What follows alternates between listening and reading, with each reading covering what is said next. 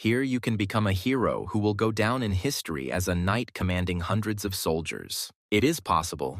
A rich man possessing permanent treasures that no one has ever seen in reality. The alternative is a thief who will steal these treasures from the rich man and distribute them to the poor people. Here you can even become a king. The new world is not just a game, it is a miracle of virtual reality which can be connected to using capsules. Michael Douglas, looking at the bright advertisement for the new world, knew that this was his only chance to fulfill his dream of opening a flower shop.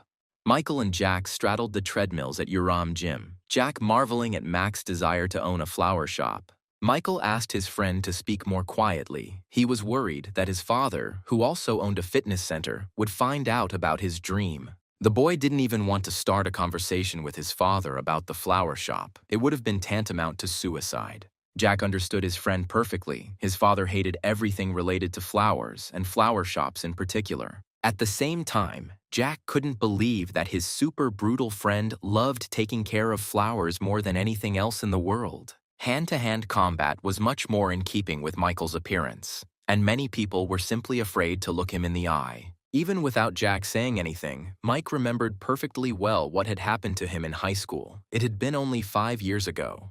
Michael's father had just opened his gym, and Michael was helping him at the reception when uninvited guests started pouring into the room. The bullies declared from the very beginning that they needed the owner of this gym and that they had a serious conversation with him. It was a typical racket, and the gangsters claimed that the owner of the new gym had to pay them for permission to open his business there. The Uram Hall was brand new at the time and had been operating for less than a month, with virtually no profit, and breaking even was considered a godsend. On this day, Michael was replacing his father, and since there were no visitors, he dozed peacefully in a chair listening to his favorite music. The bandits were outraged that no one was paying attention to them, and the guy in the chair didn't even take out his headphones. They were about to give the lesson to the insolent gym employee. It wasn't the first time they had to break the stubborn ones. However, seeing the face of the man who had been peacefully snoring in the chair until then, the boys felt a strange trembling in their knees. Michael took out his earpiece, smiled sweetly, and apologized to the visitors for not immediately hearing them enter. This smile made the racketeers' misfortune even worse, and, unexpectedly for themselves, they registered at the gym and paid for the membership.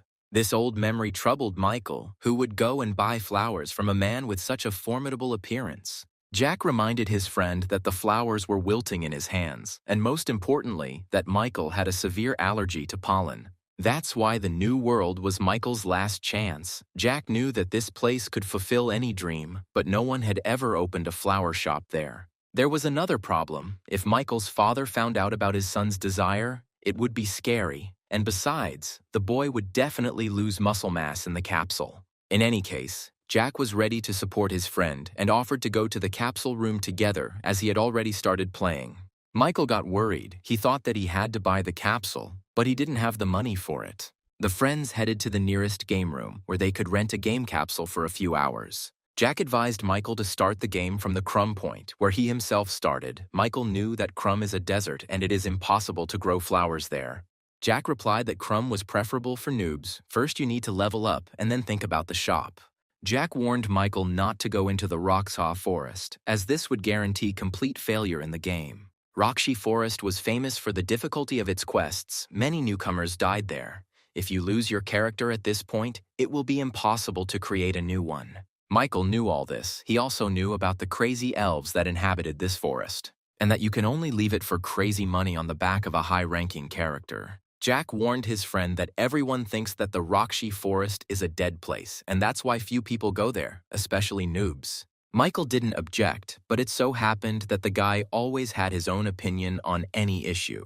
Jack knew this perfectly well, but he had to warn his friend. He adjusted the size of the capsule to Michael's powerful figure and set it up for launch. Jack once again warned Michael not to go to the Roxy Forest and to start from the Crumb location, otherwise he would ruin the game at the very beginning. Jack promised to write to Michael privately and tried to tell him his game nickname, but the guy could no longer hear his friend. Michael was tweaking the character. Radical changes were blocked, but it was to the guy's advantage. He wanted to be ordinary. The setup is complete and a new character named Alan has joined the new world. Alan chose the Rakshi Forest as his starting location, where noble elves live and amazing flowers grow. Michael just had to figure out how to manage his personal email, which he did quickly, contacted Jack, and reported that he had logged in normally. Jack's nickname in the game was Big Muscles, and he was extremely outraged that Michael didn't listen to him and went to the Roxy Forest. Jack tried to convince his friend to change the starting location, but he only blocked him so as not to hear his whining.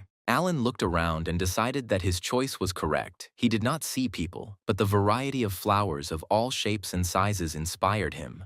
To begin with, the guy decided to try moving in this body, and it turned out that the avatar corresponded to his actual physical fitness. Alan was analyzing the movement abilities and striking power of the virtual body, and from behind a nearby tree, they were already watching him. The stranger believed that this player would be a new victim and join the Rakshi Forest clan, Chonrakyap.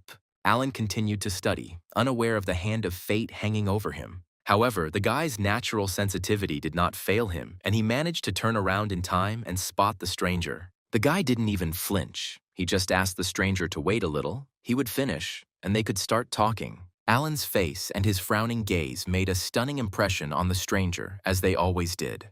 The player took a few steps back, and his intentions suddenly changed direction. The stranger briskly took off, declaring that he did not want to start an individual battle. Alan was perplexed. He thought that this was a training NPC in front of him. He wanted to start the game slowly, and then some Chonrakyap showed up.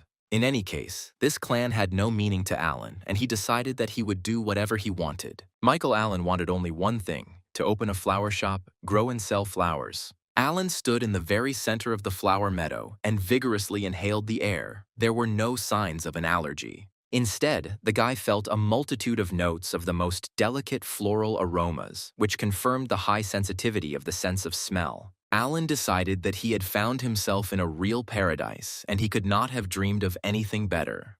The system beeped and reported that Alan had received the plant knowledge skill. After examining a plant, the player could find out its name. Alan was delighted. This skill seemed to have been made especially for him, and he began to examine all the flowers surrounding him. The system increased the plant knowledge skill and raised the gathering level, and very soon, Alan received the achievement Simple Observer. This allowed for increased movement speed when flowers were growing around. Then the Flower Lover achievement was obtained, and the loyalty of strangers was increased. Continuing his studies, Alan earned the Aspiring Botanist achievement and unlocked a reference book for automated recording of plant information. This was exactly what he wanted all his life, to study plants and record the material he obtained.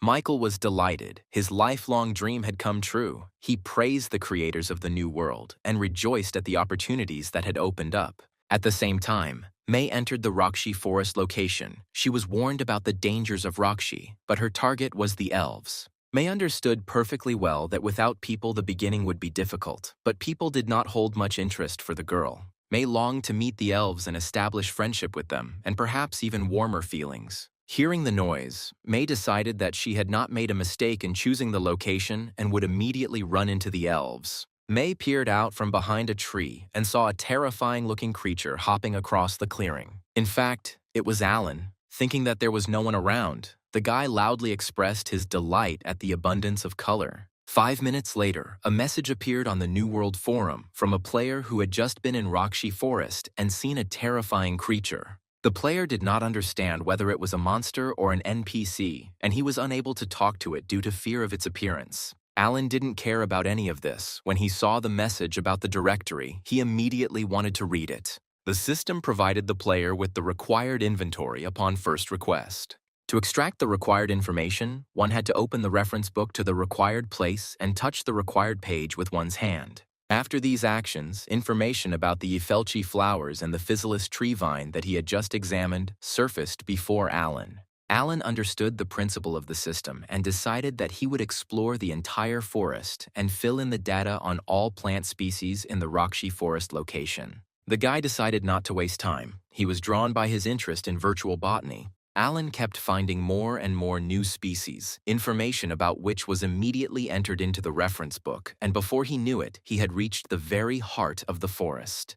The player's eye caught a piece of dandelion fluff. It was floating smoothly through the air towards Alan. Fluffy flew in from the direction of another flower meadow, and the guy turned towards her. A magnificent view of a sea of beautiful blue flowers opened up before Alan. It was a huge field of ilfetchy flowers. They were not rare, but they were not often found in such quantities. While examining the flowering plants, Alan discovered one bud. This flower was not going to show its beauty to the world. Alan found it strange that this flower couldn't bloom with the others. The guy squatted down next to the bud and remembered one incident. In the same way, an unblown flower stood in the school flower bed. It was the only one that retained its bud. It was during his second year of high school that Michael J-Ho was the only one who noticed the bud. Michael decided to make sure the flower bloomed at all costs and really did everything possible. Every day, the boy came to the flower bed and watered the lonely bud. The next trick was to dry the flowers with classical music, Michael having heard that it helps the flowers grow.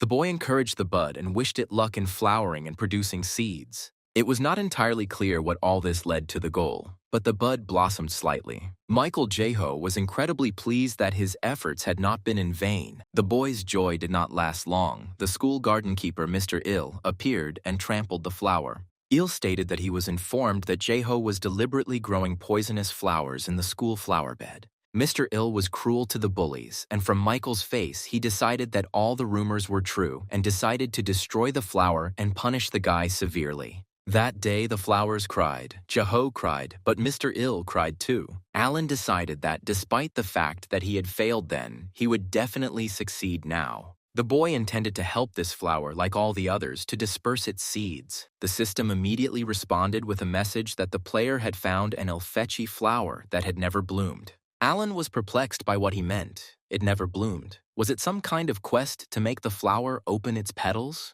The boy was overjoyed. He was so tired of listening to his father's instructions. Now he could show the will of a man who would do everything without support. Alan spent an hour searching for information, but this flower was not a new species and was not another form of the same species either. Alan decided he couldn't just sit and watch any longer. He needed information.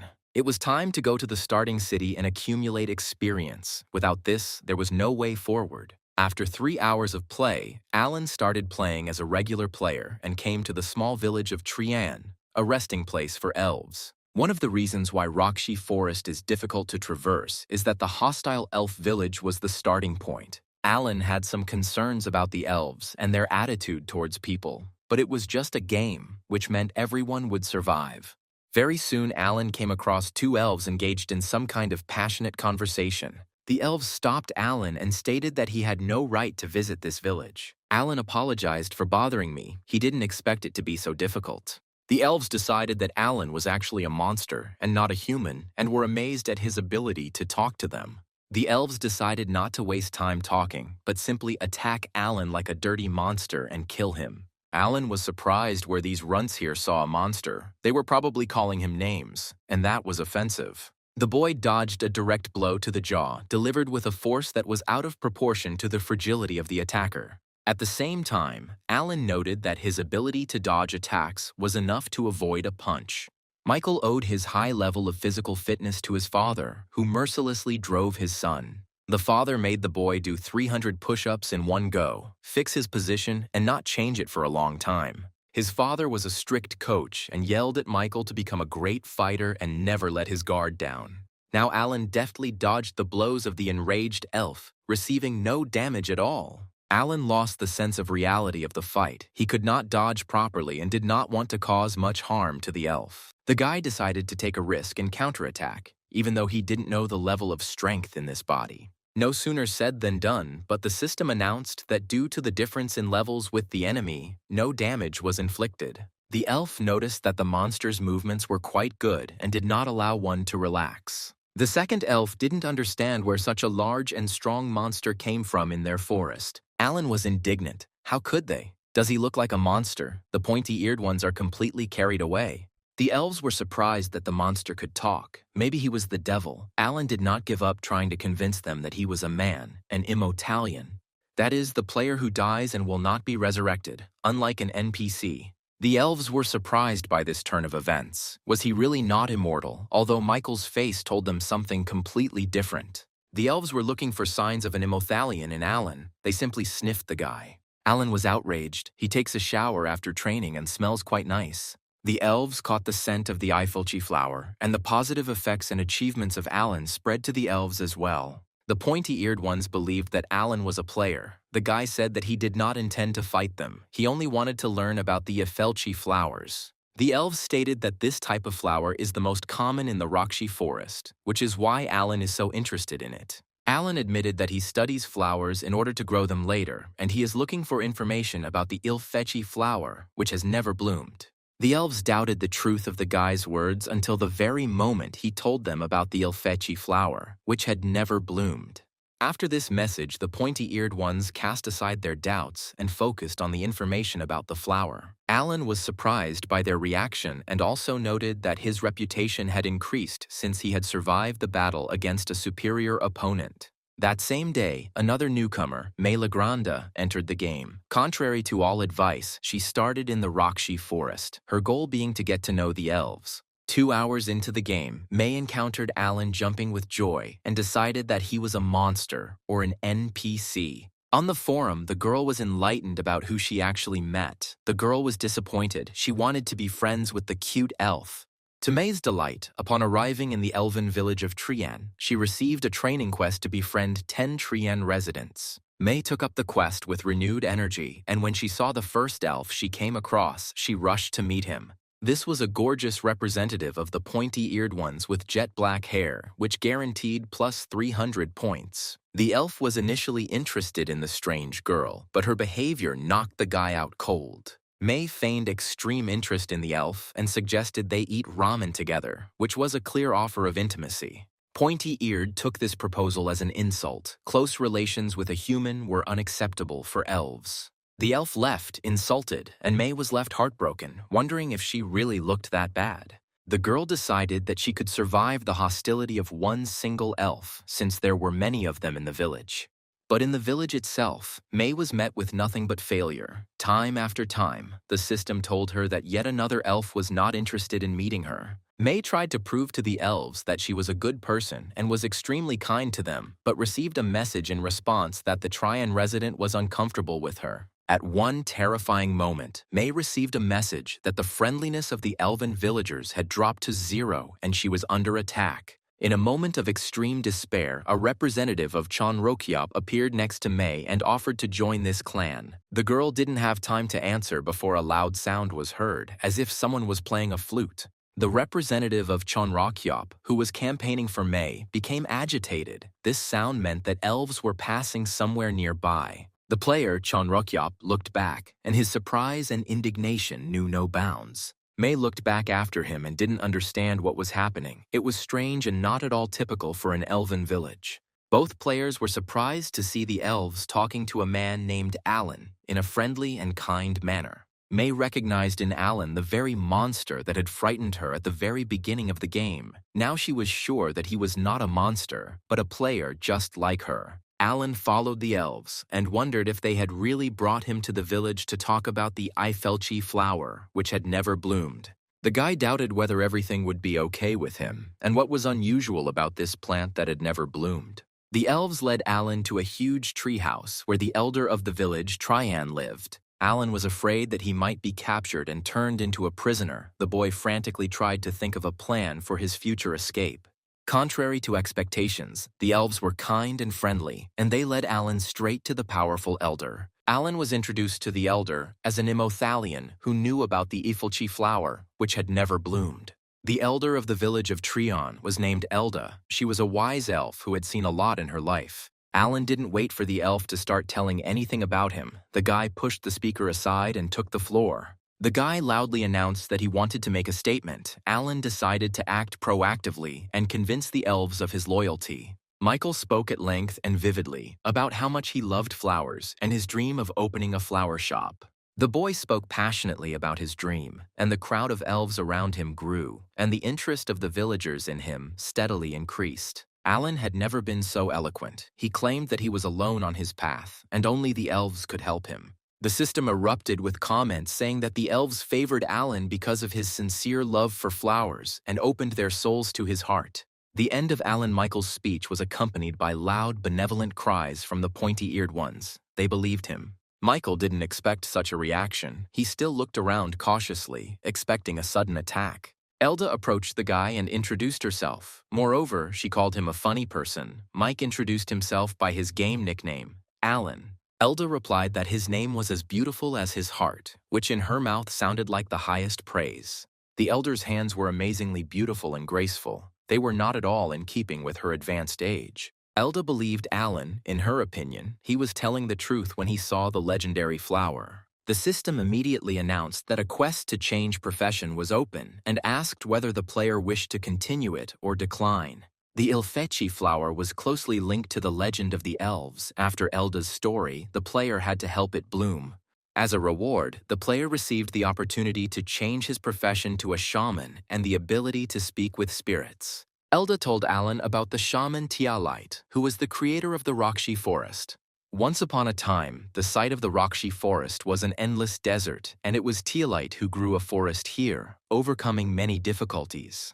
One day, a group of wandering elves came across this place, and the shaman Tialite helped them establish settlements in his forest. Elda regretfully reported that the shaman was a man and died 200 years ago. Now he is not with them. The elder was pleased with only one thing. The shaman Tialite died in the Rakshi forest, and this was a worthy end to his wanderings. Alan realized that since the first flowers were planted in the desert, the uncultivated flower is a relic of those times. Elda confirmed the guy's guess and said that when he completes the task, he will become a shaman and the hope of those elves who still roam the continent. Mike didn't expect this at all. He didn't plan to become someone's hope, not at all. The elder of the elves sincerely asked Alan to complete this task. Its outcome was extremely important for all the elves of the continent. Alan was only interested in one question. Would he be able to open a flower shop if he completed the quest and became a shaman? Elda didn't immediately understand what Alan was asking about and was surprised by the guy's strange remark.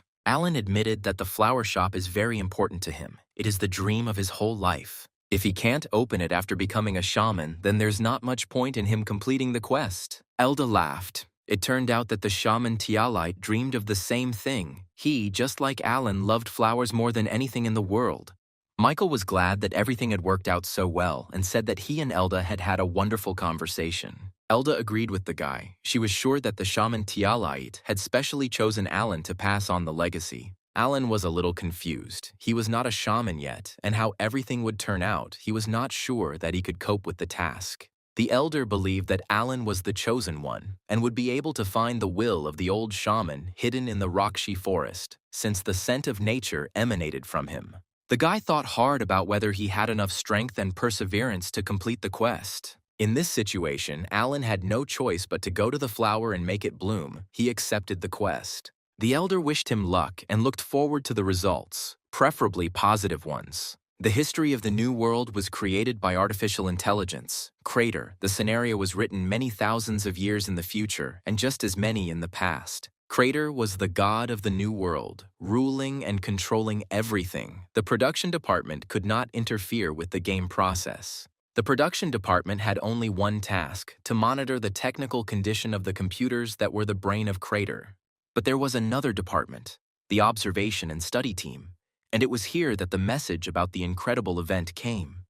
For the first time since the game's launch, Crater sent out a notification about an SSS-ranked event. It was incredible, but one of the new players got to the Shaman quest. It was a legendary class quest, and no one had been able to unlock it yet. The most amazing thing is that this guy is a complete noob, just very lucky. The department head was tense but calm. There was nothing out of the ordinary about it. The quest was open, and they would monitor its completion. In the New World, classes are divided into 3 tiers: common, rare, and unique. At the beginning, all players have a normal level, but depending on luck and intelligence, the class can be upgraded to a unique one. It's true that no one has yet managed to achieve a unique level. There is also the highest level, legendary. Upon reaching the legendary level, the player would become a legend of the New World, and there was a hidden meaning in the gradual growth process. But before Alan appeared, the elder told everyone that she couldn't help with obtaining the shaman class, and the next level after shaman is successor. Mike watched the Ilfechi bud. The system showed a 20% learning percentage, and the plant knowledge skill didn't help. The boy decided to level up by studying ordinary ilfetchi flowers. He assumed that then he might get more clues. As if confirming Alan's thoughts, a dandelion seed landed in his palm, and the boy decided that this is exactly what he would do. Just as dandelions bloom here and there in the forest, so Alan can watch the growth of the ilfetchi, he did the same in high school. From that moment on, Michael logged into the game every day and immediately went to the clearing where the ilfetchi grew and where he could observe his charge. So a week passed, but the bud was still a bud and was not going to bloom. But Alan watched the other flowers too. During the research, it became clear that for a normal ilfetchi flower, it takes 14 days from germination to flowering. It took longer than Alan had expected, but as a result, his plant knowledge skill grew rapidly and was filled with new information. Michael Allen's knowledge of plants reached level 10. He could recognize the names of plants and even collect some of them. The level increased, and with it, the possibilities increased. An additional skill appeared. The player could check the condition of the plant. The guy became interested in how to find out the condition of the observed plant, and he decided to use this opportunity to study the ilfetchi flower. The system showed a constant 20% study. Alan was puzzled why there was no additional information. The guy checked the condition of the plant and was told that for several days in a row, the flower had been experiencing terror, feeling the evil gaze of a person. It became clear that this skill determines the internal state of flowers. It was amazing. This meant that the ilfetchi flower was practically intelligent and capable of experiencing emotions. Alan looked around. To his delight, there was no one nearby, and the guy dared to do the impossible. Alan decided that he would try to communicate with the flower. Why not, since it was intelligent? The guy leaned as close to the bud as possible, said hello, said that he was pleased to meet him, and was about to say his name. Michael was suddenly overcome with embarrassment and felt like he looked like a complete fool. However, he won't know until he checks, and the information about the flower indicated that it has consciousness and feelings. The guy leaned over to the bud and introduced himself. He suspected that he might be taken for a madman, but he continued to experiment. Jack, having heard his friend's story about his adventures in the game, decided that Michael had gone crazy. A friend was perplexed. Instead of opening a flower shop, Michael spent 2 months talking to a flower. Michael was strengthening his triceps and asked why he thought so. In his opinion, everything was absolutely consistent. Jack decided that his friend was even crazier than he thought. It was just crazy to talk to a flower for 2 months, even if it was intelligent. Michael claimed that he had spent all this time usefully. He had rid the flower of its feeling of fear, and it had begun to like him. Jack didn't understand his friend. He didn't know why he received this assignment, or whether this class even existed. Maybe he was being played, and he was talking like a fool to an ordinary flower for 2 months, but Michael believed that this was not the case, and he would soon feel it. Jack had known before that Michael was obsessed to the point of abnormality, but he objected that unless he tried, he would never find out. Michael said that by communicating with the flower, he discovered that it liked dew and the sounds of the flute, and also learned new skills and raised its level. Jack asked what level Michael's character was. 2 months after joining the game, he had already raised it to 30. Michael replied that he couldn't tell Jack this. It was his secret. It was just that his level was much lower, only 4th, but that wasn't certain. Michael hurried into the game and decided to check his level. It turned out that his knowledge of plants corresponded to level 31. Florist skill, accelerated plant growth, 21st level, landscape skill, 12th, allowed you to learn about the necessary nutrients for a flower. Elven flute playing, level 8, improved plant growth by 4% within a 3-meter radius, only usable once per day. Satisfied with the results of his level growth, Michael, nicknamed Alan, decided to begin his daily work and tell the flower about his father. So Michael talked to the flower every day about everything he could think of. The boy played the elven flute for him and generally had a great time with the ilfetchi flower. It got dark again and Michael decided to leave the game. He, as usual, said goodbye to the flower and promised that he would return to it tomorrow. A message lit up that the ilfetchi flower, which had never bloomed, regretted having to break up with her boyfriend. The next message left Alan stumped. It turns out the ilfetchi flower, which never bloomed, wanted to follow him. A wonderful melodic ringing sound echoed across the clearing, and Alan saw what he had been waiting for so long. The ilfetchi flower blossomed, but it was very different from the usual flowers of this species. In the very center of the inflorescence, an amazing glow was flaring up, and Alan froze in bewilderment. The guy never expected such an effect from his 2-month efforts. The flower shot something surprisingly bright, but not burning, in his direction. But these were not disputes, but a clot of bright light, a bluish glow. The guy never understood what this clot actually was. The glowing substance seemed alive and even sentient. It flew straight towards Michael's hands. At that very time, Alan was notified that he had completed the shaman quest from Tialite and could change his class to shaman.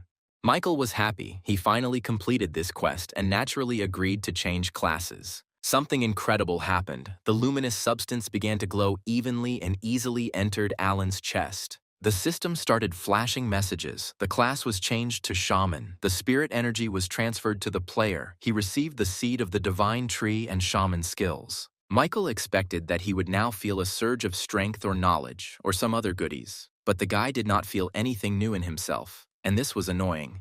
Michael decided that there was nothing to worry about and went to refine his shaman skills. Now he could speak with the spirit of life and increase the growth rate of plants. That was also cool. Michael was delighted that his willpower helped him complete this quest and feel the taste of victory. Michael thought he received special shaman skills and the ability to speak with spirits. He is now like an elf or something. Another problem is how he will now communicate with the flower if it is merged with him. The spirit of life said that everything is possible. All that remained was to deal with the divine tree seed. It was a mythical class item with unknown conditions of use. The large seed is wrapped in a hard, thick shell and gives off a barely noticeable aroma. Under the shell, in addition to the seed, something else is hidden. The spirit of life was sealed in the Ifelchi flower, and all class skills received a plus 5% effectiveness and the same amount of additional experience. The elves rejoiced at Michael Allen's victory much more than he did and were going to celebrate the appearance of the new shaman all night. This alarmed and surprised the newly minted shaman. He wondered what this would lead to. From the bushes, other players belonging to the worldwide organization Rakshi, or the Chanrakyap clan for short, watched everything that was happening. Players tried to figure out which quest the holiday hero had completed and why the elves were so happy about it. May had joined the clan no more than a month ago, and now, along with the other players, she wondered if the elves were simply frightened by that guy's face. The guy was definitely scary, but the elves treated him like a hero. May was surprised by this. The pointy-eared ones weren't intimidated by this player's appearance. They simply approached him, talked, and laughed. The girl had often met this player before, but he was always surrounded by flowers, and it seemed as if he was talking to them. The clan leader suddenly appeared and announced that they all needed to keep an eye on this player. He told his clansmen that this had to be done for the sake of the clan's existence in the Rakshi forest, but he himself only wanted revenge. The head of the clan could not forgive Alan for forcing him to cowardly flee the scene of the battle, just by looking at the enemy's face. The clan members supported their leader, but May thought that the leader's claims against Alan were unfounded, but she remained silent. The girl watched Alan closely and liked him more and more, as a player, of course. May saw how the elves approached Alan and how he communicated simply and friendly with the pointy-eared owners of the Rakshi forest. The girl suggested that, despite his frightening appearance, Alan was a kind person inside. The elves continued their fiery celebration, in which May and her clanmates had no place. At this time, Alan was talking with the elder elf. Elda admired what the player did. The guy replied that he liked doing it. Elda laughed. She believed that this is exactly how a real shaman should answer. Alan honestly admitted that he still didn't quite understand what it really meant to be a shaman. Elda wasn't surprised, because there's little information in the world about shamans and their purpose. And what does Alan know about the history of the continent? Michael admitted that he knew history very poorly. He hadn't had time for it lately, and he hadn't come across any information. Elda said that the elves' hometown was the forest of Risellen, where they lived under the protection of the divine tree. 300 years ago, due to a war in the desert, the elves were on the verge of extinction, but the divine tree sacrificed itself to save its people.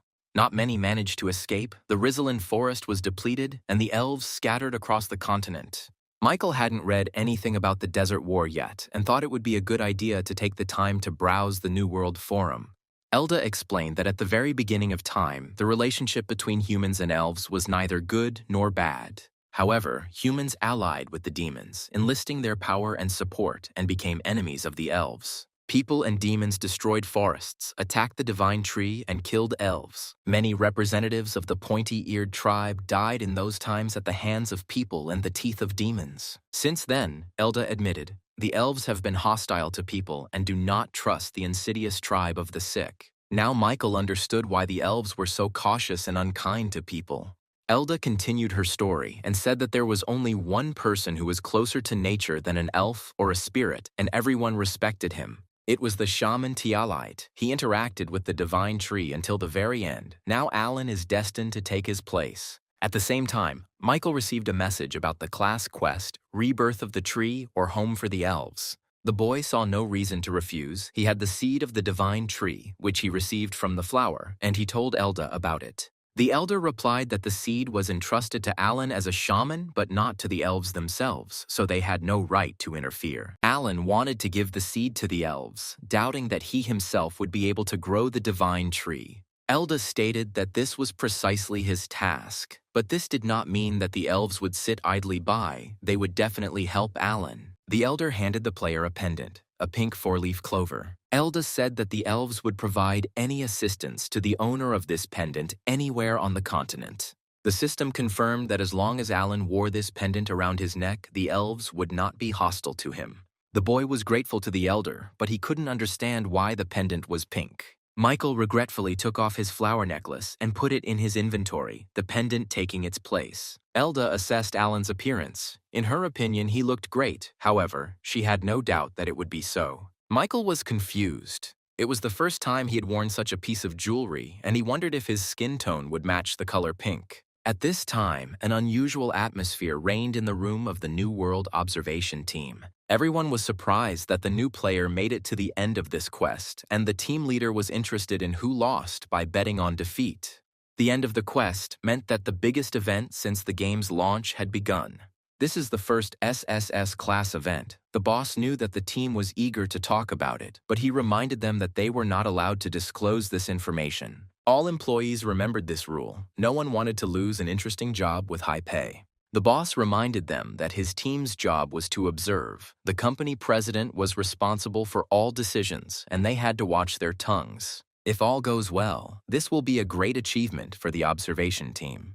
This player found hidden quests in the wildflowers. No one had ever seen them before, and he even managed to complete them. The guy did all this thanks to his efforts and perseverance. The head of the department admired Alan and offered to pray for his wonderful future. After Alan left, one of the elves dared to ask the elder a question that constantly tormented him. Ostrowski knew that in addition to the pink pendant, Elda also made a dark blue one, so why did she give Alan the pink version? The elder answered evasively that everything was the will of the divine tree and she had nothing to do with it. The pause dragged on, and Michael was about to leave. The elder asked if he was really going to leave the village so quickly. The player replied that he would like to stay in Triana longer, but must take care of the fate of the other elves on the continent. Elda reported that the Trian elves had prepared several small gifts for Alan as a token of gratitude. Michael was informed that he had received an elven bow with 30 arrows and an elven rapier. All the items were laid out on a red pillow and ceremoniously presented to the new shaman.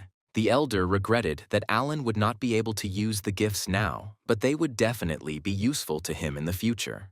Michael looked at the gifts with interest and promised to use them carefully. Elda, on behalf of all the elves, asked Michael to accept the title of Elven Idol and not to worry when they meet again under the Tree of Life. Michael was proud of the title he received. It meant that the elves adored him, and he promised to do everything possible to justify the hopes of the pointy-eared people. Several pairs of curious eyes watched this entire action from the bushes. The head of the Chonrakyup clan was ready to burst with envy. This man received a weapon as a gift from the elves. The members of the Chonrakyup clan had practically no time left to observe. It was time to begin their planned action. Michael walked through the forest and thought. He received a difficult task from the elf elder. What to do now with the dream of a flower shop? Should Michael save Rizellen from the demons or put off this quest for later? Elda said that the Rizellen forest was a haven for demons, and it would take an incredible amount of time to cleanse it. There's little information on the forum, but everyone agrees that it's very difficult and very easy to die there. The player decided that he could combine his dream and quest by growing tree seeds in a location suitable for opening a flower shop. The Spirit of Life heard Alan and said that he knew such a place. The player had no doubt that the Spirit of Life had extensive information on this matter. The Spirit of Life was silent for a moment and then said that he had forgotten this information. Michael was upset. He had been counting on the Spirit so much. The Spirit made excuses. Very little time had passed since he woke up, and his memory had not been fully restored, but he promised to let him know as soon as he remembered. Alan did not get upset. He needed to prepare for the trip, and first of all, to fill out the plant reference book. The skill of studying plants will help him with this, but suddenly, the player heard the sound of heavy feet and the cracking of branches. A level 25 brown bear from the Rockshi forest appeared in front of the player, which was much larger than the guy. Michael had little choice. Either die ingloriously and start the game over, or try to defeat the beast, but most likely die too. The guy didn't think for long. He rushed to meet the bear, but he immediately jumped aside the animal, avoiding a direct collision. It turned out that the bear also got scared and jumped to the side at the same moment. Michael was puzzled why the level 25 bear did not attack the level 8 player. The Spirit explained that the bear was afraid of the guy's face. Michael doubted that he might be scary to the bear, but the bear clearly wasn't going to run away from him. The guy decided that even though he was only level 8, his character had enough reaction and speed to fight the bear. Michael reached into his inventory and grabbed the first item he could find. He avoided a collision with the elves, but it definitely wouldn't work with the bear. The boy decided to use the rapier he received from the elves, deciding that it was the only true weapon. Michael rushed at the bear, but he lacked fencing skills, so the bear avoided the attack, and the guy failed. As if to top it all off, the bear struck back and dealt Michael's character 98 points of damage. A strong blow resulted in damage to the joint, and agility was reduced by 10%. Michael decided it was useless to attack with a weapon he couldn't use. The rapier went into inventory, and Michael was faced with the question of how he could defeat the bear. The guy decided that there was nothing more effective than his own fists. They had never let him down.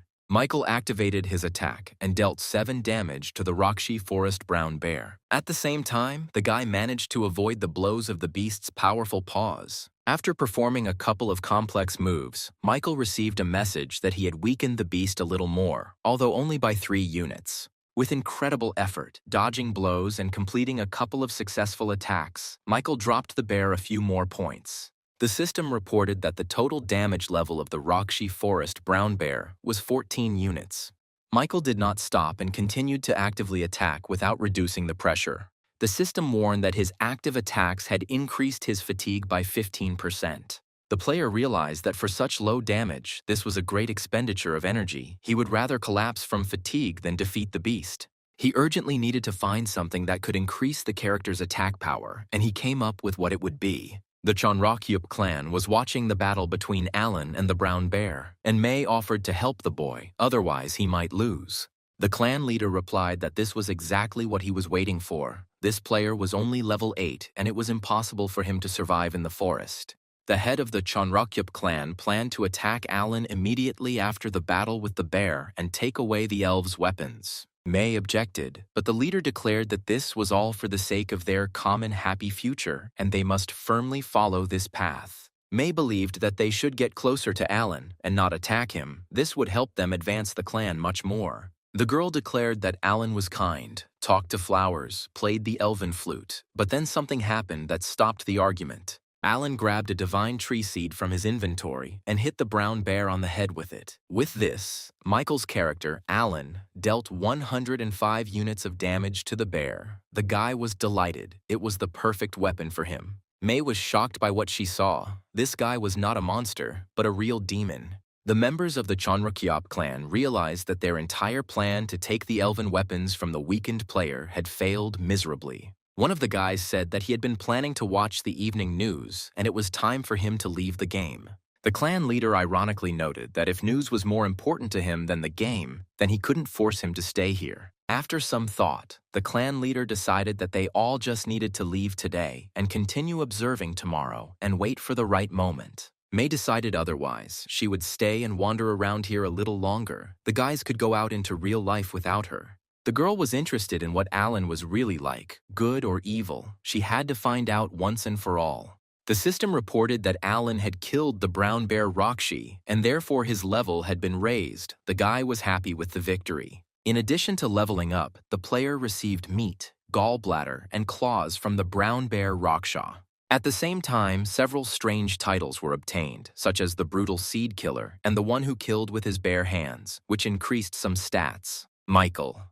Alan decided that he needed to pay more attention to the distribution of stats. He was very tired even from one fight, and if there were several of them. Jack said that a character's fatigue directly depends on their health. Before that, Michael invested stats in strength and agility, but now he chose health. Now everything looked pretty good. Michael decided that he had mastered the game quite well. The guy heard the cracking of branches and decided that another bear was about to attack him. He was not going to die and took a fighting stance. Suddenly, a petite girl fell out of the bushes and started bawling that she was asking for forgiveness and that he shouldn't beat her. Alan was terrifying in his determination to strike his opponent's head with the seed, but he stopped in time. The girl stunned the guy with a piercing scream, and Michael never hit members of the opposite sex. May quickly calmed down. She could not find the words to start a conversation with this strange player. The girl pulled herself together and tried to speak as naturally as possible.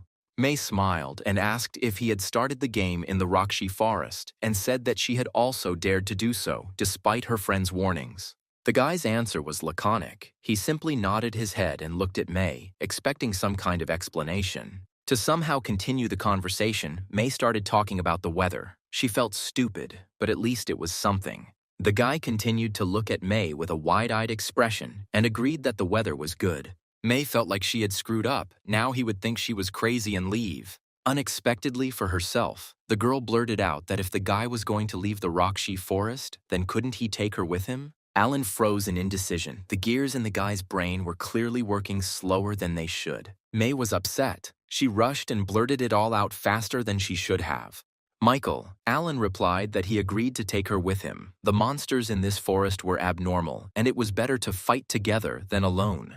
And so that May would be of more use to him, Michael went into his inventory and, without thinking, pulled out the elven bow and arrows. The boy handed May a beautifully crafted elven bow with 30 arrows to boot, but he still couldn't use it. May was overwhelmed with happiness, but could she accept such a precious gift so easily? The girl initially refused, but the guy's threat of a slap on the back of the head made her change her mind. Alan laughed loudly and said that he was joking, that he generally doesn't hit girls and women, as a matter of principle, unless they ask for it themselves, of course. May decided that the guy was lying, that he would get anyone from hell and turn them inside out, but she smiled and thanked him. Alan informed May that he would not leave the forest right away. He had some business to complete. Alan planned to stay in the Rakshi forest for some time. The girl could accompany him if it suited her.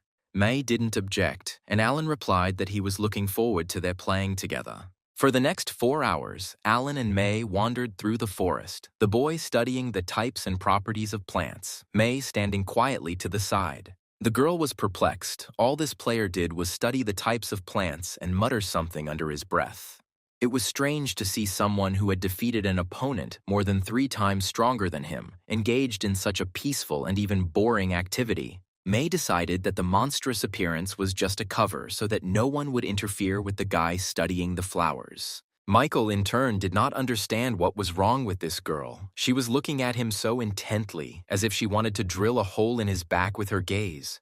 That's how they spent all this time. Michael studying the plants, sometimes laughing or shaking his head, and May watching him with curiosity. Alan soon announced that he had done everything he had planned and was going to leave the game. May asked when they could meet next, and the guy replied that he would log into the game tomorrow at around 3 o'clock in the afternoon. The girl asked what time zone he was using. Michael clarified that it was Korean, and it turned out that the girl was also from Korea. After all the time the guys spent playing the game together, they finally had a normal conversation. May said that the appointed time was also convenient for her. Alan threw out a short, "See you," and was about to leave the new world. The girl stopped him, realizing that she didn't know the name of her new partner. The girl shouted after the guy that her name was May and asked what his nickname was in the game. The guy mistakenly said his real name, Michael, but then he came to his senses and corrected himself. His nickname in the game is Alan. May approved. It was a beautiful name. In her opinion, it was very suitable for a shaman. The girl was glad to meet her. Today, her game day was going well. In real life, Michael was reprimanded by his father. The boy was late for training by a whole 5 minutes. The parent suspected that something was wrong with his son, and today he found out that he was playing New World and caused a real scandal. In principle, the father was not against computer games, but not at the expense of training. He was bothered by the fact that his son was lying in a capsule for hours and losing muscle mass. Michael convinced his father not to worry, that he was following a diet, sleep, and training schedule, and that the game would not affect his physical condition. The boy knew that his father dreamed of seeing him become a martial arts master, but his mother was against such a destiny for her son, so the son found an alternative. The father decided that his son was going too far and was clearly asking for a scolding from him, and then from his mother. Michael said that a third of the planet plays New World, and if you strive for first place in this game, it's the same as challenging the champions. The father was deep in thought. Maybe his son is not such a blockhead if he plays to become the first among the best. The elder Douglas asked if his son really wanted to become a champion or king of the New World. Michael had already given up hope of persuading his father, but now he had no choice but to agree, because he wanted to become the king of the New World. The father's next question about Michael's profession in the game did not stump the boy. Michael cheerfully reported that he was a warrior in the game, and the guy didn't mention the flower shop. Unexpectedly, Douglas Sr. became emotional and said that he was proud of his son. He was sure that Michael would not let him down. A 134th class Sunset Knight entered Rakshi Forest with the intention of making easy money by collecting it from noobs who wanted to get out of there. The player belonged to the Guild Prime clan, had the title of Zikchik, as he had reached level 100 without dying, and believed that the Rakshi Forest was not a difficult location. The monsters here were no higher than level 50, so the Sunset Knight couldn't understand why this forest had such a bad reputation. The knight noticed the elf, called out to him sharply, and ordered him to bring him a player named Jonas, who was the one asking for help. The elf replied that he would let the guy's attack pass by his ears since he was kind today, but advised him to leave, otherwise his kindness would quickly evaporate. The Knight of Sunset laughed loudly and quite brazenly in response, causing the elf to become increasingly irritated. Having finished laughing, the player drew his sword and menacingly declared that if the elf did not want to die immediately, he must bring Jonas to him. The elf stared at the insolent fellow in bewilderment. The sickly one was too bold even for his ill-mannered tribe.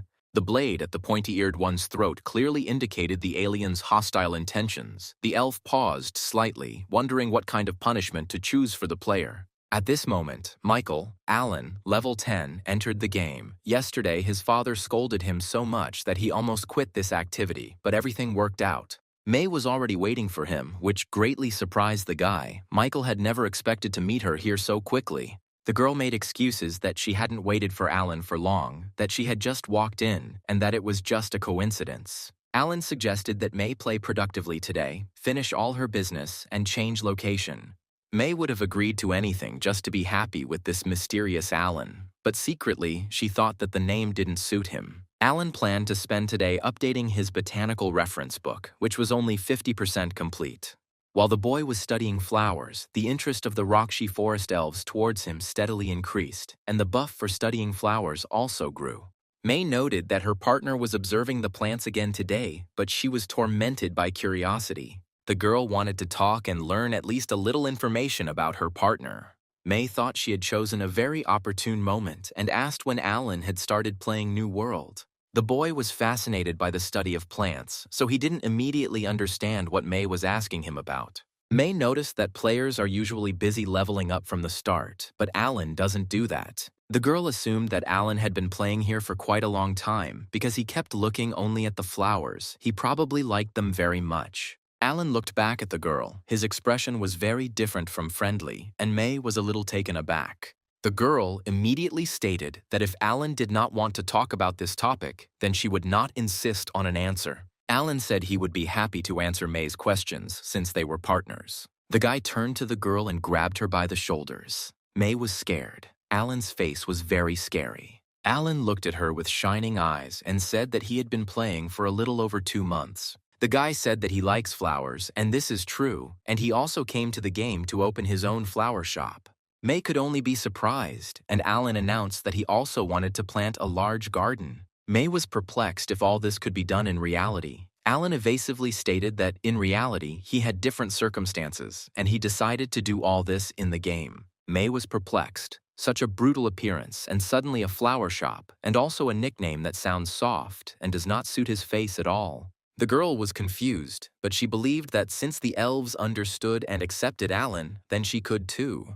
The boy's sincerity touched the elves so much that May clearly needed to learn from him. If she learns this from Alan, she will surely be able to get along with the elves of the Rakshi forest and the entire continent. May dreamed of friendship with the elves, and Alan watched her. Now it was the guy's turn to be surprised by the oddities of his partner. Suddenly, the partners heard strange sounds and realized that something strange was happening nearby. The guys looked around. May really wanted to get away as far as possible and not find out anything. But her companion thought differently. He was going to check what was going on there and who was making these strange sounds. In fact, it was a level 134 Sunset Knight who was shouting. Something or someone had given him a boost of speed, and he was performing unique somersaults in the air. The knight could not even imagine that elves were so strong. He certainly did not want to die in this strange place. The elf caught up with the knight, asking why his intentions had suddenly changed and why he no longer wanted to look for Jonas. The elf got ahead of the Knight of Sunset and dealt him a crushing blow. Fortunately, the player managed to shield himself with a shield. The knight decided that he had managed to escape. It was a unique artifact and had repeatedly saved its owner, inflicting devastating damage on the enemy. The elf crawled out from under the shield and praised the shield. In his opinion, it was incredibly good. However, the person who uses this wonderful shield, the elf noted, is very weak. The Sunset Knight realized too late that he had been too overconfident and had nothing to offer against the elf's strength. The light faded in the guy's eyes. Such a gentle, almost ephemeral creature easily took him apart. The elf gave the knight a light jab to the back of the head, bending him in half while simultaneously throwing his shield to the side. With his next move, the pointy-eared one kicked the player in the face with his knee, inflicting damage on him that bordered on complete nullification. Ostruhi was surprised. His opponent was still standing on his feet. What a shame. And he was already about to leave him alone. The knight decided it was time for him to drink a potion that restored his health. He needed to concentrate and use a skill that devoured mana. The boy understood that if he failed to concentrate, he would not have another chance. The elf wanted to warn him that he was trampling on the flower.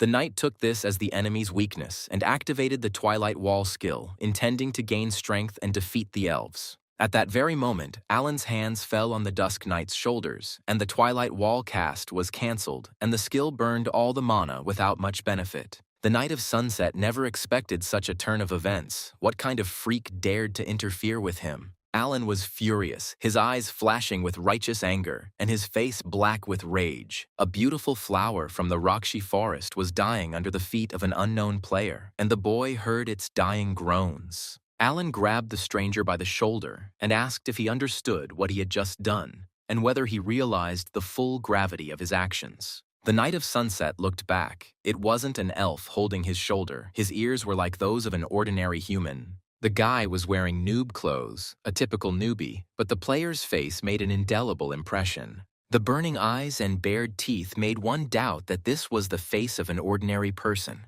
This monstrous creature shook the knight by the shoulder and angrily asked if he had trampled all the flowers in the clearing. The knight was taken aback. This guy was clearly crazy. What did any little things have to do with it?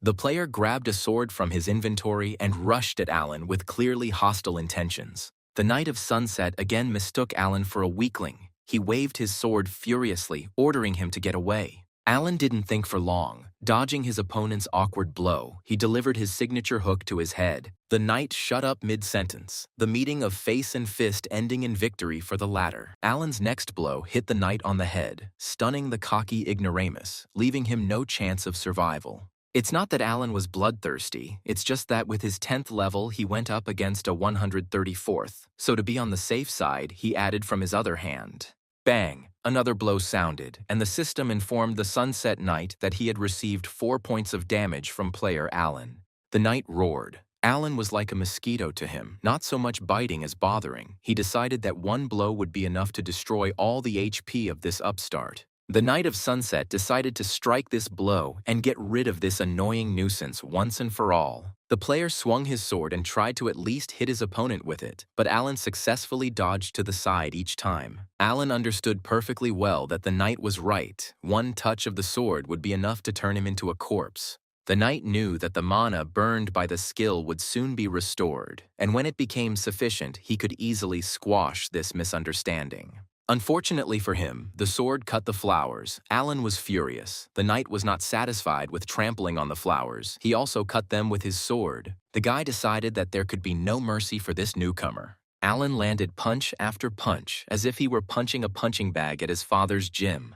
The Knight of Sunset grinned. His mana had almost recovered, and he would soon destroy this upstart.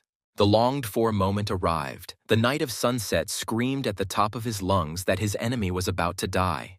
The player put up a shield, intending to activate the coveted skill to protect himself from opponents. Suddenly, an elf appeared behind the knight and struck him on the neck with the edge of his palm, asking Alan at the same time if everything was okay. The Knight of Sunset's armor was destroyed. He lost the ability to move. The system reported that the elf's prowess had sent him into a faint. Alan didn't waste any time and continued to hit his opponent, reducing his HP level, albeit slowly but surely. To increase his opponent's losses, Alan used the famous boxing technique, Sonny Dempsey. The system reported that Alan had taken the divine seed from his inventory, but the guy himself didn't even notice. Alan decided that since his fist was burning so much, he simply had to use it against the knight. The guy closed the distance between himself and his opponent in one jump and decided to hit while his fist was still warm.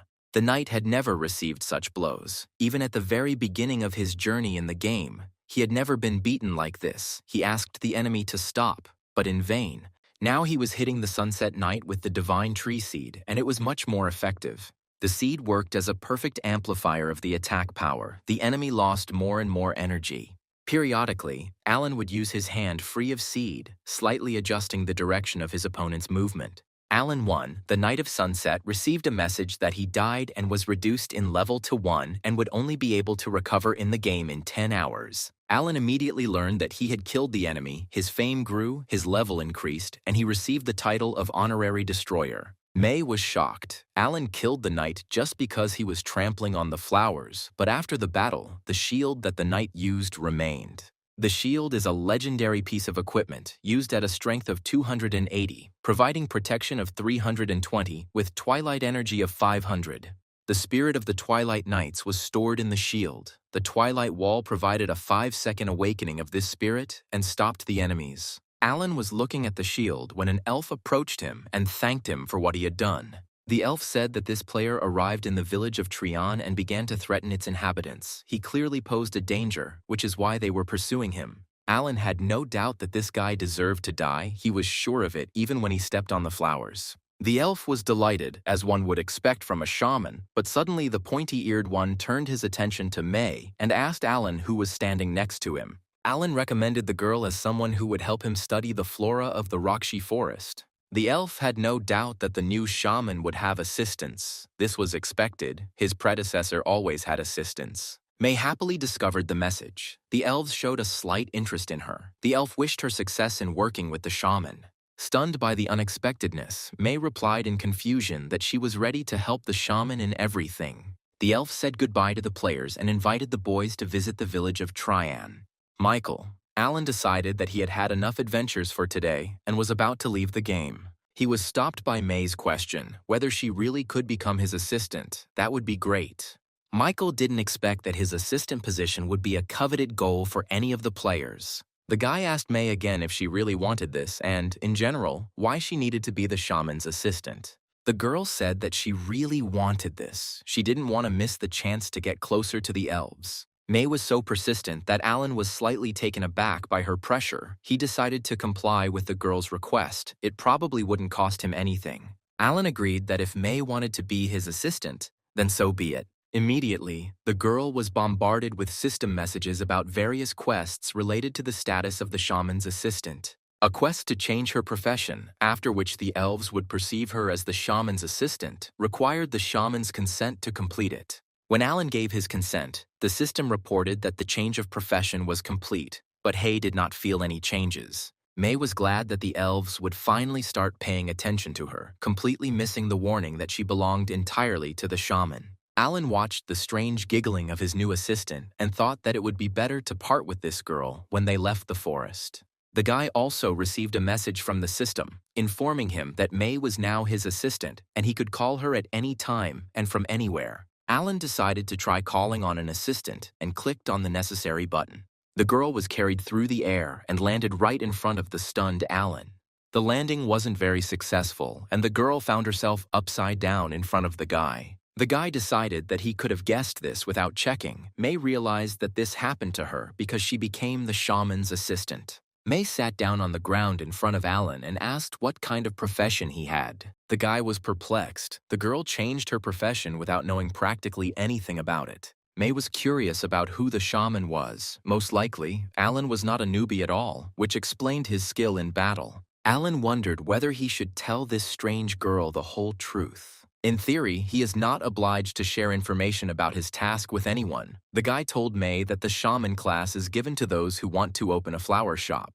May was quite satisfied with this answer, or pretended to be. The girl suggested that Alan switch to informal communication, which is natural in such a situation. Alan was at a loss. The informal communication, what was behind it, was even a little scary. May smiled kindly. She was now Alan's assistant, which meant she wasn't just a stranger. In fact, the girl felt uncomfortable addressing her interlocutor as you, especially during the game. The Dusk Knight has received a notification that his condition is due to a death in Rakshi Forest. His level has been lowered, and he has 5 minutes left until shutdown. The guy was upset about losing the title of Zhivich, but he decided not to lose heart and contacted the player Bamboo Cane. It was his clan leader, the Knight of Dusk, who reported that he had been killed in the Rakshi Forest. Bamboo Cane replied that he had warned his clan's players not to go to that location. It was dangerous. The Knight of Dusk reported that he did not die at the hands of an elf, but was killed by another player, and the leader realized that he had lost the quest item. Bamboo Cane always thought that capable players were just a thorn in the side. Knight had never died before, so he couldn't handle it. He just didn't have enough experience. The leader asked if the knight remembered the nickname of the player who killed him. He replied that he was not sure, but he looked scary. Bamboo Cane advised the knight to get some rest and recover when he disconnected from the server. The leader himself decided to look for the poor guy who got lost in Rakshi. Near the location, in the desert, one member of his clan is on a quest, and he will attract him. The private conversation with the leader was over. 8 seconds remained until the shutdown. The knight swore to never forget anything. The player was angry with himself. How could he let his guard down and become like a newbie who can't see anything behind his back? But the Knight of Sunset will never forget the idiot who killed him. He will definitely return and take his shield back from him. At the same time, Michael returned home after leaving the New World, where an unexpected but very pleasant surprise awaited him. Dinner with my father went as usual. They silently chewed the necessary amount of fiber, carbohydrates, and proteins. Suddenly, his father asked how Michael was doing in the New World and when he planned to become king there. The boy almost choked in surprise when his father was interested in something other than training. The father asked if it wasn't enough for Michael to be a real-life hand-to-hand combatant, and he was also worried that his son would get sick if he played too much. Michael was worried about what kind of hand-to-hand combat his father intended to teach him next. The father said that his son was fired up by a new hobby, but he couldn't help him in any way, so he bought something, and it now stands in Michael's room. The men hurried to Michael's room, where his father proudly displayed a used, but fully functional game capsule. Michael asked if the gym loan had already been paid off and where his father got the money from. His father replied that the capsule wasn't expensive and that the championship title was worth it. Michael was also interested in one more question. Does his mother know about this purchase? This question left the father at a loss. The only person in the world he feared was his beloved wife. However, he hoped that Michael's mother would understand him correctly when she came home and saw the capsule. A little later, Michael's father knelt down and begged his dear wife to forgive and understand him. Mom was angry. Her husband was not calming down even in his old age, and how they would repay the loan if he constantly squandered money. Michael's father explained that he bought the capsule at his son's request, but his darling demanded that he not blame everything on the boy. The woman left, slamming the door loudly, not wanting to listen to her husband's excuses. Michael watched everything that was happening from another room and was ready for his father to call him.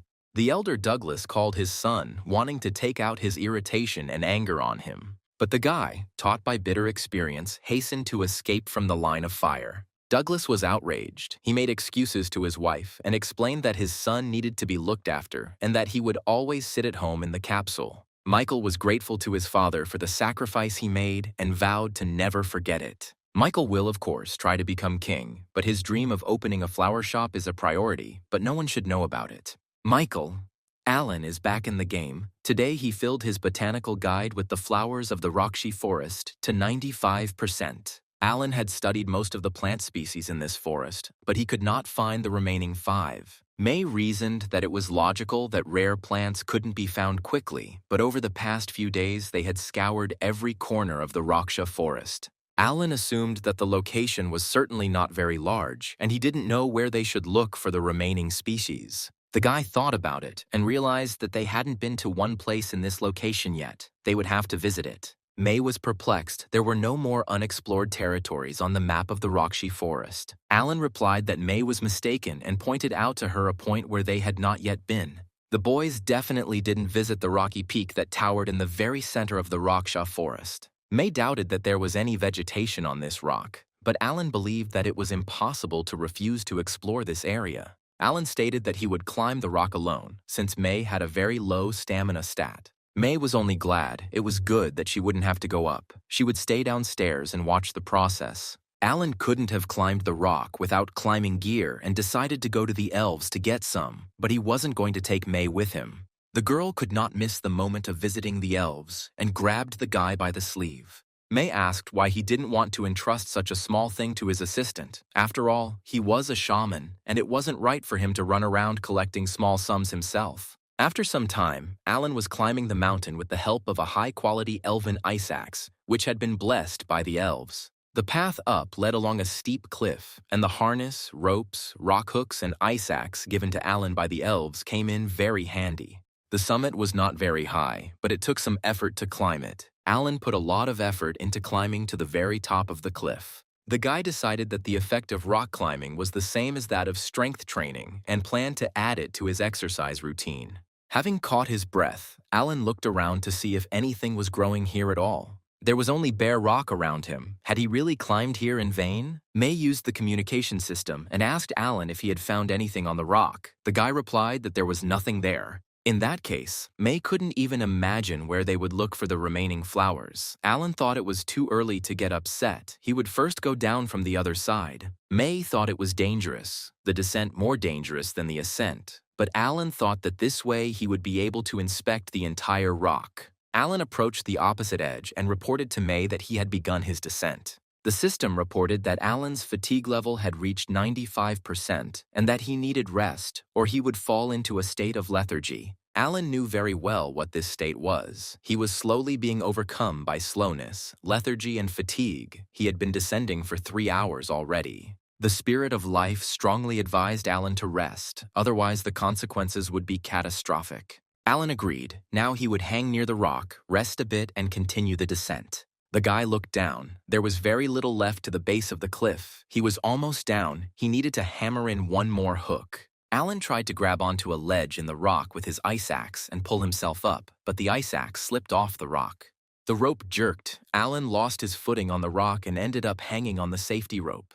The guy tried to calm himself down. All the other hooks were still in place, so it was too early to despair. Less than half a minute later, hope for other hooks died, and the system reported that the rock hook had become detached. Following the first, the rest also detached themselves, and the system reported this with absolute indifference to the player's fate. Alan hung on one rope, but soon it too couldn't hold and broke with the sound of a snapping string. Alan screamed. He was scared to fly down, but he didn't want to crash at all. However, gravity was also present in the new world, and after doing a few somersaults, Alan flew down. The system unexpectedly reported that the player had earned 2 achievements. There are wings to fall, which reduces fall damage. The second achievement was jump or be dropped, which increased all of the player's stats while falling, but Alan died and received a penalty of being reduced by 1 level. Alan prepared to exit the game, but the system reported that he had discovered the Tia light space and entered a hidden location. It turned out that Alan had found a spiritual essence sealed by the shaman Tialit in the last minutes of his life. Alan decided that this huge flower was sealed like the Ilfechi flower, but it might take several years. The botanical reference book delighted us with the news that the section on Roksha forest flowers was 100% full. The elves' interest and favor towards Alan increased, and the botanical veteran achievement and a buff promoting plant study were obtained. Alan decided that this plant was simply wonderful and decided to examine it carefully. Suddenly, the sealed spirit became active. He recognized the scent of elves coming from Alan and felt a piece of the shaman Tia light in him. The bud of a huge flower opened, and a separate world was revealed inside. It was the location of the flower spirit's world Gloria. Alan's reputation increased significantly, and he received the achievement Favorite of Spirits. Alan was surrounded by glowing balls, and the system gave him a class quest, during which he must remove the seal from Gloria and reveal her to the world. Alan realized that he now had 2 class quests. It would be difficult, but he was glad that this task was also connected with the flower. The flower began to close right before the boy's eyes, and a spirit plant seed containing a sealed world of flower spirits was added to the inventory. Alan received Gloria's essence, but after thinking about it, he came to the conclusion that he shouldn't touch the sealed spirit yet. While the system was forcibly disconnecting him from the game, Michael realized that the game had many hidden moments, which made it even more interesting. Alan was connected to the New World server at the appointed time. The character was reborn in the location of Rakshi Forest, Trian Village. May was waiting for him here. She was worried about her partner and was glad that he appeared. The girl asked what had happened. The conversation with the shaman was suddenly interrupted. Then the directory showed 100% full. Alan explained that nothing terrible had happened. He had simply died, fallen from a steep cliff and broken all his bones. May was scared for Alan. He asked if he was in pain or if everything was okay. Alan said that when he died, he entered a hidden location and found a sealed spirit. May was amazed. Alan managed to meet a real spiritual being. The girl was inspired. She really liked elves and spirits. She wished that all this existed in the real world. It was May's dream, and not just a dream, but a passionate desire. Alan was only surprised by such an attitude to life. In any case, one of the sections in the botanical reference book was completely filled, and Alan saw no point in lingering in this location. Alan decided that it was time for him and May to move on and travel further across the continent. May was upset, wondering if they would really leave the Rakshi forest. Alan replied that he wanted to go further. The girl was in a panic. The elves had only just begun to pay attention to her. She even managed to get a bow made by the elves, and then this happened. Alan clearly saw that his assistant was not eager to leave the Rakshi forest. The guy couldn't stay here. He needed to move to other locations to complete quests. May knew that if she followed Alan, she would be able to achieve more in her relationship with the elves. May's burning desire was to reach the level where she could flirt with elves. Ideally, the girl wanted to start a romantic relationship with one of the elves, which would naturally end in marriage. Lost in her dreams, May broke away from reality and giggled stupidly. Alan didn't understand what was happening to her. The Dusk Knight and Bamboo Cane were waiting for Alan at the edge of Rakshi Forest. They thought he was a PvP player. The Sunset Knight heard footsteps. He hoped that it was people moving towards them now, and not elves. 2 people were moving from the forest towards the members of the Prime Guild. The guys were surprised. It seemed that these were exactly the ones they were waiting for here. Bamboo Cane ordered the Sunset Knight to prepare for battle. The knight was ready to fight. Someone very big, together with another small one, were getting closer and closer to the boys. The Knight of Sunset and Bamboo Cane froze in anticipation, wondering if they were elves after all. Bamboo Cane saw a boy and a girl moving towards them. They were acting carefree, as if they were not afraid of anyone or anything. The Knight of Sunset recognized the guy who came out of the forest as the very character who caused him to lose his shield. The knight was angry at this guy. He was the culprit of many of his losses. He especially felt sorry for the title of the Lively One. However, the appearance of this subject inspired horror in the guys from the Prime Guild. Bamboo Cane, although he was an old-timer in this game, had never seen such a monstrosity. The oppressive atmosphere was created by the mere presence of this player in the line of sight, plus the aura of absolute strength. Bamboo Cane felt like he was facing a ferocious predator. Goosebumps ran down his back, and his body was covered in sticky sweat. Following the creepy player, a fragile-looking girl walked past the guys from Prime. May looked back at the strange guys and felt uneasy under their menacing gazes. The girl asked Alan why those two were looking at him so menacingly.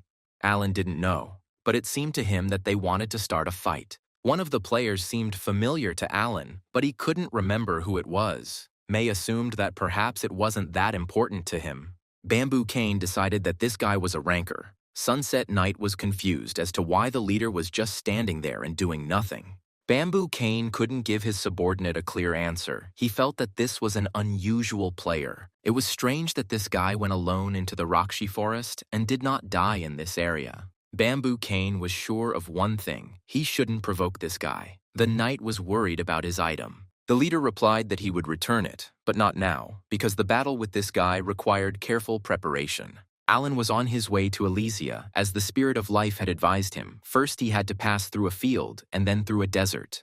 The boys were rushing to cross the desert, and May suddenly saw an oasis. Alan looked in the direction the girl was pointing and saw wonderful palm trees in the very center of the desert. The player decided that there could be an entire village located near this oasis and suggested hurrying. Before May could come to her senses, Alan rushed towards the oasis with the speed of the wind, leaving the girl to swallow dust. Very quickly, Alan disappeared into the sandy haze. Even the guy's silhouette was difficult to see. Alan found himself caught in a sandstorm that appeared out of nowhere, the sand brutally hitting his exposed body parts. The storm ended as suddenly as it had begun, and with it, the oasis disappeared. May was catching up with Alan. She was afraid that he would disappear again. The guy wondered if it was not an oasis, but a mirage. Alan was still reeling from the loss of the oasis, and May could already see that something strange was happening to her partner. The guy was puzzled as to why the dunes were getting higher, or were they growing or something. May realized too late that there was a sand crater under Alan's feet. She screamed, warning the guy, but he was already sucked in.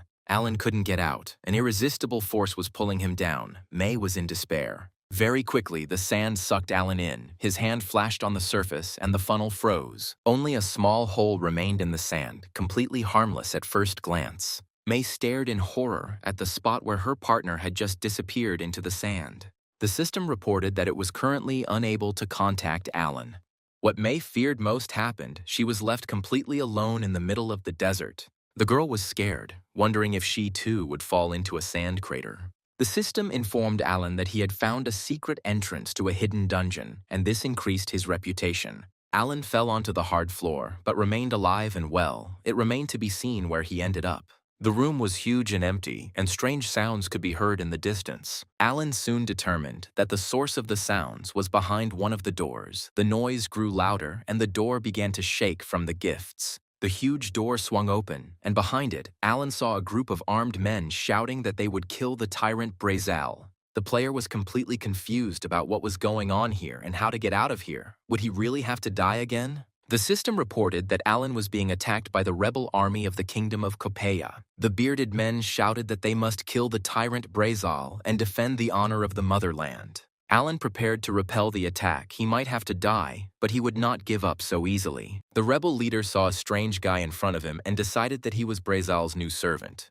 The leader found this guy strange, especially his face confused him. From somewhere above, a creaky voice came out, declaring that they were all stupid people and should accept their fate. The rebel leader recognized Brazal's voice and declared that today they would overthrow him and defeat the curse. The voice replied that no matter how hard they tried, they would still remain his faithful slaves. Alan saw a message about a quest. He was caught in a time loop along with the rebels cursed by King Brazal, and he had to make a choice. The rebel leader told Alan that King Brazal was a greedy and cruel ruler and had devastated the lands of Kopei. The rebel leader asked Alan for help, and the player was faced with two options. The first was to help the rebels. Brazal stated that the boy looked like a strong warrior and he would share his power with him, but he had to kill the rebels. The first path had an unknown reward, while the second promised a change of profession to the Defender of Time. Alan had to choose. Samantha had reached level 121 and possessed the rare Future Sculptor class and was a member of the Prime Guild. The girl was angry at both Worcester, the Knight of Dusk, and the leader, Bamboo Cane, who ordered her to abandon the quest for the Defender of Time. Instead, Samantha was to track anyone coming from the direction of the Rakshi forest and search the Perm Desert. Samantha was assisted by sand golems, level 30 scouts, one of whom had just returned from reconnaissance but had found nothing. Samantha didn't know what to do. She had been stuck in the desert for a month, but she couldn't find anything. The girl summoned all her golems and ordered them to report the results of the search. Almost everyone reported that their searches were unsuccessful and that nothing interesting had been discovered. Only one golem announced that he had seen a suspicious person nearby. Samantha gave the golem the order to mimic, that is, to imitate the object it had just seen. The golem turned into some semblance of a girl, too weak for Samantha to be afraid of her. The golem conveyed the words. The girl said that the whisper function was not working, and she was afraid that she would suffocate in the sand funnel. Samantha realized that the sandy funnel was the entrance to the secret dungeon that she had been looking for a month. The girl ordered the golem to lead her to where he had seen this strange man, and as quickly as possible. At this time in the dungeon, Alan sided with the rebels. He just wanted to. The boy ran ahead of the detachment and called on the warriors to kill the tyrant Brazal. The rebel leader was grateful to the guy, but Alan himself doubted that he had done the right thing. The player was infuriated that Brazal called him a strong warrior. He did not consider himself one. The king's voice was heard calling all who had risen against him fools and threatening to bring down all his power on their heads. The rebel leader urged Alan to be careful and promised to cover his rear. Suddenly, the floor beneath the feet of the rebels and Alan began to rise, breaking and splitting into many pieces. Gradually, a huge golden sand golem grew out of the floor. It was terrifying and incredibly strong. The rebel leader ordered his men to hold their formation, declaring that he would personally cut down anyone who ran away. The golem finally grew out of the floor and rushed at the rebel squad. Its goal was to destroy every single person. The golem's huge palms caught people, although the warriors tried to avoid meeting them. Alan was afraid for the fate of the people, but the rebel leader said that he had nothing to worry about. The rebel warriors do not die. They turn into sand and are later resurrected. The troops of these people, no matter how much they want to, cannot go to the next world. They are drawn into an endless battle. Whatever the rebel leader said, the picture that appeared before Alan was terrible. The guy couldn't pretend to be blind and pretend that he didn't see the death of many people.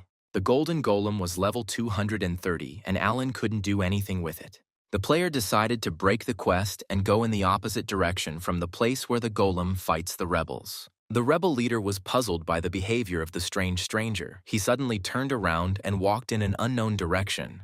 The NPC shouted to Alan that Brazal was actually on the other side. He was hiding behind a mirage. Alan didn't listen to the NPC. He tried to get to the hole in the floor made by the golden golem as quickly as possible. The rebel leader shouted to Alan in vain. The boy decided to jump into that hole. Alan reasoned simply. There was no other way out except for the gates through which the warriors had passed. It turns out that everything else is in the hole from which the golden golem emerged. The NPC, who was considered the leader of the rebels, thought that the guy was a complete idiot for daring to do such an action.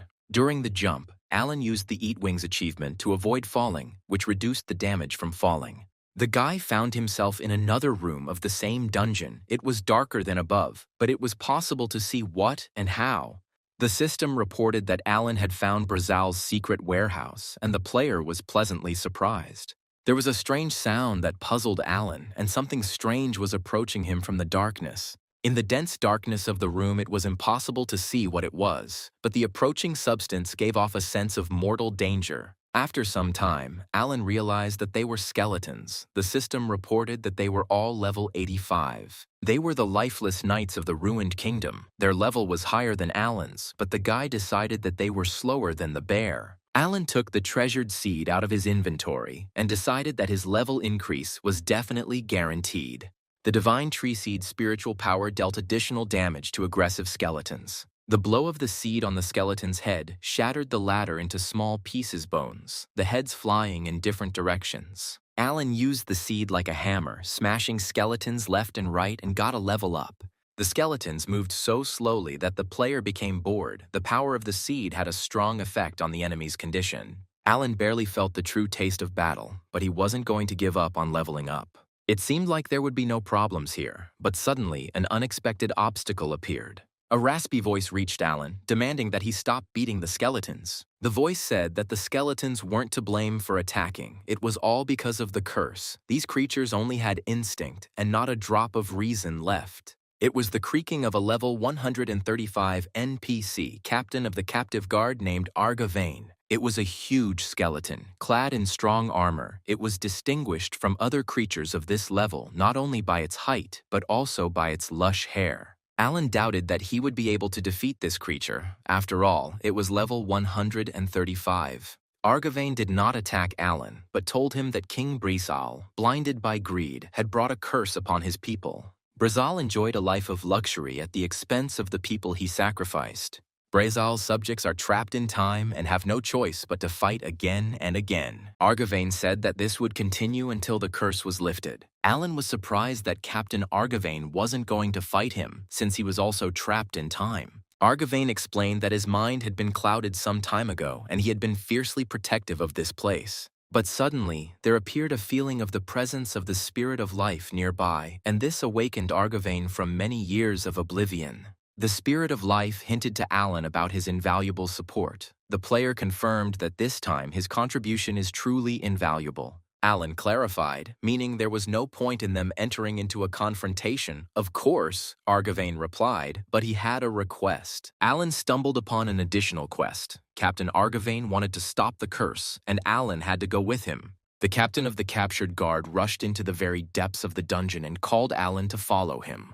The guy had no choice but to follow the revived skeleton. After some time, Alan and Argavain came to a huge door. Even for the captain, it was incredibly large. Argavain placed his hand on the door and whispered a spell that Alan could never repeat.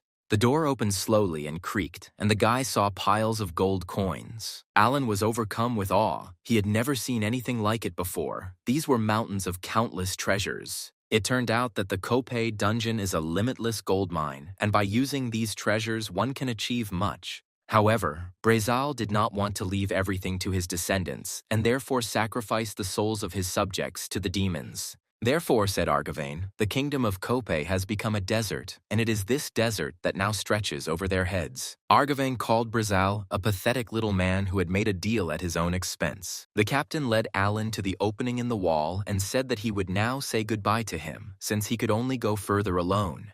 The passage was narrow even for Alan. The guy asked what he should do when he reached the center of the dungeon. Argavain didn't know. Unfortunately, he couldn't help in any way anymore. The future depended only on Alan. The captain knew only one thing. The moment the hourglass turned, everything would return to the beginning. Alan replied that he had to go forward in any case. He said goodbye to the captain and continued on his way. The passage was narrow, and he had to walk bent over. Alan was afraid that at the end he would have to move on all fours. Fortunately, this did not happen. The player soon saw a wooden door. Alan pushed the door, and it opened easily, letting the player into the heart of the dungeon. It was a cave of incredible size with a huge magic circle glowing on the floor. Above the center of the magic circle hovered the very same hourglass that Captain Argavain had spoken of. Alan decided that everything was simple, and he just needed to take the hourglass for himself. As soon as he stepped onto the cave floor, everything around him began to shake, and Alan almost fell. This curse of the dead was trying to influence him. Alan's recovery power had dropped by 90%, and his health was continuing to rapidly decline. It was clearly a debuff. The spirit of life resisted the negative influence. Alan suddenly discovered that it was helping him. The system reported that the player received the passive class ability Life Charge because he is a shaman. Alan was gifted with the passive class ability Curse Resistance, which protects him from all demon-related curses. Alan was grateful to the Spirit of Life for such cool passive skills. He said that it was his merit to obtain them. Now Alan was definitely ready to get down to his main business, and nothing could stop him. Argavain admired the man who had made it this far. He must have had incredible resilience. The captain felt the vibration of the dungeon. This could only mean one thing. The player had found the hourglass. Alan used the legendary recovery item, Morning Dew Apple, which increases strength by 150%. The player used the Elf Pie restorative item, which doubles curse resistance. The player used the Blue Mechioli recovery item, which restores damage upon receiving critical damage. Alan decided that if he used all these products obtained from the elves, he would be able to get the hourglass and survive. Having eaten and drunk everything he needed, Alan rushed towards his desired goal, the hourglass hanging in the middle of the room. The player tried his best. One more push and the hourglass would be in his hands. Alan made one last effort and reached for the hourglass, and then time, which had been stopped, began to move. The player held the hourglass tightly in his hand, and the seal of Kopei was broken. Alan was glad that the seal was removed, but he was curious about what would happen next. It was unlikely to be anything good. There was a steady rumble, and at first Alan thought it was an earthquake, but the sound was coming from above. The player unmistakably identified it as the sound of a stream of water, and it is quite possible that this underground cave was once filled with water. Argavain watched with joy as his body was destroyed. The captain rejoiced in his freedom and thanked the stranger. At this time, Alan expected a powerful stream of water to fall on him from above. Unfortunately, the guy was not mistaken, and water gushed into the hole in the ceiling of the cave. The guy was lucky that he wasn't immediately overwhelmed, otherwise he would have been forcibly disconnected from the system. But even without this, things were bad. The pressure could carry him away into unknown distances. Alan decided it was time for him to get out of here and rushed to the very door through which he had entered this cave. The guy managed to dive through the door, but the water gushed in here too. Alan ran as fast as he could. He had to make it in time. Water rushed into the treasury, washing away mountains of gold coins and carrying them away into the turbulent stream. The stream of water knocked Alan off his feet. The guy was choking. The achievement Seeing the Sea Dragon was obtained. The achievement increased diving ability, but that was not all. The water current intensified, and another wave covered Alan completely, his diving skills immediately coming in handy. Alan was pulled underwater, and the lack of oxygen reduced his health, but the empty bottle achievement increased his agility in the water. The water was looking for a way out of the cave and found it by destroying one of the walls. The stones fell out, and the stream rushed into the resulting hole with unprecedented power. Alan was also carried away by this flow. The guy was finally able to take a sip of oxygen and cough. The water rushed further into the cave, but Alan managed to get out of the stream and was glad of his salvation. All that remained was to determine where he had ended up and how to get out. Alan suddenly heard a strangely familiar voice call him a brat.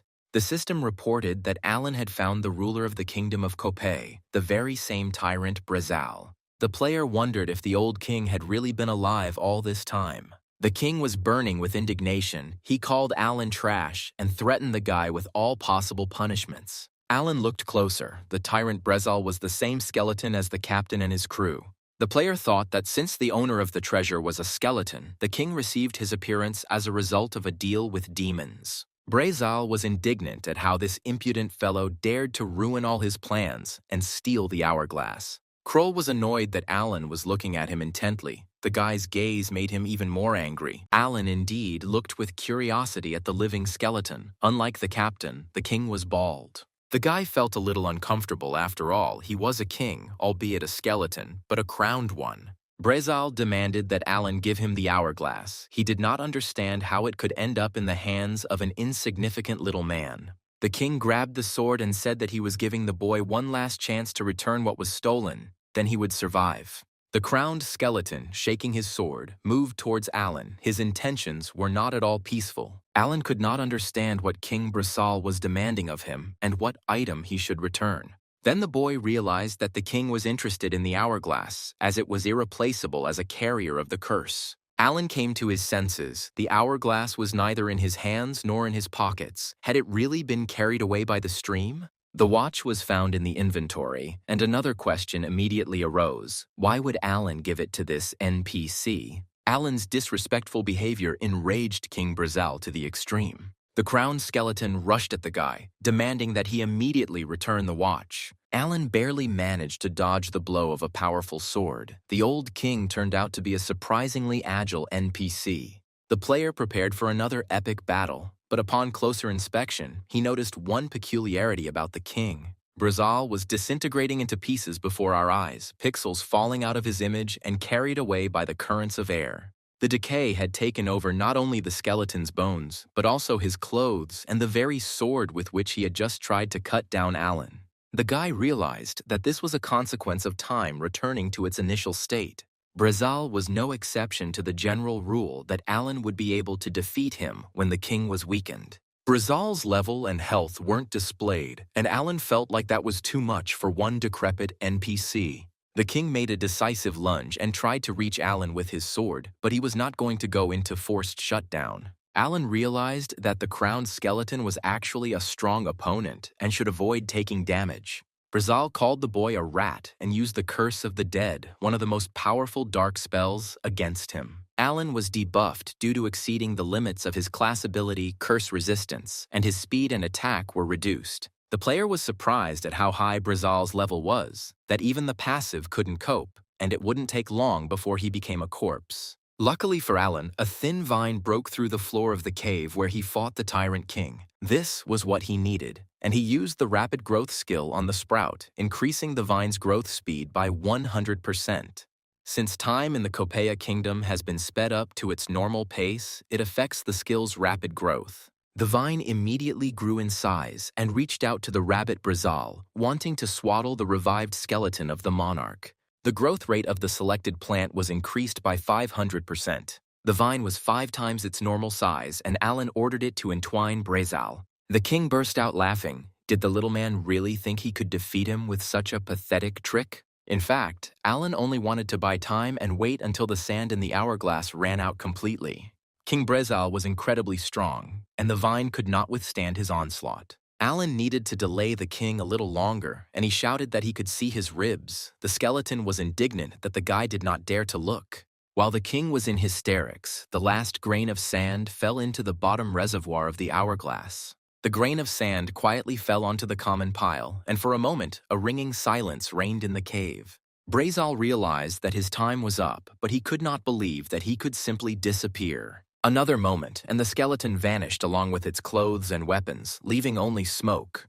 The system reported that Brazal was defeated, the goal was achieved, but the quest was not completed through combat, and the experience for completing it will be revised. This didn't upset Alan at all. His level had increased many times over. He had won, so what else was needed? The guy was puzzled by the message that the great demon Kalito was smiling. Alan considered it not too important. Alan looked around and noticed on the floor the crown that the crowned skeleton had worn. It was a legendary artifact. If Alan had worn it, he would have immediately become the new king of Kopei. Alan was perplexed. It seemed like this was a unique opportunity to become king of one of the richest countries on the continent. May tried to dig through the sand and get to her partner boss mentor. The girl cried loudly, asking where Alan had disappeared to. How could he have left her alone in this terrible desert? A sandy mound began to grow in front of May, and she was delighted, thinking that it was Alan returning from sandy captivity. In fact, it was an ordinary sand golem, but it behaved very aggressively. May was scared. These creatures were unpredictable. It was good if the golem obeyed someone, but worse if it was wild. May tried to be as polite as possible. She greeted the golem and tried to start a conversation with him. The golem was silent for a moment and then called May a strange person, which frightened the girl even more. The golem said that she needed to make sure of something and it was urgent, but for this to happen, something needed to be done. The sand creature demanded the sand change skill, and before the astonished eyes of May, a transformation took place. The golem first grew and then disintegrated into individual grains of sand, a sight not for the faint of heart. May was ready to stop the game. She was so scared, but she did not move from the spot because then something completely incredible happened. It turned out that inside the golem, there was a person, or rather a girl, although she had an incredibly warlike appearance. The girl grinned. She thought that she would meet an ordinary noob. She asked May who she was and what she was doing here. May was genuinely scared, but then her eyes fell on the stranger's leopard print top. May considered the love for such a print to be in bad taste, and the fact that the militant lady had donned this horror calmed the girl down. Alan had items dropped by the boss in his hands, and the hourglass of the frozen desert summoned mirage soldiers and a golden golem.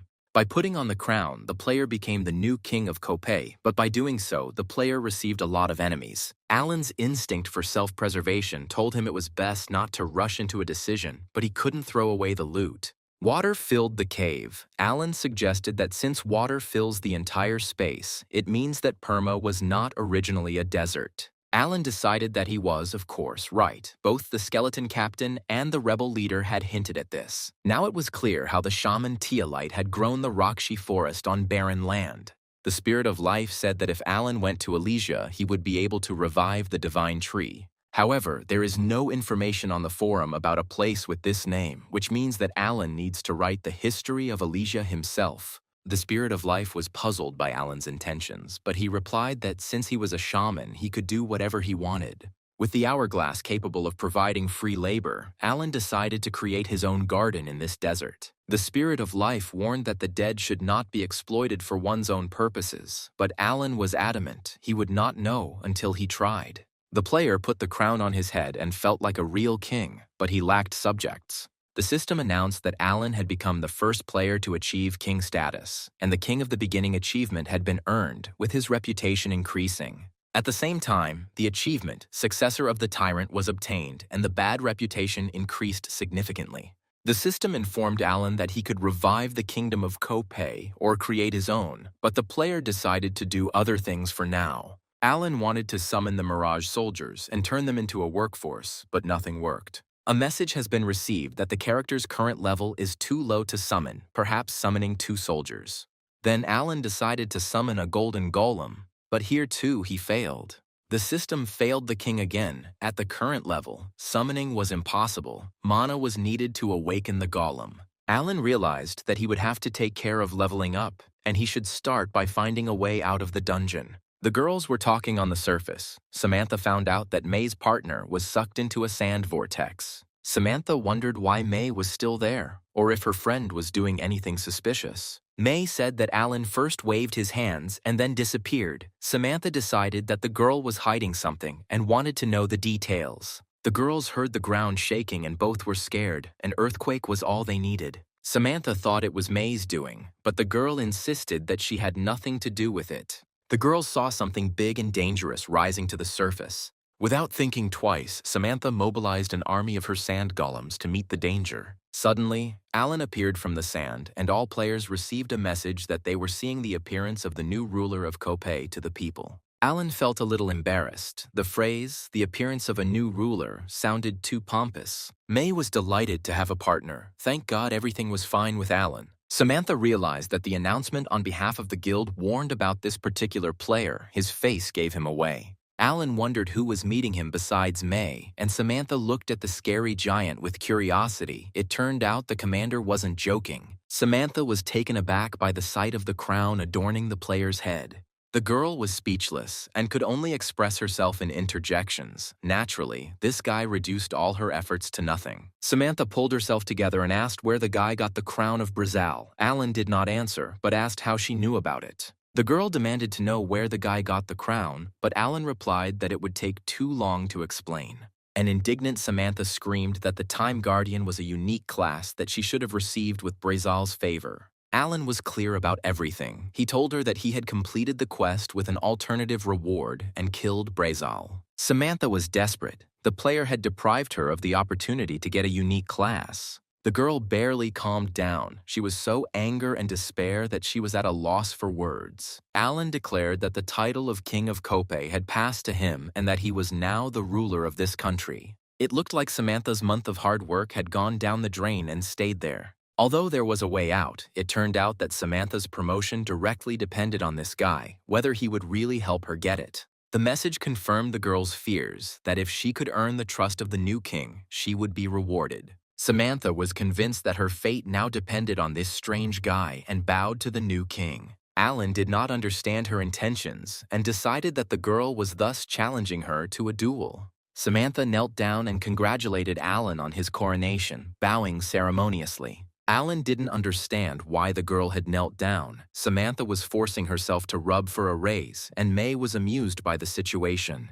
May joined Samantha and said that she was putting her life in the hands of the new king. Alan was shocked how he came to this state of affairs. When other players worship him, Vincent and the bamboo cane were watching what happened. Their eyes did not deceive them. The guys suspected Samantha of betrayal. Vincent was unsure about this. Samantha is high class and proud. She would resist regardless of the opponent's level. Bamboo Cane looked at the guy in the crown and noted that he was truly scary.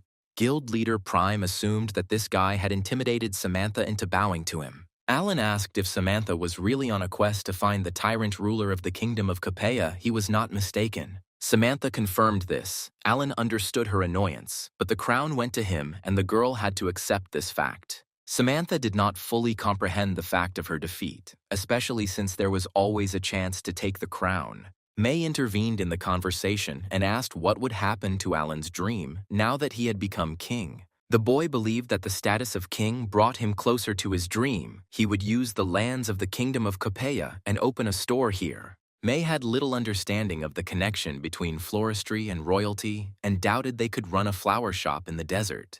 Samantha didn't understand what they were talking about. Was opening a flower shop really what Alan had come to the New World for? Alan was confident in his actions and asked the girls to pay attention to the inexhaustible source of water. The death of the tyrant Brazal broke the curse. The water source was revived, and very soon the desert turned into a blooming oasis. Alan himself almost died in a powerful stream of underground water while climbing out of the dungeon. Hearing this, May lost interest in the showdown between May and Alan and rushed to look at the source. Alan suggested that Samantha end the futile argument and focus her efforts on turning the Perm Desert into a blooming garden. The boy reached into his inventory and pulled out a seed from an ilfechi flower. It was this unpretentious plant that he had chosen to green the desert. May wondered if Alan was really going to plant that seed right then and there. Alan did just that, while simultaneously using the rapid growth skill. The shaman's attempt was successful, and the ilfechi sprout broke through the sand at that very second. A few more moments passed, and May and Samantha witnessed a real miracle. The ilfechi flower grew before the astonished eyes of the girls right in the middle of the sand dunes. Samantha was amazed. She was an experienced player, but she had never seen a skill that quickly grew. Alan's behavior was alarming. Maybe this guy was planning to commit some evil deeds or conquer the world with his skills and buffs. Looking at Alan's brutal expression and brightly burning eyes, it was hard to believe in his peaceful intentions, just to open a flower shop. To dispel May's doubts, Alan said that with the help of the hourglass, he could summon mirage soldiers, but to do this, he would need to become king. The difficulty was that mana was needed to use the skill, and after defeating Brazal, Alan had to invest all his stats into mana. May was shocked, but Alan decided to try summoning mirage soldiers again. Maybe he could summon more. Alan activated the skill Summon Mirage Soldiers sealed in the hourglass. The mana was enough to summon 4 people. The soldiers of the kingdom of Capella materialized in the sandy haze of the Perm Desert, led by Commander Tarasques. Tarasques was angry. Their souls had just calmed down, and suddenly someone again decided to disturb the peace of those who had long since passed into oblivion. Alan was pleased that this time he managed to call up 4 soldiers. Tarasques recognized him and asked if he had really done the calling up. Alan confirmed that he is now the master over the souls of all Mirage soldiers. Tarasques was shocked. Could it be that greed had not bypassed this guy, and he had become Brazal's successor? And what would he do with them? Following the commander, other Mirage soldiers also became outraged. The boys believed that playing with them was an outrage. Alan wondered if Tarasques and his company were really against doing a little work for him. Tarasques was indignant. Alan wants to instruct them to organize arson, kill someone, become swindlers, and offend innocent people. Alan replied that he was planning to open a flower shop in the kingdom of Capella. Mirage's soldiers were speechless upon hearing their new master's plans. Alan gave Tarasques the ilfechi seeds and his soldiers axes and hoes and sent them to green the desert. Samantha's level 50 sand golems were busy strengthening the walls of the natural spring. Samantha, along with the soldiers and golems, spent her game time creating the future garden. It was almost funny, but all for the sake of upgrading. The girl kept looking back at Alan, who was working selflessly with his assistants. It was hard to recognize a guy with such a brutal expression, a mountain of muscles and fist-fighting skills as a keen gardener botanist. Samantha decided to earn Alan's trust and get a promotion at any cost. Samantha received a private message from Worcester asking for a private conversation. The guy reported that the guild leader was asking to remove him from the blacklist. Samantha completely forgot that she had blacklisted the bamboo cane out of anger and forgotten to restore it. Her former leader immediately contacted her and asked what was going on with the girl. Samantha replied that it was none of his business. Bamboo Cane was indignant that Worcester was worried about the lost shield, while Samantha didn't care at all. The girl was indignant that if someone from the guild needed help, they would fire wishes at her, and her requests were constantly ignored. The leader sincerely apologized and asked what was really going on in the desert. Samantha had not yet cooled down, but told in detail what was happening. Bamboo Cane. I didn't expect such action. Samantha said that she was angry with him, and if he interfered, she would ban him. She needed this promotion. Alan saw that Samantha was worried about something and came over to ask what difficulties the girl was having. Samantha reported that there had been no incidents during her shift. The golems were digging holes and strengthening the walls of the reservoirs, and the Mirage soldiers were cultivating the soil and planting flower seeds. Alan thanked the girl for her work and offered her a little rest, but Samantha refused, intending to continue her shift. May came running, concerned about the possibility of a landslide occurring after the golems finished their work and left. Alan replied that it didn't matter now. The main goal was to moisten the soil. He didn't want to wait for the water to rise to the surface on its own. The guy planned to change the appearance of the desert by force. Alan said he plans to dig up the soil for 2 months, which will increase the flow of groundwater in sufficient quantities. Samantha was in shock. She couldn't even imagine that she would have to spend 2 months stupidly watching golems digging in the sand. Alan secretly told May that he would go away for a short time to the Rockshi forest to ask the elves for advice on how to best plant the plants. May wanted to go with him, but Alan asked her to look after Samantha. The shaman didn't trust this player. May doubted it. Samantha was much higher level than her. Alan was sure that she needed something from them, and therefore everything should be relatively calm. Samantha was sad. 2 months of gardening in the name of a promotion. But where had Alan suddenly gone?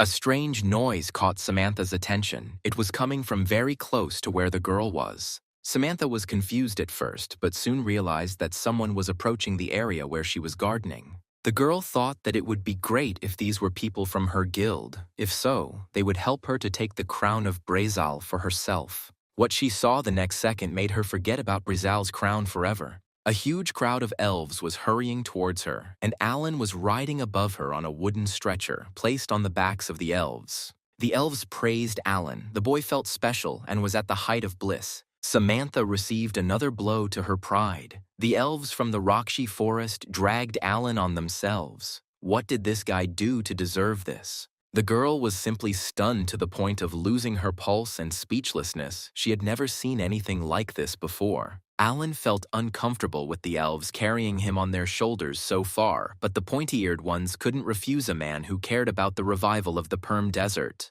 The elves considered Alan an amazing shaman and admired the fact that he had found groundwater. Because of this judgment, the spirits of water would come, and the desert would definitely bloom. Mirage's soldiers, oblivious to the new arrivals, worked hard to sow seeds in the barren desert. The elves wondered what the restless souls of Mirage's soldiers were doing here. Alan explained that he hired these souls as contractors at the lowest hourly wage. The elf recognized in Alan a great shaman who was similar to his predecessor Tialait, and in some things even surpassed him.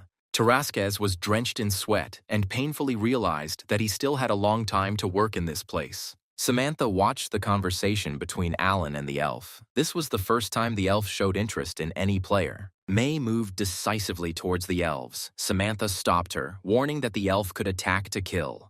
May didn't listen to Samantha. She just walked up and said hello to the elf. The pointy-eared one recognized the girl and asked how she was doing. Samantha lost her jaw. It just couldn't happen because it couldn't have happened at any time. Elf was planning to look around during the day and get busy planning the flower shop. Alan said that he needed enough advice on gardening. The elf declared that the flower shop was above all else and assured the shaman that he would be pleased with the work. The flower shop was Alan's biggest dream, so he didn't object to the elf's intentions. The guy asked the elf to make a lot of free space inside the store and many wide display cases. The more the better. The elf promised to take Alan's wishes into account, but first they had to return to the Rockshi forest and stock up on materials there. They would return in a couple of days. Samantha watched the players interact with the elves and thought that she would never see anything stranger again. While Alan was busy farming, the city of Idaran was occupied by a guild that claimed to be the strongest guild in the New World. The Brown Bear Guild was known for its plunder, harsh control over conquered peoples, racism, and immense force, which allowed it to capture the city. Today in Idaran, the Brown Bears planned to crown their leader, and many game people arrived to watch. The player responsible for the event advised the leader of the Brown Bears Guild to move closer to the edge of the balcony. Unexpectedly for himself, the player received a rebuke. The title of guild leader was already in the past, and he should address his leader differently. The Brown Bear Guild stands on the threshold of new historical achievements, and now its leader is the first king in the New World.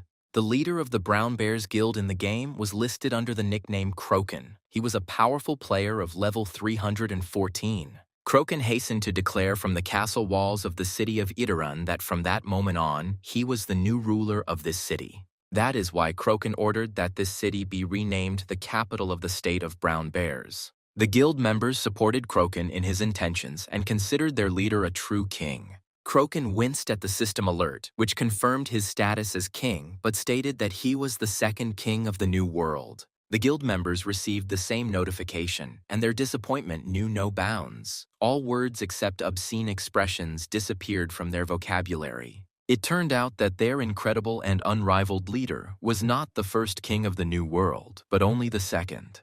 Croken was insulted and humiliated. Becoming the first and only king of the new world was his cherished goal. Croken ordered that the first king be found as quickly as possible and brought to him. Jack read the forum posts with interest, where people were interested in the identity of the first king and talked about the decline of the Brown Bears' reputation. The guy was surprised by the activity of the players. He, like everyone else, was fascinated by the course of events unfolding in the new world. Michael wasn't interested in any of this. He was too busy playing the game to pay attention to anything else. It was about the Brown Bear Guild. They started small, but gathered the worst villains into their ranks and turned into a powerful group.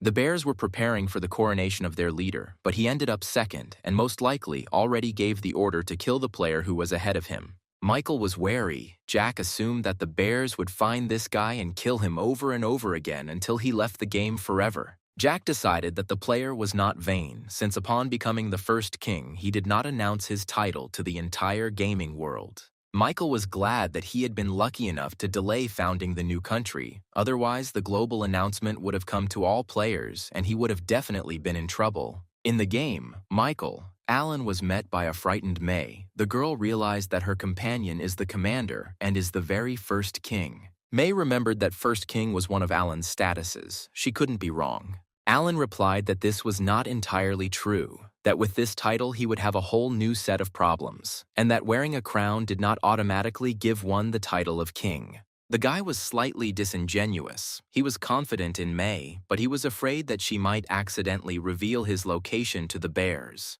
May believed Alan and decided that the first king was somewhere else. The danger was not over yet. The guy felt someone's intense gaze burning into his back. It was Samantha, and it was impossible to fool this girl, and Alan was faced with the important task of persuading her to keep the secret. May tried to calm Samantha down, but she was convinced that Alan was the first king. Samantha believed that the flower shop was just a cover. The search for the Bears was playing into the girl's hands, although there was one reason not to give up Alan. Alan decided not to play tricks on Samantha and to finally find out whose side she was on. The guy considered the girl a strong player and wanted her to remain his ally. Alan asked Samantha to keep his status a secret. It would be great if no one knew about it, at least for now. Alan asked Samantha to pretend not to know anything. Samantha promised to keep his royal status a secret. May came running with the news that the elves were returning to them. Alan was happy about this. The elves didn't just return, they arrived on unicorns, which at first glance looked like ordinary horses. The pointy-eared ones were in a hurry to return and were glad that nothing had delayed them on the way.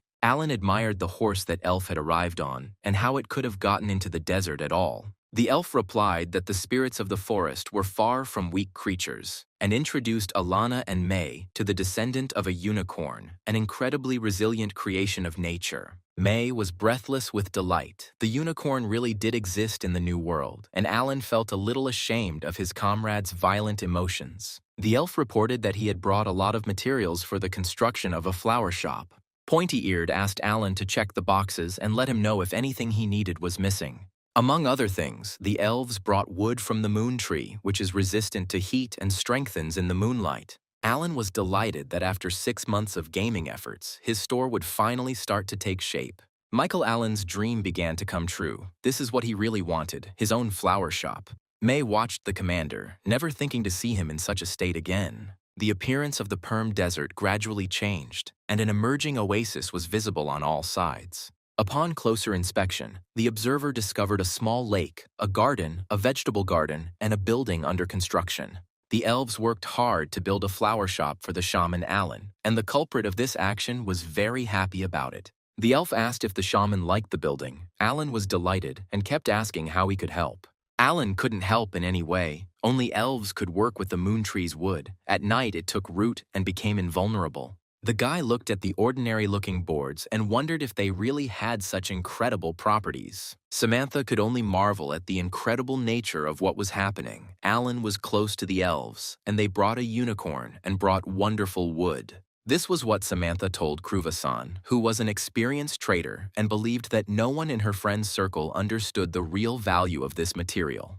This wood was used to make bows and arrows. It was difficult to find on sale, and only elves could work with it. Almost all the moonwood is found on the continent of Haps in the Rusin Empire. Its trade is monopolized, and the prices are exorbitant. Kruvasan couldn't imagine that it would be possible to build an entire house out of moonwood. Such a house would cost tens or even hundreds of billions. Samantha's friend didn't understand her interest in moonwood, but the girl increasingly understood that she needed to be friends with Alan. After Kruvasan's story about the value of the material, Alan's desire to test the boards for strength seemed blasphemous to Samantha. Alan's efforts were crowned with success. The Perm Desert ceased to be such. A significant part of it was already covered with ilfetchi. Alan admired the fruits of his labor. The ilfetchi flowers had grown, and the store was completed. It's time to finish the main quest for today and plant the treasured seed. The Spirit of Life asked Alan if he had really decided to do this. The guy replied that if he delayed with this, then it would be too late to plant. The Spirit of Life advised waiting, but Alan decided that this place was best suited to finish this annoying quest. The Spirit of Life was surprised that Alan considered such an important quest annoying, but the boy no longer listened to him. Alan, as usual, summoned Mirage's soldiers, and they arrived at the behest of their master. The guy apologized for disturbing the restless souls again and said that he wanted to entrust them with an important task. The Mirage soldiers replied that he had no need to apologize to them. They enjoyed seeing the fruits of their labors and were happy to help Alan. Tarasquez once allowed the thought that Alan was the same as Brezal, but the flowers in the desert were their salvation, not a curse. Alan was glad that they thought so, so he ordered that black soil be brought and mixed with unicorn excrement to make fertile soil. Tarasquez was a little disappointed. Their rescue was dirty and smelled not of flowers, but of much more unpleasant odors. The place for planting the seed of the divine tree, fertilized with the soil of the Rakshi forest and unicorn dung, was ready. The Spirit of Life advised him to think. Alan believed that if he failed, the seed would still not go anywhere. The guy believed that he had thought enough and done everything he could to make the quest a success. Now he must cover the seed of the divine tree with earth and compact it tightly. Ignoring the sadness of the Spirit of Life, Alan, together with the spirits of the soldiers, finished planting the seed. The planting was complete, and the guy received a message from the system in his personal inbox. In order to fulfill his promise to the divine tree, he planted a seed in the ground. Alan was informed that the method of growing the seed was unknown, but only he could grow it, since he was the only shaman in the New World. If Alan can grow roots and produce a shoot, he will be able to understand the power and will of the divine tree. Alan decided that the quest had been updated, but the Spirit of Life disagreed with him. It was at this time that the elder of the village of Trion, the wise elf Elda, entered the territory of the Perma Desert. Elda was amazed that the entire desert was covered with ilfetchi flowers, and the elf accompanying her pointed her to the shaman's flower shop. The elf admired the elder's foresight, but Elda claimed that the divine tree itself had chosen Alan. Alan was glad to see Elda, but he didn't think it would happen so soon. His store wasn't ready to receive guests yet. Elda didn't want to wait. She wanted to see the shaman's shop and was glad that he had started the revival of the divine tree. The elder stated that Alan was like a conduit between her and the divine tree, and she could hear his weak, grumbling voice. Alan was afraid that the divine tree was dissatisfied with something if its voice was grumbling.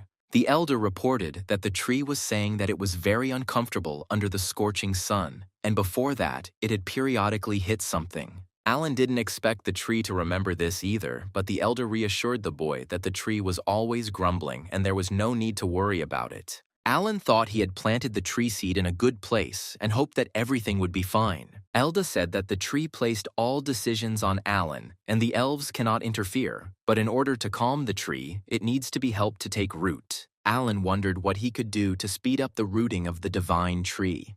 The elven elder advised to talk to the tree, as with the ilfetchii flowers. Alan was terrified that he would have to go through those tedious monologues or conversations again for 2 months or even more. The guy was ready to accept his fate, but decided to ask the elf a question. Elda was ready to answer any question Shaman Alan might have. Sometime later, Alan was busy cooking in the kitchen of his new home. Samantha wondered if Alan had leveled up. All he had done since his conversation with the elven elder was cook. All the dishes were made from ilfetchii. There was a soup made from ilfetchii flowers, fried ilfetchii seeds, and a salad made from ilfetchii stems. Alan lost track of time. He was annoyed that he was only able to explore the ilfetchii flowers to 60%. The guy thought it was strange, and so he asked the wise elf what he needed to do to increase his level of plant study. Elda replied that Alan grows flowers, but that doesn't mean he knows everything about them. Some need to be used for something, not just observed. Flowers can be used as medicines, tonics, others are used to make spices, and still others are used for cooking. The village elder said that in order to progress further, it was necessary to study all the ways of using flowers. After this, Alan will gain the ability to hear the voices of plants and talk to them. Elda could of course tell Alan how to use plants, but then Alan wouldn't be as interested and she wouldn't have as much fun. The guy got a little angry. Did the elves, led by the elder, really want to have fun by watching him? After Alan's story, Samantha understood why he was preparing dishes from various parts of the ilfetchii flower. Alan replied that Samantha was right, but just cooking isn't effective. He's thinking about creating potions with different purposes. Alan decided that he had overloaded Samantha with work in the desert and advised her to go hunting and take May with her. Samantha replied that she and May had a big difference in levels, so it would be inconvenient for them to hunt together, but when she raised her level, then yes. Alan was adamant that May did not need to be leveled up. Samana was confused. The point of the game was to level up the player, so why shouldn't May do the same? Alan replied that at this stage May needed to speed up the process of adding to the directory. Alan was glad that the girls had gone hunting and the elves had gone for materials, so he could calmly concentrate on creating potions. Alan's hopes for a quiet job were dashed when he heard a knock on the shop door. The guy wondered who it could be. A person definitely couldn't get here. The place was protected from the appearance of an outside player. Alan opened the door and walked out. In front of the store, he saw a crowd of elves. All of them were unfamiliar to him. The guy was surprised and asked who they were and why they had come to the Perm Desert. The elves replied that they had come from different places and that there were 3 tribes in front of him: Blackvine, Tandemine, and Rudia. Alan didn't understand why these elves came here and what they wanted. It was a little worrying, since he had sent all his assistants away on business. The system's messages that the elves were sympathetic to him and the pink clover necklace ensured their favor reassured Alan. The elder of the Rudia tribe reported that they came here at the call of the voice of the divine tree. Others confirmed that their home is where this tree grows. Looking around, the elves saw a field of flowers and were convinced that they were indeed standing in front of the shaman's house. The leader of the Tandemane, Sigurd, stated that the shaman Tialites certainly enjoyed all of this. He was an eccentric and loved to play pranks on the elves. Ziegler promised that when he grew up, he would play the same prank on Tialite, but unfortunately, the first shaman left them earlier. Alan listened to the elves' memories and realized that they had indeed decided to move to this oasis. In real life, when meeting a friend in a secluded cafe, Jack White showed Michael a photo from the forum where he was standing next to the elves and asked him to explain it. Michael reminded his friend that he started the game in the Rockshi Forest, where there were many elves. Jack didn't listen to his friend and asked him directly if he had anything to do with the elves' resettlement to the Perm Desert. Michael didn't want to tell his friend the truth and said that he was talking complete nonsense. Jack knew Michael too well and could see perfectly well that he was lying to him. White asked his friend if he was talking nonsense, why he was so nervous that his toes were just dancing. Jack was sure that Michael was in the very epicenter of the elven migration. Michael replied that he was right and promised to explain everything. Jack's friend's story left him despondent. How could he have such luck in the game? Michael, without even really understanding it, was able to start such a major event. Michael replied that he had no such ambition, but simply wanted to quietly run the flower shop. Jack considered this a once-in-a-lifetime opportunity, but he completely forgot that his friend only dreamed of a flower shop. Rockshi Forest had always been a living hell for players, which was why there were so many good quests there, but Jack still considered Michael lucky. Jack thinks that Michael is hiding everything from him is a real dirty trick. He should tell him everything in detail and unlock him in the game. Michael replied that he had simply received a couple of quests when he befriended the elves, and the very existence of the pointy ears was at stake. Michael spent a lot of time describing all his adventures. Jack was surprised. His friend played much better than he expected. Michael didn't understand whether Jack really thought he was completely stupid and incapable of understanding the game. Jack explained that he thought his friend was only busy with flowers, but he was also completing quests at the same time. Michael confirmed that this was indeed the case, and Jack asked if it was Michael who had received the first king achievement. It was a dangerous question. Michael remembered the brown bears and how they had long ago moved the hunt for the first king into reality.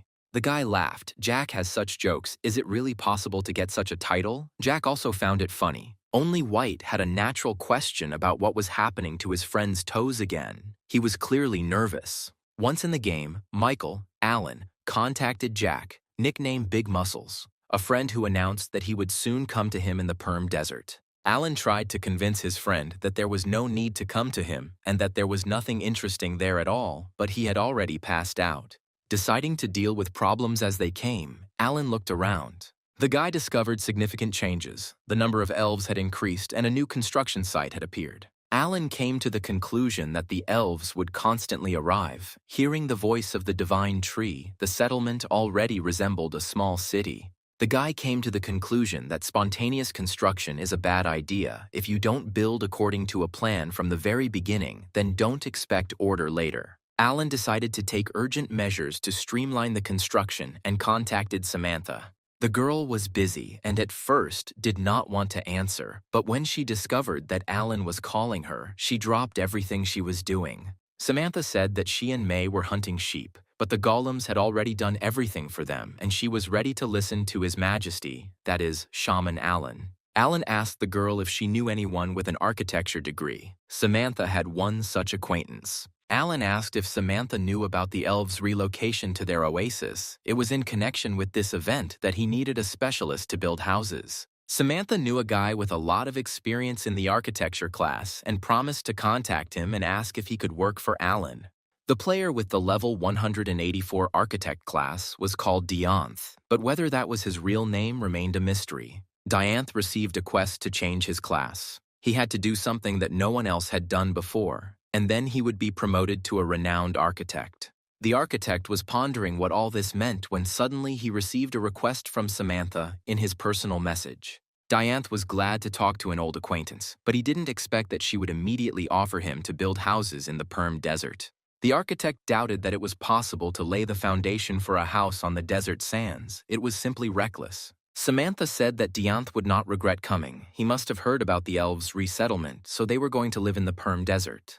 The girl said that she would not explain anything to him because it would take too much time. In short, the owner of those places needs a specialist who can design a city for elves. Dianth will find out the details on the spot. The guy couldn't miss such a chance and said that he would immediately go to the place indicated by Samantha. A little later, Dianth found himself in the center of the Perm Desert near Alan's flower shop. The architect saw Alan and decided that Samantha was taking revenge on him for something since she sent him to such a scary guy. Alan was glad to see the architect and tried to smile, wanting to demonstrate his friendliness, but it would have been better if he had not done this. Alan explained to Dianth that suddenly many elves had moved to his oasis and they were all living in tents. The architect understood that if he started building houses without a plan, big problems would arise and the population was increasing every day. Alan realized that he was truly dealing with a specialist and thanked Dianth for coming to his aid so quickly. The shaman said that he wanted to create a good place for the elves to live and he couldn't do it without the help of an architect.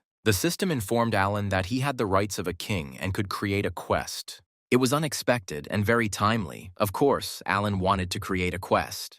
The guy asked the architect to wait a minute and focused on creating the quest. Alan stated that the goal of the quest was to build a city in which the elves would live. The system reminded that it was necessary to set a reward for completing the quest. Alan thought hard. The reward had to be big and valuable, and he had something for it. The quest to build a city large enough to accommodate all the elves was completed, with the reward being increased elven interest and the Twilight Barrier Shield. Dianth was puzzled. Could a player really offer such a quest? The scale of this guy was impressive. How high his level must be. The architect realized that the level didn't matter here. It was just that the first king was in front of him. The player, the very one the brown bears were looking for. Alan asked if the quest was suitable for Dianth, as it was the first time he had created one. Dianth realized that the reward, the Twilight Shield, was undoubtedly a valuable item, but the opportunity to upgrade his class was even more important to him. After a short period of thought, the architect accepted the shaman Alan's offer. Dianth extended his hand in the architect's glove to the owner of the oasis, which, by the way, was also a valuable item, and declared that he accepted his quest. The architect promised to do everything possible to ensure that the elves were happy with the new city. Dianth had never built anything on such a large scale before, but he had a lot of experience, and thought that perhaps everyone always liked the result of his work. But why then did the elves laugh at him now and declare that a man could not penetrate the aesthetics of elven architecture? Dianth tried to justify himself and explain his plans, but no one was going to listen to him. The elves simply laughed at the wretchedness of human construction, and the favor of the pointy-eared ones towards the architect decreased. In vain did Dianth ask the elves to listen to him, or at least tell him what they wanted.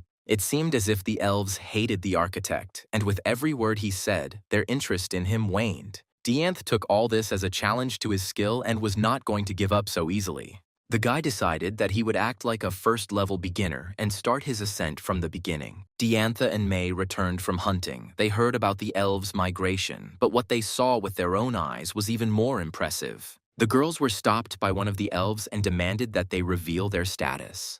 May declared that she was the shaman's assistant. The elf sniffed and reported that the aroma of nature emanated from her. The elf recognized May and confirmed that an ordinary person could not have such a smell. Samantha wondered what was unusual about May. The elf turned to Samantha and asked who she was. In his opinion, the girl smelled unpleasant.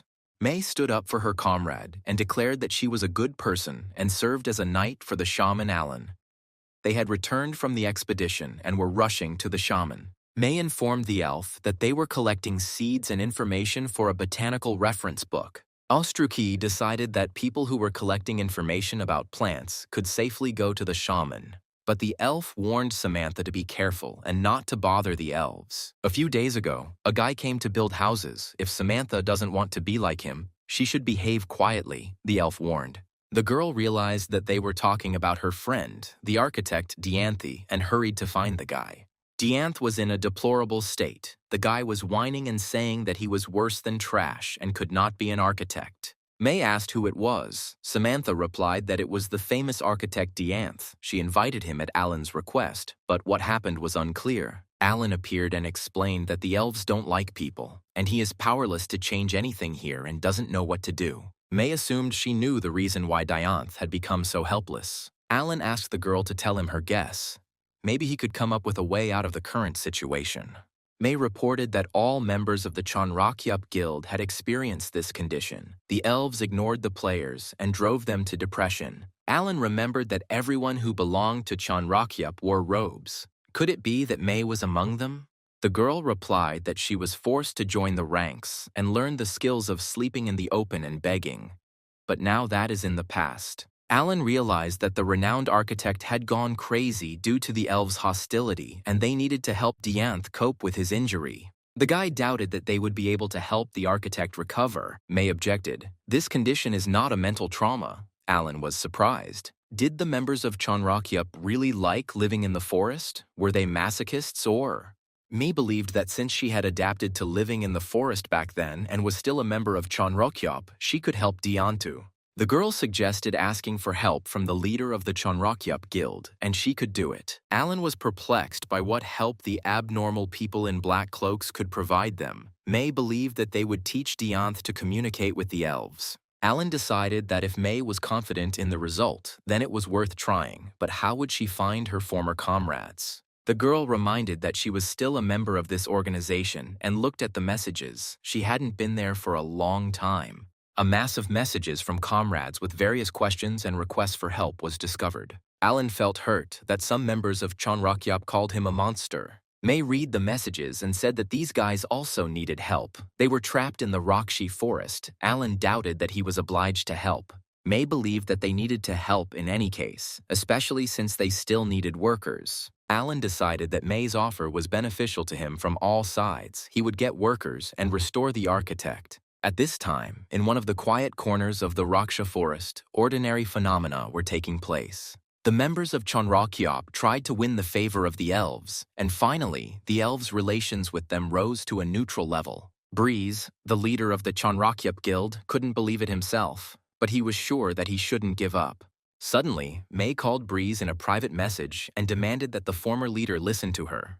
While Breeze was talking to May, the guild members put forward various assumptions about the fate of their comrade. They thought that the monster had kidnapped May, and they would have to beg him to let her go, but even the Prime Guild couldn't get them out of that forest. Most likely, they were doomed to wander here forever, but after listening to the leader's conversation, the guys realized that something unusual was happening. Breeze finished talking with May and announced to his comrades that the hour X had come. They could take off these stuffy cloaks and go out into the world to the people. Breeze was the first to get rid of the cloak. He simply threw it away from himself, and that was it. The guild members were shocked, but Breeze announced that they finally had a chance to advance in the game. Breeze was a nice, strong guy, but his playing level was 12. Suddenly, a voice was heard behind the boys, angrily asking who was making noise at such a late hour. The village resident, the elf Straw, became uncomfortable because of the noise, and his favor towards people decreased. Breeze apologized, but this did not help restore the level of the elves' attitude to neutral. It remained lowered. Breeze decided that it didn't matter at the moment. They were leaving this damned forest anyway.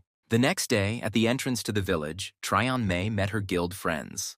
May greeted Breeze, who responded in kind and informed her that he had come as a representative of the 50 people remaining in the village of Chanrakyop. Breeze asked if May was sure everything was okay and if he could take all 50 people with him. May replied that Breeze could go with her without any problem, and the elf accompanying her would bring the rest. First, May will share the quest with Breeze, and then he will share it with the rest of the guild members. Breeze received a message about a joint quest. They must help the elves build a city in the desert. The reward is the essence of Ifelchi flowers from the shaman. Breeze knew that this was a good potion, and that getting it simply for participating in the construction would be a great success. The elf got tired of waiting for the conversation to end and demanded that Breeze tell him where the rest of the people were hiding.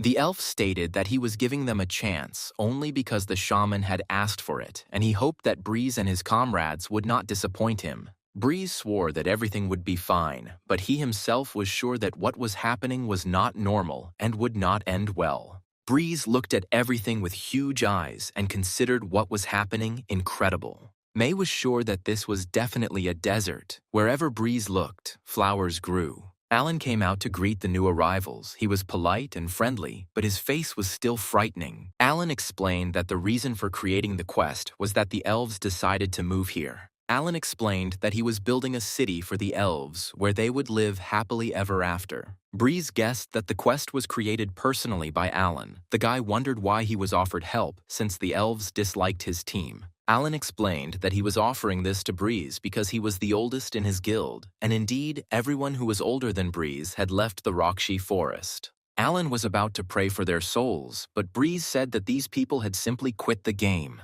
In any case, Alan believed that Breeze, as the head of the guild, could help Alan solve one problem. Before they could begin construction, there was one snag that needed to be dealt with, the shaman said, inviting Breeze to follow him. Soon, Alan and Breeze came across a wonderful flower, over which sat a failed architect. Dianth was surprised how a flower could be so beautiful, but it was worse than unicorn excrement mixed with dirt, and in general, all people are bad. Alan explained that the guy had been in this state for several days. Breeze took a closer look at the architect and said that there was nothing to worry about. This guy was already at stage 4. May clarified that this is the stage of complete loss of self-respect and that it should get easier later. In Chanrakyop, people being together helped each other cope with this, but the girl did not remember the details. Breeze said that they identified 5 stages, and when newcomers arrive in the Rakshi forest, they are immediately at the first stage. Everything was arranged in such a way that the contempt of the elves destroyed the player's personality, and the person felt like an amoeba.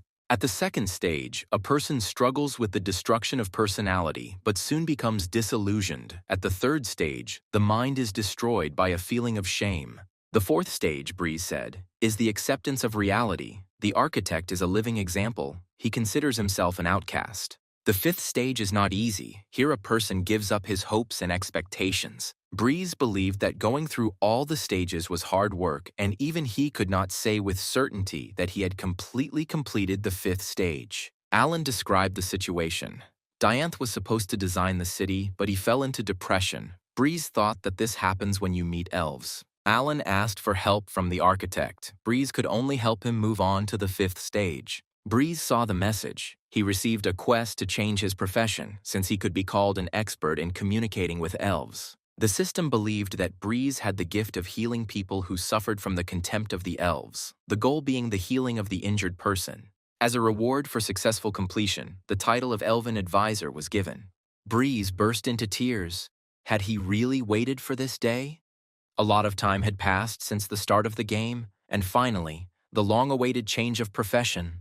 The guy cried openly and loudly, surprising Alan and May with his behavior. May assumed that Breeze was crying because he was scared. Alan decided that he had scared the guy, but he had already begun to calm down. Breeze calmed down completely and explained that he was not afraid at all, but quite the opposite. Breeze admitted that he had found meaning in life and thanked Alan for the precious chance he had given him. Alan was surprised. He didn't intend to do anything like that, but look, the man is so happy. A little later, in the Rakshi forest, the members of the Chonrakyup were given elven axes, a beginner's tool for cutting down trees. The guild members asked the elf if he wanted everyone to get busy cutting down trees, and they weren't mistaken. The elf replied that he personally would not have trusted them with even a stick, but this was the shaman's request, and all members of the guild must fulfill it. The elf taught the boys how to use an axe correctly. One swing of the axe should take 8 seconds, with an angle of inclination of 37 degrees. To properly cut down a tree, you need to make 8 blows in a circle, exactly 10 centimeters apart, then the cut will have an even edge. One of the guild members decided that they were now slaves of the elves and for eternity. The guy remembered the leader and missed him. It was the 5th stage, and he had to hold on. The elf raged. People must do everything according to the standard and not be lazy, before Alan again stretched the sun-scorched desert. The spirit of life said that it was impossible to grow anything in this hellish heat, and Alan agreed with him. Only weeds and hyacinth flowers grew on these sands. Seedlings certainly could not survive here. It was necessary to come up with something urgently, otherwise there would be no success. Samantha reported that she had finished cleaning the store's warehouse, and Alan thanked the girl. Samantha noticed that there were a lot of potions accumulated in the warehouse. Alan clarified whether she was talking about the essence of the Afelchi flowers or what. Samantha asked if Alan was only planning to use it as a quest reward. If so, she would feel sorry to waste the potions so uselessly. The girl thought it was not good to leave these potions gathering dust in vain. They were very valuable in the new world. Samantha believed that Alan knew that such a potion provided 10% recovery after critical loss of health. The girl believed that this potion would be in good demand among the players. Alan wondered if anyone would buy his potions, but if it was possible, he needed to sell them. Samantha confirmed that there are more expensive items, but this is the simplest thing a shaman can do. The girl believed that the potion had an ideal price-quality ratio, and in addition, a constant income was better than a one-time sale of an in-game item. Alan realized that he had heard about how people made money in the new world, and in his situation, it was unwise to waste time playing games without material benefit. The guy figured that with some effort, he could cover part of his student loan. Alan turned decisively to Samantha. The girl even got a little scared. The shaman asked if Samantha knew a suitable person who would sell the potions and do it honestly. After talking with Alan, Samantha hurried to contact the unique 110th class merchant Kruvasan from the Prime Guild. Samantha tasked her with testing and evaluating one of the potions Alan had prepared. Kruvasan hoped that since Samantha had sent the potion, it must be worth something. After completing the inspection and calculating the possible profit, the merchant whistled in surprise. If Samantha can really put this potion into mass production, then she will immediately rush for the first batch. Samantha didn't promise a large batch, but the volume she named promised a decent profit for both the manufacturer and the middleman. The members of the Chonrakyup Guild stubbornly pulled the heavy log, the elf closely watching to make sure the guys didn't slack off. Tarasques admired the flowers and shared his ecstatic mood with May, the leader of Chonrakyup. Breeze revived Dianth's psyche. Alan stepped out onto the porch of the shophouse. Everything was fine in his domain, and now he began to think about improving the composition of the potions. Samantha had been waiting for Alan for a long time and now hurried to talk to him before the shaman again delved into his research of plants. Samantha introduced Alan to her friend, the merchant Cruvasson, who was the one the girl had told the shaman about. Alan was glad to see a player with such a useful profession. A good merchant was vital to him now. Alan was excited about the prospect of profit and invited Cruvasson to take a look at one of his products immediately. Cruvasson became worried, but Samantha reassured her friend that Alan didn't mean anything illegal. Alan took Cruvasson to his warehouse and laboratory. He decided to start the product presentation with the essence of the Eifelchi flower. Cruvasson appreciated the quality of the offered product. It was excellent. There was much more interesting going on in Alan's lab besides the essence. Alan modestly said that he was experimenting with creating different products. Cruvasson realized that this player would help her make a lot of money and asked permission to evaluate other goods. Alan was only glad of her desire. Cruvasson took out a goblin kaleidoscope, which helps her more accurately estimate the value of items, and set to work. The tea made from dried mushrooms turned out to be high quality. It provided a feeling of comfort and increased resistance to curses by 1%. Flower seeds roasted in the hot sand of the desert restored health by 10 points. All the products were of high quality, only the baked acorns with pine needles seemed useless. Cruvasson informed Alan that she had done everything possible to study the properties of acorns, but had not found any buffs in them. Cruvasson couldn't clearly determine Alan's potential. His dishes were significantly higher in quality than most buff foods in the game. But the shaman Alan's products fell far short of the high-quality dishes enjoyed by the wealthiest players.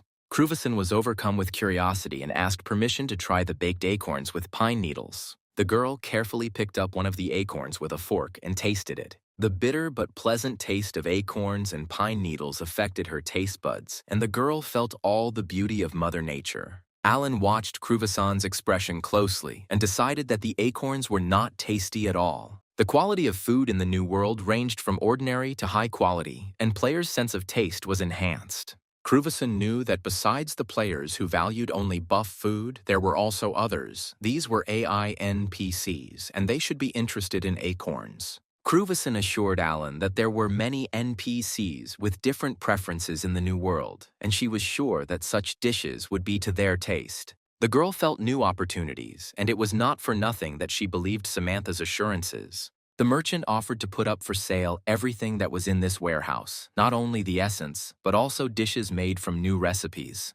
Cruvasson was delighted with Alan's culinary skills and declared that he was a God-given cook. Alan agreed to sell all the products he prepared, but decided to clarify the main thing. The guy had completely forgotten what a frightening effect his facial expressions had on people he barely knew, and was already regretting that he had been so impulsive. Cruvasson was scared but kept her composure. Alan simply asked her to remember that he was the owner of a flower shop and sold flowers. Samantha defended her friend in front of Alan, but the guy was already on the side of the saleswoman since she held up well. In any case, Alan and the merchant agreed to open an exclusive store in the Oasis territory, and a space needed to be built for it. The construction of a store for Cruvasson and many other matters required the architect Dianth to be brought back to normal as quickly as possible. These were the things Breeze was doing. He was convincing the architect to cast aside his illusions about elves. These creatures are not as kind and noble as in fairy tales and novels. Breeze was not exaggerating when he said that an elf could kill a person because of his hostility just by touching him. Breeze told Dianth that elves, like demons, can humiliate without reason, and racial discrimination flourishes among them. Breeze convinced Dianth to get rid of his illusions. Elves are ordinary mortals and constantly offend people. The only way to find common ground with the elves, in Breeze's experience, is to accept reality as it is. Breeze insisted that Dianth should make every effort to achieve this, but the architect could not figure out how this would work in practice. Breeze decided to demonstrate his words visually and asked Dianth to watch carefully. Dianth turned into sight and hearing, completely not understanding what exactly Breeze would do now. Breeze caught up with the elf, bowed, and said that today's weather was as beautiful as the ideal beauty of the elves. The pointy-eared one was puzzled. Breeze didn't wait for the pointy-eared one's answer and quickly ran away from him back to Dianth. The architect was puzzled. Breeze just uttered a completely insane greeting unilaterally. Dianth witnessed the puzzled look on the elf's face as Breeze greeted him. Then a strange effect followed. The elf decided that Breeze was still a little better than the pointy-eared one thought of him. Dianth realized that Breeze's way of communicating with the elves and raising their opinion of humans was working. Breeze suggested that Dianth try to do the same. In any case, the elf's attitude towards him was worse than ever, and the architect had nothing to lose. Dianth agreed with Breeze and rushed to catch up with another pointy-eared one. The architect said hello, said the same phrase as Breeze had earlier, said that he was now leaving, and began to wait for a reaction. An elven warrior from the Ho clan returned Dianth's greeting, and the architect received a small increase in the elves' favor. Dianth looked at his mentor with hope. It seemed he had done everything right. Breeze praised the architect. He was on the right track. All that remained was to consolidate the completed action through long-term practice. Diantha's joy knew no bounds. Now he could return to his favorite activity and improve his skills. Alan watched Peter and Dianth from the sidelines, while the architect cried with joy, and the shaman decided that his recovery was still far off. Alana called Kruvasan and reported that the first sales were successful. She had been selling the essence for 10, but the price had skyrocketed to 30. The game's aristocrats enjoyed the prepared dishes and ordered more. This information delighted Alan as he realized how much real money he had earned. May calculated the exchange rate and determined that Alan had earned about 10,000 rubles. The guy was upset. He emptied the entire warehouse, and there was no profit. Alan really wanted to earn money for his education, but now he will still have to take out a loan. Alan saw May's surprised eyes and asked what her problems were, whether something had happened in the area under his control. The girl replied that everything was fine, only now she realized that Alan was a student, like herself. Alan was offended. He was only 20 years old, and of course he was still studying at university. May found this implausible. The new world was democratic and anyone could play it, from school children to pensioners. Alan wondered who May was in real life if she was so amused to learn that he was 20 years old. May said she was 26, had already graduated from university, and was now actively looking for a permanent job. Alan didn't think much about his comrade's age. His head was occupied with the thought that selling food and potions from flowers was normal. The guy still wanted to sell flowers in bouquets and not products made from them. May suggested selling flowers as a material for something. Up until this point, flowers weren't valued in the game. They weren't equipment or an accessory. The idea of a flower accessory appealed to Alan, and he commanded the spirit of life to help him make it. Alan wasn't very comfortable manipulating his large hands, but he tried, and the system gave him the concentration skill. Entering a state of concentration became easier. Experience increased by 10%, although health decreased by 5 units per minute. With concentration, the shaman clumsily but lovingly created a flower arrangement and earned the beginner florist achievement and the bouquet arrangement skill. Ilfetchi flower research has reached 100%, allowing communication with the flower spirit. Weak health recovery passive skill. The latter acted on the closest, in terms of distance, members of the group. In addition, the flower Ifelchi experienced only positive feelings towards Alan. At 100% level of Ifelchi research, new abilities were unlocked, including a weak health recovery effect and a weak but strong effect. The latter meant that if a player's health dropped by 5%, then for the next 3 seconds, damage taken would be halved. Alan found that arranging bouquets increased flower knowledge much faster than anything else, and he composed a very modest and clumsy bouquet. But what will happen when his skill improves? This was great. Now Alan's store should attract a lot of visitors. The guy just needed to achieve maximum progress in the study of flowers. It was worth taking up other species besides the Ifelchi. The oasis was full of elves. There were tents everywhere. The pointy-eared ones were busy or resting. Jack White, or Big Muscles, finally reached his friend's habitat. He tried to call out to Alan, but he was nowhere to be found. Almost all the elves in the oasis noticed the warrior class player of level 185, which was Jack. If Jack had simply asked to be taken to Alan, everything would have been fine, but the guy asked the elves to show him where that fool Alan, the florist, lived. The pointy-eared ones did not tolerate insults directed at the shaman and surrounded Jack with menacing faces. The guy decided that they didn't understand him and began to explain to them who he was looking for, calling his friend a monstrous woman with big muscles and a stupid face. While the unsuspecting Jack was describing Alan, the elves reached their boiling point and several sensitive blows fell on the guy. The big muscle man acquired a swollen eye, a bump on the back of his head, and an unforgettable experience of dealing with angry elves. The pointy-eared ones enlightened the player so that he would never dare to humiliate Alan. The first time he didn't suffer much, but next time there would be no mercy for him.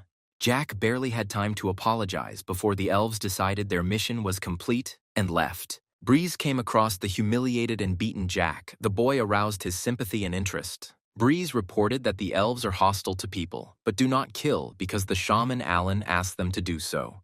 Jack became curious about who had found him and soon learned that the player in front of him was Breeze, an elven advisor who helps new players communicate with elves. Jack was confused about who the elven advisor was and why he was helping new players, what this guy was even talking about. Breeze was quick to warn him that in this place, the same unfortunate experience with the elves could be repeated endlessly if he wasn't careful. Breeze believed that the newcomer was lucky and had been subjected to little psychological pressure, so it would be easier to get through the training. If a newcomer wants, he can go to Breeze for a consultation and say hello to the elves, but Jack said that he doesn't need that. He's a friend of one of the big guys who lives here. Breeze listened attentively to the new player, but could not understand who he was talking about. Jack began to explain that somewhere around here there must live a stupid big guy named Alan, and that he was supposedly somehow connected with the elves. Breeze forbade Jack to speak, and in a loud whisper advised him never to insult Alan, even as a joke, because if the elves heard it, it would be the end for him. Jack wanted to ask what this strange place was and where this idiot was, but Breeze was on his guard. A week before Jack's arrival in the desert, Alan decided to go to the Red Tower, located in the southeast of the Terrace continent. To control the climate in the desert, Alan needed a thermostat, and Samantha learned that Mage-class players could help them. May and Samantha wanted to accompany Alan, but he ordered them to stay at the oasis and look after the garden.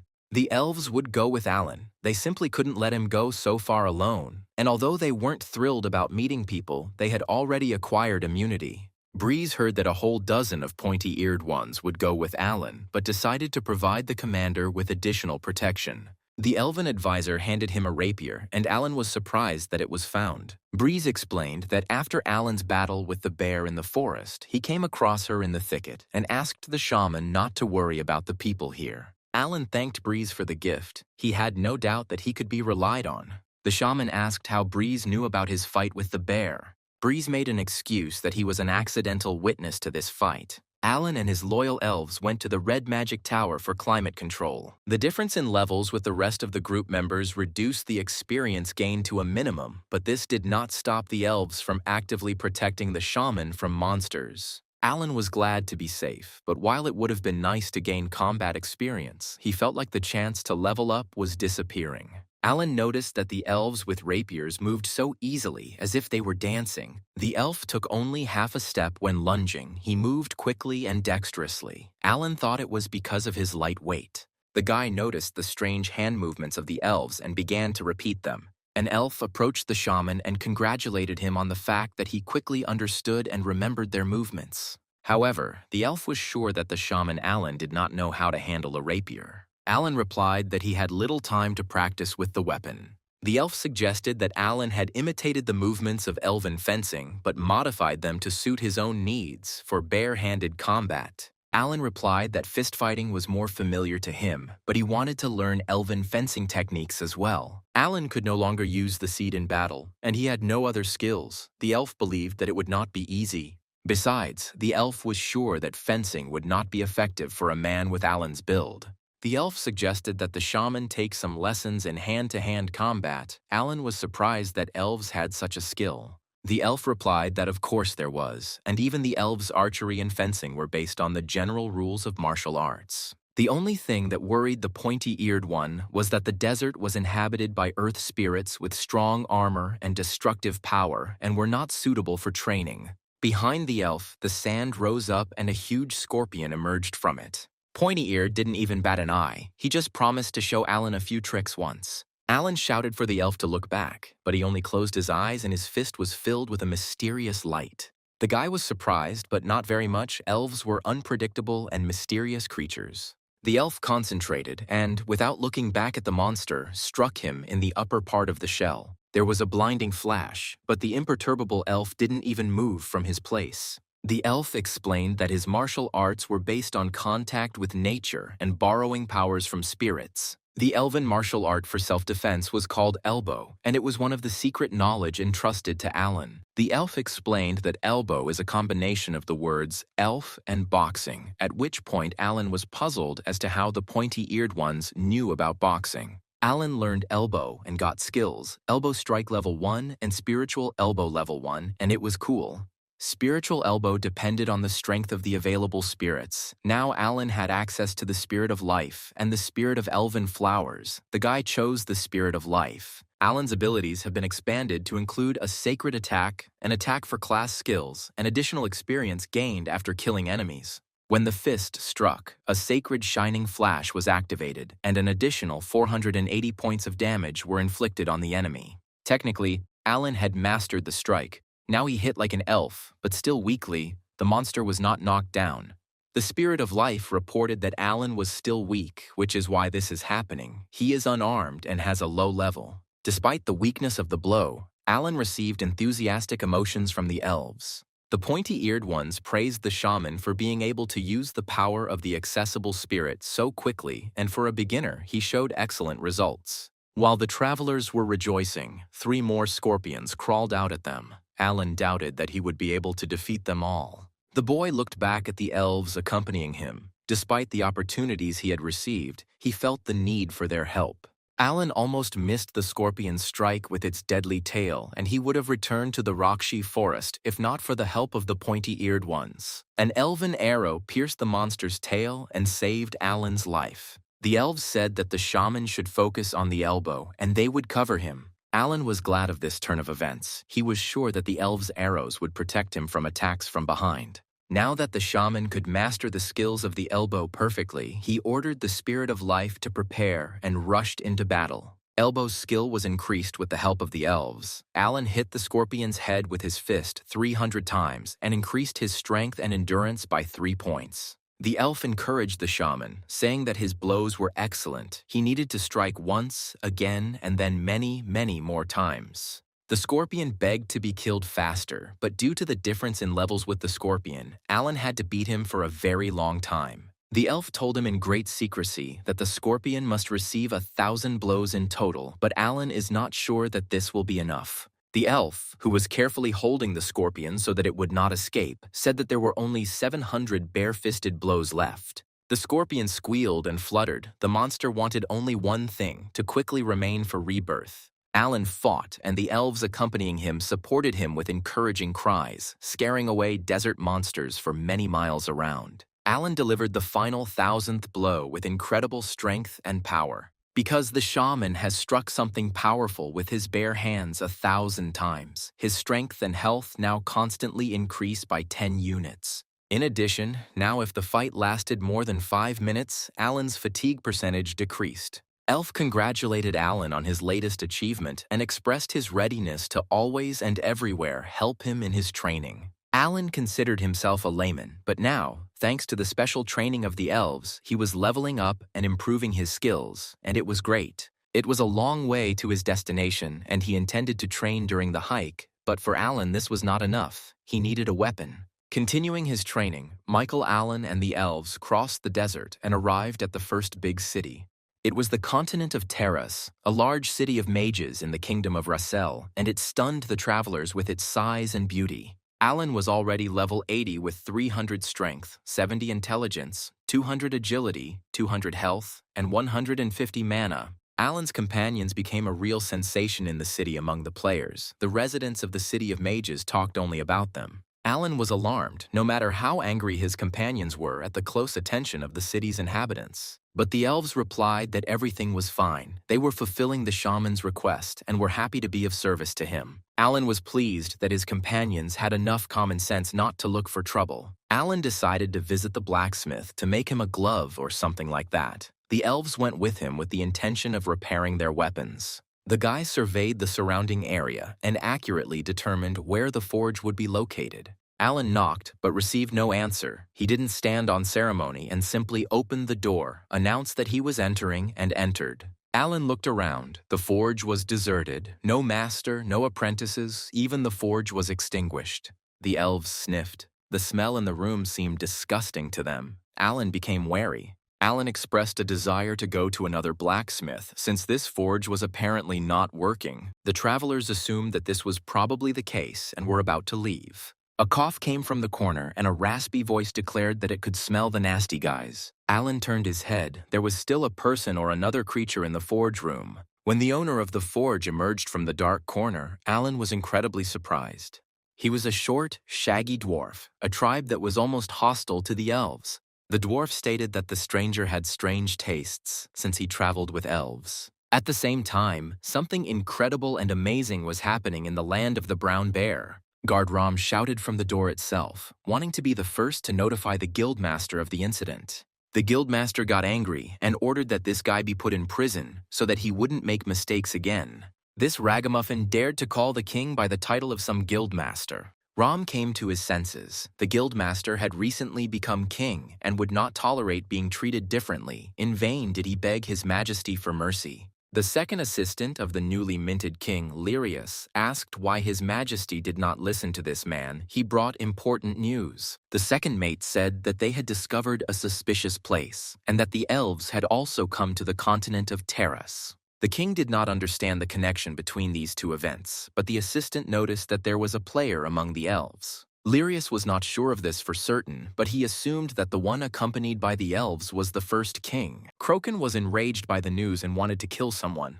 Lirius asked what orders would come from his majesty in connection with this message. Croken ordered to announce to the guild members and everyone else that for every kill of this guy, he will give out a gold coin. If anyone manages to catch this guy alive and bring him to Croken, he will receive 100 gold pieces. The elves did not want to communicate with the dwarf. They decided to leave and look for another blacksmith. The presence of the dwarf blacksmith Alan in the city of mages did not surprise him. If elves, unicorns, and mages exist, then why couldn't there be dwarves? The dwarf Volka was quite the joker. He declared that he thought Alan was human, but upon seeing his face, he decided he was wrong. The boy's parents were probably demons, the dwarf decided.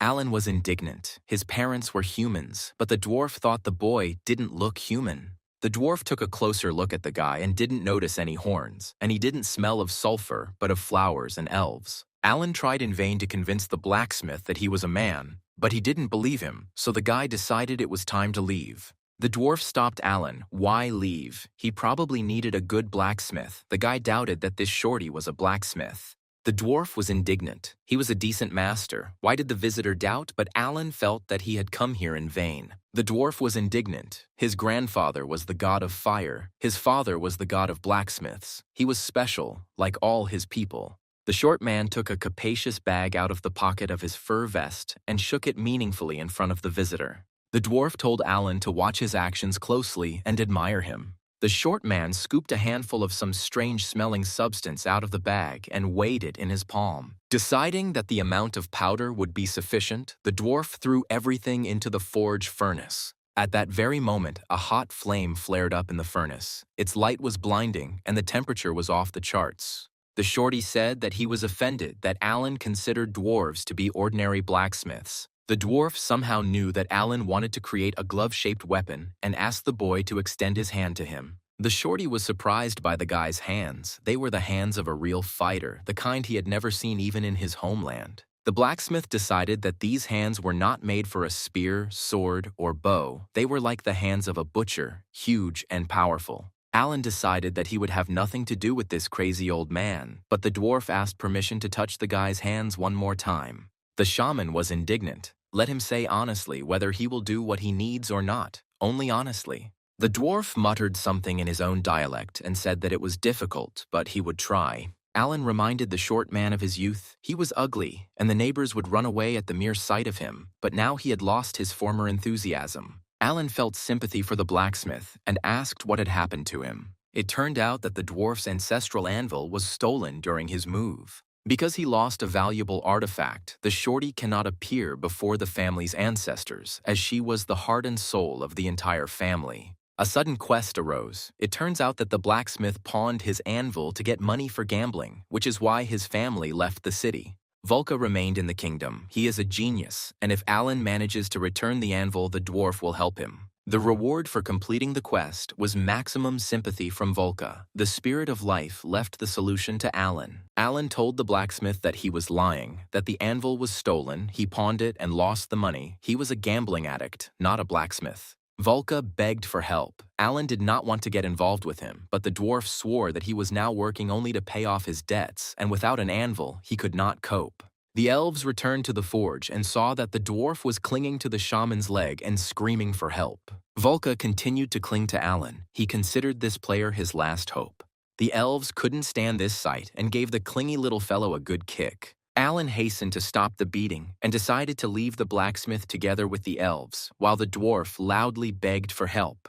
At that very moment, there was a loud knock on the door of the forge, and a menacing voice asked when the short man was going to repay his debts. The door swung open with a bang, and the guys who entered said that if he didn't have the money, the dwarf had to sell the building but repay the debt.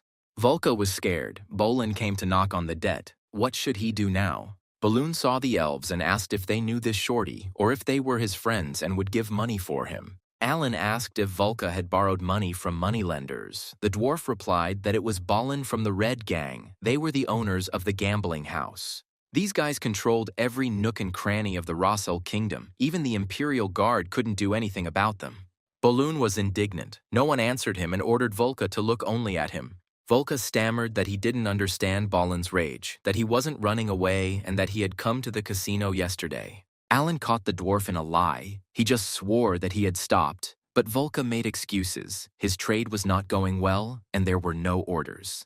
The only way to earn a living and pay off debts, in the dwarf's opinion, was to play. The elves convinced Alan not to listen to this crazy dwarf. They found another blacksmith. It was worth going to him. The bandits decided to stop Alan and stated that he knew the shorty well and could not ignore his friend's request. Alan frowned and looked angrily at Balin, which usually brought victory without a fight. Balin got furious. This brat decided to intimidate him with his face, asking if he knew who was standing in front of him. Objectively, Balin recognized Alan's talent for intimidating people, but it wouldn't work with him. Alan closed his eyes. He always encountered bullies wherever he went, and he couldn't do anything about it.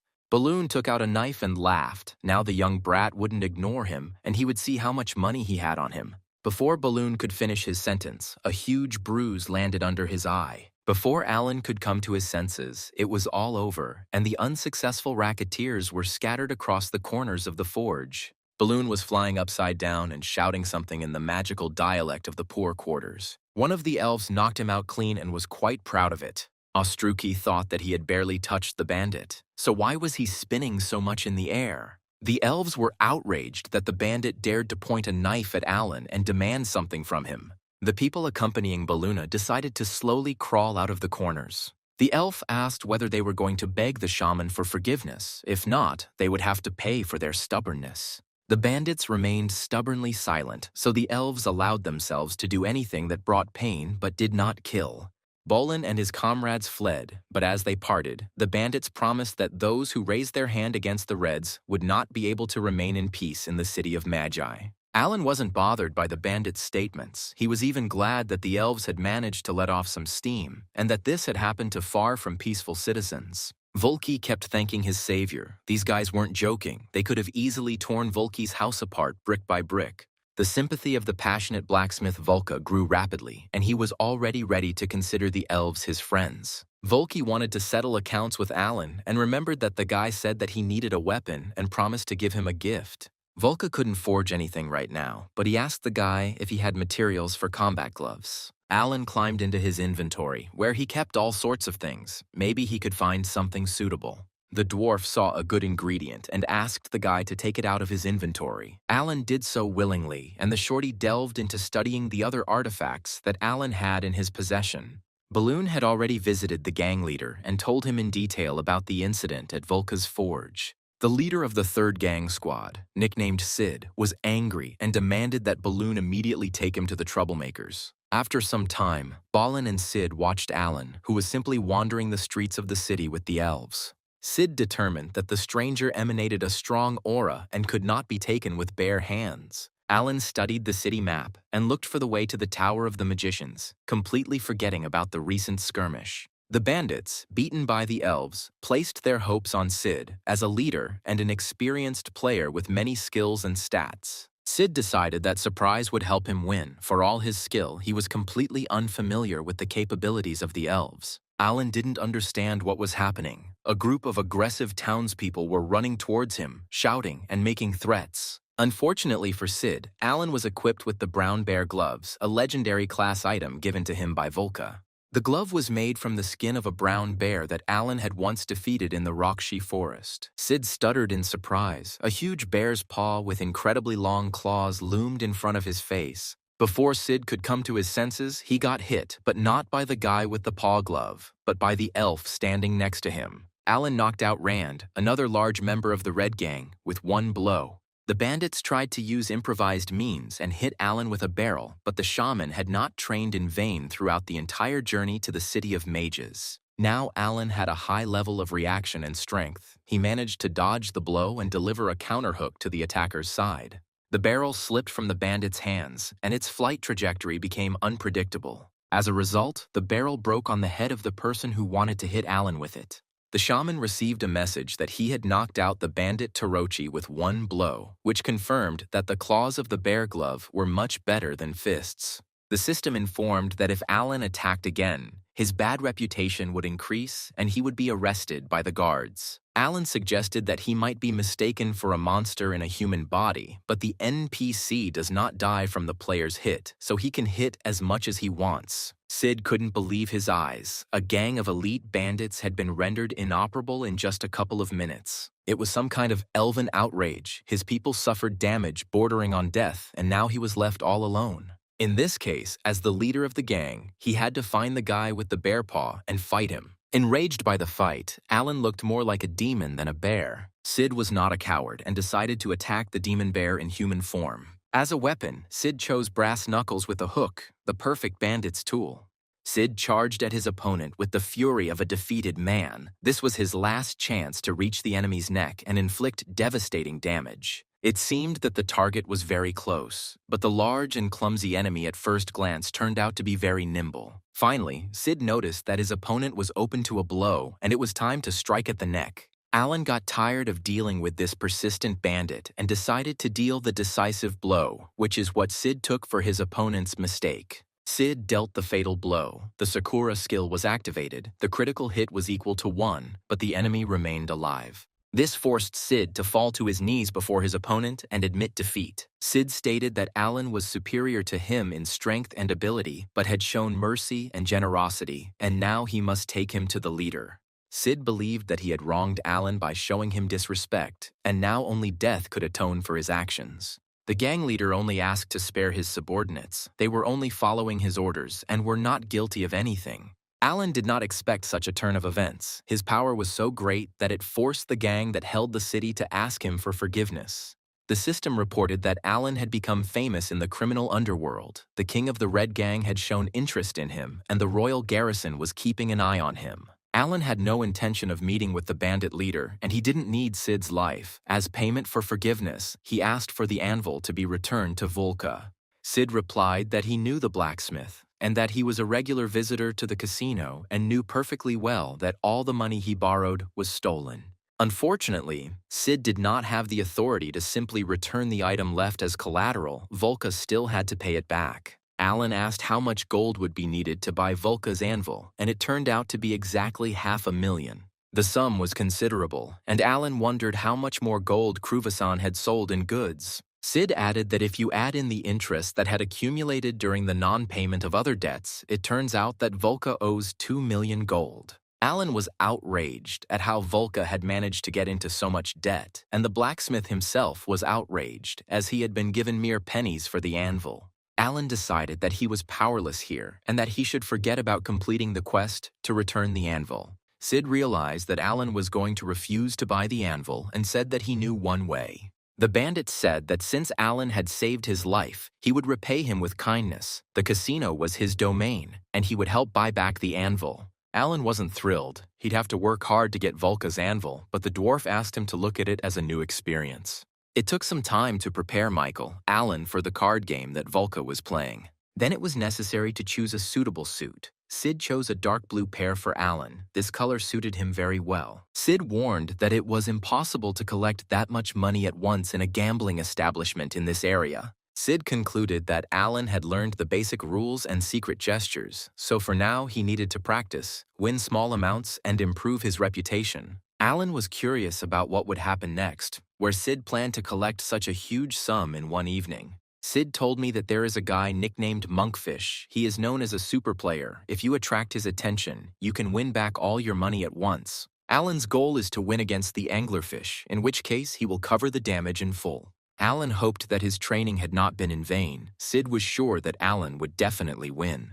Alan's game was going well. He periodically won small sums and then moved on to big games. The guy's opponents were seasoned. They clearly underestimated Alan's abilities and predicted that he would die of starvation if he lost. Alan stated that it was still unknown who would go hungry because he had quads and all the chips went to him. The rivals were alarmed and accused Alan of cheating and fraud. Alan denied all the accusations and replied that if they were not confident in themselves, then they should not have sat down at the table. Alan received the achievement star of the gambling house. The skill hand is quicker than the eye, and at the same time, his notoriety in the criminal world increased. Alan, who appeared out of nowhere after a significant win, aroused suspicion, but no one tried to object to him. Michael appeared at the casino for several more days in a row and gradually increased his character's bad reputation.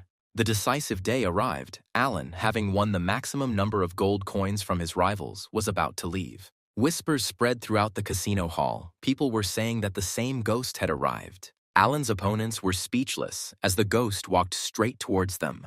Alan felt danger in the back of his head. A low voice said that he had heard how good Alan was at the game.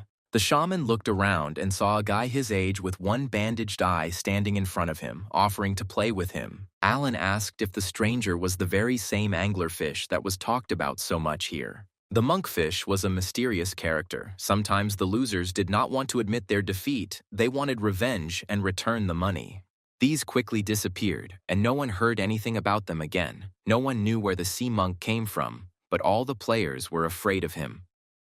The main reason for the monkfish's universal respect and fame in gambling establishments was that he never lost. The dealer announced the big game of Alan and the anglerfish, with everything on the line. The rule of draw poker was that, after the first round, one could discard all or some of their cards and receive a replacement. The cards were not revealed until the end of the game. As he prepared for the game, Alan clearly remembered that Monkfish only plays one game and wins in one round. Even Sid didn't know how he did it. Everyone playing with him became as if enchanted. When the cards were revealed, the winner was the sea monk. Alan guessed that the monkfish was using some kind of skill and suppressing the opponent's will. The moment had come when it was necessary to place bets and replace cards. Alan was focused. He was counting out the cards: 10, ace, jack. The shaman had to change the card when the dealer touched his nose and stop when he touched his lips. The extras were instructed to touch the hair when Alan needed to end the game. A thumb up meant to place a bet, and an index finger meant to raise the bet made before it. With that kind of support, Alan simply couldn't lose to the anglerfish in one round. Alan tried to find out something about his opponent from the system information, but there was only a name. The dealer asked the anglerfish if he wanted to exchange his cards, and he nodded in agreement. The dealer asked how many cards the gentleman wanted to exchange. The monkfish silently handed the dealer 5 cards to exchange. The dealer and Alan didn't exchange glances, which could have given them away, but both were confused about whether they would be able to beat the monkfish. Alan's opponent announced that he was going all in and moved the bet to the middle of the table. The croupier was tense. He was risking a lot by getting involved in this event. Alan was puzzled. His opponent made a bet without even checking the new cards. The hall rejoiced. The sea monk had bet everything, which meant he was confident of his victory again. The anglerfish stared at Alan, as if asking what his counter move would be. Alan couldn't tell if the anglerfish was bluffing or if he really had a killer hand. Sid knew about the sea monk's tactics and planned ahead to give him the perfect hand early on, but he didn't take the bait and instead went for a bluff. Alan suspected something was wrong, but he had to play. The guy had to finish the game, even if he lost. Alan had to show his confidence in victory and made a counter move. The guy responded in kind, putting all his previous winnings on the line. Then something strange started to happen. The system reported that the hands of darkness were touching him. It was black magic. Alan couldn't move, and the cards in his hand began to change by themselves. The super-duper player turned out to be just a cheater, which is why he always won. The anglerfish smiled smugly. He already had a premonition of victory. Alan also found it funny, and for this trick this guy was nicknamed Cunning. It sounded stupid. The anglerfish was happy. He thought he had fooled another sucker. This guy didn't take into account that Alan is loved by Mother Nature, and she protects him from the influence of evil forces and black magic. The passive skill Curse Resistance was successfully used, and the anglerfish was left with nothing. Alan warned his opponent that he saw his true face and now intended to start the real game. The shaman was determined that such people should not just be outwitted, they should be punished. The monkfish tried to accuse his opponent of cheating. He was confident that after replacing all the cards, he would have a full house, 1 3 of a kind and 1 pair. The monkfish claimed that Alan had the king of spades in his hand, so who would think that he would lose with a full house? The only way the monkfish could lose was if Alan had a royal flush, 4 high cards of the same suit, but then everything he had done so far was clearly cheating. Alan realized that the demonfish had, at least partially, been able to cast his curse. For Alan, there was only one way out: keep his cool and continue playing. The monkfish demanded to show his cards. He was sure that his opponent had the king of spades. Alan forbade the sea angler to touch his cards, in case he decided to change them. The shaman kept his composure and offered to bet all his money on the fact that he did not have the king of spades in his hand. The anglerfish called the shaman a fraud, and also went all in. He was sure that his magic had worked. Smiling maliciously, the angler reached for the cards. He even advised Alan to be more careful in gambling. The card was taken and shown to those around, but it was then a king and not a spade at all. All that was shown to all who watched the competition was the 3 of clubs. It turned out that Alan did not have a winning combination at all, and against a full house, he would have lost. The monkfish was defeated and depressed. This could not be. Alan asked if his opponent was satisfied. Alan became the winner. The skill hand Faster Than I rose to level 20, and the achievement Star of the Gambling House was earned. The guy declared himself the winner. He succeeded. He defeated the sea monk despite all his magical tricks. The loser was in a panic and publicly declared that Alan was a swindler and a fraud. Alan couldn't resist telling everyone about the influence that the sea monk had on the players through black magic. The sea devil turned out to be a lesser demon that had inhabited the body of an NPC. He protested against the destruction of the body of the future god of gambling.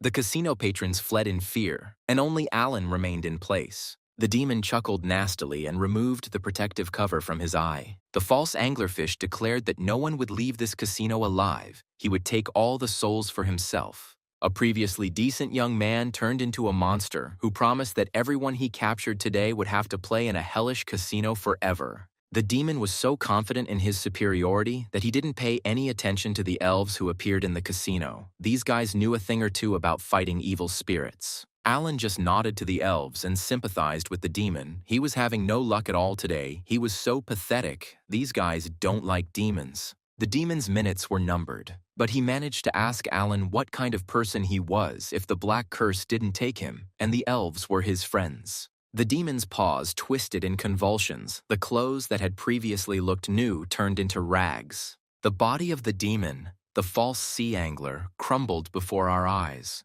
turning into dust. The demon, dying under the spell, wanted to know only one thing: who his enemy really was. Alan asked again. The demon really wants to know the true identity of his opponent. The guy said that he would be happy to tell about himself. He has nothing to hide. He is just the owner of a flower shop. Lesser demon, fake one-eyed anglerfish killed. Alan's level increased. Eye patch and anglerfish jewels obtained. Achievements received: deceived the cunning, increased the percentage of random wins, and deceived the demon, success in deceiving NPCs of the same level.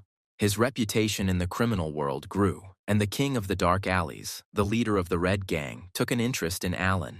Alan decided to examine the monkfish eye patch. It allowed him to see right through his opponent and detect lies in NPCs of the same level. The monkfish's treasure included 15 gold bars, each worth 100,000 gold coins. Alan was quite happy with what he had obtained. The gold bars were worth $1.5 million, and they could be used to cover Volka's debt if he put a little pressure on Sid. Alan put on a monkfish eye patch and approached Sid with a demand to give the blacksmith a discount to reduce the debt. The demand was unexpected, and Sid was confused. He didn't want to lose money. Alan demanded more and more confidently. He had helped the casino deal with the monkfish and believed that he deserved a reward. Sid was grateful to Alan, but he believed that making allowances for the debt was against the casino rules. Alan stated that Sid promised him that if he beat the anglerfish, he would have enough money, but the winnings turned out to be only 1,000,000 gold pieces. Alan kept $500,000 for himself as a reward for the risk and hard work.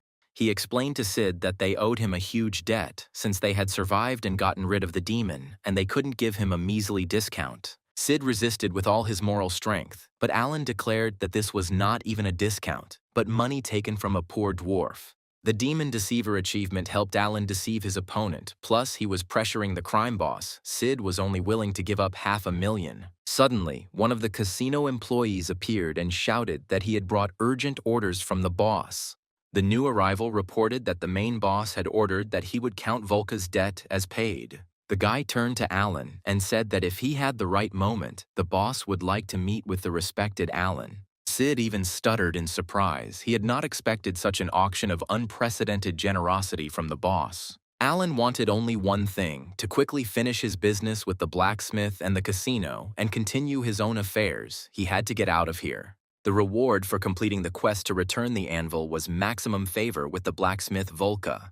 Volka rejoiced at the return of his ancestors' legacy and did not take his delighted eyes off the anvil. Alan decided it was time to leave, but the dwarf couldn't let his benefactor leave just like that. Alan armed himself with a sea devil's headband and decided to have a heart-to-heart talk with Volka, but in such a way that he would be able to catch the blacksmith in a lie. Using the inventory, it was determined that Volka, when he said he was sincerely grateful to Alan, was in fact lying. Alan decided not to have any more contact with this shorty. He quickly said goodbye to him, hoping not to see him again. The dwarf asked him not to leave so quickly and asked if he was really building a city in the Perm Desert. Volka wanted to help Alan build the city, but the shaman was not thrilled with such an assistant and suggested that the dwarf return the anvil to its homeland. The dwarf declared that he would never forget Alan's kindness. No matter how much time passed, they would definitely meet again. Finally, all the work was finished and Alan and the elves were finally able to go to the Red Magic Tower. Here the company faced yet another delay, which it seemed no one in the world could overcome. It was a huge queue of players and NPCs stretching for many meters. In order to get an appointment with the magicians, you had to stand in it. The elves discovered that there were guards at the entrance to the Magic Tower who strictly controlled the order of those entering. Alan decided that they should just wait. Their turn would come sooner or later. And they began to wait. The wait lasted the whole day, and when it was Alan and the elves' turn, something terrible happened. The guard at the gate announced that the reception was over for today and that anyone who hadn't gotten in to see the magicians could come back tomorrow. Alan was outraged and didn't hide it. The security guard said that the guy's face looked suspicious, and the system warned that Alan could be arrested. The guard demanded that the disgruntled man give his name, but Alan had already read the system warning and decided to back out and come back tomorrow. Alan had a hard time communicating with government officials because of his bad reputation, and he was already thinking about where and how to spend his time until tomorrow. The elf drew Alan's attention to the fact that the people who stood in line after him were freely passing to the tower. Alan took a closer look and discovered that they were simply bribing the guard, only in silver. Just now, the girl standing behind Alan put silver coins into the guard's hand and was allowed into the tower. The elves were eager to kill the guard and everyone who bribed him, but Alan calmed the pointy-eared ones. Money solves everything. Alan knew this very well. He decided to see how quickly the guard's callousness would melt at the sight of gold. Alan's pockets were jingling with $1,000,000 in gold. It was time to start using it. Money had to work. Alan was delighted, armed himself with gold and the support of the spirit of life, and went to the guard. The shaman tried to get the guard to pay attention to him, and after some effort he succeeded. Alan told the guard that he was in a hurry and asked him to help him and his companions get to the magicians in the tower as quickly as possible. The guard was indignant, but when a gold coin fell into his palm, he immediately calmed down and broke into a smile. There was no trace left of the former severity and inaccessibility. The guard kindly asked Alan to follow him. Soon a magician named Renior emerged from the Red Tower and greeted Alan and the elves kindly. Due to the meeting with the representative of the Red Magic Tower, Alan's fame increased greatly. Renior announced that he could not help but come here when he heard that an aristocrat from the Perm Desert had arrived to them. Alan was surprised that the tower even knew about the Perm Desert. The tower's information power was astounding. Renier was glad to see the forest people coming. They reminded him of the days of his youth when he fearlessly challenged the magic of the elves. Alan was surprised that the elves possessed magic. The pointy-eared ones confirmed that they knew how to use magic, but did not use it often. The elves did not like destructive magic. In their opinion, it was barbaric. Renier was pleased to see the elves and Alan in the courtyard of the Red Tower. Their visit excited him so much that the magician dropped everything he was doing. Alan asked what the magician knew that made him so happy to see him. Renier replied that he knew a lot, practically everything related to his children's work. Alan didn't understand what children they were talking about. Magicians don't have children. He had only one guess. The Red Tower and the Red Gang were connected. Renier laughed. The system reported that Alan met with the leader of the Red Gang. Alan's notoriety and bad reputation increased greatly. Alan was amazed. The head of the magicians and the head of the gang are the same NPC. This was unexpected. While Alan was away, more elves arrived at the oasis and formed a large camp. By this time, Dianth had come to his senses and gotten rid of his depression. He was going to turn this place into a huge city where elves and people would live. At that moment, a cry echoed throughout the desert. Someone was calling for the Elf King. Breeze and Dianth were perplexed. In fact, representatives of the Brown Bear Guild had arrived in the Perm Desert. The Brown Bear State sent a search party to the Perm Desert, demanding surrender or face a bloodbath. Breeze didn't know who they were and didn't understand why they had come to their oasis. May entered the game, and Breeze and Dianth told her about the problem that had fallen on their heads in the form of the Brown Bears Guild. May had seen the announcement that the Brown Bears were looking for Alan, but she never expected them to reach the desert so quickly. Samantha hurried to her friends. She herself did not know what to do and how to protect the oasis from the Brown Bears. Samantha asked if May had contacted Alan and what he had advised her to do. May had summoned the shaman many times before, but he was unavailable. The Brown Bears were determined to start a fight immediately, and 4 unprepared boys and 2 girls would have been unable to stop them. May knew that bears had a bad reputation, and Samantha had a great idea and said she knew how to solve the problem. There was some risk, but Samantha was hoping for luck. The Brown Bears demanded that the leader of the oasis come out to them. They called Alan a criminal and wanted to fight him. Samantha took a deep breath and shouted loudly that the bears were calling Alan a rude, dangerous, and vile person. The bears replied that this was exactly what they meant and that this Alan was just a pimple out of nowhere and they could easily pick him off. Samantha asked if she was right. The bears replied that Alan was a redneck and a woodpecker. The elves appeared and asked what was going on. Samantha replied that some guys came and started shouting all sorts of nasty things about the shaman Alan. The elves were outraged. These people had completely lost all fear since they were insulting the shaman Alan. The Brown Bears went completely wild, and obscene language began to fly at Alan and the elves. Samantha pointed to the bears and informed the elves that they were looking for the shaman Alan. The elder of the elves was furious. How could she show these despicable humans how the elves defend their lands? Before these sick people meet the shaman, the elder will teach them good manners. The Brown Bears were puzzled by the idea of an elven lady, accompanied by her retinue of several dozen elves, talking about manners. King Croaken's assistant, Tilt, reported to his liege that they were in great trouble. Tilt shouted that he had just received a message from a group heading to the Perm Desert. Word from the desert was that the advanced search party had been destroyed. Croaken was furious. He demanded details about the incident in the Perm Desert. Who and how destroyed them? Tilt replied that the elves were to blame. The remnants of the group from the desert contacted Croaken. The king swore and replied that he already knew everything. Deputy Croaken responded that there was another problem, and it was much more serious. Someone filmed everything that happened in the desert and posted it live on YouTube, and now the entire New World community is going crazy. Renier admitted to Alan that being a gang leader is his hobby. He is bored with being a decent, respectable magician. Renier did not say why he wanted to meet Alan.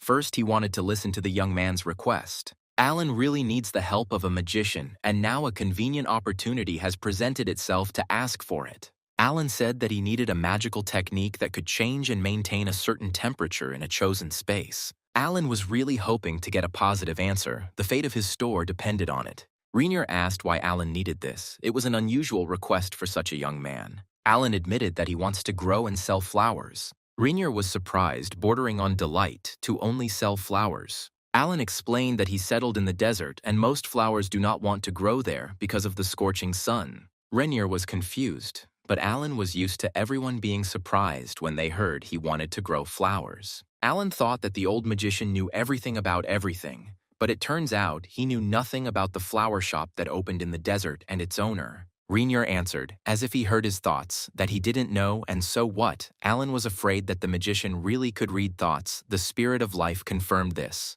The magician said that Alan's face would frighten the average person, but in reality the guy was much more honest in his feelings than anyone else. Alan replied that he really doesn't try to hide his feelings from people. The magician was more struck by Alan's aura than his face.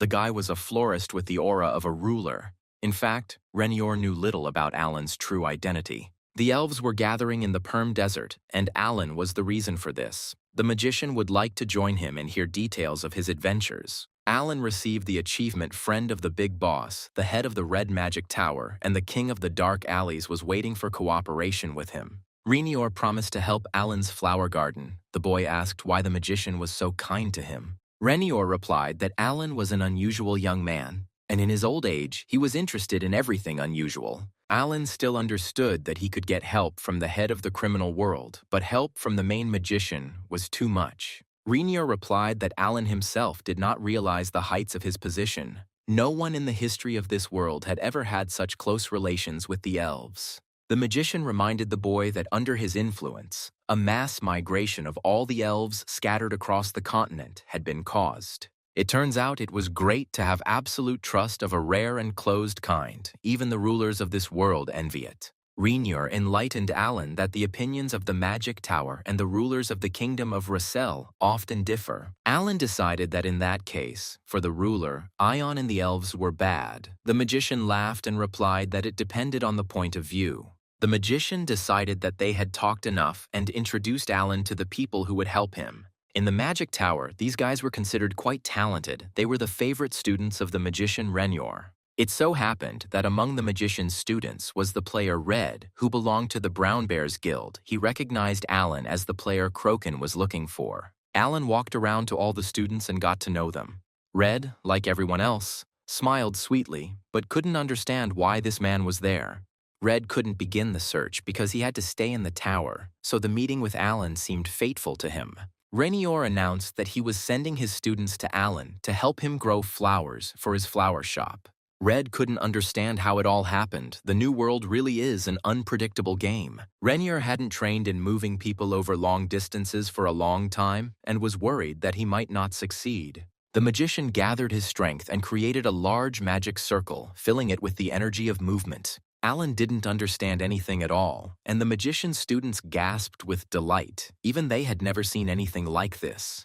Right in front of them, the most unique thing was happening: spatial magic, and Alan became a witness to the great magic of the head of the Magic Tower. A sensational video report was posted on YouTube by a level 11 player named Hookah, a member of the Chonrakyop Guild in Rakshi Forest, who created the channel Hookah TV. Today, Hookah hosted an unscheduled live stream, filming it through the in-game camera and ensuring that his video was unedited. Hookah followed the elves into the Perm Desert and broadcast to the world what he saw himself, and what he saw were brown bears standing on their knees and heads. Hook was filming from a distance using Zoom, but the two top players in the overall New World rankings were unrecognizable. These two were defeated by the elves, and the pointy-eared ones overcame them with their bare hands. The forum exploded with messages, something Hookah couldn't have imagined. In half an hour, his video had more than 3,000 views. Hook continued broadcasting, describing what was happening. It was an unprecedented defeat of the Brown Bears, and not by players, but by NPCs.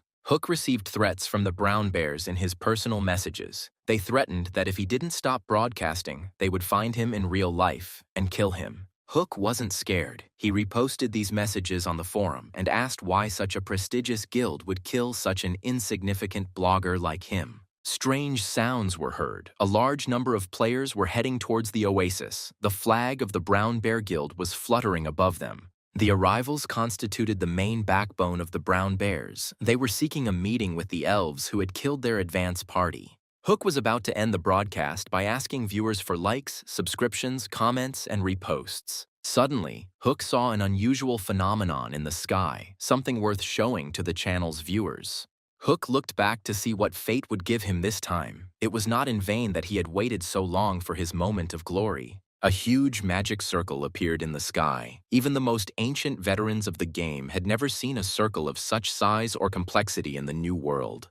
Hook was speechless with surprise, and the broadcast continued without comment. The magic circle shone brightly and released a huge column of light downwards. It seemed that the apocalypse had arrived, and the new world would collapse on the heads of its players. The wind that arose following the glow of the magic circle raised huge clouds of dust and sand. In front of the astonished spectators, Alan emerged from the pillar of light, accompanied by several students of the magician of various levels and elves. Alan saw the Brown Bears flag and a huge number of warlike players and was puzzled. Red found himself between two fires. The Brown Bears, who observed the appearance of the magic circle and the sudden materialization of players and NPCs, asked each other who these people were. Alan and his companions found themselves in direct confrontation with the arriving detachment of Brown Bears. The elder of one of the elven clans, the wise Lucia, greeted the shaman and reported that all the captured people had arrived before his arrival. They approached the oasis and insulted the shaman Alan in front of the elves loyal to him. One of the kneeling Brown Bears, the brave Black, mockingly advised Alan and the elves to surrender. They would not be able to withstand the reinforcements.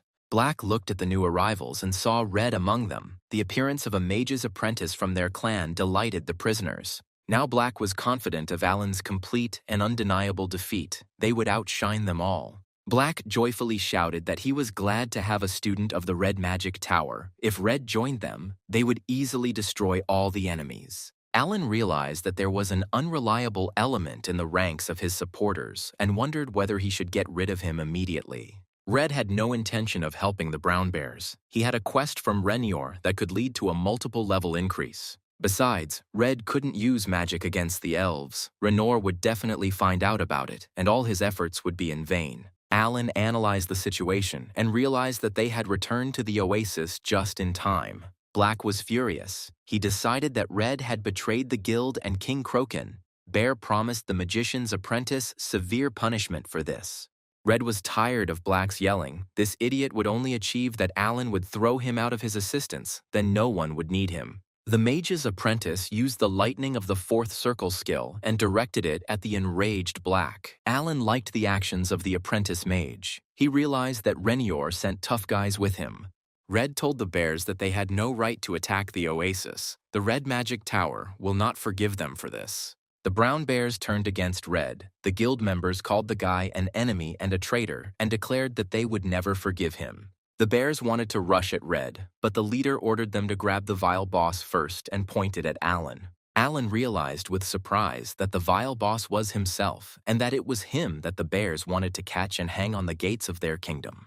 The elves became completely enraged. They could still tolerate insults directed at them, but no one dared to wag their tongues about the sacred name of the shaman, Alan. The elves were eager to fight and asked Alan to allow them to punish this rabble. Alan graciously allowed them to have fun to their heart's content and punish the guilty. The elves rushed at the Brown Bears and a furious fight began. Alan wanted to summon the golden golem, but he didn't have enough mana to do so, so he did it differently. The shaman summoned Mirage's soldiers and ordered them to fight alongside the elves. Black discovered that their opponent was also a summoner, the kind that caused the most trouble.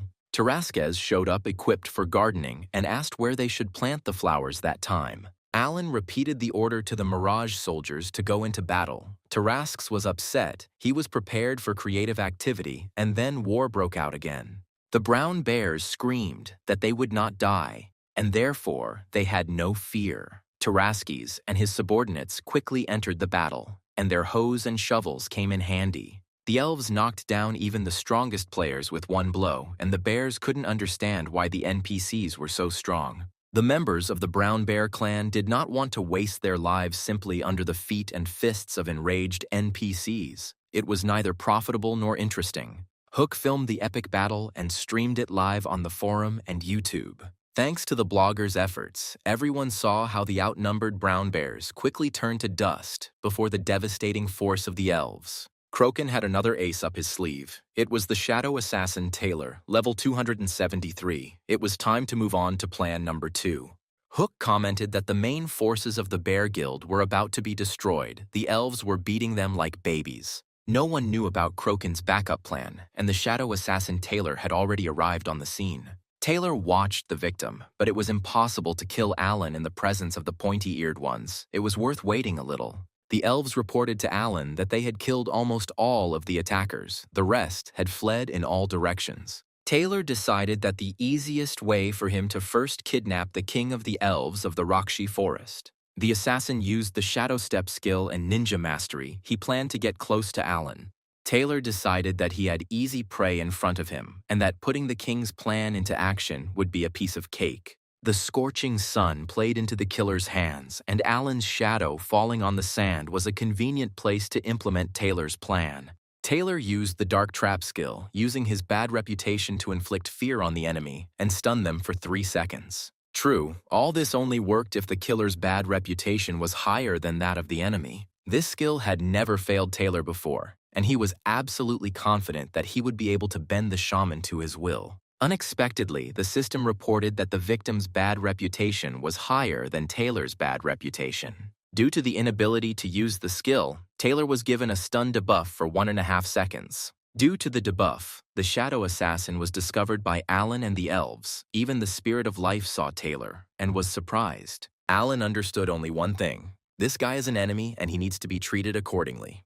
The boy took out his favorite weapon from his inventory, the glove of the brown bear from the Raksha forest. The spirit of life could not tell Alan anything about the identity of the new rival, and the shaman decided to stand on ceremony with him. And the next second, deadly claws were already heading towards the killer's face from the shadows. Taylor got it. Alan and the elves beat the guy up without sparing any effort. The guys had neither the time nor the desire to find out who he was and where he was from.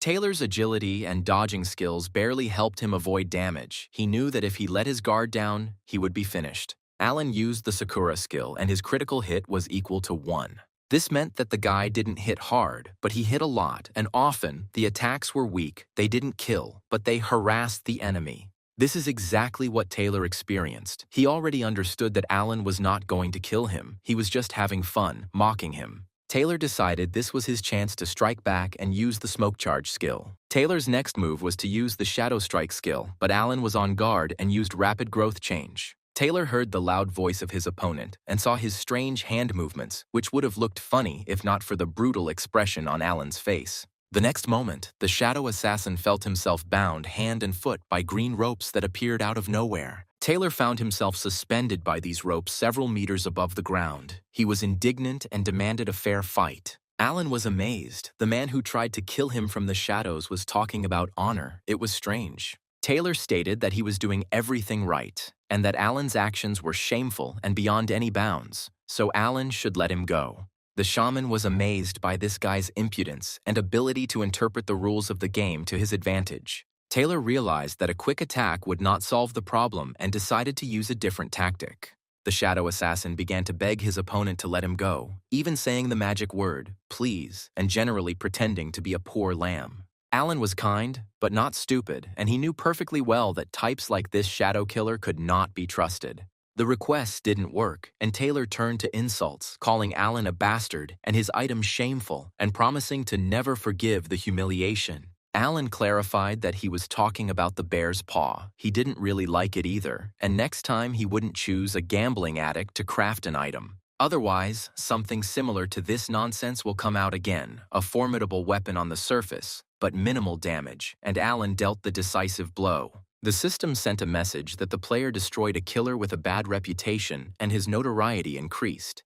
Thanks to Hook's broadcast, rumors of the shaman Alan from the Perm Desert and his victory over the brown bears spread throughout the world, but Alan was unmoved. The shaman wanted to build a greenhouse with 10 by 10 meter sections, and the magician's apprentices needed to maintain a comfortable microclimate in them. Red couldn't figure out if this powerful player was actually making a greenhouse for growing flowers. The guy couldn't understand how such a scary person like Alan, who was followed by elf monsters, could be gardening. In Red's opinion, there was clearly something fishy going on here. The only thing that came to the guy's mind was drug dealing. Red decided that Alan wanted to become a drug lord and control the game's criminal underworld. Samantha told Alan that the players who attacked them belonged to the Brown Bear Guild, and they were seeking the title of First King on the game server. The girl said that now the Brown Bear Guild will harm Alan. Shouldn't he show his true face? May clarified what Samantha meant when she spoke of Alan's true face. Samantha explained that the moment had come to announce to everyone that Alan had in fact ascended to the throne of the state of Capea. May didn't expect that Alan was the king of Cope. Samantha convinced her that if he officially declared himself king, it would be more difficult for the bears to harm him. Alan thought that if he inherited the throne of Cope, he would become an enemy of many neighboring countries. The shaman took the crown of Brazil from his inventory and once again read the warning about the consequences of the revival of the state of Capea. Alan thought about it and decided that he did not have to inherit Cope. He could found his own country and rule it. May and Samantha were surprised. Such a maneuver had never occurred to them, and that it was possible. Alan understood that his bad reputation would increase greatly, but the outcome would depend on his actions. The decision had been made, and Alan was creating his own kingdom. The only thing left to do was to come up with a name for the new country. Alan suggested that the country be called Alan's Garden. Spirit of life, May and Samantha thought it was old-fashioned to name a country after its founder and ruler. Alan moved his gray matter a little more and decided that his country would be called the Garden of Elysia. Samantha didn't read that the territorial issue was much more important. Alan didn't understand the essence of the problem. People can't live normally in the desert. Samantha reminded that the Perma-Desert legally belongs to the Kingdom of Russell, and its ruler can declare an unauthorized seizure of the territory. Alan replied that Samantha was wrong. The elder of the forest elves, Rakshi Elda, said that the desert belongs to the elves. The previous shaman, Tialit, had long ago agreed with neighboring countries that the Rakshi forest and the Perma Desert would be the new home of the elves. The agreement was easily reached because the lands were of no value to the people. The Kingdom of Russell happily gave the Perma Desert to the elves for their sole use, and to be on the safe side, Tialit even paid for it. The ransom amount was quite large and was entirely from the previous shaman's funds. The elves did not spend a penny on the purchase. Alan was firmly convinced that the Kingdom of Russell had no rights to the territory of the Perm Desert. The current shaman didn't care about the claims of the aristocrats of the Kingdom of Russell. He wasn't going to tolerate it out of dissatisfaction. After Alan came up with a name for the kingdom and declared himself its ruler, he was inundated with notifications. Alan learned that his achievement, the first king player, had become known to everyone, and Alan's nickname had become public, and the Garden of Elysia had been identified as the City of Elves. The Divine Tree's blessing has spread to the Garden of Elysia, granting growth buffs to plants and health buffs to players and NPCs. The neighboring kingdom is surprised by the appearance of a new country. Brazil's gold passed into the possession of Alan. Samantha and May received notifications that they were the founders of a new country. Alan decided that the girls became the founders because they were with him after Brazil's quest ended. May reported that her experience gained in Elysia had been increased by 10% and that she could receive a title. Samantha confirmed that she received the same notifications. Alan has the title of king, so he should have notifications about the assignment of titles. Alan explained that he hadn't seen any notifications like these yet, but he had seen a lot of them and hadn't looked through them all yet. The first king of the server was looking for the necessary notification, and May was afraid to even rejoice at her luck. It wasn't easy to achieve aristocratic status in the game. It wasn't enough to fight well or have a high level. Only a king could grant an aristocratic title, but before Croken and Alan, they were all NPCs. It was difficult to appear before the king. Many players had been fighting for it for a long time without success, and the girls would receive the title for next to nothing. Samantha came to the conclusion that Alan's potential was much greater than she thought, and she really needed to be friends with this guy. Alan found the necessary notification, but it turned out that he could not yet distribute titles. The size of his kingdom was too small. Samantha and May were disappointed. The girls already considered themselves ladies of high status. Alan asked his assistants directly if they were offended by their king for this. May and Samantha honestly admitted that they would not refuse titles, but since such an opportunity is not available, they are quite happy without aristocratic titles. Alan decided that he would definitely give the girls titles as soon as the status of his country rose sufficiently. The news of the creation of a new country turned the world of the game upside down. Everyone was discussing the king, his potion, and everything connected with it. Jack came to visit his friend and declared that the country should have been called Hell's Desert, not the Garden of Elysia. While Alan was chilling, Jack spent the entire week as a slave chopping down trees under the command of the elves. Alan replied that it was Jack's own fault. He had come here in his absence and that he had told the elves in vain, and that he had been warned that he needed to be more careful. Jack was outraged that everything here was so neglected. Communicating with the elves was much more difficult than he had expected. The pointy-eared ones demand respect from people. Now when Jack sees an elf, his body automatically bends at a right angle. Alan asked Jack if he had any other complaints. Alan suggested that his friend discuss his grievances with the elves himself, but Jack decided that he would not risk his life. Jack wondered why his friend named his kingdom after a flower shop. Alan reminded him that he started the game to open such a shop.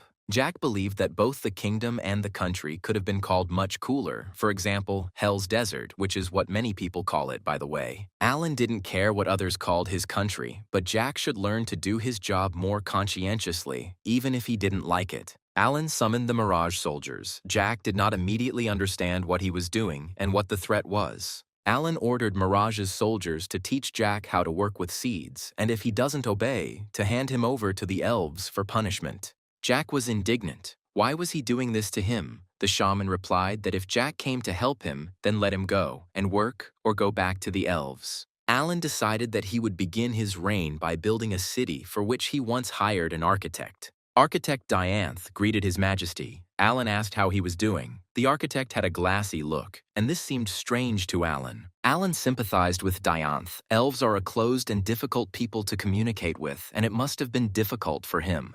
Dianth replied that he was fine now, and that the elves' attitude towards him had been gradually changing for the better lately. Now Dianth can say hello to the elf, even if the pointy-eared one is in a bad mood. Alan noted that the elves had already learned a thing or two from Dianth and had begun building houses, but did the architect have any problems with the overall plan of the city? Dianth replied that he had been thinking a lot about the city plan lately and that he seemed to have had an epiphany. Dianth said he worked hard and created the best city plan imaginable. Alan unfolded the sheet of paper the architect had given him, but saw nothing on it. The shaman was surprised. Dianth was mistaken. It was all just a blank piece of paper. The architect replied that everything was correct.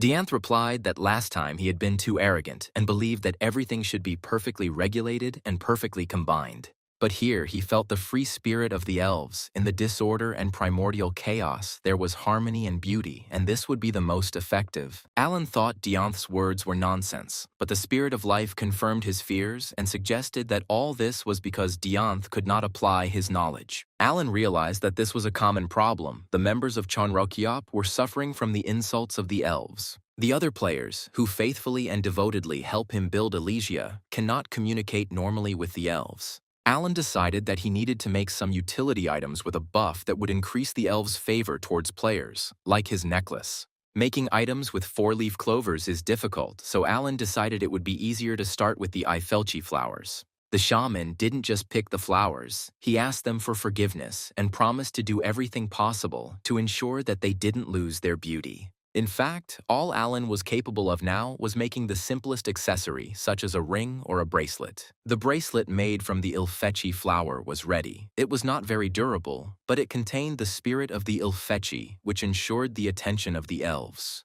Alan was delighted. Did he really get the desired effect right away? But the wording was different, not to show interest, but to pay attention.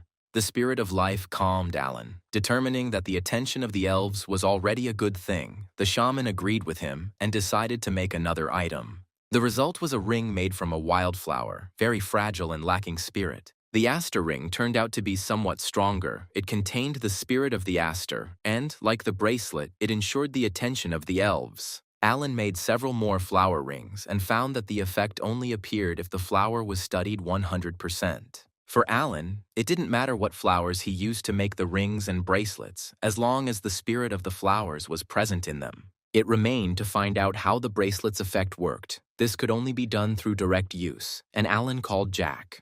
The big muscle man was preparing fertilizer for the plants and was completely covered in manure. When he saw his friend Alan, he forbade him from entering the store. Jack was so dirty.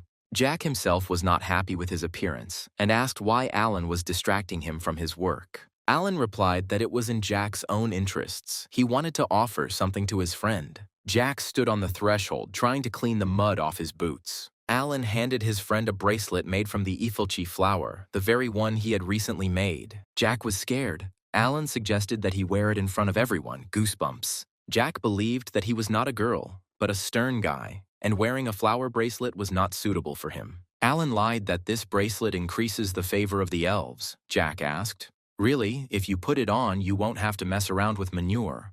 Alan doubted that the bracelet would free his friend from working with organic matter, but Jack decided to give it a try and took the bracelet. Jack put the bracelet on his wrist, but he didn't feel any difference, which was strange. Alan advised me to wear it for a little longer, as he himself wasn't entirely clear on how this item worked. The shaman suggested that the effect of the bracelet could be cumulative. Someone else's attention is a complex thing. Jack looked at his friend's gift. The bracelet didn't fit his image, but overall it was beautiful, and the guy liked it. Jack could not imagine the suffering this bracelet would bring him. As expected, the elves noticed the player with the ifilchi flower bracelet on his wrist. Only the attention of the pointy-eared ones was not at all what Jack would have wanted. They looked at him, but there was hostility in their gazes.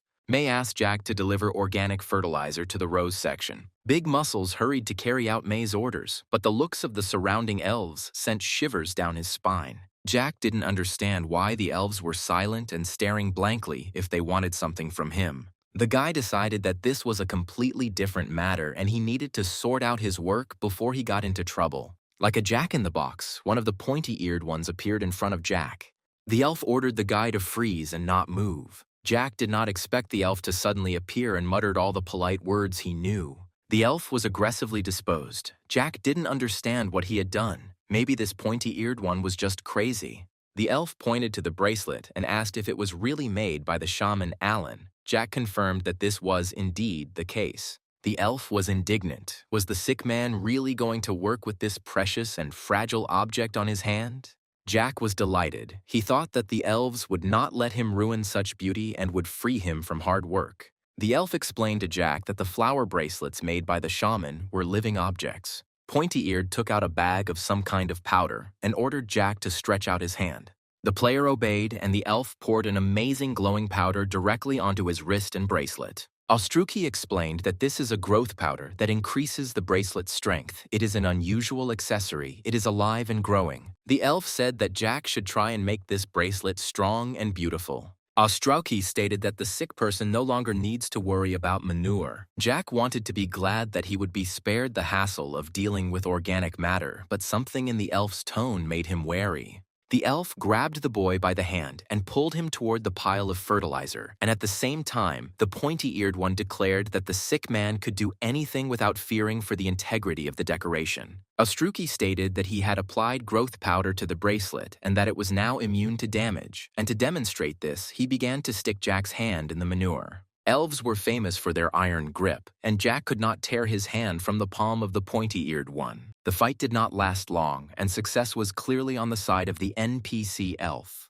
Jack pleaded not to put his hands in that substance. It would kill his morale completely. The elf was menacing and inexorable. The sick man must do this, and he will not be able to avoid this procedure. Of course, the elf won, and Jack's arms, large muscles, were covered in organic fertilizer. Finding himself in such a strange and unpleasant situation, Jack went through 3 stages. First, he was stunned. Then the guy felt disgusted and unpleasant to the point of nausea.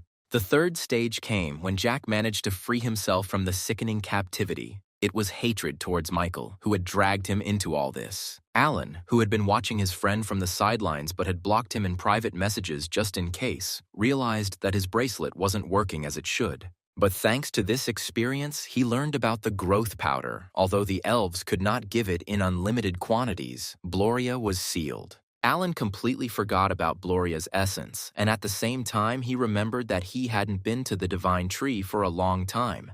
The oasis became the heart of Elysia. It was here that the shaman Alan planted the divine tree. The oasis gradually grew larger, and small streams gradually appeared, so the elves called this oasis the Elysian Channel. The pointy-eared ones guarding the divine tree greeted shaman Alan, and he thanked the elves for their work. The elves accepted his gratitude, but believed that the shaman had done much more for them. Without Alan, the divine tree would not have been able to give birth to horses. Alan couldn't get used to the fact that in real life, no one believed in him as blindly as the elves did in the game. When Alan planted the tree seed, the Spirit of Life said that if it were planted here, it would never grow. The Spirit of Life was still grumbling at Alan and predicting all sorts of troubles and failures for him. In fact, it turned out that the Spirit of Life was not entirely wrong. The sprout never appeared above the ground. Alan decided to try using the plant study skill, and the results were not long in coming. A message came that Alan had succeeded in growing the divine tree. The divine tree's blessing has been strengthened. Alan's reputation has increased, and his level has been raised, but the sprout has not yet appeared. Alan was worried that he had planted the seed too deeply in the ground and decided to remove the excess layer of soil. The shaman's efforts brought about the long-awaited result. The elves watching Alan shouted with joy. From the thickness of the sand, a small but determined sprout of the divine tree emerged. It grew, which Alan witnessed. The shaman's ears rang with the sound of whether he was really Tialite's successor, what a terrible face he had, and the demand to get away. The divine tree is the mother of all living beings on Earth, which has existed since the beginning of the world. The demons damaged it, but Alan revived it. After reading this message, Alan still couldn't figure out what kind of divine tree it was, male or female, and it was impossible to make out anything from the voice in his head. The system informed the player that hearing the voice of the divine tree raised his reputation. Alan asked the elves if they heard anything. To the bewilderment of the pointy-eared ones, he said that he heard a voice in his head, and it seemed to be the tree.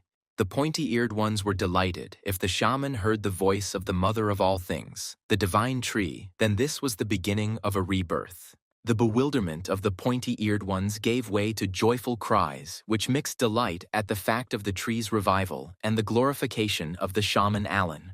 Alan had no time for this because the tree called him. It was perplexed why it was planted in the desert. It left a message for the shaman. The Spirit of Life tried to remind Alan about the message, but the guy, without blushing, stated that he had not received any message. The tree was puzzled as to how the shaman could be so inattentive, although he had never forgotten anything important before. The tree believed the shaman. It had no choice but to do anything anyway. Since it was planted here, it would have to grow here. The tree told Alan that this was not the right place for her. If she were planted in Elysia, she could grow up in one day. The Mother of Existence regretted that although there was a lot of water, the soil was poor and the spiritual power was weak, which is why it took so long for it to germinate. Alan was even afraid that his decision could destroy the tree, but it asked him for help to return to its former image. The player was ready to fulfill any request of the plant. He felt guilty. The tree wished for sweet honey of wingbee. Alan didn't even know what it was. Further, the tree needed milk of a golden buffalo, oak juice to play the flute for her, a blanket of ram wool. It also needed fertilizer from the leaves of the moon tree, spiritual water, and for it to be blown with a pleasant breeze. While the divine tree listed these and many other things she needed, Alan was initially taken aback. And then he decided to just get away while he could before the wonderful plant completely blew his mind. The tree noticed his disappearance, but Alan decided that he would talk to this picky girl later when he was ready.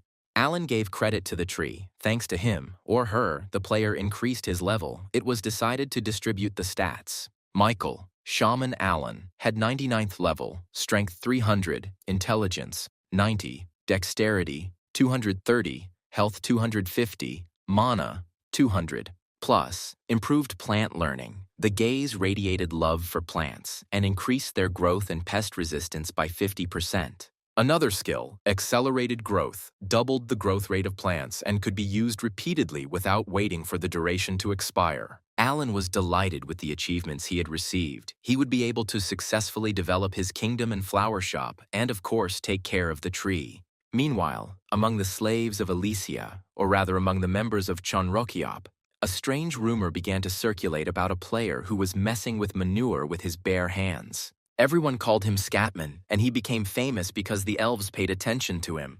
The pointy-eared ones approached this player, noted his diligence, and smiled favorably. They even wished him the protection of the divine tree. Jack, and it was he, couldn't do anything but get angry at Michael and consider everything that was happening to be a bad joke from an old friend. The players of Chonrokyop had a completely different attitude towards what was happening to Jack. They were jealous that Jack could easily chat with the elves. The bracelet, crafted by a shaman and nurtured by Jack, symbolized its owner's attachment to nature and ensured the goodwill of the elves. Only someone who had completed his growth could wear it. This thing was really good. Jack confirmed that his relationship with the elves had indeed improved, but he was still very far from Alan, and it was difficult to even get close. The pointy ears not only treated the shaman well, he was almost a deity for them, worthy of admiration and prayer. Alan already knew this. He wanted to clarify how much the elves' attitude towards Jack had improved. He replied that he could say hello to them and talk a little. Alan asked if this was enough for Jack to live a normal life, and he replied that if everyone communicated with elves like he did, it would be great. Jack was sure that his level of communication with the elves was already a miracle. Everyone was interested in how to achieve this. Jack said that he had done a good job and that maybe it was time to give him the title, but Alan evasively replied that he would definitely give it to him, but not now. Currently, Alan was preoccupied with the mass production of bracelets and rings. If he gave them away for free to the players of his country, they would become happier. Alan wondered if maybe he shouldn't give away the equipment for free or if it would be the right thing to do. The shaman asked his friend what would happen if he made a lot of these bracelets and gave them out to players for free. Jack decided that this wasn't a very good idea, as players didn't value free items very much. Alan had come to the same conclusion. He had recently come to understand the principles of how the New World worked. Alan decided that flower bracelets needed to be made quest items, since without them, it was impossible to build good relations with the elves. People will work hard to complete quests in Alan's kingdom, and more importantly, his flower shop will flourish. Jack was surprised. He didn't think that his friend Michael Douglas was actually such a subtle strategist. Mike really did get a lot better at the game, and even the Spirit of Life confirmed it. Alan decided that there was no point in simply giving them away. Besides, players would come to his store specifically for the cross item.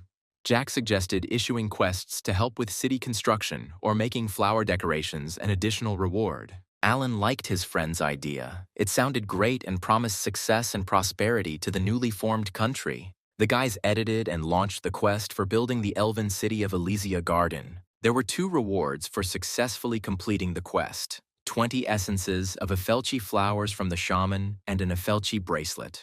Players explored a new quest with a reward of a flower bracelet and Ilfechi flower essences. Many once again regretted that they started the game from the Rakshi forest. What was happening there seemed unreal to many. After reviewing the bracelet's characteristics, players changed their minds. The bracelet ensured the elves' favorable attention. Building an elven city would grant players the same bracelet as Scatman, and this was a cool chance for many. The players knew very well that thanks to the presence of this decoration, this guy easily communicates with the elves. The players were overcome with genuine enthusiasm. They would complete the quest, receive a reward, and the elves would begin to respect them, greet them, and talk to them. Architect Deontu Allen offered a bracelet without completing the quest. This player had already done a lot to build the city. Allen told Deonth that this item would help him communicate better with the pointy-eared ones. The shaman wanted to speed up and at least slightly ease the architect's worries. Deanth was grateful to Allen for his care. He even cried from gratitude. King Allen patted the architect on the shoulder and said that together they would create a great city. Deanth placed the bracelet on his wrist and was delighted with his new acquisition, but he had no idea what hell this action would lead him to. The high rises of Michael Douglas's hometown were nothing like the virtual world of the game. The capsule that the boy's father gave him was old, but it functioned properly. Michael emerged from the capsule in good spirits, having done a good job again today. As he plunged into the new world and became the shaman Allen, king of the Garden of Elysia, the boy completely lost track of time.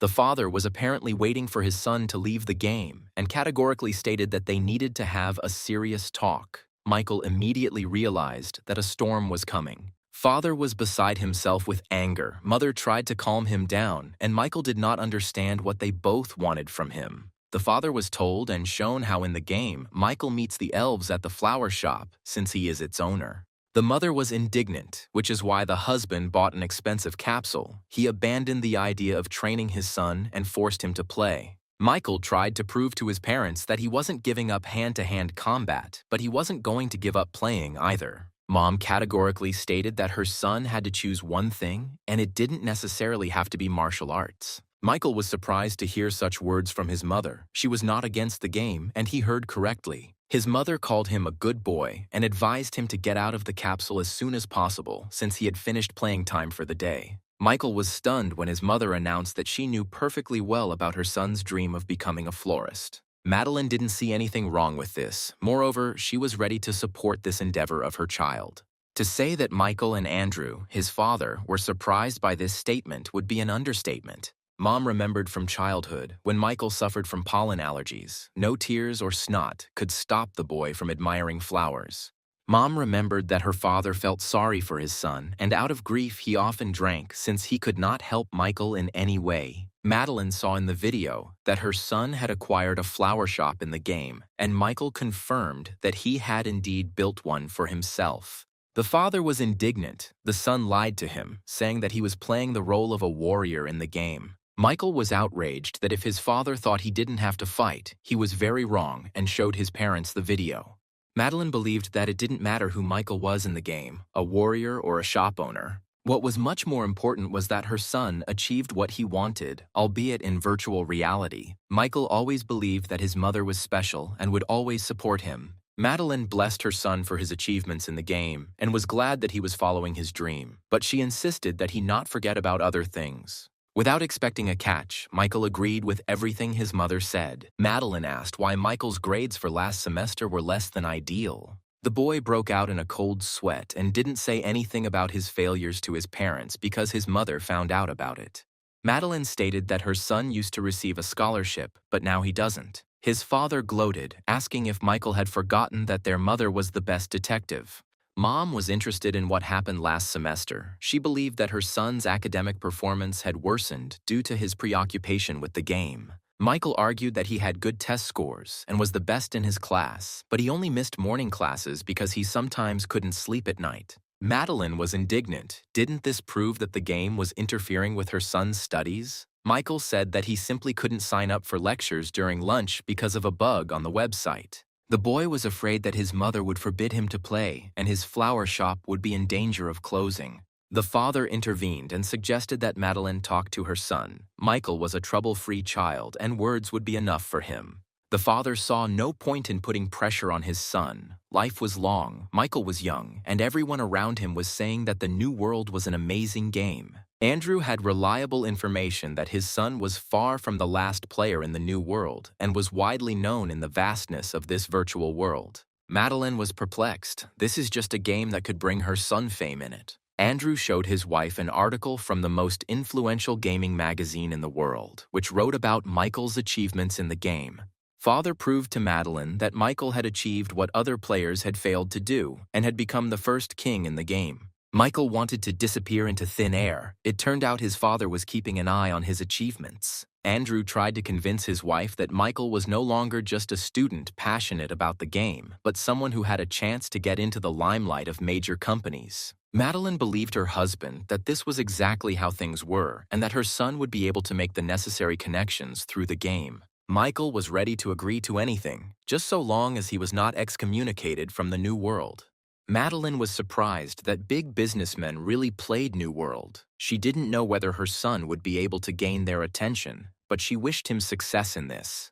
Michael couldn't get a word in edgewise, and Madeline and Andrew weren't interested in what their son thought. Andrew predicted that his son would achieve fame in the game thanks to his knowledge of martial arts, and then Michael would be able to advance in real life. The mother was convinced by the father's arguments. She allowed her son to play, but reminded him that the most important thing for him was his studies. Madeline believed that Michael should not prioritize the game, and if he did, she would provide him with help and support. The son promised his mother to fulfill her orders, especially since Madeline threatened him with all sorts of punishments for disobedience. Madeline and Andrew believed in their son's success and that he would stay on the right path. which meant becoming a good and excellent student. Madeline, completely calmed down, went to prepare dinner, and the men were left alone. Michael realized that if it weren't for his father's help, he would never have been able to convince his mother. Andrew stated that he disagreed with his wife. Everyone was delighted with the new world, and he considered it a great opportunity to succeed in business. Father meant money. Mother was worried that Michael would not be able to earn a living if he did not study well. Andrew was convinced that money was not the most important thing in life, but it was the fastest way to prove that the game was more than just entertainment. The father asked his son to think about this too so that he could devote more time to the game. Michael told his father that he had tried to earn money, but it had turned out to be less than he had planned. Andrew said that he was proud of his son. Michael laughed. His father just wants to show him off. That's why he protects him. The father asked if he had anything to be proud of, as his son's achievements in the game were excellent. Michael's many challenges now included convincing his mother that play could be more important than studying. The next day in the new world, Michael decided to consult with Jack and Samantha on how to make money, but they couldn't give him any advice.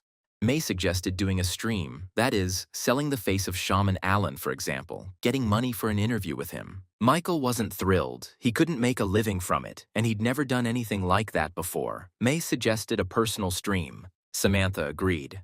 Shaman Allen is currently at the peak of popularity, and a lot of people will come to his streams. Jack laughed at the idea. Jack had another idea when Allen was fighting the brown bears and was recorded on video.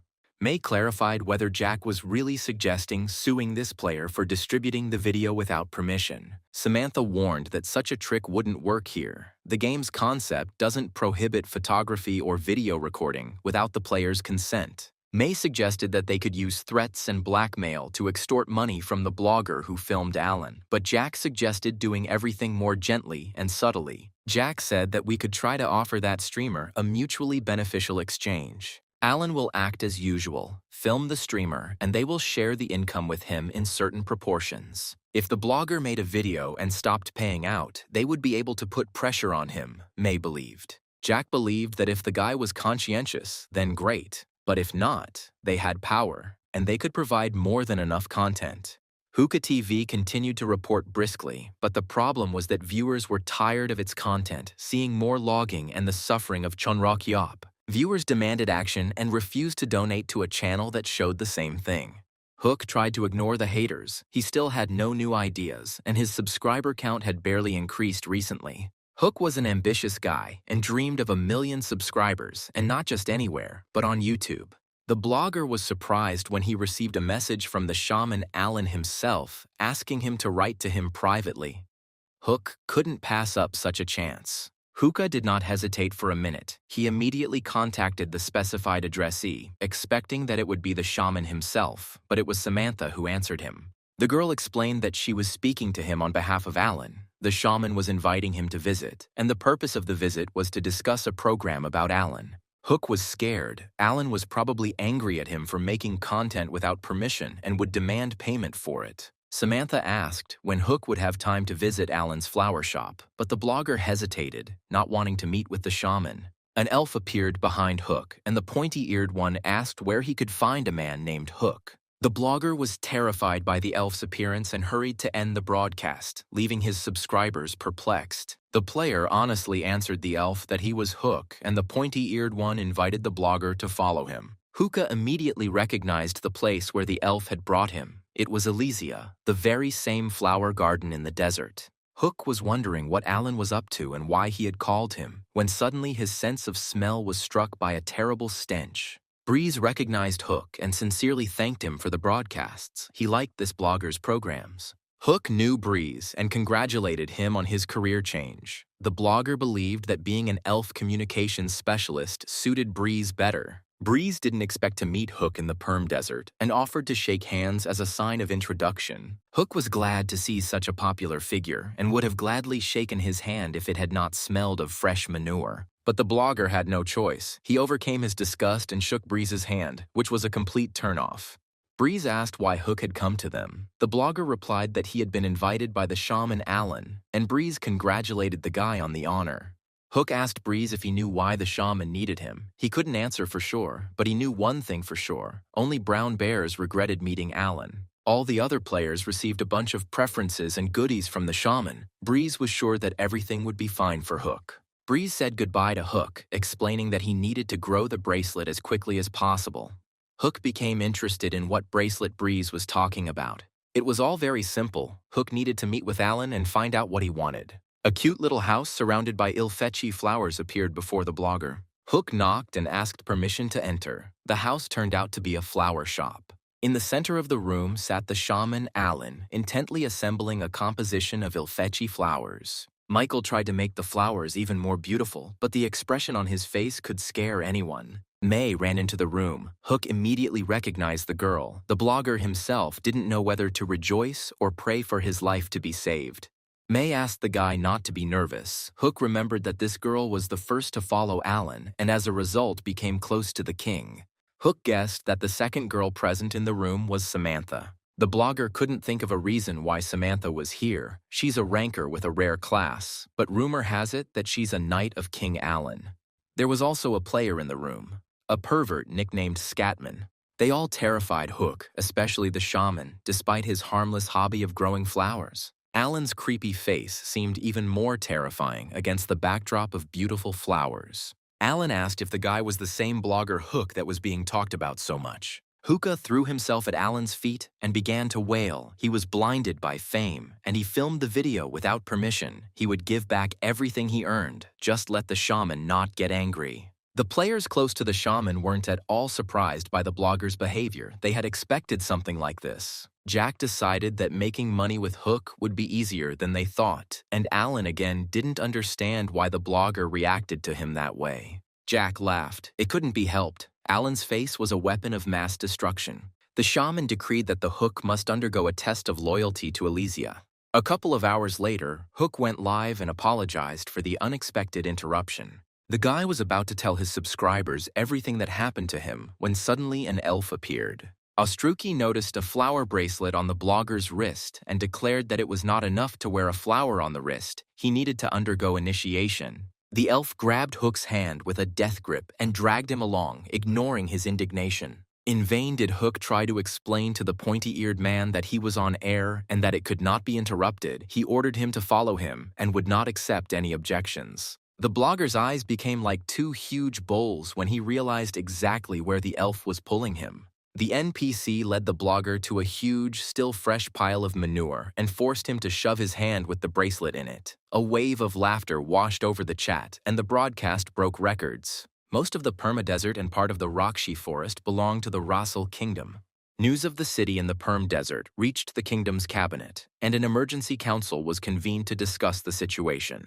The ministers were indignant. The new city had to be taken under vassalage, since the elves had arbitrarily occupied the place in the Rakshi forest. The chairman recalled that King Rasilius had already recognized the forest as a home for the elves by agreement with the shaman Tyalite. Opponents of the peace solution did not want to comply with the previous agreement and proposed going to war against the elves and subjugating them to the kingdom's authority. Duke Aref noted that this was impossible, since the elves and the shaman were under the protection of the Red Magic Tower and personally the Archmage Renior. The state needs to be wary of the Red Tower, so it was decided to send ambassadors to Alan to try to come to an agreement. The ministers decided to stop there and not rush into military action against the elves. Duke Aref knew for sure that the emergence of the new kingdom of Elysia would fundamentally change the political situation in the entire region. Ambassadors from the Kingdom of Russell arrived in Elysia. Samantha informed Alan about this. The shaman asked if he would have to fight again. Samantha doubted it. It seemed like they just wanted to talk.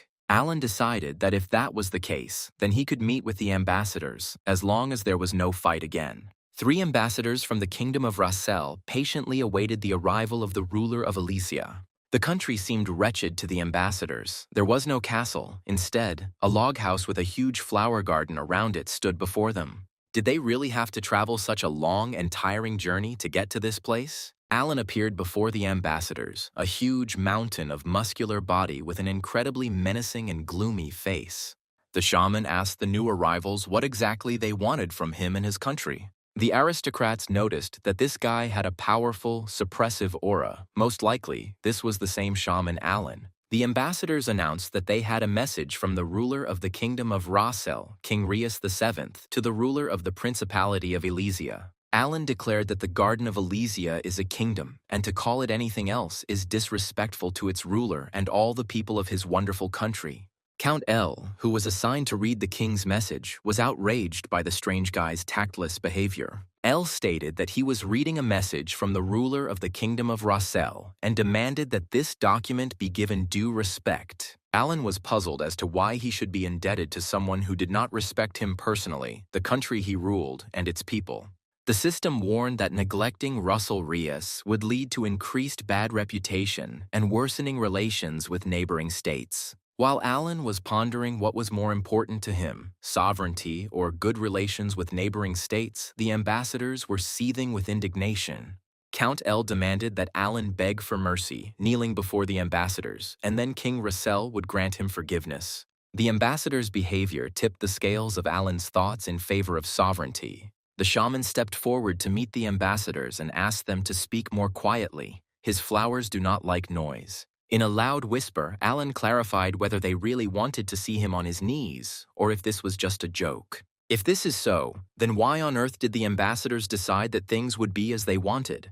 Count L gathered all his courage and asked how Alan dared to disregard the kingdom of Rossel and the orders of its ruler. Alan wondered why the ambassadors thought he was treating King Russell with disdain, even though the king was standing before him.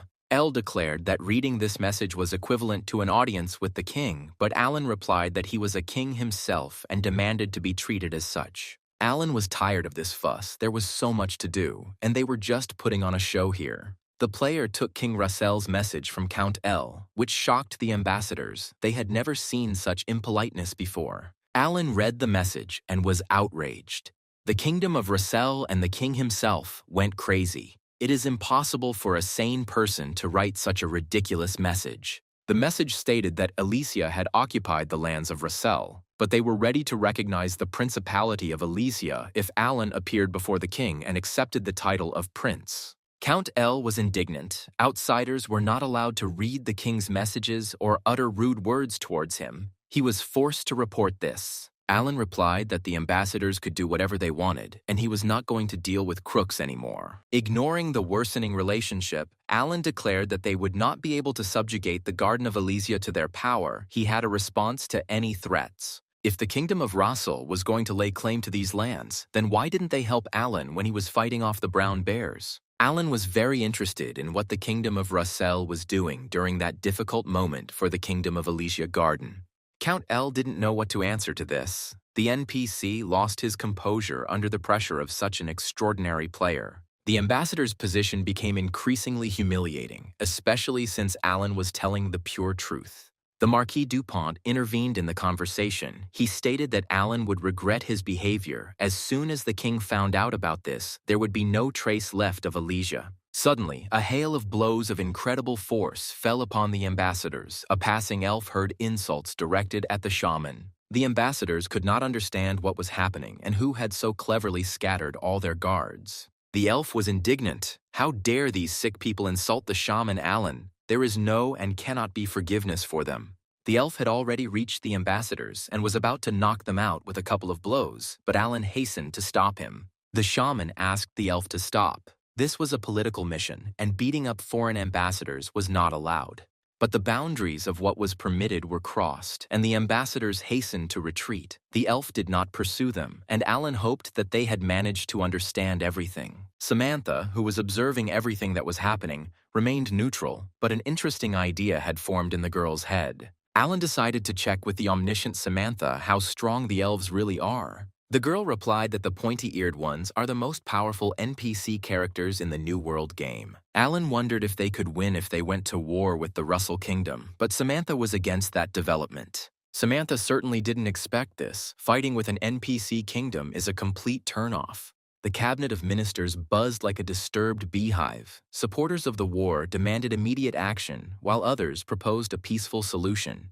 The latter reminded that they would have to fight with the elves, and that the conflict could also lead to a clash with the Brown Bear Empire. The peace advocates pointed out that the ruler of the Garden of Elysia knew many of the secrets of the Perm Desert, and this would inevitably lead to the defeat of the kingdom of Rossel. The chairman of the cabinet, Duke Aref, got tired of listening to the arguments and ordered everyone to be silent. The Duke stated that they would have to acknowledge the power of Elysia. Without a doubt, this country is connected to the past shaman, and the elves are only one of the possible threats. Aref said that one must act with caution, since it is impossible to determine what ace the new shaman will have up his sleeve. The Duke decided that there was no point in going ahead with it. Perhaps they would have the opportunity to find Shaman Alan's weaknesses. The magician's apprentice reported that the greenhouse was built to the highest engineering standards. Now it was possible to control the temperature and humidity inside the greenhouse. Alan was happy about this, and the student asked why he didn't ask the elves for help. Alan replied that the elves could not help him in any way. They simply did not know that it was possible. Alan was grateful to the magician's apprentice, who did most of the work for free, but he did not consider his work too difficult. The student was about to ask for a reward, but Alan stopped him. He already knew what the guy wanted. May and Jack entered the greenhouse. They prepared a wreath of flowers as a reward and brought a few more with them. Alan personally placed a wreath on the neck of the magician's apprentice and asked that identical ones be distributed to the rest of his comrades. This wreath was an advanced class item and restored mana by 5% over the course of a second. The player was delighted. The wreath was not considered a weapon, and it could be used in combination with other items, a real breakthrough. The guy was amazed. He had only used herbs in alchemy, but he had never seen them used in this way. The magician's apprentice was overcome with greed. If he had received such value at the first stage, what would happen next? Alan proudly replied that this was a specialty of his flower shop, and he hoped that it would promote the sale of goods, but something more awaited him. May was the shaman's assistant and managed the work in the garden. The other players obeyed her unquestioningly. Jack somehow managed to infiltrate the ranks of the worldwide organization Rakshi. The other players didn't mind, since the elves treated the guy kindly. Alan's problem was Samantha. She didn't get along well with the elves, no longer summoned golems, and didn't know what to do at all. The shaman found the girl in one of the rooms of his house, thoughtfully looking at the flowers growing everywhere. Alan asked if Samantha had become completely bored. Lately, she hadn't been leveling up and had only been working on the flower shop. The girl confirmed that she hadn't been out in the world for a long time. Alan was puzzled why, okay May, she immediately changed her profession to one related to flowers.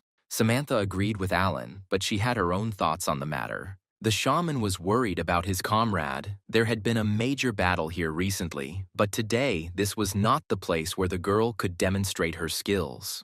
Samantha claimed she was perfectly fine, but Alan doubted it and gave the girl a task. Samantha will find it much more interesting to do than watering flowers, and it is connected to what she does best. Samantha felt pleased and happy. She would fight again. Her skill was acquired through much training. Alan declared that Samantha would dig sand, a statement that shocked the warrior. Alan asked if Samantha knew that Brazal's dungeon was located somewhere under the desert. The girl would probably be able to find it with the help of golems. The guy was convinced that this task would be interesting for Samantha. The girl was confused by the search area and the uncertainty of the location, but she did not refuse. After meeting Alan, who truly enjoyed the game, Samantha's life in the new world changed dramatically. Now Samantha was at the center of events. She was recognized. The Prime Guild, in which the girl belonged, was an empty place compared to Elysia. Guild Prime simply used Samantha to return the Worcester shield, but they counted on her in vain. May is Alan's real assistant, not her. Samantha's ambitions were not satisfied. She believed that she was doing insignificant things and was of no use to anyone.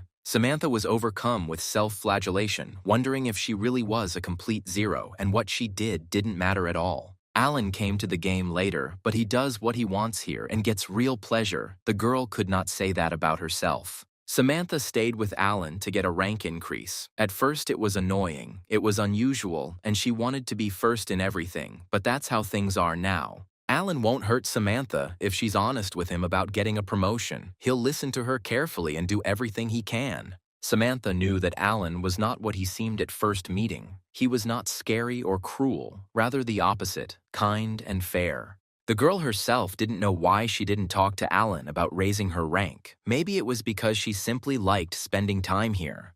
A class change quest suddenly arrived, and the system informed me that the player was simply a wanderer, searching for his native place. As the founder of Elysia, Samantha had a chance to end her journey, but she needs to start over again. Accepting the quest will change her class to Sand Spirit Knight. The system warned that some skills might be changed or unavailable. If you decline the quest, the future sculptor class will not change. Samantha laughed. It was probably a stupid decision, but she accepted the quest. May and Alan were surprised when Samantha came to them with the news. The girl changed her class. Now with her 302nd level, she was a Knight of the Sand Spirits, but she still belonged to the same Prime Guild. The bad news was that all skills related to sand golems were removed. Samantha had mistakenly assumed that this skill would not change. Alan wasn't upset, he just decided to stop searching for Brazal's secret vault for a while. They were in no hurry. In fact, something else was important now, especially since Hookah started broadcasting. Alan was curious if this streamer would be of any use. Hookah TV hosted the show from the Garden of Elysia. As a full-fledged BJ of Elysia, Hookah broadcast from the very heart of the events. Today he planned to give a tour of the greenhouse, built with the help of the best mages from the Red Tower. A device was installed here that automatically maintained the required parameters, temperature and humidity. Subscribers asked if it was true that Alan had opened a flower shop and what they did with the flowers. Hookah saw May and decided to let her answer the questions. Hookah stopped the girl. She asked if everything was okay with him and how things were going with the broadcast. The player replied that they were live now, and he was asking May to answer questions from the viewers. May felt shy. It would be better for Hook to turn to Alan, not to her. The shaman would explain everything in detail. Hookah was afraid to even look at the shaman from afar, let alone ask him questions, and May took pity on the unfortunate blogger. Hook was grateful to her and began by asking why Alan was growing flowers. May replied that Alan wanted to open a flower shop and sell flowers. Hook's followers asked why the shaman wanted to open a flower shop, and May replied that he simply loved flowers. Viewers of the show doubted that May was telling the truth, and many were inclined to believe that Alan was growing narcotic plants. Hook knew that May had been Alan's assistant for a long time and asked her to tell him something special about him. May modestly replied that she did not remember anything special about Alan. Hook decided that today's broadcast was doomed to failure. May answered briefly and monosyllabically. However, the guy was a professional streamer and simply could not afford to fail. The blogger had an incredible idea. It was banal, but it should work. Hookah asked May what her relationship with Alan was like. Maybe they were dating. May was taken aback by such an obvious provocation. She had never even thought about it, but Hook's move turned out to be the right one, and the audience became more active. At the same time, Alan was messing around in the flower shop and came across a moonflower. The recovery potion from the Ilfikian flowers was less effective, but the special effect of the Ilfikian flowers, weak but strong, was especially significant. The special effect of the moonflowers was the instant restoration of health points. Alan planned to combine the special effects of the Ifelchi flowers and the restoration power of the moonflowers. It was necessary to separate the petals, then grind them into powder, put them in a filter, and pour boiling water over them. Alan performed the filtering and entered a state of immersion, which improved the effect of the exercise but significantly reduced his health. The double health potion turned out great. The problem was choosing between the two special effects. If Alan had the alchemy skill, he could use the effects of both the Ifelchi flowers and the moonflowers. He needed to get it urgently. Alan assumed that the skill alchemy would be useful and help him create more varied potions. The effect, weak but strong, was added. The boy became of interest in scientific circles. The skill basics of alchemy was obtained, and the degree of mastery was improved. Lufelchi's potion restored health by 1/3, increased stamina, and reduced damage by half for 3 seconds when health was low. Alan decided to add different flowers to the wreaths. All that was left was to advertise the product. Alan decided to use an auction for this. Lufelchi's potions sold out instantly, and requests for wholesale deliveries were received, but they were rejected due to lack of stock. Alan was furious. He was promoting a flower shop, but no one called him about purchasing flowers. Jack openly told Alan that no one needed flowers in the game, and that he had to change his number, otherwise the haters would get him. The friend was puzzled why Alan refused to sell potions if they brought him huge amounts of money, but Alan dreamed of owning a flower shop. Jack didn't understand how anyone could own a flower shop with a face as ugly as Alan's. It didn't suit him. Alan asked Jack to call the job center, as his own head was splitting. Jack refused. Thanks to Alan, he bears the offensive nickname Scatman. He has already had enough victims. An excited elf burst into the store. He was ready to help the shaman in any matter. Alan wanted to hire new workers, and he needed them immediately. In the Rakshi forest, the number of noobs was constantly increasing. They were unable to resist the elves and immediately went to work. Noobs became workers in the logging area or received quests to help build the city. It was strange, but many people enjoyed doing this much more than stealing, killing, or playing cards. The players were excited by the announcement of the selection of workers to report directly to Alan. An elf appeared and announced that he was accepting applications from those wishing to work for the shaman. There was a moment of silence while the players considered the announcement, which was immediately replaced by an unimaginable din. Everyone wanted to get a job with the shaman. They even agreed to slavery. The most nimble did not miss this chance. Alan announced that all new arrivals were to receive calls addressed to Alan. Essentially, the shaman decided to set up his own call center. The players thought it was simple and noted Alan's frightening look. Alan said that if someone doesn't want to do this, he won't force them. He promised to pay them a gold coin a day for the work. Players didn't have to sit by the phone 24/7. They could go anywhere. But at least one person had to stay put. Samantha will draw up a duty schedule, and then we can get to work. The girl came running with a ready-made duty schedule and found a heartbreaking picture. Samantha couldn't believe it was that bad. Maybe Alan had done something to these guys. The workers sat in their places and all cried bitterly. Alan swore that nothing was done, and Samantha was perplexed as to why everyone was crying. One of the players, through tears, reported that everything was actually wonderful. Ever since they started playing in the Rakshi forest, the nasty elves have always treated them badly. Alan couldn't do anything about the fact that the elves were spoken of badly, but because of this, the players, in their suffering, blamed the pointy-eared ones and not the shaman. The new dispatchers responded day and night that they were not accepting requests to sell potions. They placed bets on when someone would show up who wanted to buy flowers, but they also assumed that they might not show up at all. But one day it happened, and the operator received the long-awaited message. A request for a flower wreath appeared on the monitor. The dispatcher was delighted. Someone who needed flowers had been found. Everyone was interested in who ordered the flowers, and, most importantly, why, and the guys read the message further. The customer wrote that he was a mage and needed a wreath that dealt fire damage. Alan, delighted, replied that he would see what he could do for the customer and delved into the color book. The players were surprised what he was looking for there. Wasn't it an ordinary wreath they ordered from him? Alan couldn't find anything with a flame effect. There was only one flower with an effect to increase attack power. It was the prickly pear. The shaman told me to tell the customer that he could create a wreath with the magical essence effect, but the item's durability was low and an advance payment was required.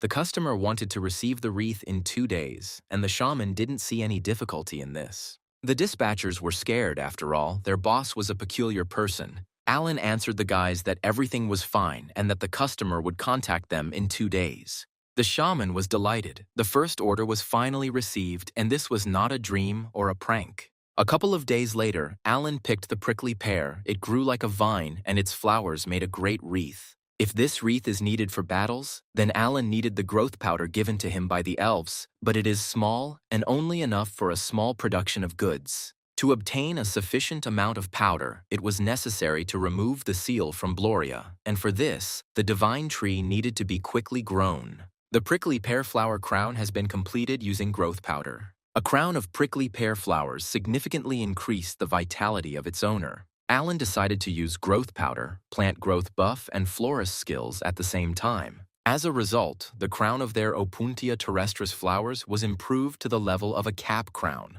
The system reported that Alan had created his first legendary item, received additional experience points, reached a new level, 100, and unlocked the aroma skill. The player was delighted. Level 100 was cool, and they gave him a lot more. Besides, he even got confused. Samantha entered and announced that Shaman Alan had a visitor. Alan was curious who his first honorary customer was. One of the Mage's students, who had helped him create the greenhouse, the one who belonged to the Bear Guild, appeared before Alan. Alan greeted the guy as his first customer, and the magician's apprentice wondered if Alan had any other customers. The shaman replied that many people wanted to get potions, but he was the owner of a flower shop, not an alchemist. Alan presented the customer with his order, the flower crown looking fragile in the shaman's huge hands. The future mage held a sturdy crown of legendary class prickly pear flowers in his hands. It reduced the hostility of elves and offered high durability. The crown's magical essence ensured that when magic was used 3 times, the damage dealt would be a quarter of the previous spells. The crown doubled the attack power of all spells used and increased mana consumption. As an additional effect, the scent of the prickly pear during its flowering period purified the mana of the crown's owner and his allies and increased spell power by 3 points. Alan apologized that some of the crown's effects were not very convenient for magicians, but the customer considered the crown excellent. The shaman was surprised that the magician's apprentice liked his product so much, even despite its shortcomings. The player stated that the crown was amazing and that it didn't matter at all that he would have to spend twice as much mana. The advantages were the increased damage from magical attacks and the additional effect for the group. The mana potion is expensive, but the effects of this crown prevail over it. Red, and it was he, even being a member of the Brown Bears Guild, could not feel hostility towards a person capable of creating such cool items. Alan was glad that the first customer was satisfied, and May had no doubt that her colleague could do anything. The girl sniffed. The air was filled with the pleasant scent of flowers. The only strange thing was that today the smell of flowers was stronger than usual. Alan figured out that at level 100, he received a permanent floral body scent, which ensured the favor of NPCs, excluding demons. The New World contains many unexplored dungeons, which are an important part of the game, as winning them allows you to earn items, fame, ranks, and special rewards. Red decided to take part in the capture of one of these dungeons, for which he needed a crown from a shaman. Red's fellow event participants were gossiping that Red had been trying to replace all of his items with upgraded ones lately. Red appeared before the players in a very strange appearance, with a flower wreath around his neck and a crown of flowers on his head. The guys were wondering if Red had just returned from Hawaii and if everything was okay with him. Maybe the magician's apprentice went crazy after his promotion, since he looked so strange. Red realized that the players were confused by his flower decorations and said that it was simply his new look. The players continued to grumble that Red himself didn't know what he was doing and that he had really spent his last money on a strange wreath. Red understood that in the eyes of his companions he still looked like an idiot, but he knew that they would change their minds very soon. Red guaranteed the boys that with the help of his flower decorations, he would win the dungeon. The Elysia sales department is located in a large and comfortable tent in the very center of the oasis. The guys were tired of answering that they only accept orders for flowers when an unusual order came in for 3 flower wreaths at once. Alan was delighted. Red had ordered the same wreath before, and he was most likely the one who recommended these items to his friends. The dispatcher reported that the customers had strange requests. Alan asked for clarification. The order was for 3, 1 for the tank and 2 for the warriors, and they were also haggling and asking to lower the price. Customers promised to recommend the product to other New World players for a discount. Alan suspected that something like this might happen, so he was prepared for such demands. The dispatcher was very scared, but this time not by Alan's face. He had already gotten used to the boss. The guy said that he was asked to keep it a secret, but this is exactly what scares him.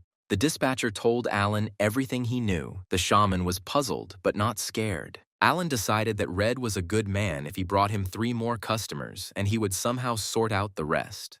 The shaman asked what the customers' nicknames were. It turned out they were Gloria, Carly, and Kronkron. Alan ordered these players to be blocked and added to the blacklist. He didn't need such customers. The shaman stated that no matter how much money he was missing out on, types like these could only ruin everything. Alan didn't care about the tricks of these 3. He was confident in himself. Kruvasan contacted Alan. The saleswoman said that she was doing well, but had recently become withdrawn from the world. Alan asked if Kruvasan was calling him about replenishing his elixir supplies, but the girl was calling for a different reason. In the north, there is the continent of Citra, where the city of Otulk is located, where the Night of the Unquenchables festival is held every year, Kruvasan said. Kruvasan has been there a couple of times. It is a grand festival attended by many nobles. Why shouldn't Alan join them? Alan didn't understand why he needed to attend a festival where the aristocrats of the New World were having fun. Kruvasan explained that it was at this festival that she earned her first million, and Alan's name is widely known as the King of the New State. To everyone, he's not a florist, but a member of the nobility, and at the festival, there will be young and inexperienced aristocrats, and Alana will have nothing to worry about. Alan decided it was a good idea. There were no customers anyway, and it was unlikely that his flower shop would be any worse off if he took a couple of days off. The shaman put the white lily aside and promised the girl to come to the festival and, at the same time, to prepare something for it. Kruvasan was looking forward to their further collaboration. The festival was a great place to promote the flower shop. The tree specified that Alan was going to go to Otulk on the continent of Citra. The shaman wondered if the divine tree knew this place. The tree answered that there was not a single corner that it had not seen. The tree regretted that her powers were not as strong as they once were, but she still remembered the taste of honey mint lime. The shaman promised to bring the tree this delicacy. He was planning to pick flowers there anyway. The tree was only happy and said that lupines and sweet potatoes grow there, and that resin and honey could be found there before, but now that forest is inhabited by demons. Alan asked to clarify what Dravo had just said. He definitely understood everything correctly. The tree clarified that Alan was interested in the Emba forest many years ago. Demons raided this forest. The elves lost and left it. If nothing has changed since then the forest is still a haven for demons, and the tree wanted Alan to check it out. Alan agreed to fulfill the tree's request, but he was afraid that the demons were very strong, since they were able to drive the elves out of the forest. The shaman decided that he would not interfere, but would just see how things were going and leave. The tree was outraged by Alan's plans. The shaman realized that he should not leave everything as it was and start fighting the demons, but the tree announced that it seemed to her that he would do the opposite. Alan decided to leave, otherwise this plant would come up with something else. Tree was indignant. He hadn't come for several days and was already leaving. It was sad. The shaman asked why the tree didn't spend time with the elves, and the plant replied that it was unpleasant for her to communicate with those who never shut up for a second. Alan announced that he had urgent business and one of the elves would keep Tree company. The tree stopped the shaman in vain. The player was already lost in his thoughts, and the main one was that he couldn't approach the Emba forest. Samantha wondered why they would go to the festival alone without the elf escort. Alan replied that it would be so. What did she have to worry about? He and Kruvasan were old friends. Samantha didn't understand one thing. Why Alan was hiding from the elves so much that he disguised himself beyond recognition. The player explained that on the way to Otulk, there is a forest that is teeming with demons, and if the elves go with them, a fight is inevitable. Samantha guaranteed that Alan in this form would more likely attract the attention of the elves. They would recognize the guy in any guise. Samantha's words were confirmed by the first elf Alan came across. He greeted the shaman and asked where he was going. Alan sighed in disappointment, and Samantha barely restrained herself from bursting out laughing. The shaman had to lie that he wanted to study the plants that grow near the oasis. Alan will explain the same thing to the next elf. He goes into the forest to study the plants, and then to another one. Samantha was surprised. The elves trusted the shaman completely. Along the way, they met 22 pointy-eared ones, and everyone was interested in where the shaman was going. Alan was pleased that he had gotten off so easily and could go to the festival without an escort from the pointy-eared squad. The travelers walked only a short distance from Elysia and immediately found themselves among sand dunes. The heat had a strong effect on Samantha. Alan thought that at Samantha's level, the heat wouldn't be too much of a problem. The girl noticed that her boss was making some strange movements and asked what he was doing. Alan replied that this was the elbow spirit skill, which resulted in the player being surrounded by the essence of a dream flower, increasing their connection with the spirits and increasing their resistance to heat. Samantha was puzzled by this strange skill and why it was connected with dancing. Alan pointed out that she could pretend not to see anything. Samantha noted that if Alan was worried about her, then it was unnecessary. She could handle the heat calmly. Alan stated that he did it for himself. It was a little difficult for him to be in the desert because of the heat and stuffiness. Samantha was puzzled. He was saying this seriously. He was hot, but this couldn't be true. The girl apologized for her curiosity and asked what level Alan was. Alan was surprised why she needed it. Samantha announced that she had 302nd. The shaman was surprised that he was commanding a ranker. Now it was Samantha's turn to be surprised because Alan told her something amazing. It turns out that the first king of the New World, the legendary shaman Alan, has only recently reached level 100. Samantha was shocked. All the incredible work of creating a new country was done by a noob. Alan admired Samantha's level and wondered how long it took her to achieve it. Alan was glad that they had finally left the desert and was glad that he was surrounded by green plants. Samantha was puzzled as to why the shaman admired flowers so much, but the guy was absolutely sincere. The girl asked if Alan was also involved in floristry in real life. Alan replied that he only does this in the game.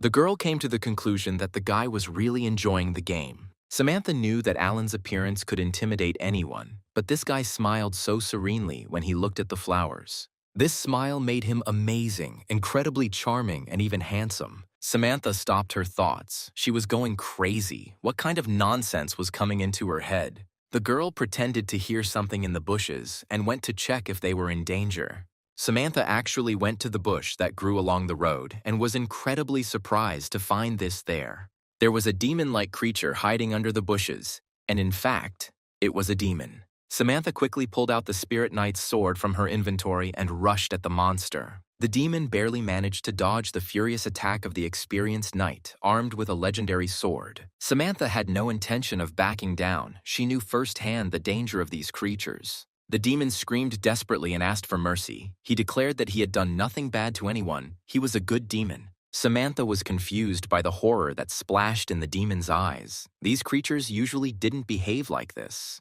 Samantha was puzzled how a demon could be good. It was just nonsense. Alan silently watched what was happening. The demon fell to his knees and begged for mercy, claiming that he was good.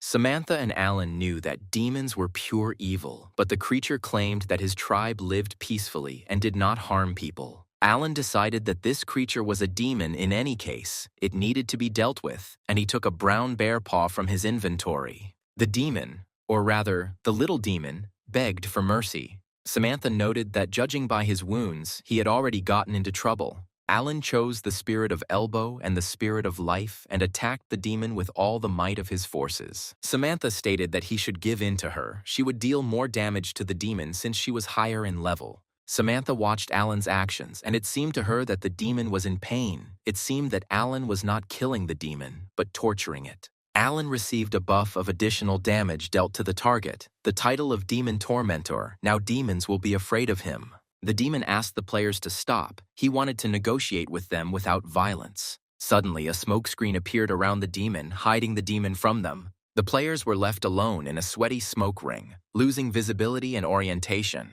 The smoke gradually cleared, and the silhouette of a huge creature appeared before the players. Now it was Alan and Samantha's turn to be surprised. Maybe it was time to get out of here already. Right in front of them, a huge, powerful demon appeared and declared that they should stop beating him, since he himself did not want to fight. Alan and Samantha decided to listen to this creature first, and then they would decide what to do next. The demon said that his name was Sikud, and that he lived near the Emba forest. Alan had already taken out his famous bandage, which helps to distinguish truth from lies, and unmistakably determined that the demon was telling the truth. Sikud asked Alan to remove the bandage, but Alan was not going to do it.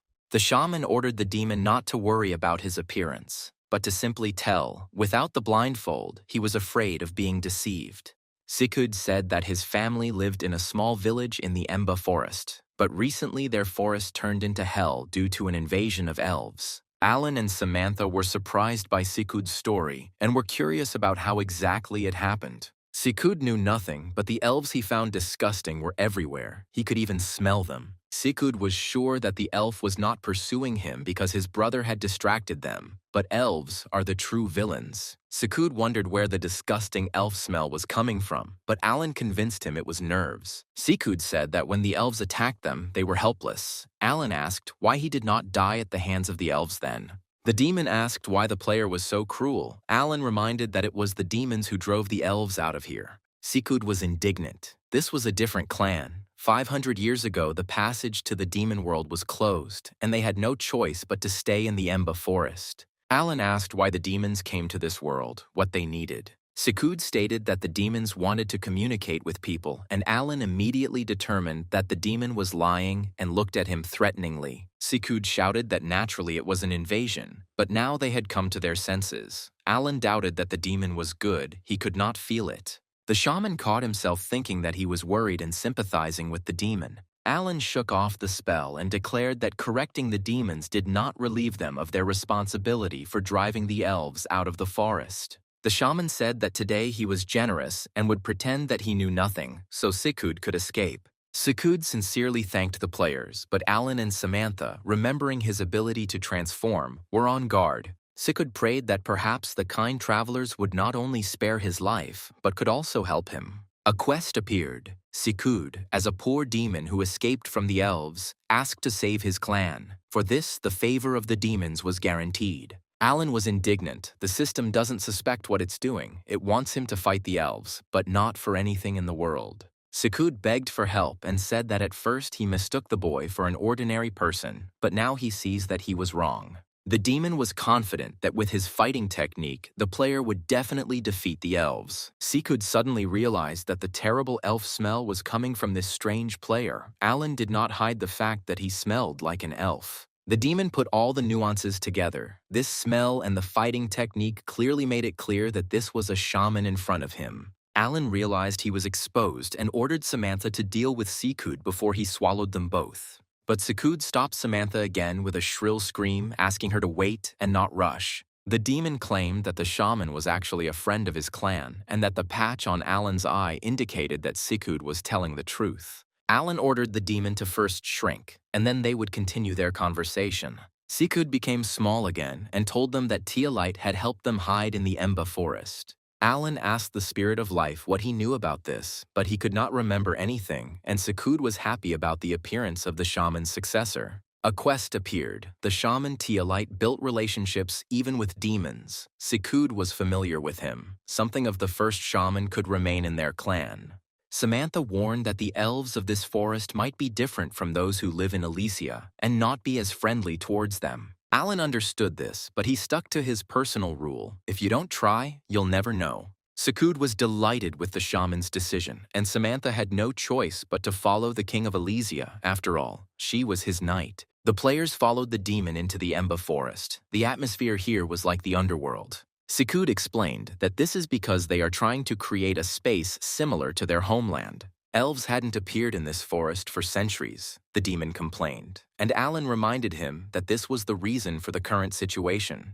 Samantha advised Alan to pay attention to the local plants in case they might be useful to him. Alan agreed with Samantha and looked around. There were a lot of plants and they were all hellish. Right in front of him, Alan discovered what looked like a real sundew.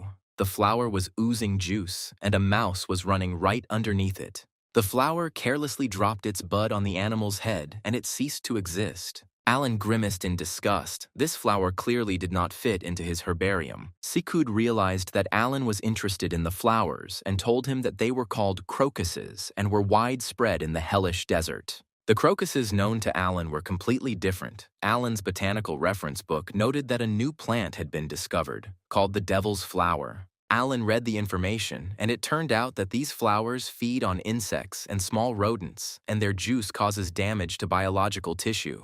Alan decided that he would take a sample later. Now he wanted to know what the demon wanted from him. Sikudo was enough for the elves to leave them alone. The demon complained that the elves don't listen to the demons at all. They are reckless. Alan assumed that Sikud thinks so because he gets a lot of beatings from them. While it was true that elves were like the spawn of hell, a more diabolical race than the demons themselves, Alan believed that the principle at work here was that one should be rewarded according to one's deeds. The demon clarified what he meant. Alan reminded that it was the demons who squeezed the elves out of the forest. Why now they expect good treatment from them? However, the shaman noted that the demons were strong and aggressive, so why were they afraid of the elves? Sikud asked why the shaman kept talking about the power of the demons. The elves did not take the forest from them only because they were weaker than the demons. The beginning and end of the life of elves depends on the will of the gods. Elves will die only at the command from above, and the divine tree is like the center of this world. In other words, this means that this place is in contact with other dimensions, that is, with hell and heaven. Sikud knew that the divine tree sacrificed itself to block the polluted spatial portal, and the elves entered this world. Alan clarified that it turns out that the reason for the elves' appearance on the continent is the divine tree. But why is the demon so sure of this?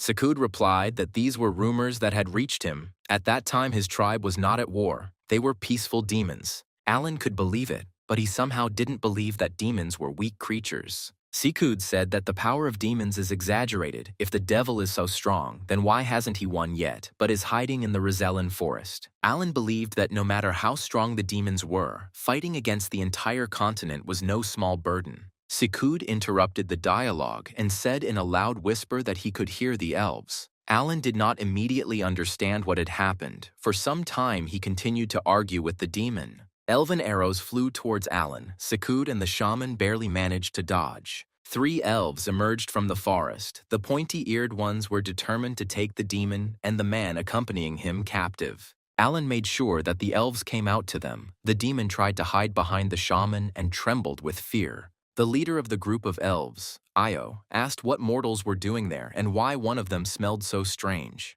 Io sniffed and realized that he smelled of the spirit of life and some other scent that could not be found in the demon forest. Only a shaman could smell like that. Io asked Alan if he really was a shaman, then what was he doing in such a place and why was the demon with him?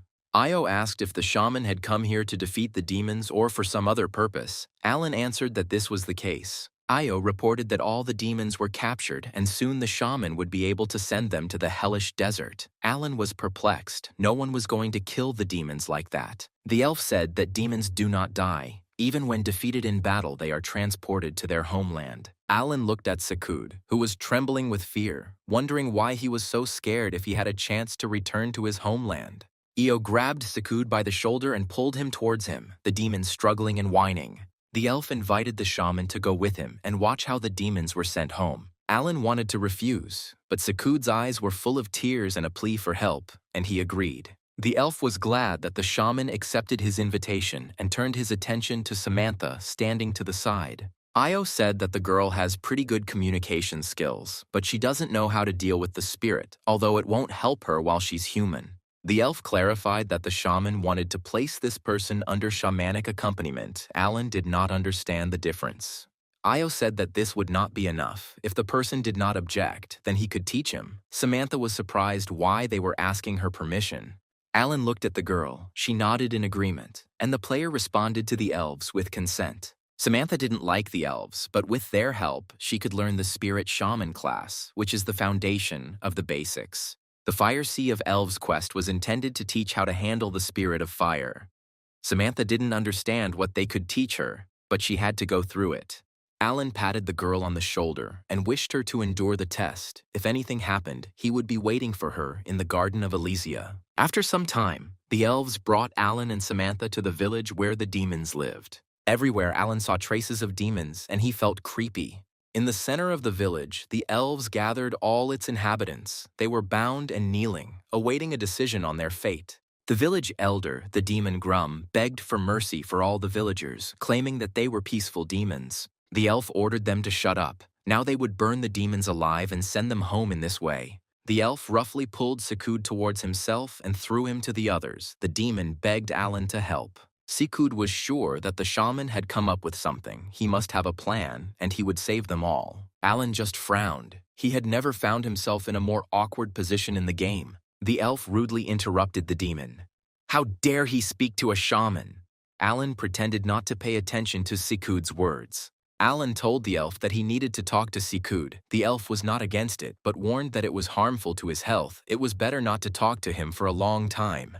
Sekud asked if Alan would fulfill his promise. The shaman said that he simply had to sit quietly and tell him if Teolite was hiding in this forest. The demon confirmed Alan's guess. Then the player loudly told Samantha that they would be able to find Teolite after all the demons were dead. Sekud trembled. Alan did not understand why he was so afraid. They said that he would not die. It would be better for him to return home. But the demon claimed that this was impossible. The demon didn't want to talk about it, but he had to. The fact is that he had seriously screwed up during the invasion. Sekud was drinking with Teolite, so he did not show up on the battlefield, which is considered desertion. It was a true truth that demons cannot escape from the forest to their world, where eternal torture awaits them. Alan and Samantha were filled with fear for Sekud. They didn't expect it to be so serious. Sekud explained that the most terrible elf was less terrible than what awaited them in the hellish desert. The most harmless thing that could await them is a walk through a toxic, radioactive forest. They will also be given a boiling bath of the lower part of the body in hot sulfur springs. Even a demon will feel like a fried egg in a coal-fired oven. Alan remembered that hydrogen sulfide springs were healing. He knew that people went to such places for treatment. Sikud replied that what is good for people is bad for demons. Alan suggested that if demons are close to pain, then torture is common for them. The demon argued that intimacy did not mean pleasure. They also had things they were afraid of. Sikud was called by another demon. It was his brother Hen, and Sikud was glad that he was alive, but his brother accused him of abandoning him.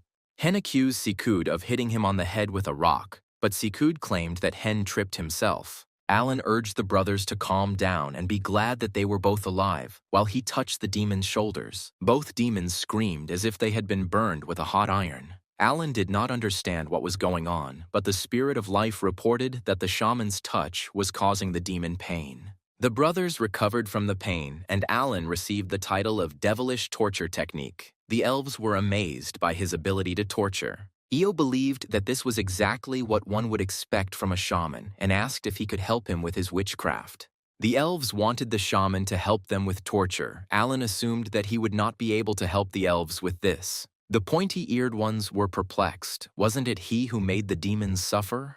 Io was thinking about how to prevent the demons from returning to the hellish desert and asked the shaman to help him.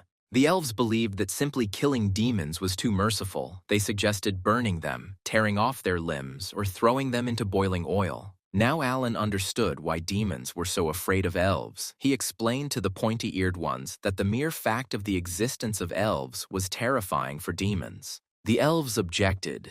They believed that demons were fearless creatures and did not feel pain from torture. Alan wanted to convince the pointy-eared ones. Alan suggested that the elves leave the demons to him for torture and go to the Garden of Elysia, where the rest of the elves were gathering. Io was indignant. He had been catching demons all over the forest for so long, and the shaman suggested that he just leave. The shaman replied that he understood him, but was against returning the demons to the hellish desert. This place is their home, and he wants to make them suffer forever. Alan told the elves that while he was torturing the demons, he learned that the more you torture them, the more pleasure they get. In other words, no matter how much the elves torment the demons, they will simply return to their homeland and be happy. The elves were confused. How could this be? They wanted to hurt the demons, but in fact they were providing them with a happy existence. The elves did not understand one thing, why the demons still remained here and did not return home. The spirit of life told Alan that the demons' goal was to invade Midgard, which he immediately reported to the elves. Alan was confident that the elves would stand their ground and allow the demons to return to the hellish desert, but this could trigger a chain of unpredictable events. The elves became even more angry. The demons' intentions became clear to them and caused irritation. The elves believed Alan, believing that no one could understand this issue better than the shaman. Io shouted that in this situation, they needed to follow the shaman's advice and keep the demons in the Emba forest, which would hurt them and prevent them from returning to their homeland. Alan promised to take care of the demon's fate himself, and the elves trusted his words thanks to their maximum level of favor. The pointy-eared ones joyfully shouted that they would follow the shaman's instructions and everything would be fine. Io asked permission to watch shamanic torture of demons. They want to learn this from him. Alan clarified why the elves became curious to see his method of torturing demons. The elves declared that demons were their enemies and they wanted to learn how to hurt them. They asked the shaman to show them the technique of torturing those who could not be tortured. The demon brothers looked at each other, wondering if they would have to endure this hellish torment again. Sikud looked around helplessly, small and defenseless in the face of a cruel fate. The demon raised his eyes, full of fear and hope, to the shaman and began to shake all over. Alan whispered to Sikudo that he would have to be patient for a little while. Sikud began to cry from fear and anticipation of the torment he would have to endure to save the village. The spirit of life was chosen as the sacred power. Sikudo was in a lot of pain. Alan hit quietly, but with his bare hands, it was necessary to buy time. The elves admired how Alan ignited his body with sacred power and used it to beat the demons. The pointy ears learned their lesson, but they needed to find something that would have a similar effect. They couldn't use divine power. The pointy-eared ones left, and Alan hurried to find out if everything was okay with Sakudo. He replied that everything was okay, and he was ready to confess his love to Rakura. Alan was worried about the demon. He didn't want this to be his dying speech. The shaman wanted to lift Sakudo, but the spirit of life warned that this could be fatal for the demon. Alan didn't read the warning and touched the demon and immediately received a notification that the low-level demon, Sikud, was dead. The elves were delighted. This is exactly what they expected from the shaman. He left no chance for the demon to survive. Alan didn't expect that his touch would be fatal for Sakudo. The player sincerely asked the demon for forgiveness, but Sikud had no intention of forgiving him. Before disappearing, he promised to take revenge on the shaman. Alan's level increased, and the demons began to fall into terrible fear at the sight of him, but Alan tried to apologize to his older brother, Sakudo. As a result, he received the title Hell Devil and the respect of the demons. Hen stated that Alan was incredibly cool and received his title as a sign of respect. Alan ordered that he be taken to the demons that the elves had gathered. The shaman asked the demons whether they had seen Sakudo's death or not, and if they did not want to end up like him, then they should not take a step outside their village. The respect of the demons grew due to the shaman's fame and the policy of intimidation, and the respect of the elves also grew along with the reputation. The elf asked Alan that if the demon's opinion changed, the shaman would only have to repeat his speech. It turned out that Alan solved the problem of demons, although not without casualties and the emergence of new enemies. The elves set out for Elysia, leaving only a small detachment to observe, and peace came to the lands of the Emba forest. The demons were glad that they didn't have to return to the hellish desert. Alan warned that the elves would keep an eye on them, but it was better for them. Alan decided that it was good that if everything had worked out so well, it was time to sum it up.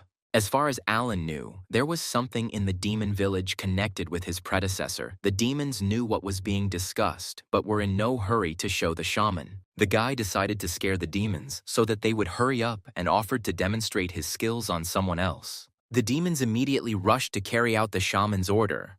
Hen brought a small chest and said that inside it was what Alan was looking for. The player looked inside the chest and wondered if this was really the shaman's item.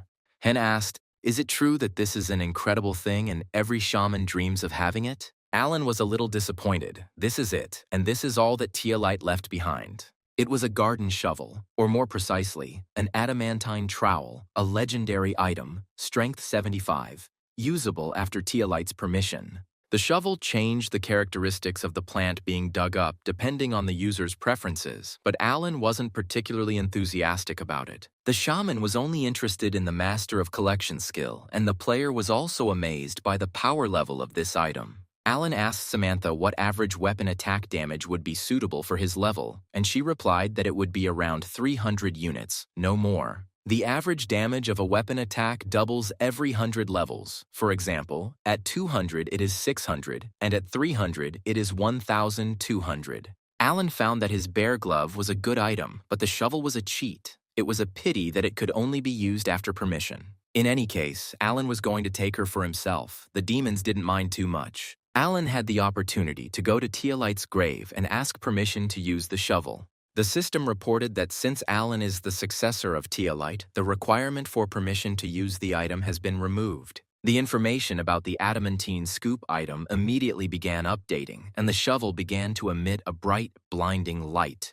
The spatula was renewed. Its power reached 1,000 units. A shaman could use it, and the plant's characteristics changed depending on its fame and reputation. Alan pointed out to Samantha that the attack power of the spatula had increased significantly, and that the spatula had become an evolving type item, but the player didn't understand what this meant. Samantha explained that such items are rare. Most are permanently bound to their owner and grow with the player. Alan asked to explain the meaning of a strange skill, Ginseng Collection, increased by 300% of the collection target. The skill seemed strange. Why would Alan attack the plant he wanted to collect? Samantha suggested that the shovel was capable of collecting carnivorous demon plants, not just harmless ilfetchi and other flowers. Alan asked again if Samantha was really advising using this skill on monster flowers like crocus. Alan was delighted and decided to test the possibilities on a flower whose picking he had put off. First, it had to be cut down, of course. The wild crocus growled and resisted. But Alan is not one to be timid. Armed with Teolite's adamantine shovel, he will rush into battle with the insidious plant.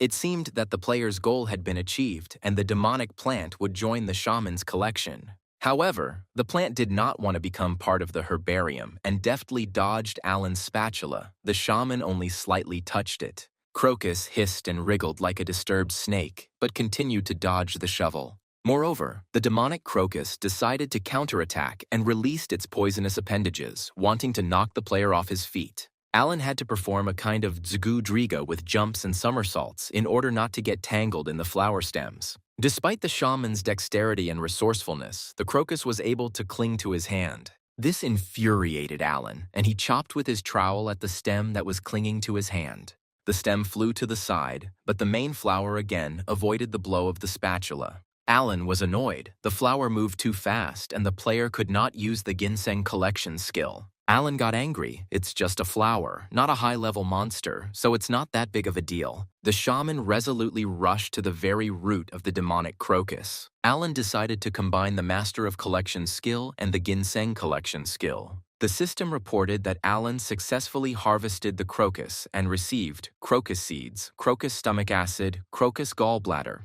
The collection turned out to be difficult, but this flower could not be called ordinary. Alan decided to collect all types of monster flowers on the way to Otolk. Several elves remained in the Emba forest to keep an eye on the demons. Samantha stayed with them to complete her quest. Alan went to Otolk alone. Otolok was a city of large trading companies and nobility. The shaman was met by the cheerful merchant Kruvasan. The girl was glad that Alan accepted her invitation. Kruvasan assumed that it was not easy for the shaman to get here. Alan did not see anything difficult in his path and admired the luxury of the city. The merchant explained the luxury of the city by the presence of trading companies and invited the shaman to come to the main office of her trading company. The main office of the Kruvasan company was a large, pompous building. Alan was surprised by the size of the building. It seemed to him that even the territory of Elysia was smaller. He assumed that Kruvasan was a noblewoman. Kruvasan explained that she had no title, but she managed logistics in the area as the owner of one of the leading trading companies on the continent of Citra.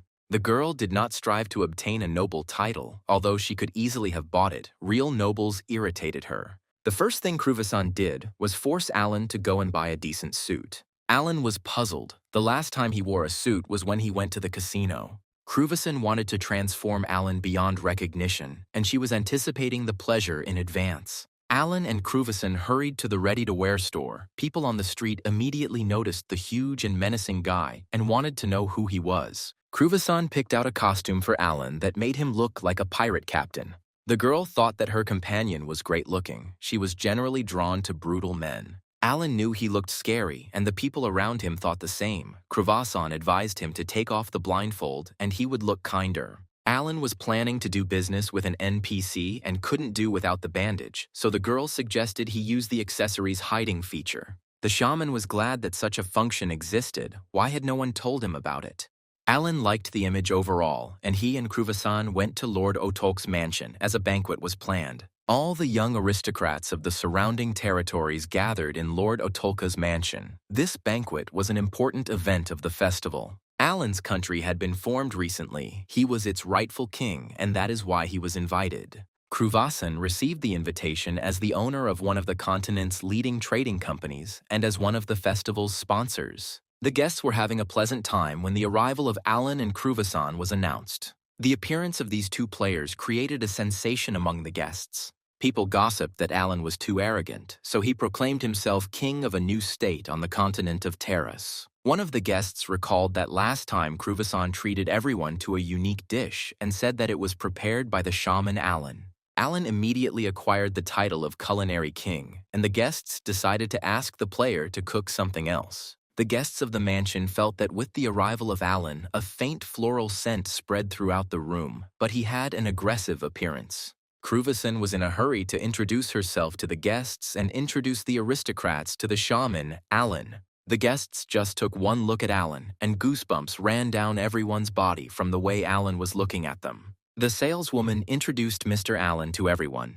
It was him she had spoken about during her last visit. Mr. Rumio hurried to the crowd of guests. Kruvasan was delighted at his appearance. Kruvasan told Alan that Lord Rumio is the owner of the mansion and the lord of the city of Otulk. Rumio was an NPC. He politely introduced himself to the shaman and said that he had heard a lot about him from Lady Kruvasan. The shaman smiled his most charming smile at Rumio, introduced himself, and said that he was glad to meet him. The guests whispered that a wave of unimaginably powerful energy was emanating from King Alan. The lord also felt the pressure. Rumio, as an aristocrat, could not appear weak. He was the lord of Atolka, much older than Alan, and should not yield to him. Moreover, Lord Rumio was the permanent sponsor and organizer of this festival. The ladies trembled even when Alan passed by, and under the shaman's gaze they almost fainted. Rumio couldn't bear to look defeated in front of the young aristocrats and held on with all his might. Despite his advanced age, Rumio was planning to get married and was looking for a candidate. He valued his position as the most popular guy among women. Lord Atolka shook hands with the King of Elysia and said that he had heard that he was an excellent cook. The guests were shocked. This question was strange for people who were meeting for the first time. Kruvasan was puzzled as to why Rumio had brought this up. The lord remembered the unusual dishes he had eaten last time and brazenly declared that Alan should cook them again and right now. Looking at the lord, the guests decided that a famous chef and king of cooking had arrived to visit them. Kruvasan apologized to Alan when she treated the nobles to dishes of his cooking. She did not know that he became king and wanted to make things right. Alan stopped her. These people knew perfectly well who he was, but continued to pretend that they considered him simply an outstanding chef. The shaman asked Kruvasan not to tell anyone anything and promised that it would be fun now. Alan finally understood why Kruvasan was irritated by the aristocrats. Thanks to the eye patch he had hidden, the player could understand what these NPCs were thinking. The shaman replied to Rumio that he was grateful to him for the praise and was embarrassed by such admiration from the noble gentleman. Alan was determined to thank the lord for his care and attention. Kruvasan became scared of what kind of mind-blowing thing this guy would do now. Rumio sent Alan himself to find out where the kitchen was located. The lord said that there was a famous chef from the continent of Citra present. Why shouldn't Alan compete with him? Kruvasan was indignant. Mr. Alan was officially invited to the festival by the king, and sending him to the kitchen was the height of indecency. The shaman declared that everything was fine and went to look for the kitchen. Everyone should expect his dish, he informed the guests. The stove was small, but it was enough for Alan. The shaman heated up the frying pan and grinned. It was great that the young aristocrats were so picky about taste. The player began preparing a dish with fresh crocus stomach acid, and the spirit of life became frightened, wondering if Alan had become a demon after communicating with demons. Alan justified himself. The aristocrats were the first to start mocking him, and he could not leave it unanswered. Next, it was necessary to chop up the Kelberos grass, add the juice of the dungfly flower and the eyeballs of the sundew. A flower of fire mold was thrown into the frying pan, and the flames in the oven shot up to the sky. The cook looked at Alan with bewilderment and fear, but the player thought that everything was going great for him. The head chef of the Citra continent, Gordon Rampage, watched the player closely. He clearly knew what he was doing. Alan decided that he would improve his plant science and feed the aristocrats at the same time, thus killing two birds with one stone. The system assigned Alan the title of pseudo-chef, which was caused by indiscriminately mixing cooking ingredients and was punishable by a decrease in debuff. Alan equipped himself with a bear glove and used the skills concentration and enhanced growth. The spirit of life was shocked by the shaman's actions. The player wanted to get the bad luck reduction effect from the bear glove. He prepared and used his various skills. The shaman used all the skills one by one, mixing them without any system. It was time to use the elven flute skill, and Alan played a few pleasant melodies to the almost finished dish. Gordon watched the new chef with admiration. His movements around the frying pan resembled a magical dance. Gordon thought the whole cooking process was incredible. He definitely wasn't capable of it. The system reported the activation of the Sakura skill and the brown bear hunter's declaration of war item. Alan successfully summoned the spirit of the demonic plant, and his bad reputation skyrocketed. The spirit of life explained that this happened because of Alan's determination to curse the aristocrats. A voice sounded in the shaman's head. He said that he was surprised that the shaman's successor was able to summon him into this body, probably because he himself was a shaman. The system reported the successful summoning of the demonic plant spirit. Alan was surprised. He had not planned anything like that. The spirit of the demonic plant inquired as to the purpose of the shaman summoning him to the upper world. Gordon saw the fiery creature and let out a cry of admiration. Alan wanted to justify himself and say that he did everything by accident. Only Gordon did not listen to him. The cook mistook the spirit of the demonic plant for the legendary spirit of the hearth. The spirit of the demonic plant wanted to dispel Gordon's delusion, but Alan did not allow him to do so. The shaman showed the fiery creature a huge fist and it immediately fell silent. Alan said that Gordon was right. It was the spirit of the hearth, and the fist was the best way to calm it down. Gordon and his assistants were filled with a sense of awe. They never hoped to see the spirit of the hearth, ever. The demon flower spirit was angry and tried to dispel the cook's misconception. Alan doused the picky eater in a boiling cauldron and silenced him. Alan hid the spirit of the demon flower away from prying eyes and ordered it to sit quietly, or better yet, disappear altogether. The shaman returned to the kitchen and continued preparing the dish for the mischievous aristocrats. The result was a magnificent dish, a fried chimera that had come back to life. It provoked the emergence of fear due to hallucinations. Alan examined the results of his work from all sides and was satisfied. The cooks had never seen such a frightening dish, and the spirit of life began to doubt the shaman's sanity.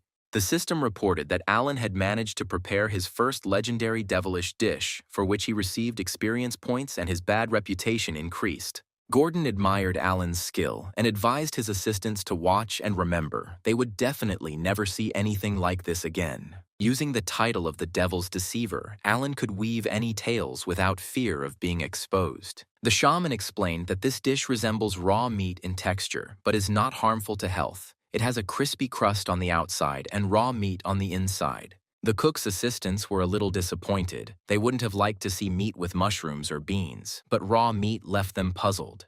Gordon claimed that Alan was a genius and ahead of all the chefs he knew. Gordon shook Alan's hand and allowed him to call him by his first name. The system reported that the shaman had been recognized by the continent's best chef and his reputation had grown. In addition, Alan learned the language of the cursed wooden doll. His chance of lying to the NPC and not getting caught increased. If the deception was unsuccessful, the shaman's nose would get bigger. Alan sincerely hoped that he would never be caught in a lie. The guy didn't want to live with a long nose at all. The fear dish was taken to the main hall for the aristocrats to try. The guests were shocked. The food looked disgusting, and they resolutely refused to eat it. Sir Gordon Rampage came into the room and vouched for the chef and the fruits of his labor. He had never seen such a creative and incredible dish before. The continent's finest chef urged everyone to try this dish, guaranteeing they wouldn't regret it. There were whispers around the room that if Rampage himself recommends it, then it's worth trying. It's strange to just stand and watch. Alan found Cruvison and warned her not to touch this delicacy under any circumstances. The girl did not immediately understand what the shaman was talking about, but her confusion did not last long. Cruvison looked into the goblin kaleidoscope to accurately determine the essence of the dish. At this time, the distribution began in the hall. The girl immediately discovered that the dish had legendary status, but its description was phantasmagorical. Gordon Rampage was determined to cut a piece for each guest and not forget himself. A red greed, incredibly similar to blood, spurted out from the cut dish in all directions, but Gordon declared it was just sauce. The world-renowned NPC chef was eagerly awaiting the chance to try this culinary masterpiece himself. The guests and the host of the evening were completely confused as to how anyone in their right mind would want to try something like that. Rumio is sure that Alan has fooled Rampage. He decided to try the dish and prove that the food is disgusting and the upstart will never show his face here again. Gordon served the portion to Lord Rumio, who, as the host of the evening, had the right to taste the dish first. The Lord was confident that he would not lose to Alan. He thanked the cook for his work and, fighting his dislike, stuffed the piece into his mouth. Alan maliciously wished Lord Rumio bon appétit. Cruvison closed her eyes in fear. The Lord chewed silently for a while. The pause dragged on, and the guests began to ask if everything was all right with Rumio. There were outcries of indignation that Alan had poisoned the city's ruler and had done so deliberately. Cruvison was afraid to look at all this and mentally calculated the losses from the fact that she would be expelled from this city. Alan watched Rumio closely, and from the Lord's expression he realized that the hallucination effect of the prepared dish had worked. Lord Rumio shouted loudly that everything was very tasty and wanted to try another piece. The guests were inspired by the example of the host of the evening and decided that they should try it too. Alan watched the aristocrats and died laughing, the hallucination making everyone think they were eating heavenly food, the likes of which they had never tasted. The shaman believed that everything was going according to plan, but the spirit of life thought otherwise. Alan poisoned a large number of nobles, his bad reputation increased, and he received the title of poisoner. At the same time, the poisons made by the shaman became more effective, and his own resistance to poisoning increased. The spirit of life declared that the shaman had become no better than the devil, and Alan himself was puzzled. Everything had gone topsy-turvy, and now it was unclear how to advertise the store. One of the guests looked at Alan and asked what had appeared so huge in the room. The shaman didn't know what to do. You never know what this guy might have imagined. In the aristocrat's fevered mind, Alan turned into a terrible monster, and he rushed away from him in the other direction. It turned out that the fear imposition effect worked, and now the aristocrats fear the shaman like fire. Alan understood this immediately and became sad. What should he do now, and how should he sell flowers if his reputation was completely ruined? Looking at the fleeing aristocrats, Alan saw that he had won, but was this the effect he had dreamed of? People rushed around the mansion in panic, looking for guards and calling Alan a monster. Kruvasan and Alan looked at all this disgrace in silence and could not think of what to do. Alan had an idea and told Kruvasan that he knew how to fix everything. The girl was afraid of what else the shaman was going to do, whether it would turn out to be anything decent. Alan reassured the girl he was going to make his flower shop famous. Alan immediately set about implementing his plan and ordered everyone to listen to him carefully. From this moment on, everyone had to remember the name of the country, Garden of Elysia. The guests obediently repeated the name of the country founded by King Alan. Alan made everyone repeat after him that they all liked Elysia, the most beautiful country in the world. Without exception, all the guests at Lord Rumio's banquet repeated that they could not live without Elysia. Alan squatted down in front of the aristocrats and directed them like a choir, forcing them to repeat the words he needed over and over again. The suggestion continued, and Alan said that if they needed to buy flowers, they should go to the Elysia garden. The shaman felt that not everyone had grasped what had been covered, and he made them repeat it over and over again. If there is a wedding coming up, what should be done? The shaman asked, and everyone answered in unison, go to Elysia for flowers. If there is a funeral coming up, the shaman asked what to do, and everyone answered in unison, go to Elysia for flowers. When selling land or other real estate, everyone also had to resort to Elysian. When buying real estate, everyone should contact Elysia. Alan inspired people that their hope and help in any endeavor is Elysia. The aristocrats believed everything Alan said and considered him, at the very least, a god descended from heaven. Kruvasan's jaw dropped in surprise. She had never seen such skillful manipulation of public opinion. This guy will go far, Kruvasan decided, if of course no one stops him. The next day, the night of the Unquenchables festival was supposed to begin, which would last 6 days. The city's residents eagerly awaited the festival. Everyone was interested in seeing the aristocrats' costumes. The townspeople noticed that the city's aristocrats were approaching them in an organized crowd, with Lord Rumio at the head. The people welcomed their ruler and thanked him for the wonderful festival. Lord Rumio could not utter a single intelligible word. He only repeated the same thing. Elysia. The girl approached one of the aristocrats and asked where he got such a cool hairstyle. The man looked at her with unseeing eyes and uttered a mysterious word, Elysia. No one could understand what was being discussed or what Elysia was. Only a little later did everyone learn that it was such a country. Thus, the aristocrats walked around the city for 3 nights and said only one thing, Elysia, like zombies. Alan was delighted. It was a great promotion for his store, much better than he could have imagined. There was one unresolved question left, why the spirit of the demonic flower did not disappear. The spirit answered that this was because a contract had been made between him and Alan as a result of the challenge. Alan perfectly matched 3 components, 6 demonic plants, a high bad reputation, and a sincere desire to deceive. Alan realized that he had indeed fulfilled all the conditions and that he would probably have to go everywhere with the demon. The creature declared that he was not a demon, but a spirit, not a simple one, but one of high rank, just like that smelly bastard who was always with Alan. Alan asked how the creature knew about the spirit of life. It turned out it was because of the related nature of both spirits.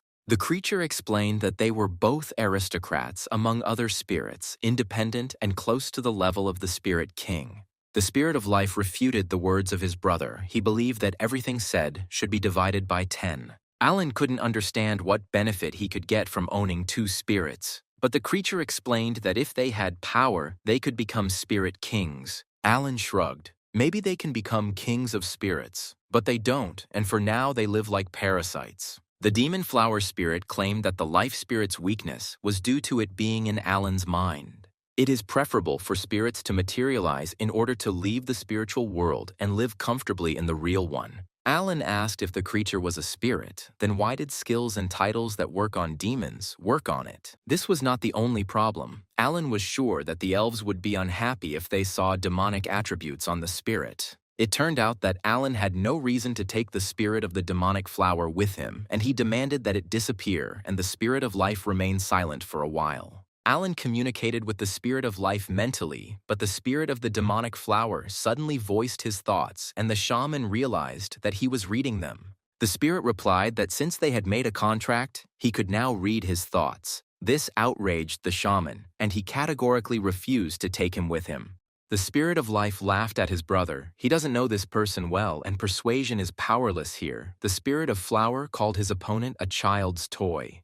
The Spirit of Life calmly said that the flower spirit was jealous, and that this only made his situation worse. The demon flower spirit was beside himself with frustration and indignation, and he humbly begged to be allowed to stay. Alan watched the two spirits argue with bewilderment. They both wanted to stay with him just to spite each other. The spirit of the demonic flower promised to show Alan how to materialize the Spirit of Life. It is quite possible. Alan was about to leave, but he looked back at the spirit of the demonic flower. Did he really know how to materialize the Spirit of Life? The spirit of the demon flower confirmed that he knew exactly how to do it, and Alan offered to make a deal with him. Alan figured that he had the flower of life, the flower of the soul, and 12 other plants in his garden. The spirit of the demonic flower said that Alan needed something else, but he would tell him about it later. The Spirit of Life warned that his brother could be deceiving. The Spirit of Life whined that he was better than this imposter and always helped Alan, but the shaman objected. Could constant whining really be considered help? The demon flower spirit boasted that he was a business spirit, not a bystander. The Spirit of Life protested why Alan was listening to this demon. The Spirit of Flower objected. He was from the same spirit world as the Spirit of Life. The Spirit of Life argued that the ritual was similar to summoning a demon, but they objected that the flowers were filled with life energy that had nothing in common with the devil. Alan decided that the spirit of the demon flower would go with him, but he had one important condition. From now on, he must tell everyone that he is not the spirit of the demon flower, but the spirit of the furnace. The life spirit laughed loudly, and the demon flower spirit was extremely indignant. To make communication easier, Alan decided to give the spirit of the demonic flower a name.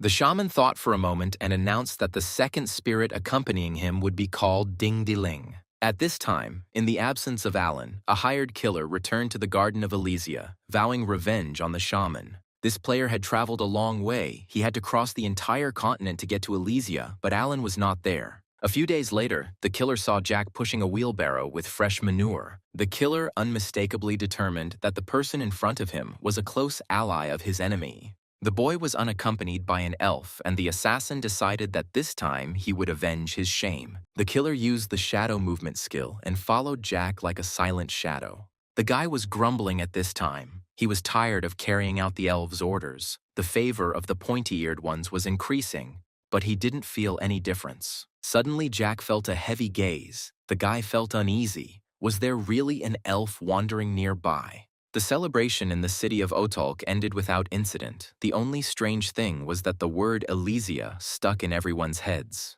Kruvasan even envied Alan. He was having a good time in the game. The guy sympathized with the girl that she was unable to see Samantha. The merchant didn't see a problem with this. They chatted privately every day, and she herself needed to visit Elysia. She was planning to build a retail branch. Alan thought that remote trading was more convenient, but Kruvasan replied that the game didn't have a trade deal system that allowed you to specify who you wanted to trade with. Selling through a main company is ineffective due to transportation costs. If transactions are carried out locally, then selling flowers will be easier. To make a purchase, players will come in person, and Kruvasan will be able to formalize additional economic activity. Kruvasan walked Alan to the right gate and thanked him for the interesting time spent. The girl wished Alan a good journey and promised that they would see each other soon. The shaman moved as far away from the city as possible and allowed Tinker Bell to leave. Alan reminded the spirit of the demon flower that he was now the spirit of the furnace, named Tinker Bell. The spirit remembered everything. For the sake of staying in the middle world, he was ready to do anything, even bear a stupid name.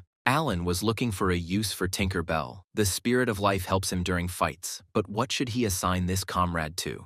Tinker Bell replied that Alan had the opportunity to borrow his powers through the contract. Alan tried to use Spiritual Elbow with the help of the demonic plant spirit. Tinker Bell went all out, transferring his power to the shaman. Alan's attack was filled with demonic power. There was a lot of it. The player wondered if Tinker Bell was a demon after all. The spirit replied that his homeland was the spirit world. Although he was assigned a demonic role, he did not want this. If you do not like his power, he does not insist on using it. The spirit of life urged him to use his pure power. Alan agreed. It was effective if the opponent was not a demon.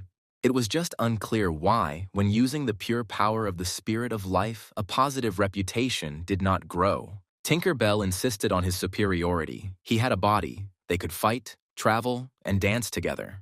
Alan thought that both spirits were similar, but Tinker Bell looked better compared to the spirit of life. The spirit of life warned, he is not a snitch, but if he acquires a material body, he will tell everything to the divine tree. The spirit of the devil flower did not expect such a statement from the positive spirit of life in everything. Tinker Bell was indignant at how one could resort to such base methods. Alan tried to convince the spirit of life not to be offended by him, but he went out of reach. Tinker Bell decided that it was not a big problem. Alan was upset. He really had lied to the divine tree and was afraid of being exposed. Tinker Bell replied that it wasn't that. He could just feel in his skin that someone next to them was simply oozing malice. A fully equipped combat knight came rushing out from around the bend in the road towards Alan. The unknown man used a couple of powerful moves, forcing Alan to go on the defensive.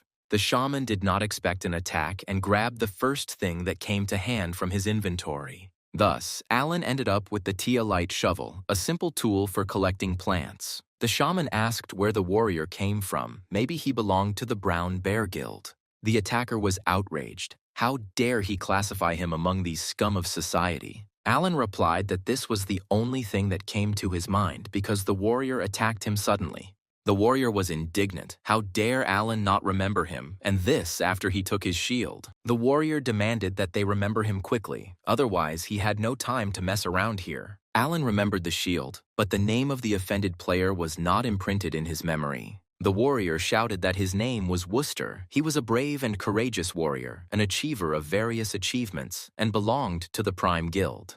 But because of Alan, after losing the shield, I spent several months in shame and despondency. Samantha and the Prime Guild insist that they need Alicia's friendship, but Worcester has no one on his side, and he pursues Alan alone. Alan was surprised. Worcester screamed through tears that there were no elves nearby, and therefore Alan was weak and should return his shield to him. Worcester used the Assault Wave skill against Alan, expecting the enemy to be completely weakened. The shaman didn't want to fight him, but he also had no desire to give the shield back. Alan noted that Worcester was much slower than the elf and that he could easily deal with him. Worcester got angry and used the Blast Storm Wave connection on Alan. Only Worcester suffered from this skill. Alan remained standing safe and sound, and the warrior flew many meters to the side. A few moments later, a wave of fire rolled towards Alan and covered him almost completely. Alan used the Spiritual Elbow skill, using the Spirit of Stoneflowers, the Stoneflower Shield skill. Worcester saw that his opponent had become a little stronger over the past few minutes. The warrior has prepared many different things. Now he has activated the shield/slash skill. Worcester rushed onto the stone shield and attacked. All that remained was to wait and see how long Alan's skill would last. Alan couldn't hold the shield for long and knew that at that distance he wouldn't be able to dodge the sword when the wall collapsed. Worcester suddenly heard Alan cancel the shield. It was bold and reckless. Worcester didn't know that close combat was the best of two evils for Alan, and the shaman struck from a close position. The warrior was surprised. This man was a monster or something. He was so fast that Worcester couldn't keep up with him. Alan used the spiritual elbow skill, but chose the spirit of demonic plants and the ginseng collection skill. The spirit of life was shocked. How could this be used on people? The system reported that the enemy had received a fatal blow and would soon be forcibly disconnected from the game. Alan was pleased. He had his doubts, but everything went according to plan. He won an unconditional victory. Wooster claimed he barely felt any damage, but Alan was sure it wouldn't be enough. The warrior rushed at Alan again, shouting that he would definitely kill him. The shaman couldn't even imagine how to get out of this mess. After all, Wooster was much stronger than him. Alan remembered his demonic addiction and cast a fear effect on his opponent, which frustrated his movements. Wooster broke out in a sticky sweat and, through a shudder, muttered that he was offering to talk to Alan. Alan had no intention of talking to the man who had just promised to kill him and swung his garden trowel. Wooster begged him to stop and let him live. The abnormal fear status was cancelled. Wooster cleared his throat and rushed into the attack. Alan received a message that he could use demonic blast. The shaman didn't even think about it. He immediately used this skill. Wooster got into trouble himself. The deed was done. Wooster's body pulsed as it vanished, and within moments he had vanished into thin air. Alan just wished the guy a safe journey, and he won. The system reported that Alan's opponent had died. He had killed a man. Tongues of flame danced around Samantha. These were fire spirits, different from the elves of the Rakshi forest. The fireman told about the fiery sea of elves and promised to teach how to control the fiery spirit and apply its power to the sword. The elf said that he would tell the girl about a spiritual sword that would be suitable for a knight who protects a shaman. Samantha was sweating profusely from the heat, but she figured it was much better than hauling manure in Elysia, and she received a class quest, Spirit Sword. This is the highest skill of the Elven Knights, but it was not easy for humans to use it. Having mastered the Spirit Sword, the warrior was reborn as a legend. The conditions for completion were to reach 100% of the spiritual sword skill. Upon completion of the quest, a promotion to the unique Flame Sword class was promised. The elf said that a person's communication with spirits threatens him with death. She can borrow their power without contact or concentrate on one fire spirit. Samantha was ready to follow all the elf's instructions. He replied that he was glad of her obedience. He had not taught a person for a long time. The training process was difficult, but the elf hoped that Samantha could handle it. The girl was ready to do anything for the sake of a new, unique class. The system responded that Samantha had mastered the Spirit Sword skill. The elf said that they needed to rest a little, and they would begin training again. Samantha was unexpectedly called on the line by Kruvasan. The girl had no time, but she did not ignore her friend. Kruvasan informed Samantha that there was a huge problem. Wooster had gone crazy. Samantha guessed that the guy was still angry about the shield and asked what Wooster had done. Wooster learned that Alan had gone to Otulk and called on the PC players for help. Samantha was afraid for Alan. He had increased his level, but was still weaker than Wooster, and the elves were not accompanying him. The girl was angered by Wooster's untimely appearance, but she had to go to the shaman's aid right now. Samantha started to run towards the road, but someone called her and asked where she was going. The girl saw Alan and automatically reported that he had been attacked and that she was rushing to his rescue. Alan was puzzled.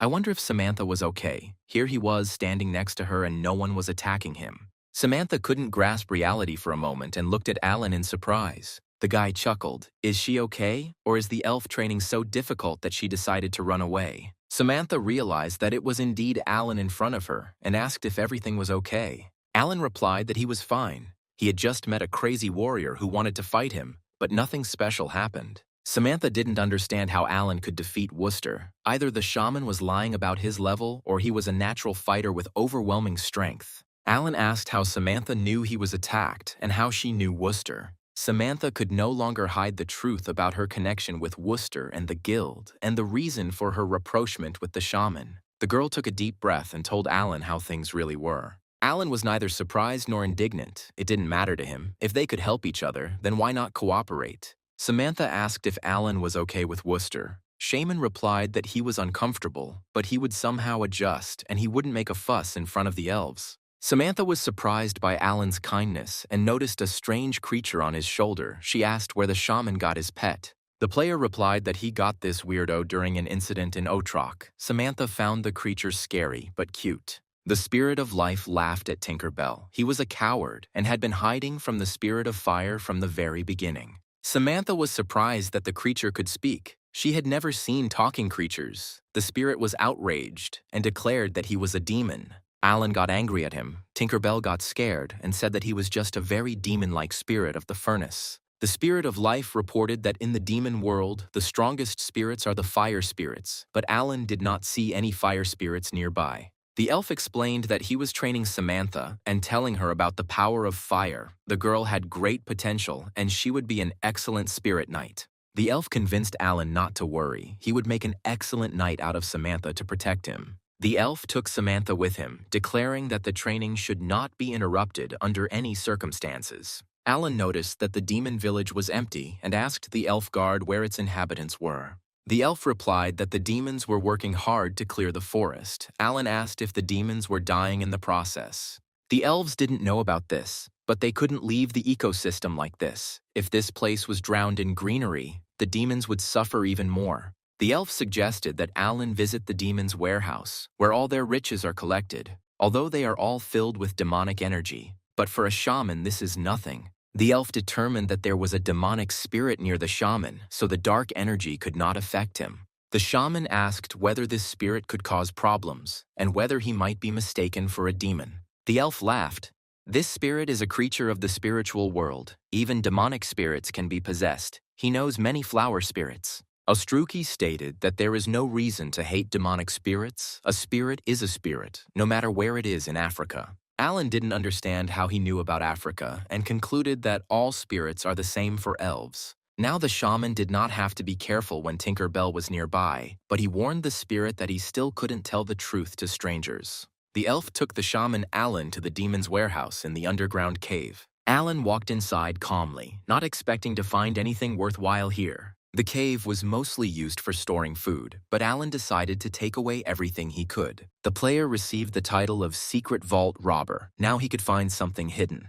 The player received the title Tomb Raider. If there was a tomb nearby, his speed and agility increased. Alan was surprised that it was possible to store food in a tomb, but the elf just shrugged his shoulders. What else could you expect from demons? The spirits reminded that Alan wanted to rob this place. He objected, "This is not a royal tomb. Where would there be jewels here?" Alan turned his attention to the glowing point near the far wall. Perhaps this was the promised something. It looked like a button, and Alan hesitated to press it. The elf promised that everything would be all right. He was there after all. Alan knew that when the elf was next to him, there was nothing to be afraid of. The player reached out and pressed the button into the gray surface of the cave stone. Elf and Alan were incredibly surprised. They expected anything but this. The cave wall slowly moved aside, revealing an entrance to a secret room. The passage was quite wide, and the demonic energy within it weakened as it moved forward. Alan was informed that he had discovered a hermit's mine deep in the mountain. The player was delighted. If this was a mine, then perhaps he would find real money and jewelry. The elf asked if he wanted to go inside and check. Alan refused. If this was a dungeon, then now was not the right time to explore it. The connection time to the game was running out, and the guy decided to come here next time, and it wouldn't hurt to get ready for the trip. Jack called out to Alan over the intercom, screaming that he had been kidnapped and calling for help. Alan was afraid for his friend. There was a small chance that he was joking, but his friend's voice sounded too tense. At training, Mike asked Jack how he got to this point in his life. Jack said that the brown bears were to blame for everything, that it was on the orders of their king that he was kidnapped. Michael knew the one who dared to do this dirty deed. This homegrown Naruto had already been defeated once by the shaman. Jack was now in the Bear Guild's prison. They weren't going to let him go, but wanted to meet the shaman. Michael didn't understand how the bears knew they were friends. Jack thought it wasn't hard to figure out. Jack was unable to contact anyone in the game when he was taken into custody and could only communicate with Michael in real life. However, Jack did not ask Michael for help. At the moment, the situation was not critical. The New World program included a daily limit on keeping a player in prison without justification. Jack was annoyed at having to return to the Brown Bear prison, but he was supposed to be released in 24 hours. Michael doubted it would be that easy, but he was planning to enter the game tomorrow anyway. Jack was sure that nothing terrible would happen and that he would soon return to the Rakshi forest. Michael joined the game and became Shaman Alan again. He was informed that several orders had been received. There were no specific deadlines, but customers wanted to receive their goods as quickly as possible. First of all, Alan decided to check the mine in the demon village. Samantha entered the game. The girl was looking forward to a new adventure. The elves rushed into the cave ahead of the shaman, declaring that he should not expose himself to danger. It was dark inside the cave, and Samantha asked permission to use her new skill. The girl summoned the spirit of fire named Selim, but her control was still not sufficient. The squad continued moving, lighting the way with Samantha's ability to hold the spirit of fire. In the flickering light, Alan could see that old shovels and picks were scattered throughout the cave, as if people had suddenly abandoned this place many years ago.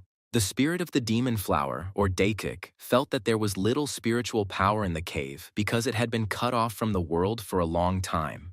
The elf walking in front of the squad announced that he saw something interesting ahead. The travelers entered a huge cave hall. It was spacious and light. The elf drew the shaman's attention to the ceiling of the cave. He raised his head and froze in admiration. A stream of soft blue light poured from the ceiling, as if someone had installed illumination there. Luminescent stalactite flowers glowed on the cave ceiling. For some time, the self-proclaimed speleologists gazed in admiration at this miracle. The elves told Alan that he saw flowers, which surprised the shaman even more. Alan used the plant knowledge skill. It really was a flower. It increased the player's combat abilities in the dark by 20%. The spirit of life said that these were very rare plants. Alan could admire them forever. The elf reported that it had been a long time since he had last seen such a flower. The spirit of life knew that such flowers do not grow without intensive care, which means someone is looking after them. The unknown gardener of the stone flower bed was apparently going to check on his property. The travelers heard the sound of footsteps and a loud voice demanding an answer as to who dared to enter his mine. Fear of the unknown gripped the minds of Alan and Samantha, but the elves were resistant to this influence. Alan's passive ability, Curse Resistance, was triggered, and he was partially freed from the effects. Alan heard Samantha's groans. She was calling the shaman for help.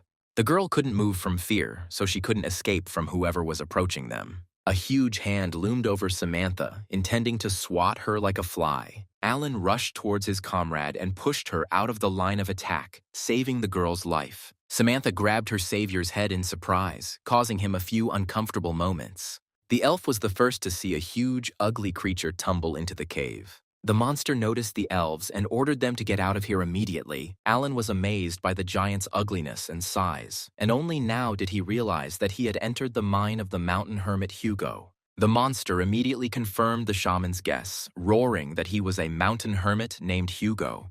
Maybe someone would have been afraid of the giant Hugo, but not the shaman Alan. The offended players rushed into battle. They called upon the spirit of Salamander and Elbow. Alan tried to deliver a blow of crushing force in order to immediately knock his opponent off his feet. The elf was going to call down fire and blow up the giant, no matter what he did to interfere with the journey. Alan stopped the pointy-eared man. It was impossible to cause an explosion in the mine, otherwise the collapse would kill everyone. The spirit of life calmed Alan. The elves are not idiots. He will just fry the aggressive Hugo a little. Alan had no choice but to join the fight. Samantha followed him, armed with the salamander sword.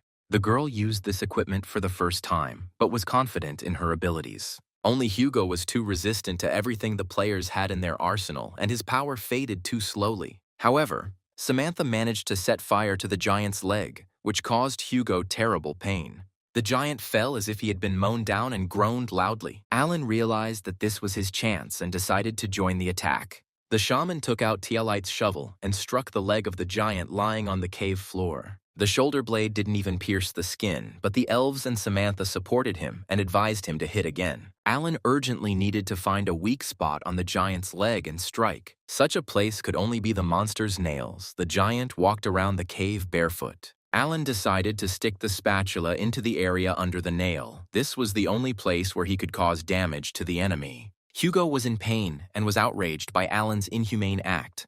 The shaman replied that Hugo had started first and had just tried to get rid of the guests. Hugo tried to throw off the annoying player, but Alan held on tightly and dealt one blow after another. For this, the boy received the title of Master of Giant Torture, and now all the giants were afraid of him. The elves admired the shaman and promised to immobilize the giant if only Alan would continue the torture. Alan objected that his actions were not torture, but nevertheless decided to repeat his blow. Hugo got tired of being patient and shouted that he admitted his defeat. The elves believed that the giant could not be trusted. Alan received a quest. He needed to talk to the mountain hermit Hugo and gain the sympathy of all the mountain hermits. The player declared a temporary truce in order to try to complete the quest. Alan reread the quest text. The giant's name seemed strange to him, as if it had been made up in a hurry. Hugo was indignant. He had an excellent name. It was chosen by the father of the mountain hermit. Alan decided to flatter the giant and said that his father had good taste, and at the same time asked where Hugo's father and other relatives were.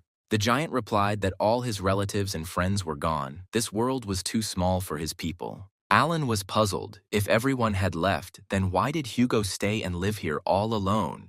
Hugo explained that the reason for this is the glowing flowers that the player sees on the ceiling of the cave. The giant did not know the correct name of this plant, but it was sensitive and capricious, and he could not leave it. The shaman was surprised that Hugo was actually tending to the shining flowers, although with such a height it was not surprising. The giant said that the shining flowers were very tasty, and if the shaman stopped the attack and left his cave, he would receive one to try. Alan agreed to Hugo's condition. They would leave when the giant gave them a flower. The giant stretched his huge hand towards the ceiling and plucked one of the glowing flowers. On the ceiling, the flower looked small, but up close it was simply huge. Besides, the flower was hard as a rock, and Alan doubted that a person could eat it. The giant declared that the flower was very tasty and threw one of them into his mouth and chewed it, smacking his lips with pleasure. The elf explained that giants can eat anything. Even stones are not a problem for them. Alan asked if the hermit Hugo was staying here only because of the flowers. Hugo replied that it was not only because of them, but also because he was waiting for friends he had met here many years ago. Alan was surprised. Such a monster-like guy had friends. That's amazing. Hugo said that miners worked here, and he became friends with them, but many years had passed since their last appearance. Alan said he saw abandoned things on the way here. Hugo confirmed that these were the things of those very miners, and he hoped that they would return. Hugo said that the stone flowers were the sun for the miners. When they came and saw them, they would understand that Hugo was still here. Alan was surprised by the lyrical mood of the mountain hermit. Hugo asked if the player had met the dwarves up there, as they were the giant's friends. The elf denied the possibility of dwarves living in the Emba forest. They have a bad relationship with demons. The giant was indignant, wondering if demons had really settled up there. Hugo did not know this, and assumed that the appearance of demons was the reason for the disappearance of his friends. The giant was glad to know the reason for the disappearance of the dwarves. Alan asked why Hugo wasn't worried about the fate of his friends. Hugo was sure that the dwarves were a very cunning people and had definitely reached safe places safely. Alan clarified what Hugo would do now: continue waiting for his dwarves or go somewhere. The giant decided that since Alan and the elves were here, the demons were defeated, which meant that the likelihood of his friends returning was high and he would stay here. Samantha doubted the giant's words. She didn't trust such creatures. Alan offered Hugo a deal. He was also curious about where the dwarves who were here had disappeared to. The giant was perplexed by what he could give to people, and most importantly, how this player could interest him. Alan replied that he would need glowing flowers and would periodically come to the cave for them. Alan wasn't going to take many flowers. He and his companions wouldn't be greedy. One such flower per month will be enough for Alan, whether the giant will agree to this. Hugo agreed to the player's offer. The giant gives him flowers, and he will find the hermit's friends. A message came that the giants sympathize with Alan, and the mine is becoming the property of the Garden of Elysia. Alan extended his hand to the huge giant as a sign of friendship and cooperation. Hugo extended his finger to the man to shake, the giant and the player counting on a fruitful collaboration. Alan looked carefully at his purchase. The flowers were amazing. Samantha asked what Alan was doing and when they planned to return. The shaman stated that he wanted to conduct research on the flower here and now. Samantha reminded him about the orders. Alan replied that he had the recipes and ingredients, but the flower upstairs would be difficult to study. Alan asked the hermit to tell him more about the luminous flower. If Hugo has been growing them for many hundreds of years, then he is a great specialist in this. Hugo explained that these flowers grow in deep caves and rarely bloom, and that the owner's combat abilities increase by 20% in the dark. The flowers have the star scent effect, which causes the enemy to fall into darkness for 5 seconds and reduce all their abilities by 10%. There was a problem. It was impossible to grow these flowers artificially or transport them. The only option left was to make drugs from them directly on site, but this prospect was not bright. But the flower effect was stunning and worth the effort. Alan asked the hermit if he really knew how to grow luminous flowers. Hugo convinced the boy not to worry. As long as he didn't ask for more than he needed, he would be able to grow these flowers. Alan decided to leave the care of growing the glowing flowers to Hugo and not interfere with the process. Alan didn't know when it would happen, but he promised Hugo to send people to his mine. The giant replied that he would be glad if the miners returned to work. Satisfied with the results of the trip and negotiations, Alan and Samantha decided to head back. The girl could only marvel at the dexterity and luck of her commander. Jack received the long-awaited message about his release. The guard shouted out his number and ordered him to leave the cell. The player happily followed the guard's orders, and finally he would leave this inhospitable place.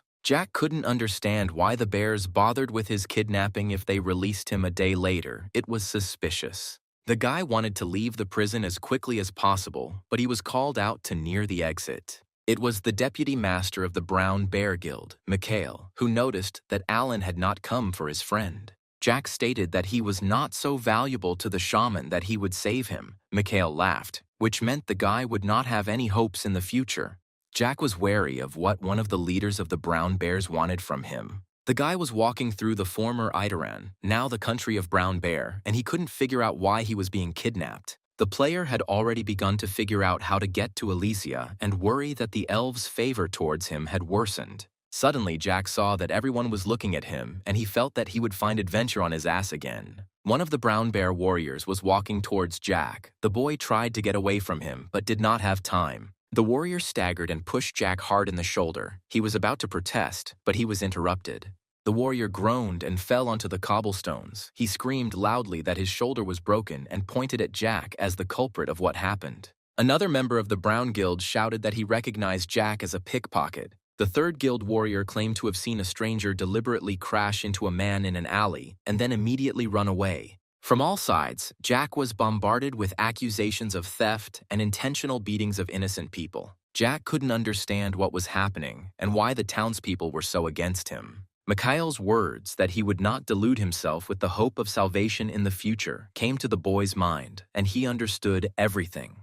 There was no chance of escape. Jack was tied up and accused of all possible crimes. It was a dirty but effective tactic. Jack continued to insist that Alan was not contacting him in the game and would not come even if he asked for help. Mikhail didn't care. He was sure that Taylor would do his job and soon Alan would simply be gone and the elves would not help him. Michael stated that Jack's bluff was useless. They had already received information that Alan had gone on a journey alone, without the elves. Mikhail was sure that Jack would not be able to leave the basements of the Brown Bears Guild for a long time. Taylor, aka the hired killer, was sure that Alan was wandering near the city of Otolka and that there were no elves with him. The killer was sure that the shaman would take this very path to Elysia, where he would attack and kill him. Taylor decided to go live so everyone could see him beating Alan and him kneeling in front of him. In the distance, Taylor saw two familiar silhouettes, Samantha and Alan. The killer decided to use the illusory camouflage skill and launched a live broadcast. Taylor was confident of his victory, since he did not see any elves near Alan. With every moment Taylor was getting closer to his goal, let everyone see his triumph. Alan and Samantha walked carefree through the desert towards their destiny. Taylor suddenly discovered that a fairly large group of NPC elves was following the players. The killer was stunned. The Brown intelligence assured him that there would be no elves. The broadcast's viewers were already laughing at the hapless killer and urging him to go and fight. Taylor told the audience that he would let the shaman go this time, but suddenly discovered that the disguise was not helping him, and Alan was looking straight at him. In fact, that was the case. Alan was looking at the cactus that Taylor was disguised as. Alan found something hidden, namely Taylor, since he had the title of robber of the secret vault. The shaman decided that this was the entrance to Brazal's dungeon, although it seemed strange to him. Alan decided to check everything himself, but Dacic stopped him, saying that the cactus was not real. The spirit of life confirmed Dacic's words, saying that he felt negative energy from the cactus and that this was strange. One of the elves suggested shooting the cactus with a beam first, and Alan thought it was a good idea. The elf's arrow hit its target, and Taylor had a hard time. Alan and the elf approached the cactus and discovered that it was shaking strangely. Alan was puzzled as to why red liquid was leaking from the cactus, and the elf suggested setting the strange plant on fire. Taylor twitched in the fire, but still maintained his disguise and did not reveal his true form. But when the boy heard that the elf was going to cut him into pieces, he began to lose his composure. Alan heard the cactus swearing and realized that his suspicions were justified. Taylor took off his disguise and surrendered. The elf asked what to do with him now. It was he who kidnapped Jack. The killer was drenched in cold sweat, expecting the worst fate for himself. Alan decided that this guy should be taken alive. His death would not bring any particular benefits. At this time, in the land of the brown bear, they were preparing another trap for Alan. The Grand Master of the Brown Bears was furious. Taylor went to kill Alan, but was captured himself, and even showed everything on live television. Mikhail did not understand Taylor's actions, but conveyed to the city master a message that Alan was proposing to exchange prisoners. The Grandmaster had considered the exchange impossible, but it was now clear that the kidnapped player was important to Alan. Mikhail, the city master's right-hand man, suggested turning this situation to his advantage. Mikhail stated that they would lose nothing by declaring that this shameful situation did not concern the Brown Bears. As for Taylor, one must remember the time limit on keeping a player in prison. Mikhail assumed that Taylor wasn't a complete idiot and would slip away from the shaman at the first opportunity, and everything would be perfect. Alan finally reached Elysia and saw his favorite flowers. Judging by their appearance, everything was fine with them. May was delighted to see the shaman alive and well again. The shaman praised his assistant for the quality care of the flowers. The girl replied that she was coping with the help of the elves and information from Alan's botanical reference book. May asked how Jack was doing. Not in real life, of course, but in the conditions of Brown Bear's prison. Alan replied that he had already offered the guild in exchange. May asked who he planned to exchange Jack for, but instead of answering, Alan showed her the prisoner. May recognized Taylor. Alan said that he caught him trying to attack and ordered the elf to drag the killer away somewhere. Alan wanted to exchange him for Jack, but the bears were silent. The prisoner needed to be locked up, but there was no prison in Elysia. The game's rules forbid anyone from being kept in prison for long without a reason, so May feared the killer would escape and try to attack again.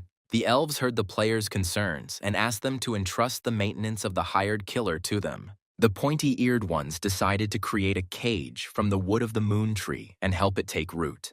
In this way, they ensured that the prisoner would be locked up for at least 100 years, as the cage would be considered an ordinary room. Despite all the negative attitude towards Taylor, 100 years of imprisonment seemed too long to Alan.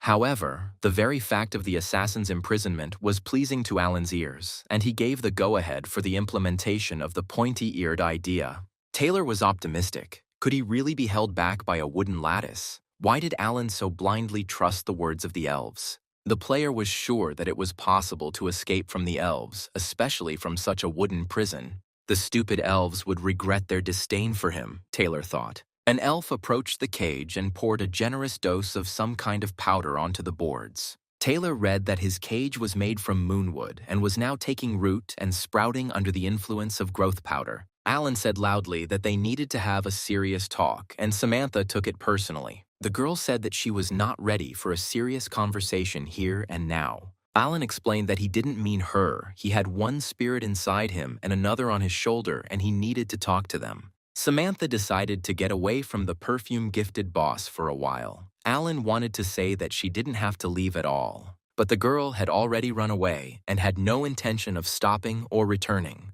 Alan asked Desik about a way to extract the spirit of life from him. The player was irritated by the presence of someone else in his head. The spirit of life threatened to tell the divine tree everything, but Alan was not afraid of this. Desik called the spirit of life a coward and promised to help Alan materialize this pest. The spirit of life was completely unwilling to leave its familiar place in Alan's head and threatened Desik with death.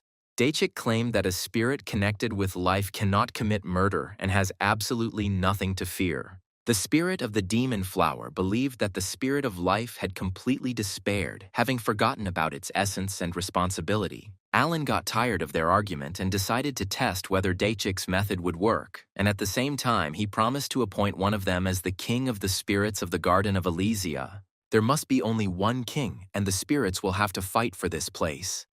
Dachik was convinced that victory would be his. The spirit of life thought differently and, in order to prove his case, agreed to materialization. Alan had to go to the Rakshi forest. Only here could the materialization occur. It requires 12 types of plants that grew in the place where the spirit was sealed and the spirit flower itself. Alan hadn't been here for a long time. He found a place where he talked with the Ilfechi flower for 2 months. Dachik drew a magic circle on the ground and said that since the contract between the spirit and Alan was concluded, there should be no problems. The spirit of life protested again, but this did not affect Alan's decision to materialize it. The spirit of life announced that he had not changed his mind, but that Dachik had simply drawn the magic circle with errors. Dachik justified himself by saying that he had made an unintentional mistake, but Alan demanded that all possible errors be corrected. Dachik corrected errors in the magic circle under the direct guidance of the spirit of life. When everything was drawn correctly, the spirit of life gave the signal to begin with satisfaction. The magic circle glowed with a soft light. Alan concentrated on his sensations. The shaman felt as if something was leaving him, leaving some regret in his soul.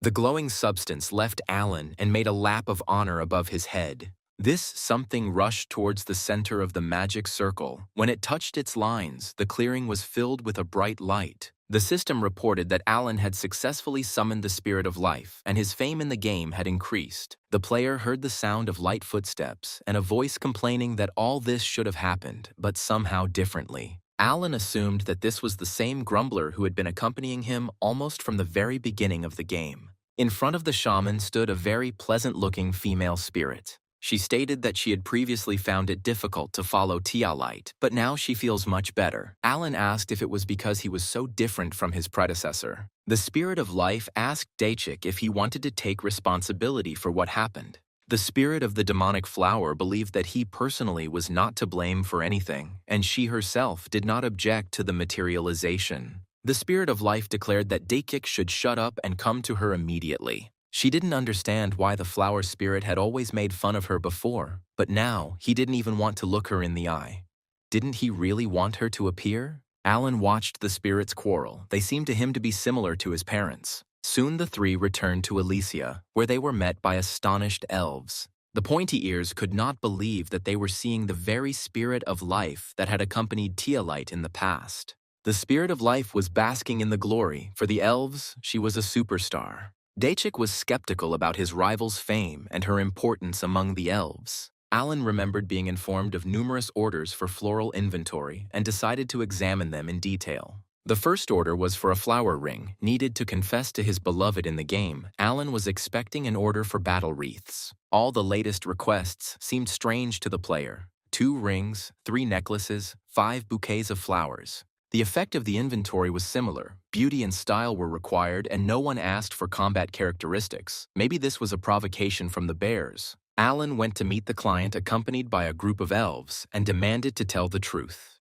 The customers were happy with the product. The girl liked the ring, but the guy couldn't figure out what he had done wrong. Alan asked them point blank. They were from the Brown Bears Guild. Let them tell the truth, and he would forgive them. The shaman was convinced that these players had come to kill him while delivering the order. The clients decided to show their cards. The guy was the head of the recruiting team for the Kusa gaming team, and the girl was the manager of this team. Alan was puzzled. They are not clients. They are gamers. What a twist. Bill apologized to Alan for the forced ruse, but they found no other way to contact the shaman. The girl said that now the most famous and influential person in the New World is Alan, and Kusa is the largest company in the New World. Anna and Bill claimed that their gaming team was strong and influential and wanted to recruit him into their ranks, not for free, of course. Alan refused. He just does floristry, and even the guarantee for the player's individual activity did not change his decision. The player stated that the flower shop is his first priority and he has no intention of doing anything else. Anna convinced Alan that they were offering the best conditions for cooperation, but Alan categorically refused. To get them to leave him alone, Alan admitted that he wasn't suitable for Kusa's team because he was only level 100. This message left the representatives of Kusa at a loss. They never expected that the level of such a famous person would be so low. Alan said that he was not strong and not fit to participate in competitions. It would be better for the team to find really good players. Bill and Anna didn't believe Alan's words. It couldn't be that Alan was only level 100. There were no changes at the site in the Rakshi forest. People were working and the elves were giving orders. The pointy-eared ones did not allow me to relax. They reminded me of the angle of the axe and ordered me to move faster. 2 new players worked alongside everyone else, but if you listened to them, you could learn something interesting. It turns out that representatives of the American team Kusa wanted to hire Alan, but they were unable to do so. Alan is being hunted by representatives of many gaming teams, but luck has not smiled on anyone yet. These 2 were one of them. They came here to meet the shaman, but ended up harvesting wood in the Rakshi forest. The boys hoped that one day they would be able to meet and talk with Alan rather than being forced to disconnect from the game due to being tired from work. The 2 were curious about how the guys from Chanrakyap could work for so long without rest. One of them approached the old-timers of the Rakshi forest and asked what the secret of their endurance was, and they answered that it was all a matter of habit. They worked long and hard, and their strength and endurance stats increased. It turned out that regular grueling work in the game actually helped increase stats. The guy introduced himself. In fact, he was the head of the SKD gaming team. If the guys don't mind, he wants to take a look at the level and stats of the players. After watching, the head of SKD was shocked there was something wrong with this place. The players' levels were low, but their strength stats exceeded 100, which showed how hard they worked. The head of SKD suggested that if stats continue to increase at the same rate, players will become monsters. The influx of labor into Elysia increased, but this only slowed down the city's construction. Alan didn't understand what the architect Dianth had been doing in his absence. Maybe he needed help again. Dianth confirmed that he indeed needed the shaman's help, as laying bricks sequentially was contrary to the spirit of the elves. Alan asked what suggestions Dianta had in that case and how he planned to build without the main material. Alan was worried that after so much effort, only flowers were growing in his country, despite the high construction costs. Dianth was full of optimism and claimed that with Alan's help, Elysia would become a unique city. The shaman strongly doubted this after everything he had seen, but willingly followed the architect. Dianth was more confident than ever and boldly declared to Alan that the city was, in fact, almost ready. The architect liked to keep the intrigue going. Alan couldn't even imagine what this player would offer him now. Dianth understood Alan's bewilderment. In fact, he was secretly preparing the final chord in the construction of the city. At the end of the journey, Dianth and Alan found themselves at the divine tree, which left the shaman even more stumped. Dianth announced that they would now see a miracle, and to find out more about it, Alan should ask the divine tree. All the people in Elysia knew about the existence of the divine tree, but only Alan could talk to it. The boy leaned towards the tree and asked him to explain what Dianth meant. The tree announced that she liked the architect. He brought her special food morning, afternoon, and evening, and prayed. Alan realized that the money he had allocated for the construction of the city was being spent on satisfying the tree's desires, and the shaman did not like this. Dianth confirmed that in order to fulfill his dream, the elves advised him to pray and feed the tree, and he did so. The tree confirmed that Dianth had sincerely asked it to fill the city's territory with flowers and had worked so hard that it had regained its strength. The system reported that Alan was absorbing the divine tree's blessing and gaining the divine tree's patronage skill. Using the granted skill, Alan could increase the effectiveness of all class skills tenfold for 10 seconds. In Alan's opinion, this was pure cheating, but the tree was won over by Dianth's sincerity and decided to fulfill his wish. Dianth did not deny that he used all the money to feed the tree, and of course he could not manage without Alan's help now. The architect explained that she had made markings throughout the city, and by following these signs, they would create a natural fence made of ivy. Dianth wanted to use such a fence to bring back visual randomness to the city plan. The architect even came up with an idea for what would serve as the base of the fence. He dug into his inventory and pulled out the treasured plant. It was a legendary plant known as the Milky Way. Diantu was flattered by Alan's delighted surprise. This cutting was not so easy to obtain. Milky Way is a vine with snow-white flowers that emit an elusive light. Its scent increases resistance to abnormal conditions. Dianth secretly acquired Milky Way seedlings from the Empire's garden. They are difficult to grow, but this plant is magnificent. Alan was curious to know how many seedlings the architect had bought in total. Dianth bought only 10 of them, but the seller assured him that with proper care the vines would grow indefinitely. Alan examined the plant carefully. It was in a state of severe stress, which had reduced its viability to a minimum. Dianth was confused. The merchant guaranteed that these were the best seedlings. One seedling cost 5,000 gold. Dianth got angry. Did the merchant really deceive him? Alan consoled the boy. The Milky Way is a rare and capricious plant, so no one deceived Diantha. The suppressed will of the sapling could mean that the spirit of this vine had experienced something terrible. Alan decided that he needed to call upon the spirit of life. Without him, he could not solve this issue.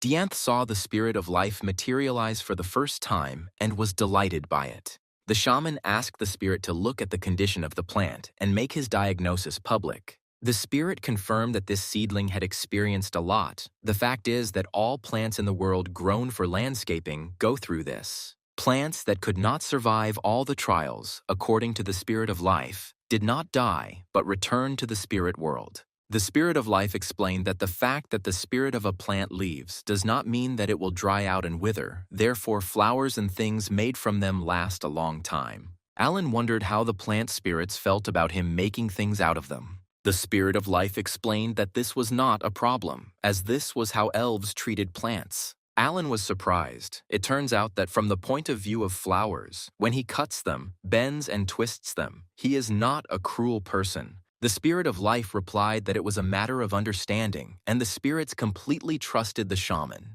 The spirits saw the interest and love that Alan showed for the vegetation. The words of the spirit of life removed Alan's feeling of guilt. If the Queen of Spirits said so, then there were no problems. The spirit of life said that since all the babies of the Milky Way are seedlings, there is a high probability that the spirit will remain in them, but there will be a lot of fuss. Delighted, Dianth said that he wanted to demarcate the territory of Elysia with the help of this plant, grow a vine and trim it along the lines. Alan doubted that the seedlings would survive pruning in such a deplorable state. They needed to grow naturally, but along the desired lines. Alan decided to give it a try. They would install vine supports all over the city, according to Dianth's markings. The shaman liked the architect's idea and decided to give way to the children. Reality called to itself, but even here Michael did not stop thinking about his country. The guy was searching the internet to see if the garden where the Milky Way grows was really only in the Hasfo Empire. It was a secret place whose beauty only royalty could enjoy.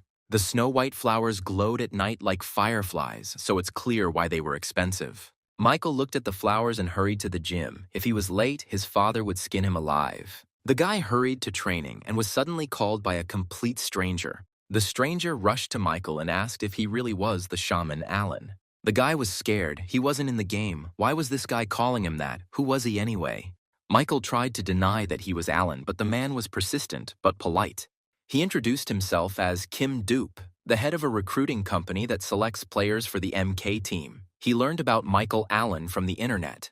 Michael decided to find out what rumors had led Dupe to believe that he was the legendary shaman Alan. The guy tried to get rid of the annoying guy by saying that he was talking nonsense. Dupe showed Michael an open correspondence between two people who recognized Michael as Alan and posted his photo in real life. The correspondence said that they were afraid to approach Alan because in real life he was scarier than in the game. It was check, but not yet checkmate. You never know who might look like whom, but the dialogue made an impression on Michael. It turned out that the guy became a local celebrity and was now recognized on the street. Michael clarified whether Dupe wanted to offer him a place as a player on his team or something else. Dupe replied that he knew about Michael's priority, the flower shop, so they offered him to become the MK team mascot. Kim Dupe admired Michael's achievements in the game and was confident that with such a symbol, his team was guaranteed success. Michael was glad that he wouldn't have to directly participate in the competition, but would just have to appear on screen occasionally. Dupe offered to take part in a match once or twice in his free time, but if Michael doesn't want to, then there's no need. Michael liked Kim's proposal. It promised profit and fame without the hassle. Kim invited Michael to a cafe and discussed the details of the collaboration. The guy was interested in how much MK intended to pay him. Samantha and May were thrilled to hear the news of signing with MK. They were one of the best teams. Mike Allen announced that he will not participate in the matches, but will become a mascot and will promote MK, more of a model than a gamer. The most important thing is that Michael was happy with the amount of the deposit and the annual salary. With the money received from MK, Michael will be able to pay off his student loans, and this even made Michael's mother happy. The girls were wildly envious of the guy. They didn't earn that much, even though they were both older than Michael. After Dianth shared the plan to grow the Milky Way, houses began to be built at lightning speed. Very soon, Elysia began to look more and more like a real large city. The seedlings were so weak that rapid growth could have been fatal for them, so they decided to let them get used to it first. Alan cared for the seedlings and waited patiently for them to take root in the soil of Elysia. One morning, Alan looked around his city. Almost all the buildings were built and the districts were divided. Dianth was really talented. The shaman decided that the time had come that all the city's inhabitants had been impatiently awaiting. The shaman decided to begin the main act, and inside he was trembling with anticipation. Alan distributed 10 seedlings evenly throughout the city. He would start with the first one, use accelerated growth, and then move on to the next plants. May should be on the second site and use the rapid growth. The spirit of life will help her direct the vine towards the store. When the two vines met, Alan planned to use the plant grafting skill. Alan watched with pleasure the zeal with which May and the spirit of life set to work. The shaman turned to the seedlings and tried to instill in them confidence that they could grow with his help. The Milky Way saplings could not directly contact Alan, but the shaman felt an affirmation of confidence in the air. Alan tuned himself up and used the Divine Tree's patronage skill, increasing all of his class skills tenfold. The shaman gave it his all, using his skills, accelerated growth, elven flute playing, floristry. The seedling responded to Alan's efforts instantly. The growth rate of the Milky Way was incredible. The NPC elves and players who witnessed this miracle were incredibly delighted. Hookah was once again glad he hadn't been afraid to accept Alan's offer, another perfect piece of content for the stream. Alan decided that the first seedling had grown sufficiently and sent May a message to start growing the second one. The shaman's excited assistant waited impatiently for the command, and now it has arrived. The girl was terribly worried. She had already grown flowers and trees, but she was far from Alan. The spirit of life promised to help her. The skill fast growth worked. Reinforced by the energy of life, it ensured the rapid growth of the seedling. May didn't expect it to work out so well. The vine grew before her eyes, getting bigger with every second. Alan rushed to section number 2. He needed to get ahead of the vines growing along the guides. The vines rushed towards each other. A little more and they would meet. They needed to hurry. Alan and May ran towards each other. They had to stop at the place where the plants would join. The shaman gave the command to begin the operation, and the girl carried out her part of the job without fail. It was necessary to have time to use the plant grafting skill at the very moment when the vines of the first and second seedlings collided in the air. Alan and May performed the required actions in sync. It was exciting and cool. Having given it their all, the players did it. May lost her breath, and all that was left was to repeat the same for the remaining sections. Hookah was reporting from the scene. The vines were growing at an incredible speed. Alan was speeding up the growth time of the vines, directing them towards each other and intertwining them together. The process produced a stunning impression on the spectators, but the question of why the shaman covered the city with vines remained open. Hookah said that this was the idea of the architect Dianth to mark Elysia as a city of elves. Hook decided to interview Alan, who had already done everything necessary and was simply observing the process. Alan greeted the stream viewers and introduced himself as Shaman Alan. Hook asked if everything had gone well. Alan replied that, in general, everything had gone according to plan, but there were some areas that needed some work. Alan told the audience that he was growing a plant called the Milky Way, and it was Dianth who suggested he do it. The shaman said that it looked a little awkward now, but after a while the landscape would change. Hook asked how long to wait. Alan answered that everything would be quick. He was paving the way for growth, and then the Milky Way would grow on its own. Hookah expressed concern that the city could be destroyed due to the disorderly growth of the vines. Alan replied that this would not happen. He guaranteed a successful outcome. The thing is that every plant has a spirit. These spirits are pure beings and will never harm others. Hookah believed Alan's words. The shaman was never wrong, and the blogger had seen this for himself on numerous occasions. Spectators asked if Alan was going to enter a professional league competition and which team he would be on. Alan replied that he was not going to do that. His priority was to develop the flower shop. Hookah said that everyone knows this very well, but there are rumors that the shaman signed a contract with someone. Alan confirmed that he had signed a contract with MK, but not as an active player. The shaman decided to announce the contract on stream and also advertise the flower shop.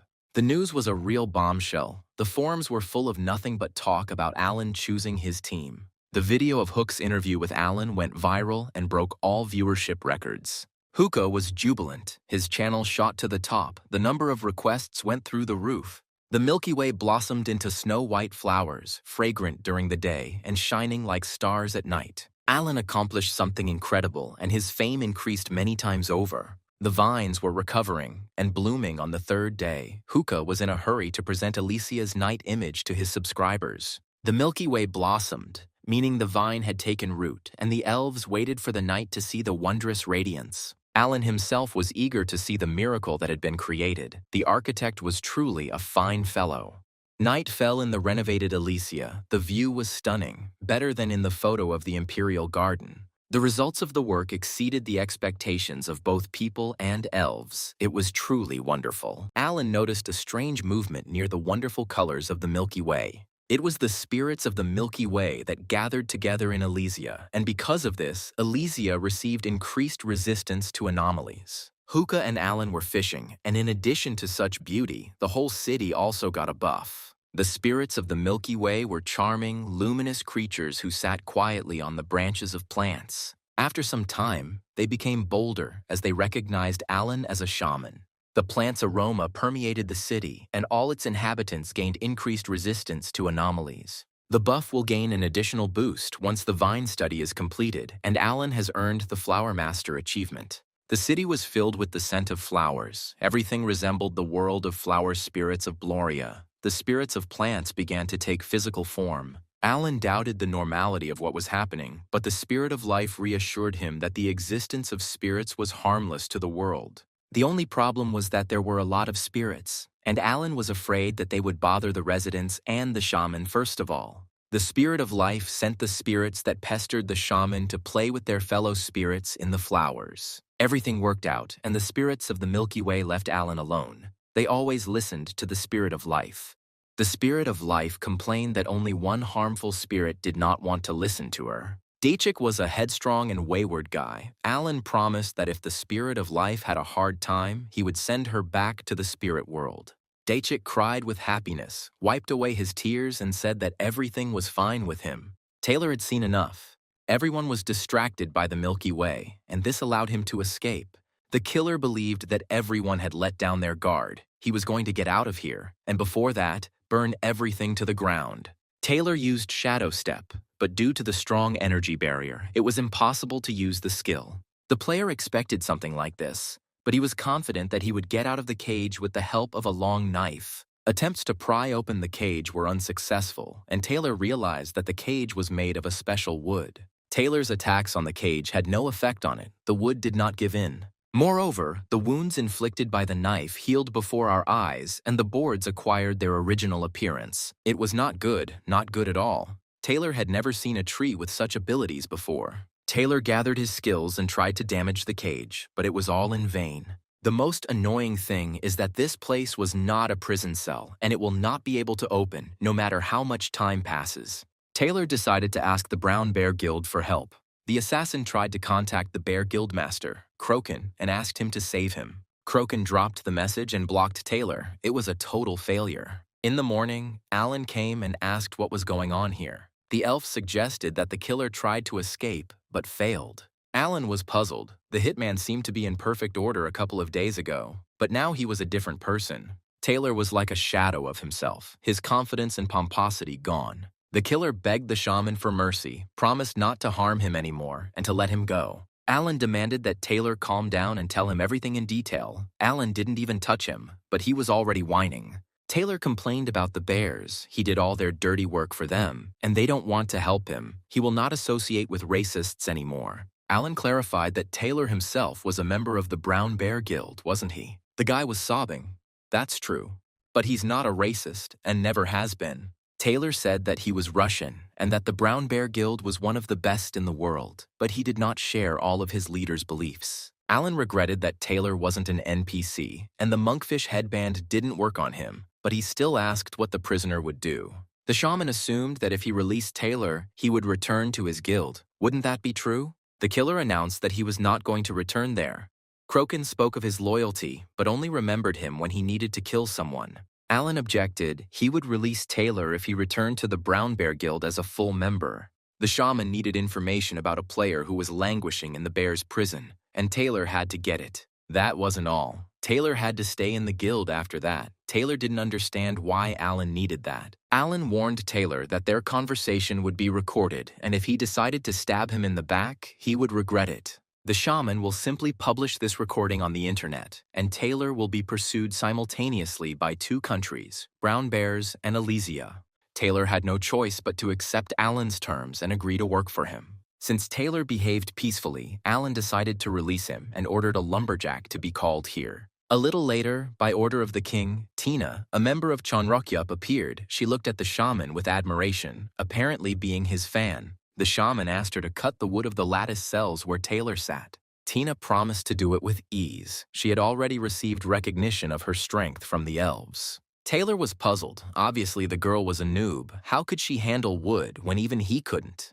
Tina asked Taylor to bend down and sit in the corner of the cage farthest from her. Tina always remembered that the important aspects of lunar tree felling were the angle of the axe, the bend of the wrist, the force of the blow, and concentration. Tina gathered all the elves' instructions together and struck the cage. Taylor froze in a daze. He wasn't afraid. It was just strange how a fragile girl could break a cage with this antediluvian axe. One swing of the axe, and the top of the cage was sent into a short flight. Tina looked around triumphantly. Isn't she great?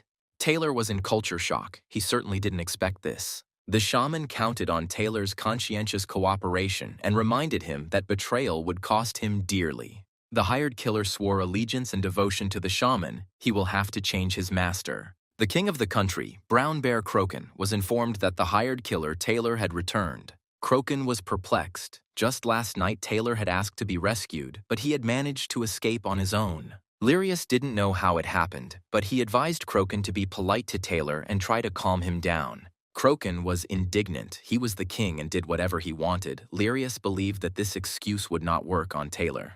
Lirius reminded that Taylor helped build the Bear Kingdom from scratch. They can't throw him away, so they need to appease him. Crokin moved his gray matter and decided that he needed to talk to Taylor. A little later, Taylor appeared before his king and guildmaster, alive and well. Crokin asked how Taylor had managed to escape from Elysia and why he had begged for help if he could have done it all himself. Taylor replied that it was a test of his and Crokin's friendship, and he was outraged by the behavior of his comrades. Crokin played dumb and mumbled that Taylor had let himself be caught and locked up, wanting to gather information about Elysia. Taylor stated that he did everything to deceive Alan, and the message about the rescue is the same. He brought a lot of interesting information. Crokin was interested in Taylor's story. He warned the king that, in addition to the elves, there was an even greater power hidden in Elysia, and he should not rush. Crokin believed that the atmosphere in Elysia was too rosy. They had let down their guard, and it was an excellent time to send a spy there. Taylor commented that Alan did not seem like the type to ruthlessly root out spies, and Crokin decided to lay the man down and burn the vines. The killer thought this idea was stupid. After this, Alan would reduce the country of brown bears to dust. Taylor had the idea to pit Crokin and Alan against each other. If they got into a fight, he would only benefit. He said out loud that Crokin's idea was excellent. Burning flowers would be an excellent provocation, and the king ordered him to begin this operation immediately. Taylor agreed and asked to be allowed to visit the underground prison. Crokin asked why he needed all this. Maybe it would be better to go straight to burn Elysia. Taylor replied that it was because Alan had humiliated him in every way, so shouldn't he respond in kind? Crokin allowed Taylor to visit the prison and apologize for making him feel abandoned, but he appreciated his contributions to the country. Grandmaster Crokin welcomed any action Taylor took as long as it was directed against Alan. The only thing that seemed strange to the king about Taylor was his hairstyle. The killer said that he wanted to freshen up his look a little. This place was called the Garden of Elysia, the City of Elves, the City of Flowers, the Hellish Desert, and now another one has been added, the City of Spirits. After Hook's nightly stream, news of the superb nightscape and cute spirits spread throughout the new world. At this very time, at the logging site, they learned that the completion of the vine fence marked the completion of the construction of Elysia. The system immediately informed everyone that the group quest for city construction was completed. The system informed everyone that they should go to the Garden of Elysia and receive a reward. The elf overseeing the logging site loudly announced that everyone had done a great job. Ostraki said that they were all clumsy chickens at first, but now they are quite skilled in their work. The logging workers were stunned to hear the elf's words of praise. Ostraki continued, with the skills they acquired here, no one will look down on them. Working with the moon tree is a difficult task. The elf especially appreciated the fact that all the logging workers had learned to live in harmony with nature. Ostruki turned his back to the players and said that they were free to leave. The elf paused and added that all players could return at any time convenient for them. A fit of emotion and enlightenment struck all the logging workers. They sobbed out loud. The elf, without looking back, walked into the thicket of the forest. The boys wanted to stop and thank him. They shouted words of gratitude for everything the elves had done for them. Pointy-Eared moved further and further into the forest, and he did not even see how everyone bowed to him with gratitude and respect. Players said they would be happy to work with elves in the future as well. Ostrowski pretended that he didn't see or hear any of this, but he was pleased that people understood him and were imbued with nature. May found a message that 200 players wanted to move to Elysia. She thought they were just sick. The girl couldn't even imagine that they would want to stay here after everything they had been through recently. It scared Samantha a little. May noticed that Chanrakyup was now an official guild. Alan was surprised that they weren't one before. May replied that everyone who worked in the forest created a guild. Breeze is the guild master and is doing everything possible to ensure that everyone gets settled in Elysia. Alan remembered that he was the ruler of this city and said that if they wanted this, then he had no reason to stop them. Dianth appeared. Alan thanked the architect for his work. The idea with the Milky Way was just superb. Dianth was grateful to Alan. Thanks to this, he learned a lot and gained additional experience. Alan was glad to hear this and decided it was time to give the architect the promised reward for the quest, the Twilight Barrier Shield. Samantha became wary. Here was that very shield. Unexpectedly, Dianth refused the reward. He would not be able to use it anywhere. Dianth said that he had already received too much from Alan and decided to refuse the shield. Alan asked if Dianth would leave the city, and he replied that he had risen a step higher, and now he would be treated with respect everywhere. However, this would destroy any further opportunity for development in his class, Dianth regretted, where he can so freely express architectural concepts without restrictions, and there is still much he wants to do in Elysia, Dianth concluded. Alan understood that the architect wanted to stay in Elysia and did not stop him. Elysia was crowded with people who wanted to see the spirit world and the flowers of the Milky Way. Alan looked around. Everything was quiet and calm. No one was going to disturb him. The divine tree admired the wondrous sight. She never thought that the power of the spirits in this place could become so strong. Alan did a great job. The shaman did not expect the tree to compliment him. She had grown a lot. Tree asked what the shaman was going to do. Judging by his expression, something incredible was being prepared. The player agreed and extracted Gloria's essence, the transparent ball trustingly falling into his hand. Alan announced to the divine tree that he was going to remove Gloria's seal. Tree was happy. Gloria was like a child to her. Tia Light also took special care of her. When the demons came to this world, everyone was scared, but Tia Light saved everyone. Alan always believed that spirits were immortal, which is why they were sealed.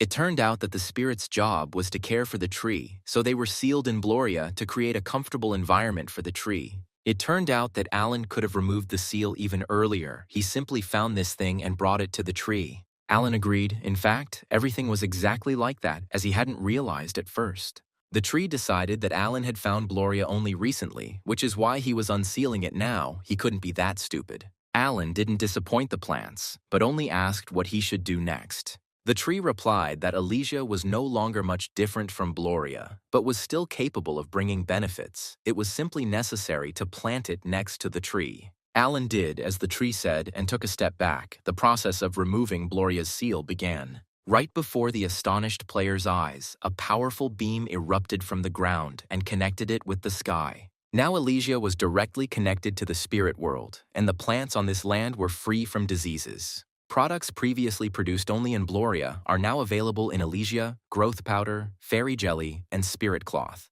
The news that a path to the spirit world had opened in the Garden of Elysia spread throughout the continent. Alan thought the most important thing was the ability to produce unique products. Now he would have enough growth powder. The shaman was interested in what fairy jelly and spirit fabric were and what these things could be used for. It turned out that the fabric of spirits is a material woven by spirits from flower fiber. It is transparent but increases speed, agility, and charm. Fairy jelly is a ball of pollen collected by spirits. When consumed, it reduces the effect of debuffs by half for 5 minutes and enhances abilities. Spirits were hovering around the divine tree. They would now help the miraculous plant, and Alan would have even less reason to come to it. A call came from Taylor. Alan answered him sharply. But what could you expect? He tried to kill Alan a couple of days ago. Taylor was a little offended. They were allies now and should be polite to each other. Alan promised to improve and asked what Taylor had found out about Jack and how he was doing in prison. Taylor reported that the Bears will not let Jack go. He is serving his 5th sentence. The guild will come up with a new reason to detain him as soon as his sentence ends. Taylor said that he could get Alan past the castle guards and tell him the date of Jack's next release. Alan didn't think it looked like much help. He expected Taylor to get Jack out of jail. Taylor replied that if he did not help Alan, he would be caught at the castle gates. Alan agreed to accept this kind of help, and at the same time he asked to tell him how to get to the prison. Perhaps he would have to save his friend himself. The elves, when they learned of Alan's plans, insisted that he take them with him. Alan refused the pointy-eared ones. He would go behind enemy lines, and there they would be too noticeable. The elves insisted that at least one of them should go with the shaman. Alan agreed to this on the condition that they hide their ears, then no one would recognize him. The elf girl suggested another method of disguise, which Alan would definitely like. The shaman did not immediately understand what exactly was being offered to him. The idea did not seem brilliant to him.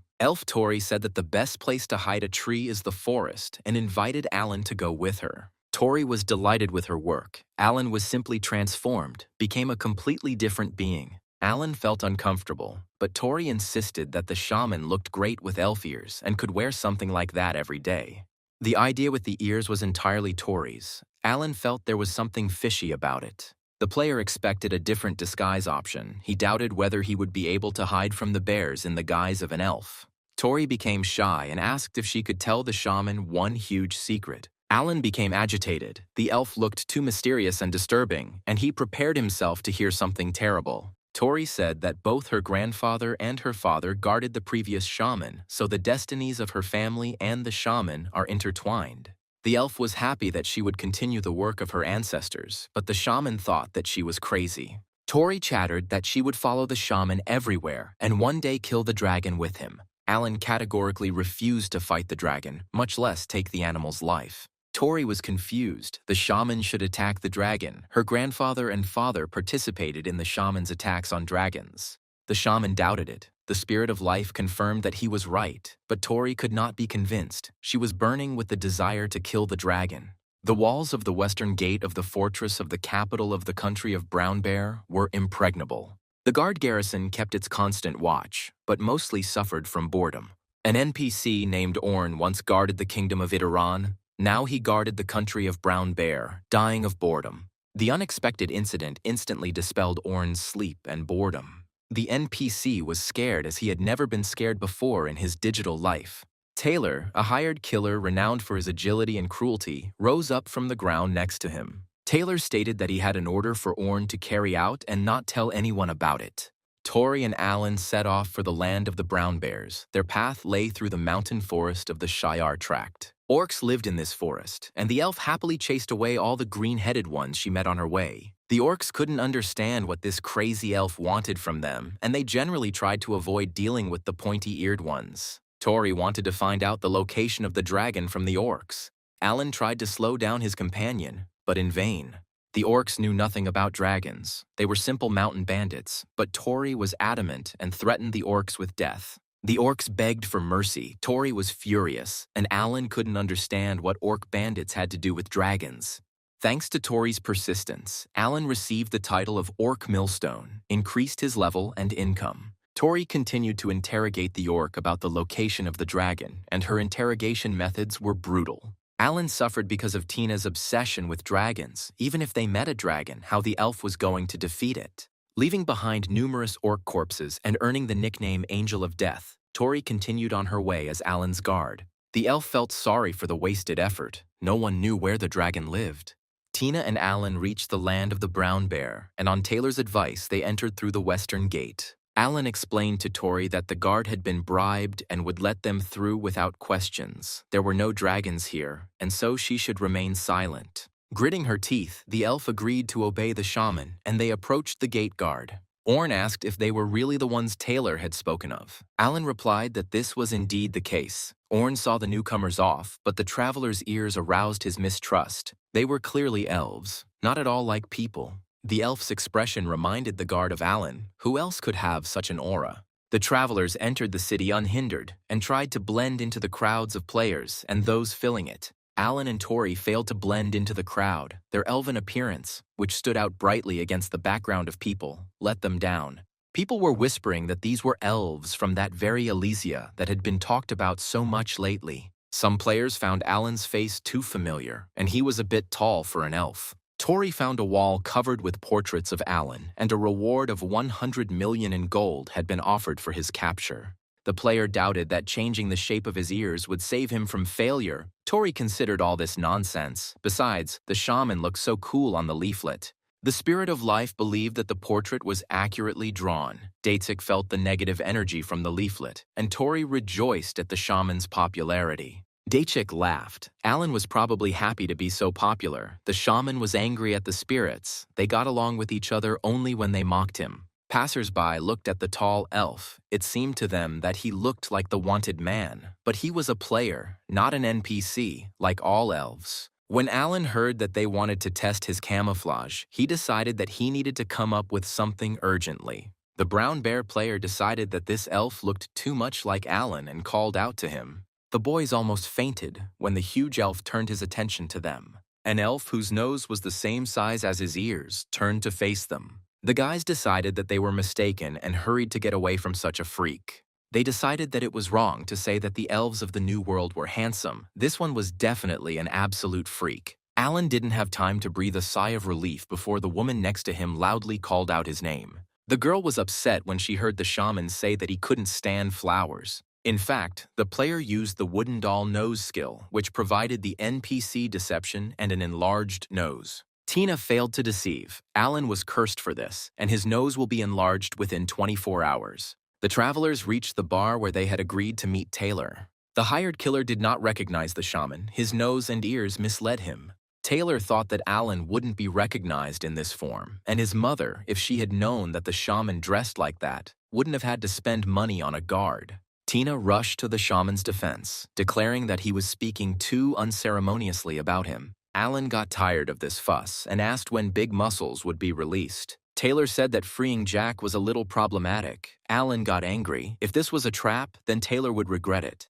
The hitman calmed Alan down and explained that the situation had worsened, and everything was made to look as if Jack had killed the prison guard. The system imposed a restriction on repeated imprisonment, so the guild deliberately put its member in a cell, and he provoked a fight. Plus, a guild member intentionally lost the fight, and the system again recognized Jack as a prisoner. Alan asked how Taylor knew all this, and he replied that he was at the top of the command of this country and knew almost everything. Taylor upset Alan by telling him that his friend would not be getting out of prison anytime soon. Alan decided to wait for his release and asked Taylor if he had brought him the map. Taylor was perplexed. Alan was going to break in there. The shaman decided that he would just go in and lead one person out of prison. Taylor didn't believe that this could work, but the shaman wasn't going to attack the prison head-on, which is why he asked for the map.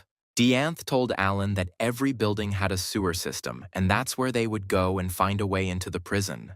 The drawing lay in front of the shaman. He planned to reach the waterways under the prison, drill a hole, and then make a passage into the prison. Taylor wondered if this was possible, and if Alan had the right skills for this, as mining skills were needed here. Alan reassured Taylor that he shouldn't worry. His job was just to distract the guards. The shaman decided that the operation needed to be started right now, without putting it off. This was a waterway outside the castle, marked on the drawing, and it was possible to enter the castle from here. Tina, at the shaman's request, tore down the grate with one blow of her elven sword. Now they could go further, and the travelers entered the gate. A message has arrived that Alan has entered the hidden underground paths of the Iteran capital castle. Alan noticed that the message specifically mentioned Idarin, and not the capital of the Brown Bears, but he would deal with that later. According to reports, the Brown Bear Guild had no idea about this place, since it is said that Alan was the first to discover this dungeon. Taylor replied that they never bothered to look for such places and went to distract the guards in the prison. Alan ordered Taylor to be ready and wait for his message. He would send it as soon as he was there. The shaman unfolded the map, but the place they had come to looked different from the picture. The path shouldn't have branched. There was an error in the drawing. In front of Alan and Tina, the waterway diverged into 4 directions. I had to decide where to go. And the system also sent a strange message for those who have lost their history. There is no tomorrow. Alan couldn't understand why it was written down and not lost. What kind of hint this was? Chulkan, a historian of the kingdom of Idaron, wrote that he came to the dungeon in search of a legend and discovered a sleeping guardian. Alan couldn't understand why he needed this information and why they sent him all this. Tina assumed that the guardian was a dragon. Her grandfather told her that kingdoms in ancient times had dragon protectors. Chulkan burned all records of this place, and by his will, the keeper of Idaron was forgotten forever. This message baffled Alan, but also clarified the difference between the drawing and the terrain. The historian simply changed all the records, but what should they do now? Alan decided that they would have to explore this creepy dungeon and suggested that Tina take the first path on the right. Tina obeyed Alan unquestioningly. She was ready to follow the shaman anywhere. Suddenly, Dachik came to life and shouted that they didn't have to go inside. There had to be another way to explore the dungeon. Dachik was afraid that something would jump out at them. The spirit of life called him a coward, and Tina expected a dragon to appear. Alan had no doubt that they would find something here, even if the plan didn't match reality, but now he needed to save Jack.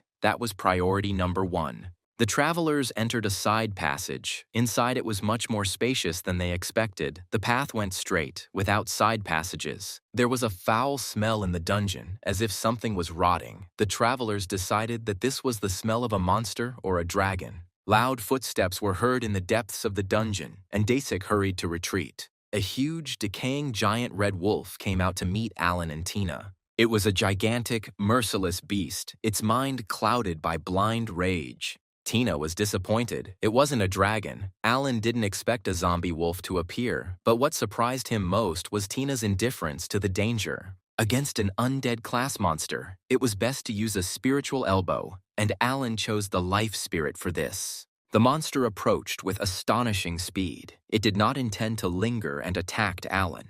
Man and beast came face to face. In a little while, only one will remain alive. The beast jumped. Alan ducked and struck from below. The beast roared and arched. The damage was minor. Alan continued to dodge and strike. Fists came into play, and the wolf had to experience the strength of Alan's blow. Alan slipped and fell, but his athletic training allowed him to quickly jump up and continue the fight. The wolf was angry and a little battered, but he had not lost his desire to attack the player. Alan and the wolf once again clashed in a deadly duel, and it was unclear which of them would emerge victorious. Tina had already recovered from her disappointment. It wasn't a dragon that attacked Alan, but a strange dog. Tina stood between Alan and the wolf. The elf didn't like this animal at all. The elf walked past the wolf with a light gait and swung her sword several times. A message came that Alan had defeated the giant wolf and received its fangs and decaying skin. Alan was surprised at how quickly and easily Tina killed this monster, although there was nothing surprising about it. She was an elf. Alan obtained a fragment of the map of the hidden underground waterway of Idarin Castle. The shaman realized that he would have to collect all 4 parts of the map together, and only then would he pass it. Dachik sighed. Nothing can be done about it. He'll have to sweat. The spirit of life saw Dachik and was indignant. He was a useless coward. Why did he return after escaping? Dachik claimed that he was also doing something useful. The spirit of life was making fun of how while someone was working hard to kill a monster, another one was running away and then claiming to have worked hard. It was just funny. Alan asked why Dachik stubbornly avoided battles. The demon flower spirit stated that he was doing this because he was afraid. Dachik said that there was no need to feel sorry for him. There was nothing further along this path. He checked. They would get the rest of the map fragments in other passages. Alan suggested listening to Dachik and checking other paths in the dungeon. Thus, going through one passage after another, Alan and his companions encountered various monsters. On the second run, they had to fight a bony warhorse. In the third, Tina defeated a giant bat from the dark shadow. The fourth passage was guarded by a huge nutria, a zombie. Alan finally completed collecting the fragments of the hidden underground waterways of the Eideren capital castle map. The map was different from the previous one, and Alan also didn't understand why all the monsters here were undead. It was probably because of the dark force. From this, it followed that the guardian of Eideren was most likely not a guardian at all. Tina assumed that it was a black dragon. Alan was tired of Tina's talk about dragons, especially since he found part of the ceiling that was the floor of Jack's cell. Now the rescue operation could begin. Alan summoned Mirage's soldiers, and they immediately appeared before the shaman. The soldiers were armed with picks and shovels and asked only where they would have to dig. Alan replied that they were underneath the prison and would therefore be making a hole in the ceiling. According to the plan, the walls are about 4 meters high and it is difficult to dig directly under them. Alan decided to dig at a 45-degree angle, then at an angle in the other direction for another 3 meters or so, and they would reach the floor of the prison cell. The Mirage soldiers were outraged. It was a difficult job. Alan knew this and decided to give them something to help. The shaman distributed energy drinks to the miners, which increased their digging skills and reduced fatigue. The Mirage soldiers drank this potion, felt an unusual surge of strength, and got to work. The entrance to the prison of the Brown Bear Country was securely guarded, and a mouse could not slip past the guards. The guard recognized Taylor. He had come recently. It was strange that he came today, too. Taylor said he was worried the guards were being overburdened, and they were barely able to sleep because there were so few replacements. The guard said that they had recently had a commotion. It was an unpleasant incident. The guard told of a repeat offender who killed a prison guard, but he was an Immortalian, which is a minor problem. The guard complained about the difficult working conditions and low pay, and Taylor only echoed his sentiments. Taylor took out a bottle of premium Scotch whiskey and handed it to the guard, who advised him to drink it and forget about all his problems. The guard refused to drink, citing that he was at work, but Taylor was convincing. The prison warden, Caddis, was not there, so everything was fine. Taylor proposed a drink to the watchman's hard work and to the fact that his life would get better. After a while, they were drinking calmly and chatting cheerfully about life. The guard understood that the country was changing, but the number of prisoners was growing. There was a shortage of guards, and people were being jailed for nonsense. The guard claimed that the Immortalians had no sense of responsibility for their work. He became angry and waved his hands. Through his clouded consciousness, the guard heard strange sounds coming from the dungeon. The guard asked Taylor if he had heard anything. He thought he heard strange sounds coming from the underground prison cells. Taylor was perplexed. He hadn't heard anything, and the guard was sure that he wasn't drunk and was imagining all sorts of nasty things. Taylor recommended that the guard drink another glass of whiskey with ice. Alan was there, and it was necessary to consolidate the guard's condition. Jack nearly died of fear when a huge elf with a long nose emerged from the floor opposite his cell. Alan was climbing out of the hole in the floor and asked Jack not to make any noise, otherwise even his muscles wouldn't help him. Tina and Alan assumed they would end up inside the chamber, but they were a little mistaken, but they still made it to Jack's chamber. Jack didn't immediately recognize his friend. Michael Allen looked strange, but he still came for him. Mike announced that it was a long story, and it had been difficult for them to get there. He would tell it to Jack later. Alan gave Tina the order to take care of the grate, and the girl hastened to carry it out. Tina asked Michael to move away from the bars and prepared to hit. A few light swings of the elf's sword were enough to almost completely destroy the cell's bars. While Alan and Jack were amazed at the elf's abilities, Jack received a message in his email. If he left the cell, he would become an escaped prisoner, but the guy still had no intention of staying in it. Alan asked how it happened that he killed the guard, but it turned out that he came into the cell running, hit him head-on, and died immediately. The bears deliberately portrayed the player as a criminal. Alan was amazed by the bear's persistence and suggested getting out of there. Jack and Alan were called out by a prisoner from the neighboring cell. Its occupant was surprised to see Alan in front of him. The prisoner was glad to have met the one who captured Taylor, the enemy of the Eideren royal family, the shaman, Alan, the monster of the desert. Alan was perplexed. He had never heard such a nickname before. The prisoner asked the guys not to leave and to take him with them. He was in complete despair and said that his name was Pichio, and he was the third prince of Eideren, meaning that this guy was an NPC. Alan decided to test the veracity of his opponent's words with the help of a blindfold, and it turned out that he was telling the absolute truth. The boys didn't expect that anyone from the royal family had survived. The prince immediately demanded that they observe etiquette in their conversation with him, and Alan decided to take his leave. Pichio begged. He asked Alan to help him escape, but the shaman did not understand why he needed to do this. Alan explained that he was only here to save a friend, and that the squabbles between the former and current governments of this country did not concern him. Pichio promised to reward Alan for saving him. There was a royal treasury in this castle, and he was left alive, only to open it. The prince offered 1/10 of the treasure to Alan as a reward for his rescue. But this was not enough for the shaman. Alan looked menacingly at the prince and said that he would only agree for 8 parts of the entire treasure. The prince offered 6-4. Alan agreed to half, and he must not offer less, otherwise the shaman would leave without him.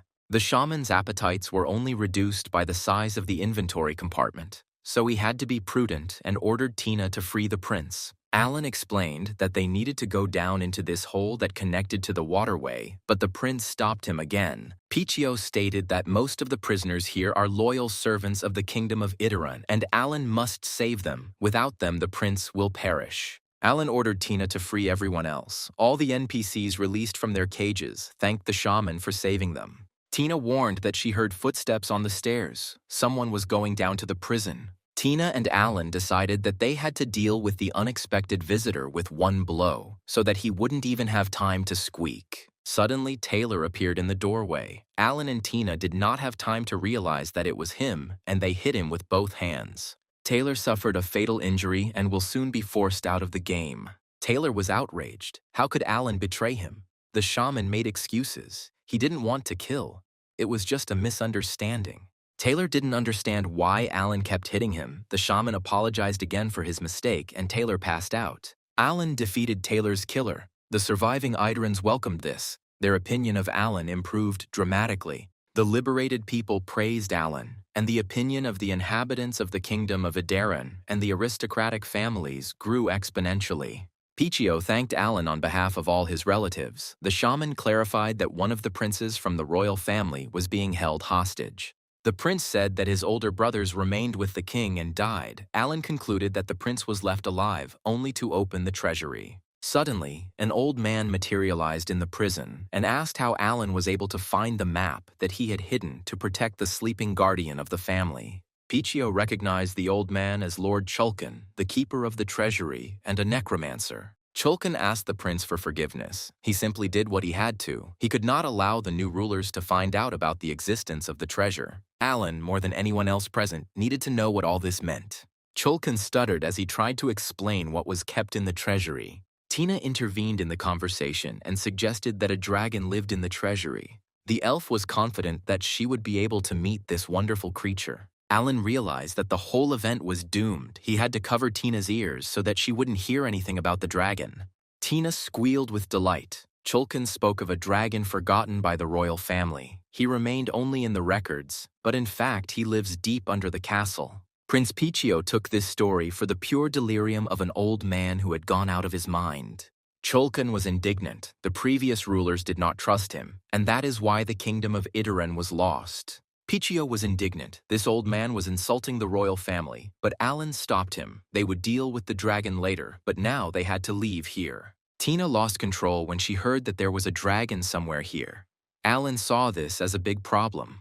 The elf repeated like a clockwork, "Since there is a dragon here, it must be found and killed. Everyone wants that, don't they?" Alan believed that they had little strength to fight the dragon. Jack suggested bringing more elves, but Alan saw no need for such a battle. Tina's grief knew no bounds. Was Alan really not going to fight the dragon, and this after they had collected the entire map? Alan asked Chulkan if he really needed to kill the dragon, since he was the one who had put the map together. The historian objected that there was no need to kill the dragon. He had hidden the map only to prevent it from falling into the wrong hands. The shaman was curious about how things really were. If Chulkan had found the guardian, then why hadn't he used him in the battle for the kingdom?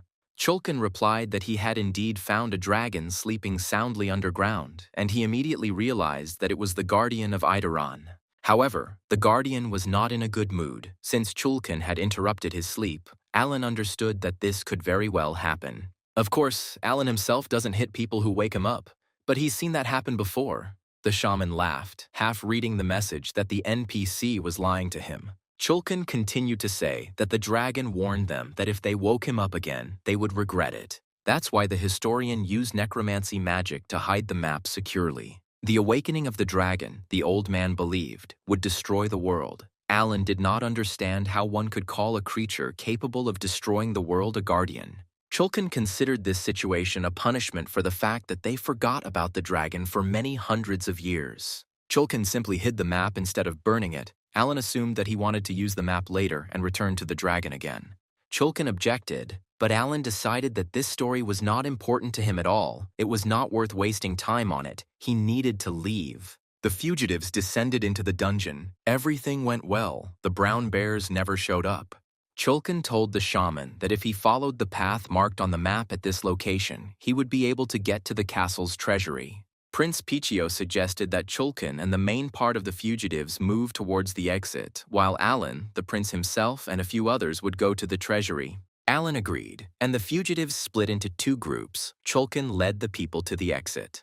Tina, Jack, the prince, Alan, and two spirits went to the treasury. The friends wanted to fill their pockets with treasures, and the prince wanted to revive the country. Alan asked if there was a guard in front of the treasury. The prince said that last time there wasn't one, since no one except him could open the door. Alan was sure that if this kingdom were ruled by NPCs, there would be guards everywhere. The bears trusted the game system too much. Jack was curious how Alan managed to get into the castle, and now he was going to steal the treasures. The shaman said that he would take the treasures with the owner's permission, and Taylor helped him get into the castle. It was a pity that he entered the dungeon at such an inopportune time.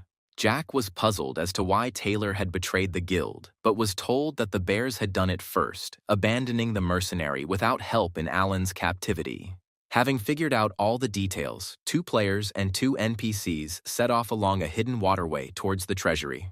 They didn't walk for very long. The prince silently glanced at Alan and wondered what his union with this man would lead to. At the end of the path, which according to the map should have led them to the treasury, they came to a dead end. A message has arrived that, thanks to the Tomb Raider achievement, Alan has discovered a hidden passage. The shaman saw a glowing object, just like back in the cave. This time it was a brick. The player resolutely walked up to the glowing brick and pressed it. The wall shook and moved upward with a terrifying creak. The prince stared at the guy in shock. How could he know such a thing? Alan grinned. He was just lucky, let everyone think so, and was the first to step into the opened passage. The prince was speechless. Tina admired the shaman. Even Jack was stunned. Was his friend the all-powerful protagonist of the webtoon, or was that really the case? The treasure hunters walked down the long underground corridor again, but there was no evidence that they were going to the treasury. Soon they came to another fork in the road, but from here the prince already knew the way and said that the treasury was to the left, around the corner. Finally, in front of Alan was the door to the coveted money, and there was no guard near it.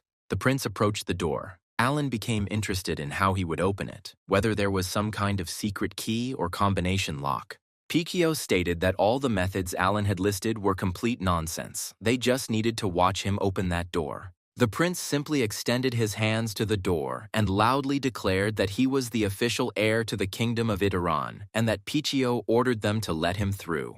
The door immediately opened, letting the prince and all his companions into the room. Alan and Jack were surprised that this was really a spell. Tina explained to the players that it was the power of words. A special power hidden in words, similar to magic but superior in level, it flows in the blood of the Itaran royal family. Alan believed that the prince's words sounded much more impressive than any fairy tale spell. The system informed Alan that he had learned about the power of words, but the player did not understand why he needed to report such insignificant news. The system added that Alan is the heir of Brezal, the king of the cursed kingdom of Kope, and inherited the power of words that belonged to Brezal.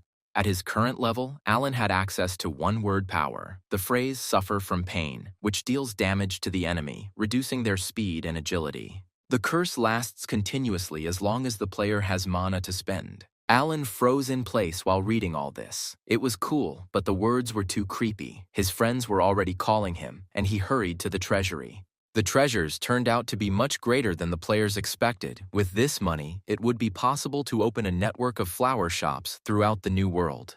Jack was shocked by the incredible amount of money and jewelry. Big Muscles was surprised by Alan's calmness. Wasn't this the first time his friend had seen something like this in a game? Alan thought it was quite a spectacular sight, but he had seen more. Alan told his friend that Brezal's treasures had made a greater impression on him. There was 3 times as much gold there, and it was too bad that he didn't know the way to them. The friends stuffed their inventory with so many treasures that they exceeded all possible limits, and their stamina began to slowly decrease. Dachik and the Spirit of Life kept up with the players. No one wanted to give up the opportunity to get rich. Suddenly, a heart-rending scream rang out through the dungeon. Someone was shouting that thieves had broken into the treasury. A soldier from the bear army burst into the room. It was Lirius, but the prince told him that he was the owner of the treasure and the brown bears had nothing to do with it. Lirius did not expect to see the prince in the treasury in the company of Alan, who looks a little strange. Tina was on guard and simply cut off the head of a player who appeared at the wrong time. Jack was worried. If the guy died with 1 hit, then it was definitely a player, not an NPC. Now the siren would sound and everyone would come running here. It was time to run. The friends moved towards the exit. Jack suggested throwing away the gold, but Alan categorically refused to do so. The only exit from the treasury was blocked by soldiers, and Alan and Jack were unable to fight with their stamina waning. Alan decided to take extreme measures, especially since he didn't know if it would work. The shaman activated the power of the word and threw it in the faces of the attackers. Suffer from pain. Jack was taken aback. He had seen something similar somewhere, but this was something unimaginable. The brown bears received word that they had been cursed by a noble being. The curse worked perfectly, weakening the players and preventing them from capturing Alan and Jack. Jack thought Alan had done a great job, but his mana was running out fast, so Alan asked his friend to be the tank. Jack didn't immediately understand what Alan was going to do. He was whispering something about flowers and grass. The Big Muscles were outraged. They had a fight about the idea that Alan remembered the flowers. Alan completed the hastily made magical wreath of transcendence. As a result, Alan's mana recovery speed increased. Half of the mana used was returned, and the power of magic increased. A stream of magical power burst from Alan's eyes, and thanks to the large number of buffs, the mana flowed back. The impact of the power of the word on the soldiers of the Brown Bear Army has increased many times over. One of the soldiers sent a message that a monster had appeared in the treasury and asked to send rankers there. High-level players burst through the open doors of the treasury and were unable to immediately figure out what was happening.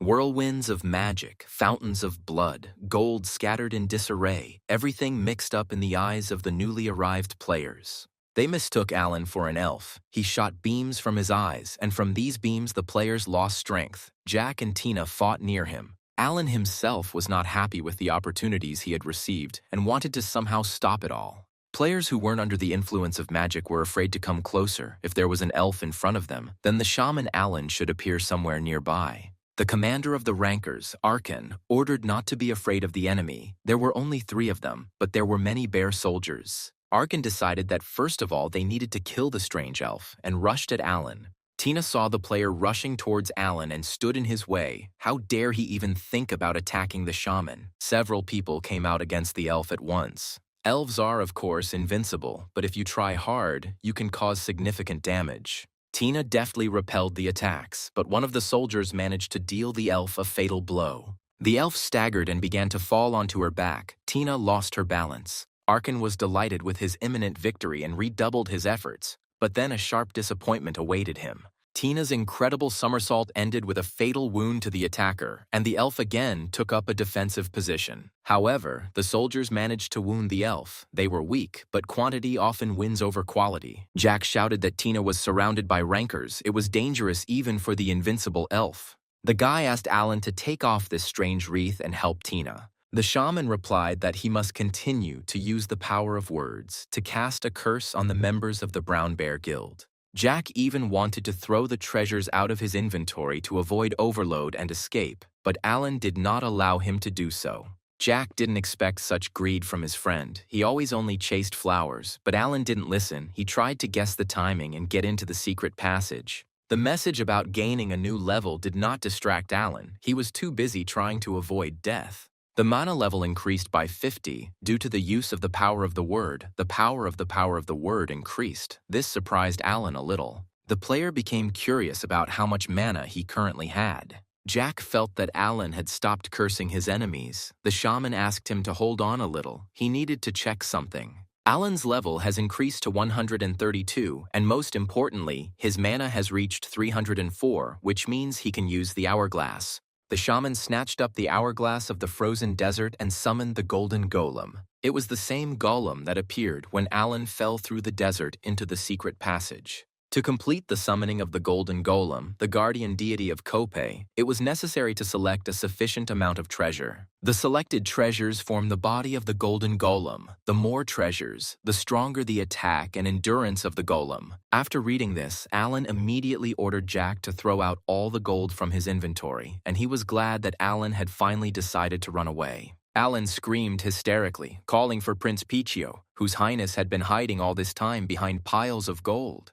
The prince peeked out from his hiding place, and Alan asked his highness for permission to use his share of the treasures for the construction of the golem. It was necessary to urgently determine the volume of gold used to create the golem. Alan clarified that the prince's current priority was survival, or preserving the treasures, and Pichio replied that it was survival. Alan repeated his request to lend him all the gold of the crown. It was now a matter of life and death. Pichio couldn't understand why Alan would remember the gold at such a dangerous moment, but he agreed to give it up. The players felt the floor of the treasury shaking under their feet, and they assumed it was an earthquake. The fight stopped, and the bears realized that their opponent had planned a terrible trick. To create the golden golem, Alan used all the gold in the country of Itaran. Alan decided that it was better to give everything to the golem than to lose to others. The prince tried to stop the shaman, but was unsuccessful. Alan shook the hourglass and completed the summoning of the golden golem. The walls shook and the floor cracked, something the brown bear soldiers had never seen with their own eyes. The golden golem was created. It was huge, terrible, and all sparkled. The brown bears understood the futility of continuing to resist. They could not break this force. Realizing this fact, they rushed out of the treasury before the monster sent them into a forced exit from the game. The writers decided that they couldn't handle this golem. Its strength and power were difficult to compare even with a raid monster. It was a level 980 transcendental golden golem. The golden golem was far beyond the level the player could handle. Alan was pleased. Itaran's gold was perfect for creating the golden golem. Its efficiency was high. The prince mourned the treasures. The golem's effectiveness exceeded expectations several times over, and it was very different from Brazal's golden sand golem. The golem's lifespan was limited to half an hour, so the friends had to hurry. Alan thought they had plenty of time, admiring how the golem dealt with the brown bears. A little later, Alan announced that it was time to escape. The shaman ordered the golem to clear the way for escape and carry them out of here alive. Kroken was furious. How could his people allow this to happen? All the prisoners escaped from the prison. Alan, or whoever it was, took the royal family's offspring with him and carried off all the gold and jewels from the treasury. Kroken was informed that there were elves there, and the king concluded that it was definitely Alan's doing. They said that there were only 2 elves. One of them was a real monster, from whose eyes deadly rays came out. Kroken dried up the news with indignation and fear. The enemy was too strong. It was reported that a raid monster, namely the golden golem, had also appeared inside the treasury. Kroken didn't understand why his entire palace was shaking, and his assistant suggested that they had fallen into Alan's trap. Even the fact that they captured his friend could have been part of the shaman's plan. Most likely, he had long intended to take the prince and all the treasures. The assistant reported that during the inspection of the prison, it was discovered that Alan had made a passage through the floor, and not many people knew about the secret passage. Kroken wondered who could have leaked information about the prince and the treasury to Alan. The assistant assumed it was a mage named Red who attacked the bears when they attacked Alicia. Red then justified himself by saying that he did it only because of the quest, but now there is a rumor that it was done to get items from the flowers. Moreover, Red has recently acquired a lot of shaman products. They are expensive. The average magician definitely won't have enough money for them. Kroken believed his assistant and decided that the main traitor was Red, who had leaked all the information for the sake of some flowers. The leader of the brown bears ordered Red to be eliminated. The betrayal could only be washed away with blood. The most important question remained: what to do with the golden golem now? The ceiling began to shake again, and Kroken and his assistant decided to leave the room immediately. The players jumped out onto the castle wall and saw a monstrous monster below. a level 980 golden golem. Kroken had never seen such a monster, even in the most dangerous raid. The leader of the brown bears watched in horror as the gold-colored monster quickly walked away from the capital of his country. Tina, Alan, Jack, and the prince were comfortably seated in the monster's huge arms. Alan could now breathe deeply. Neither he nor his friends were in any danger. The system reported that the golden golem had carried out Alan's order, and the player was glad that he could issue orders to the golem in the form of tasks. The golem would still exist for about 15 minutes, Alan read, and decided to take advantage of this time. Alan gave the golem the order to destroy the fortress wall around the capital and move towards Elysia. A new order was received, and the golem hastened to carry it out. The golden golem struck the fortress wall, causing it to shake and collapse. Alan caught the courage and ordered that the wall be destroyed to the ground. Tina was delighted. The Prince of Iteran was in panic. The walls of his hometown were collapsing like a house of cards. Kroken couldn't believe his eyes. His power was coming to an end. Kroken was in a painful state of disgrace when he was informed that the golem had entered the forest of Shuar and suddenly disappeared. Kroken panicked. He decided that the owner of the golden golem was the royal family of Iteran. The player simply could not have pulled such a thing off.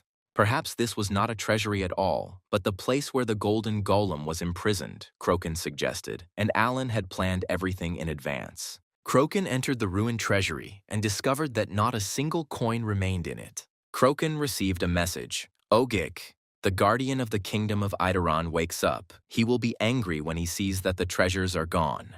Kroken was indignant. This was the last thing he needed to complete the picture. Some guardian was waking up. The air around Kroken and his assistant thickened, and a loud voice rumbled in the player's ears, asking who he was. The system reported that Kroken heard the voice of an ancient creature and fell into a state of fear, helplessness, and weakness. The leader of the brown bears was under intense mental and physical pressure. Ogik mistook him for a robber and demanded an answer. The player shouted that he was Kroken, the king of the country of brown bears. Ogik heard of such a king and such a country for the first time and asked what he was doing here. The guardian assumed that the kingdom of Iteran had fallen. It was expected. They were too complacent. Kroken declared that this was indeed the case and that the area now belonged to the brown bears. Ogik was not against Kroken and his subjects in principle, but he was outraged by the disappearance of the treasures that were dedicated to him. Ogik could accept that someone had taken a little of the treasure, but the fact that they had taken everything outraged him, but he decided to give Kroken a chance. The guardian tasked him with replenishing the lost treasures, and Ogik would recognize him as the new king and forgive his mistake. Kroken was indignant. He was also a victim. Why should he take out his anger on him? Then Ogik told him to catch the thief or do it himself. Kroken was forced to agree. Ogik was pleased. People always have to be threatened to make them act. The guardian announced that he expected Kroken to act and produce immediate results, and the player realized he was in deep trouble. The golem's lifespan has ended. Half of the gold has been returned to the inventory, the capacity has been exceeded, and the excess is poured out. An incredible amount of it spilled out. The prince was glad to have the treasures returned, and Alan wondered how and where to transport it all. Jack asked if Michael was playing the game for his superpowers, but he replied that he usually ran a flower shop. The guys couldn't just leave all this stuff here for random passers-by. The shaman wondered where to hide everything that he couldn't take away. Tina asked if she could offer something. Alan had long since realized that this elf knew a lot and was not as simple as she seemed, and he decided to listen to her. Tina suggested asking for help from the local orc bandits. They definitely knew such places. Alan thought it was strange to ask for help from those he had just killed, and Jack wasn't too keen on the idea either. The shaman suddenly decided that Tina had come up with a great idea. Why not use the monsters to their full potential? An alarm was declared in the orc village. Elves appeared on the horizon and the orcs wanted to get away from harm. Alan asked the orcs to calm down. This time he came to the orcs with peace and a request. Alan ordered the orc leader to follow him. He promised that they would quietly and peacefully go to one place and return back. The orcs were stunned when they saw the mountain of gold. Alan said that this was precisely why they were brought here. The orc chieftain Gul asked what it was. Alan replied that it was his gold and he wanted to leave it for the orcs to keep. Gul was amazed by Alan's request. The shaman had hoped that the orcs would find him a place to store it. The chieftain stated that the orc village was the safest place to store it. Alan rejected this offer. All the orcs were driven away by Tina alone, so this place was unreliable. Jack confirmed that orcs are often attacked by rankers. Alan added that this is true. The village will be attacked, robbed, and his gold will be gone. The orc leader Gul remembered that he had one safe place in mind, where Alan's gold would definitely be completely safe. Gul reported that this place is the Shuar Bank. This bank controls the territory of the Shuar Forest. The orcs are its only clients. Alan didn't expect the orcs to have their own bank, but Gul said there was one problem. Bank Shuar belongs to Goblin, said the orc chieftain Gul. Alan didn't understand the problem. What's wrong with that? Let's deal with a goblin. Jack was surprised that Alan had never met goblins in the game before. If that was the case, then it was clear why he was so naive. Tina explained that goblins are very greedy. When it comes to gold, they go crazy, but at the same time, they are excellent mechanics. Goblins use complex mechanisms to keep treasures safe, but they are prone to lies and betrayal. Alan asked why Gul called this place a bank. The orc replied that the treasures were completely safe there. Alan wondered if the orcs were in cahoots with the goblins, but Gul thought the shaman would be fine if he simply killed the goblin. Alan thought about it and decided that the orc's proposal made sense, but Jack doubted the correctness of this decision. Before making a final decision, Alan decided to talk to the goblin first. Alan gave Gul some gold coins and said that this was payment for his services. The orc still had to take him to the Goblin Bank and ensure the security of the gold.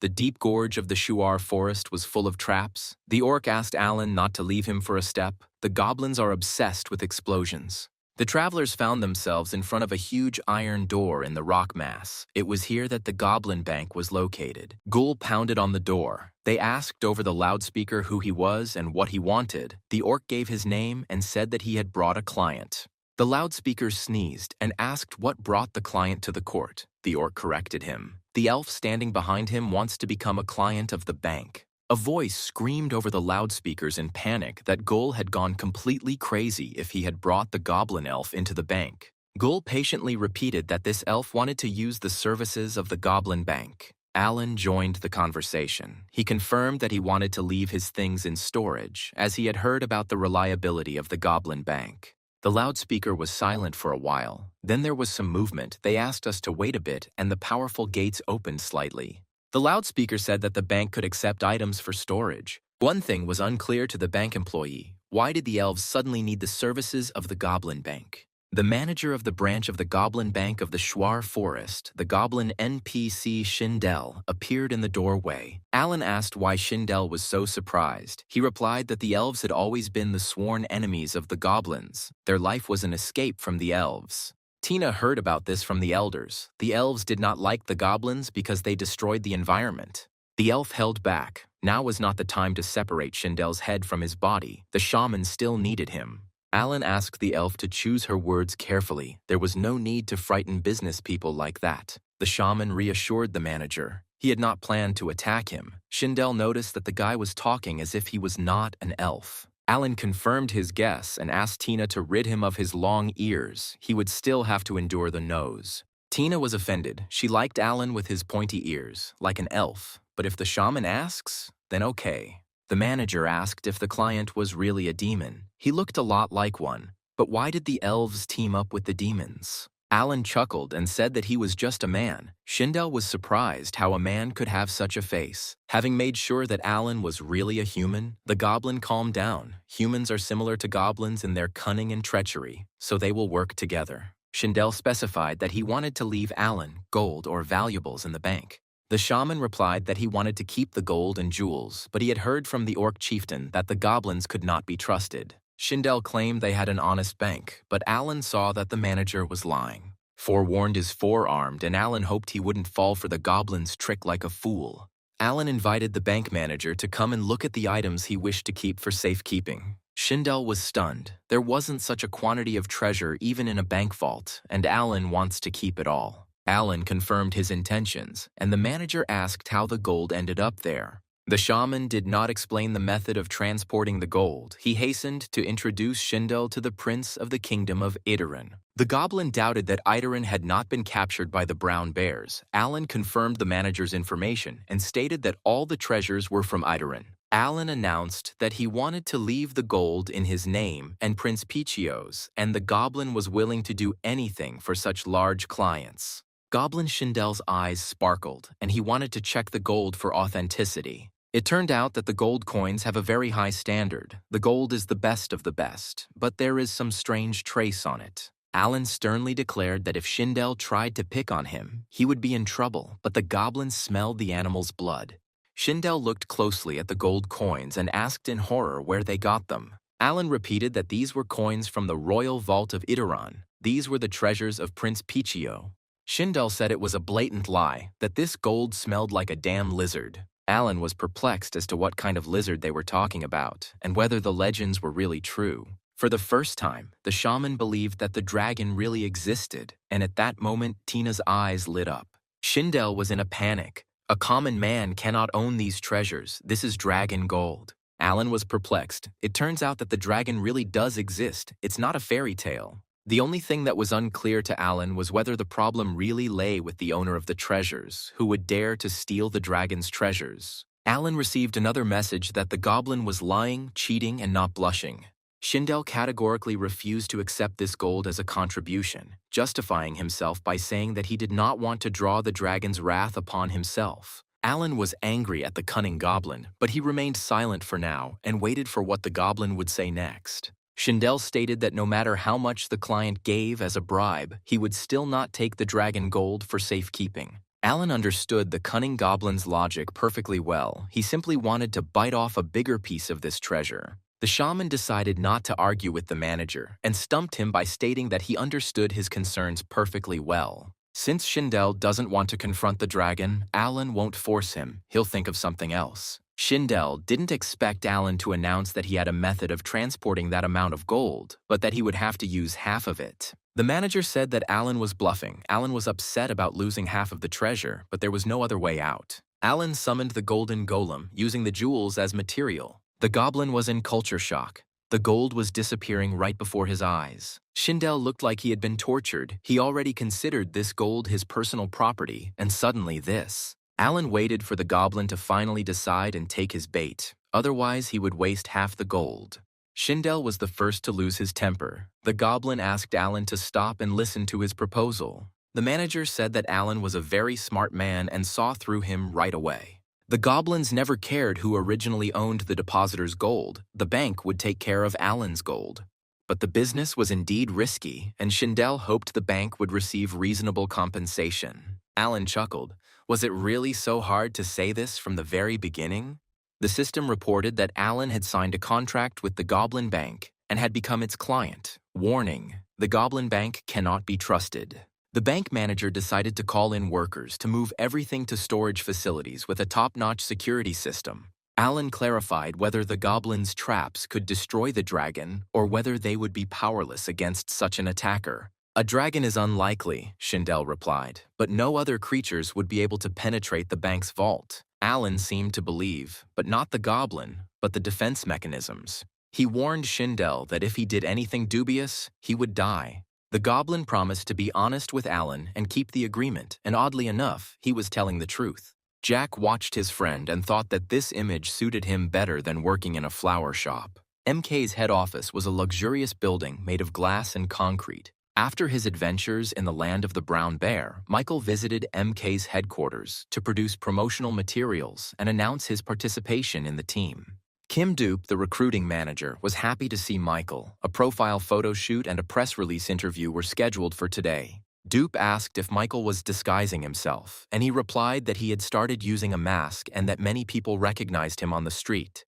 Dupe thought that after what happened in the land of the brown bears, it would be better for Michael to hide his identity, but the guy didn't care much. Dupe was curious why Michael had entered the brown bears' territory. Michael replied that he was rescuing a flower shop employee who had been kidnapped by the bears. Dupe was surprised that Michael destroyed an entire city over something so trivial by game standards. This Michael Douglas is a scary guy, Kim Dupe decided. No one else could boast of such a magnificent performance in the new world.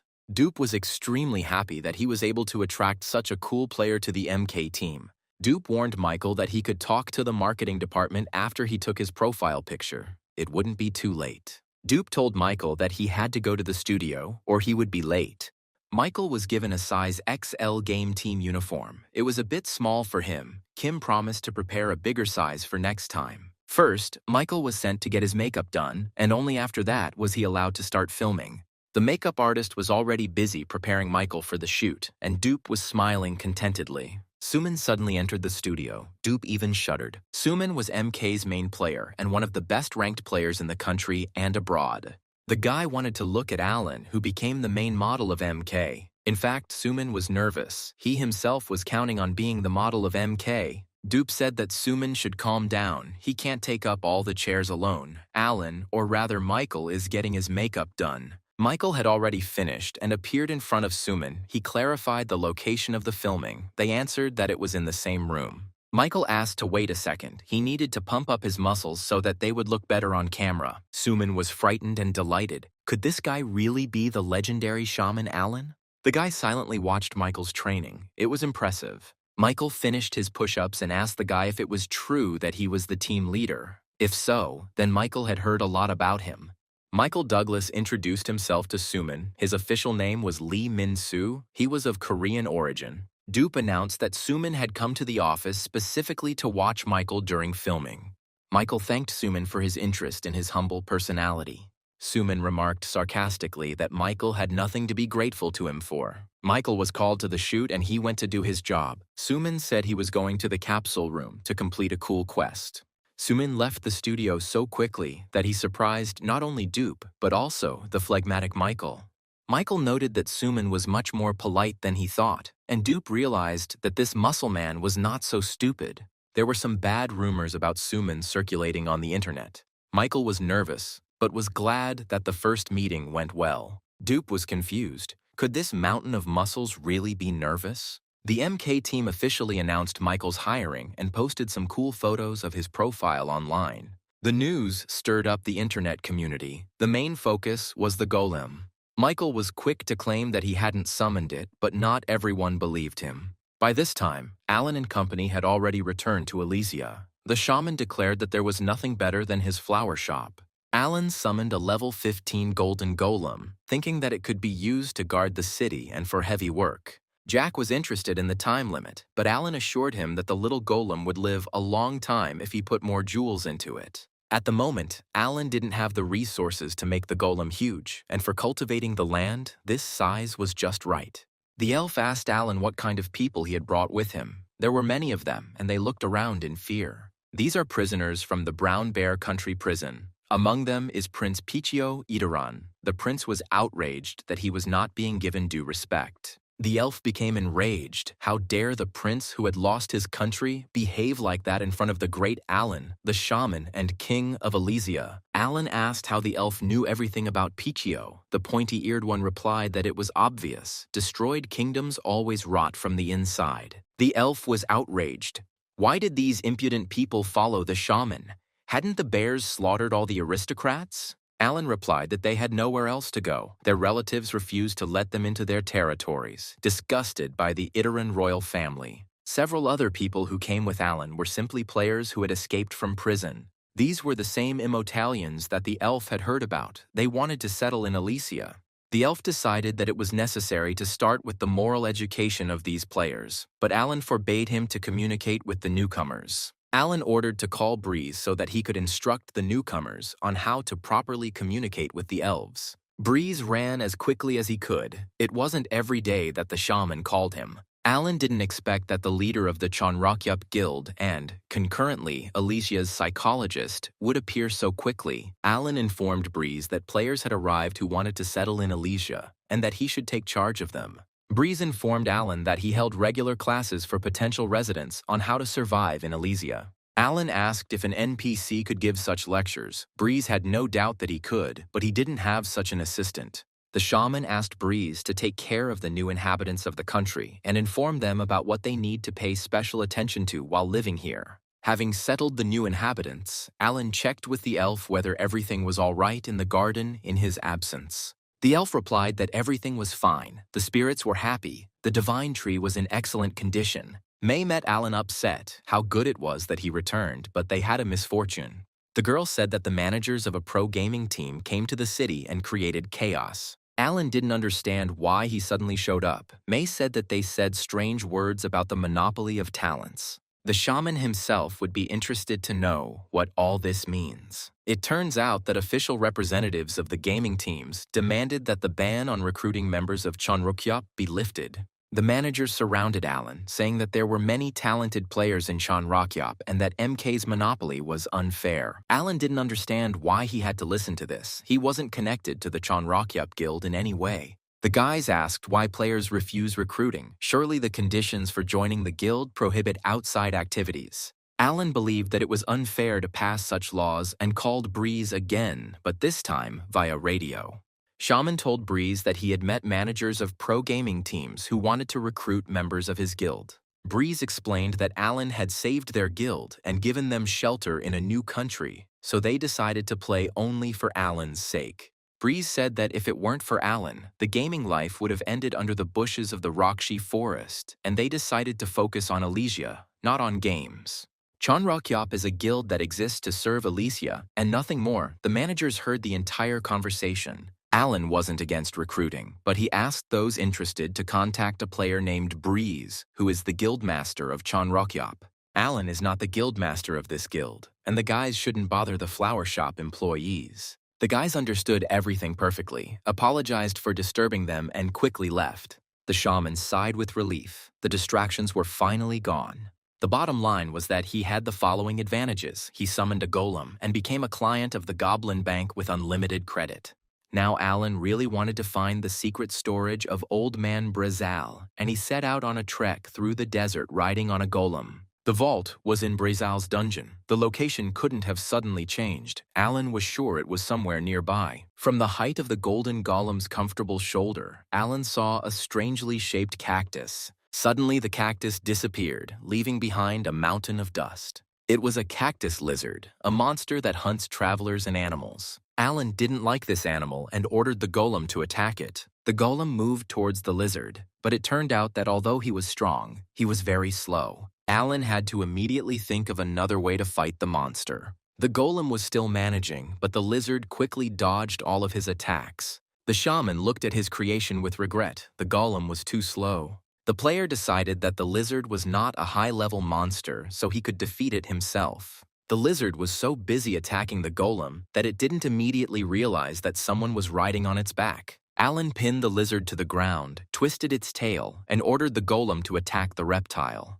The golem's fist crashed down on the monster, and the cactus-tailed lizard was killed. Alan regretted that the golem couldn't fight such a weak monster alone. It was because of its low level. It was necessary to find a way to improve it. All that remained of the lizard was its tail, shaped like a cactus. Alan looked at the monster's tail and wondered what he could come up with. The shaman decided that no one was stopping him from decorating the golem with flowers. If Alan plants flowers in the golem, it will turn into a moving flower bed. Earth and stones did not correspond to the call of the golden golem. They had to be mixed with gold. The proportions had to be found. The golem with low gold was difficult to use, and increasing gold prevented flowers from growing. Alan despaired. There was no way out. Only gold was spent on experiments. The player dug through his inventory and pulled out a Twilight Barrage shield. Can use this inventory. Its effect could be applied to the golem when using gold with special characteristics. The shield might have given the golem added durability, but it didn't belong to Alan. The guy felt sorry for the unique item. It was unknown what would happen to it after the call ended, and Alan decided to come up with something else. May came running and asked to restore order. A dwarf came into the store yard and started fighting with the elves. Alan couldn't even guess what kind of dwarf this was. May said that the spirit of life knew him. Alan wanted to say that he didn't know any dwarves, but he remembered the forge. Had he really come to Elysia? The elves restrained the troublemaker, but the dwarf resisted and shouted that he had been officially invited by the shaman Alan himself. May asked if Alan knew this NPC. The shaman replied that he knew perfectly well. It was a real headache. It was the blacksmith Volka. Volka escaped from his creditors and came to Elysia. This time he kept the anvil. Alan needs to make a decision. If the shaman saves Volka, he will become the blacksmith of Elysia. If he turns him over to creditors or expels him, the dwarves' sympathy towards him will decrease. Alan didn't want to give himself another headache and ordered Volka to be taken outside the city. The blacksmith shouted that Alan should remember their childhood spent together and talked all sorts of nonsense, inventing things that never happened. Samantha appeared in the square. They hadn't seen the shaman for a long time, and the girl was surprised by the dwarf's presence. Samantha had heard that all dwarves were skilled blacksmiths and that it was simply impossible to obtain equipment made by them, but Volka was more of a gamer than a blacksmith. The girl reminded him that dwarves were rare on the continent and that the mine in the Emba forest needed labor. Alan himself remembered that the mountain hermit Guga asked him to bring the dwarves to the mine. Volka is a dwarf and knows what the ore in the mine looks like.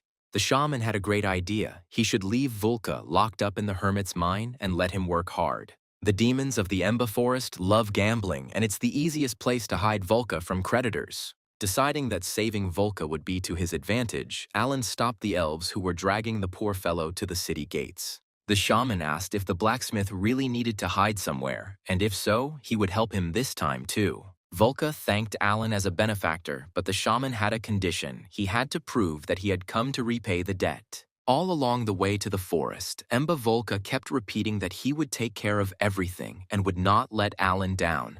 The shaman reminded Volka that he needed a blacksmith, not a gambler. The dwarf asked Alan not to worry. He was also interested in the experiment with the golem. He would try to make it good protection. The dwarf felt that the forest was full of magic and smelled of demons, but Alan was not going to send him to hell, and the shaman had no intention of doing so. Volka heard a rustling in the bushes and became wary of who was hiding there. A real demon's head appeared from the bushes, its red eyes staring at the dwarf without stopping. Volka saw a real demon and thought that maybe he was already in hell. The demon reacted to the dwarf in the same way. He didn't understand where this guy came from. Alan recommended that the demon and the dwarf meet and become friends. From that day on, the dwarf would live in this forest. Volka didn't want to stay with the demons. It hurt his pride. The demon didn't want to accept the dwarf. There was too much noise from these people. Alan got angry. He threatened the demon with a walk with the elves in the mountains, and he promised to take Volka to the creditors if they dared not get along in the same forest.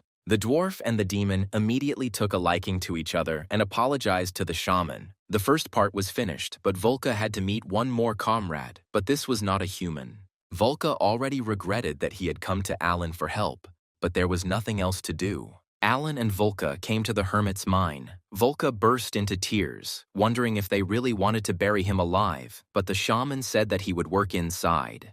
In the mine, Volka became more active, especially impressed by the vein of mithril and high-quality iron ore. Alan joked that you can't drink away your skill and that Volka still has more of a blacksmith in him than a gambling addict. Volka saw that this place was full of different treasures. How interesting that Alan learned about her. The dwarf looked around enthusiastically, but Alan warned that if he stole anything, he would be a corpse. Alan assigned a demon to watch over the dwarf, and there is another guy guarding this place, and the shaman called the mountain hermit Hugo. The dwarf felt strange vibrations in the ground. Alan reminded Volka not to forget to say hello. The hermit emerged from the cave, greeted Alan, and asked what he needed, perhaps another flower. Alan greeted the hermit and said that he had brought him a friend. The giant's appearance amazed the dwarf. Hugo spotted Volka. He was so small that the giant did not notice him.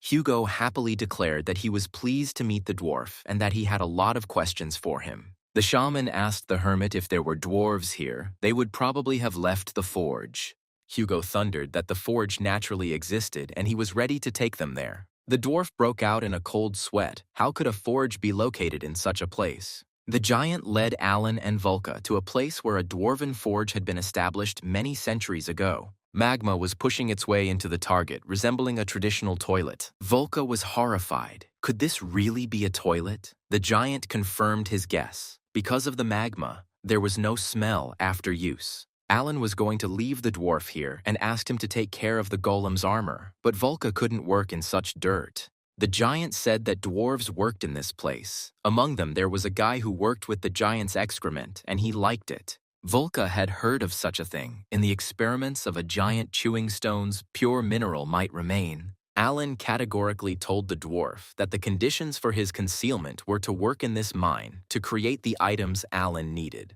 Alan advised Volka to send a letter to her hometown. Maybe there would be a dwarf there who knew something about her. The shaman suggested that Volca not be shy and use as many minerals as he wanted. If the dwarf likes this business, he can stay here to work as long as he wants, preferably forever. At the entrance to the Perm Desert, a group of collectors, led by Miss Goldtooth, materialized. The collectors were hunting Volca. The last time he was seen was in this desert. There were only two places where he could be: the Rockshi Forest and Elysia. Goldtooth was aware that Alan had already helped Volca once. It was in the Kingdom of Russell. Since his tracks led here, he ran to the shaman again. The scout player reported that the dwarf's tracks from here lead to the Emba Forest, which is located in the northern part of the Perma Desert. Goldtooth wanted to go there alone and quickly check everything out. The girl had already received a reprimand for spending too much time on Volca. So they decided. The group of fighters remained on the border of the Perm Desert, and Goldtooth went to pursue the dwarf alone.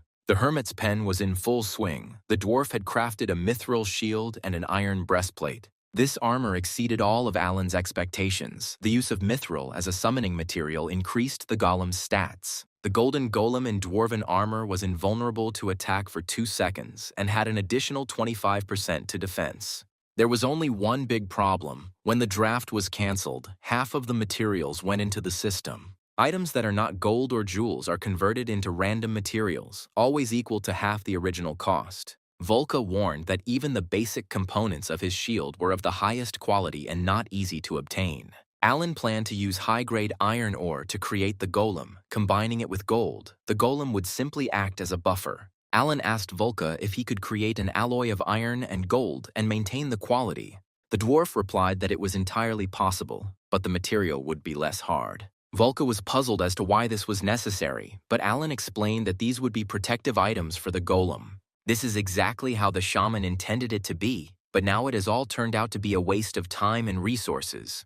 Alan ordered Volca to continue working on protective items just in case. The dwarf was surprised but did not object. Sometime later, the dwarf was able to create an alloy of iron and gold suitable for creating a golem. Alan immediately set out to experiment with it, while recalling Samantha's outrage when she learned of his extravagance. The player prepared the required number of ingots, deciding to make the second part of the materials into earth. While preparing the second part of the ingredients, Alan discovered that the soil in the Emba Forest was saturated with demonic energy. Alan couldn't understand why the land was so strange. Detzek reminded the shaman that they were, after all, in the demon forest. The spirit of life confirmed that the effect was caused by him using Tialan's shovel in the forest, created by demons. Alan realized what the part of the shovel's description meant, which spoke of the item's characteristics changing depending on the user's reputation. The dug-up earth still remained demonic due to Alan's own high-bad reputation. The spirit of life asked if Alan was planning to create a golem from this land, and Alan was planning to do just that, considering it an experiment. Using iron ingots and soil with demonic energy, Alan summoned a golem.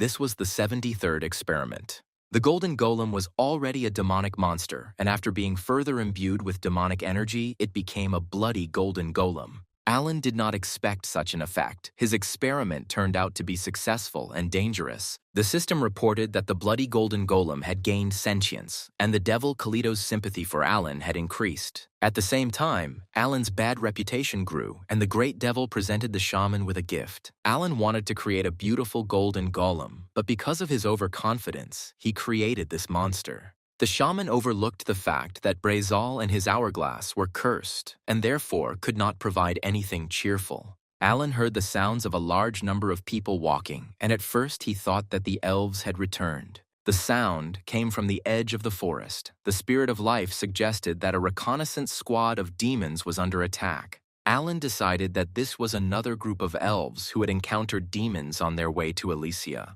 The shaman resolutely headed there. He needed to convince the elves to leave the forest and not touch the demons. Only he never found the elves. The demons were fighting with players unknown to him. The elder demon Shikuda was glad to see the shaman. He believed that he would not leave them without help. A gentle female voice asked if the flower shop owner really had such a strange hobby and that he also bred demons. The demon shouted for the man to let the demon go and get out of here himself. Goldtooth warned that if she was scared like that, she might even pull the trigger completely by accident. Alan watched in confusion as two demons rushed at the player at the same time, and she only smiled at the same time. Alan decided that this girl was a good player and came here to level up.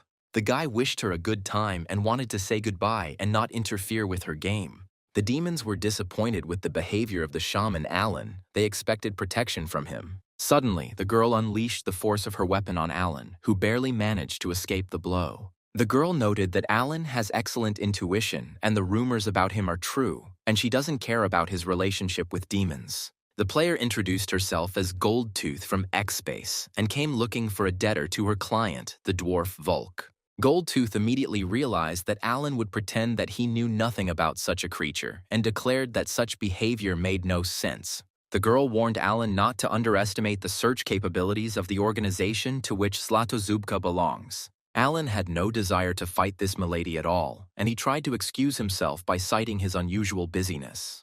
Goldtooth heard heavy footsteps and looked around. A huge monster stood behind her and repeated that the shaman Alan's golem had arrived. The shaman did not expect his creation to appear here and now. Alan broke out in a sticky sweat and quietly asked why the golem had come here. The demons rejoiced. The shaman did exactly what they expected. He came to their aid. Alan didn't know the golem's intentions, but if this monster attacked him at the same time as Goldtooth, then an emergency shutdown was guaranteed. Alan decided that before the golem attacked him, he would have to deal with the annoying lady. Goldtooth decided not to waste any more time and attacked this strange guy with a garden shovel in his hands.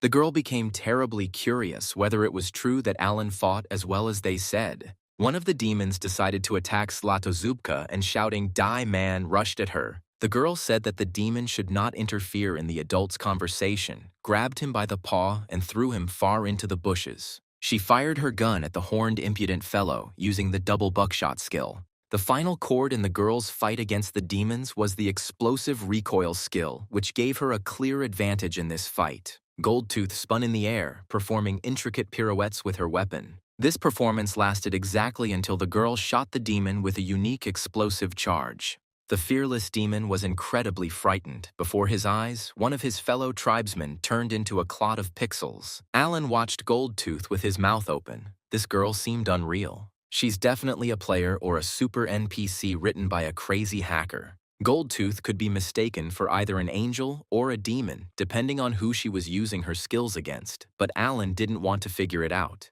Alan chose a tactical retreat over a fight, and Goldtooth was disappointed. Alan lost Dachik once again. He again chose to flee the battlefield. The spirit of the demonic flower claimed that he had his own problems. Alan was categorical. He needed Dachik now. Alan ordered the spirit to do something with the golem. He has been irritating him since the very beginning of the fight. The shaman believed that since Dachik and this golem had demonic origins, they would be able to find a common language. Dachik was scared. He couldn't even imagine his conversation with an unfamiliar monster. Alan didn't stand on ceremony with the little crybaby and grabbed him in an armful. The shaman told the spirit of life to prepare for the switch.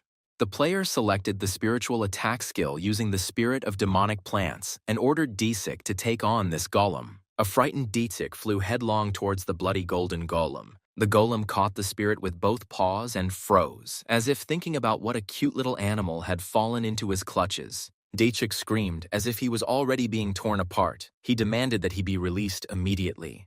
Goldtooth was touched. This was Alan's ace in the hole. Should she start worrying or what? This girl was starting to irritate Alan, and he decided to teach her a lesson. The shaman rushed into battle, armed with a shovel. He didn't like fighting with girls, but the rules of the game didn't discriminate between genders. Thanks to the Tomb Raider title, Alan received a boost to his speed and agility. This helped him to deflect the blow with the butt of Zlatozubka's unique rifle. The demonic power awakened, and Alan was able to respond blow for blow with redoubled force. The effect of the demonic power intensified, and Zlatozubka had to test the strength of the shaman Alan's fist. The girl made a dizzying flight into the nearby bushes. It didn't break her. She realized that Alan was much faster than she thought, but it was of little use. Goldtooth was ironic. Was Alan's genius plan really to deal damage to her and match her HP?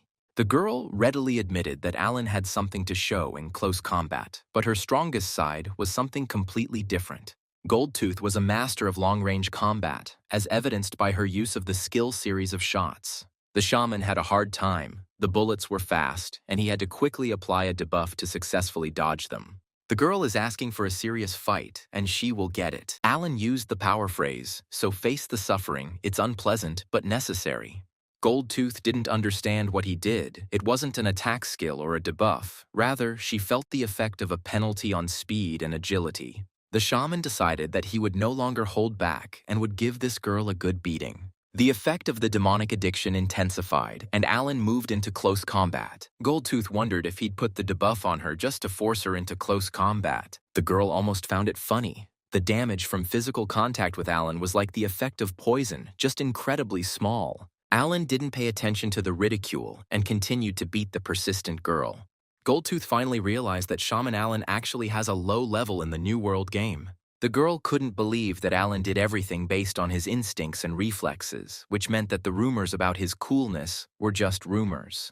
Goldtooth was disappointed. She had hoped that Alan had an ace up his sleeve and that she would at least have some fun fighting him. Alan gave the lady the opportunity to speak out, let her enjoy life while she had the chance. The girl decided that the guy was giving in. She believed that knowing when to retreat was a sign of intelligence. Alan listened to the insults directed at him and warned that the plants in this forest were unusual and should be feared. Goldtooth didn't understand why the enemy remembered about plants. Alan warned the girl that many of the local plants had poisonous thorns. The shaman brought out another monster from the thicket and reported that many of the plants in this forest are capable of devouring animals. The girl did not stop making fun of Alan and suggested that he say something at the end of his game life. Alan replied that he had doubted it until then because he considered it too cruel a way of fighting. But now Alan was determined and was not going to give in to this girl. Goldtooth didn't quite understand what her opponent was talking about. Did he really hope to win? Alan used incredible growth enhancement, and the predatory sundew tripled in size.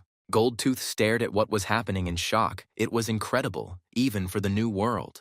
Alan was determined to show this impudent lady what florists were capable of. The effect of Alan's demonic dependence intensified. The plants obeyed him, and Goldtooth received a noticeable blow. Using the ginseng collection skill, the shaman increased the pressure on the enemy. The shaman's blows were accurate, while at the same time he deftly dodged Goldtooth's blows. Alan's damage was small, but Goldtooth had a hard time dodging both him and his plant monster at the same time. In addition, the debuff placed on Goldtooth by Alan significantly weakened the girl. Goldtooth used the explosive recoil skill, hoping to inflict significant damage on the enemy. Expectations were not met. Alan remained unharmed but watched in bewilderment as the girl jumped into the sky again.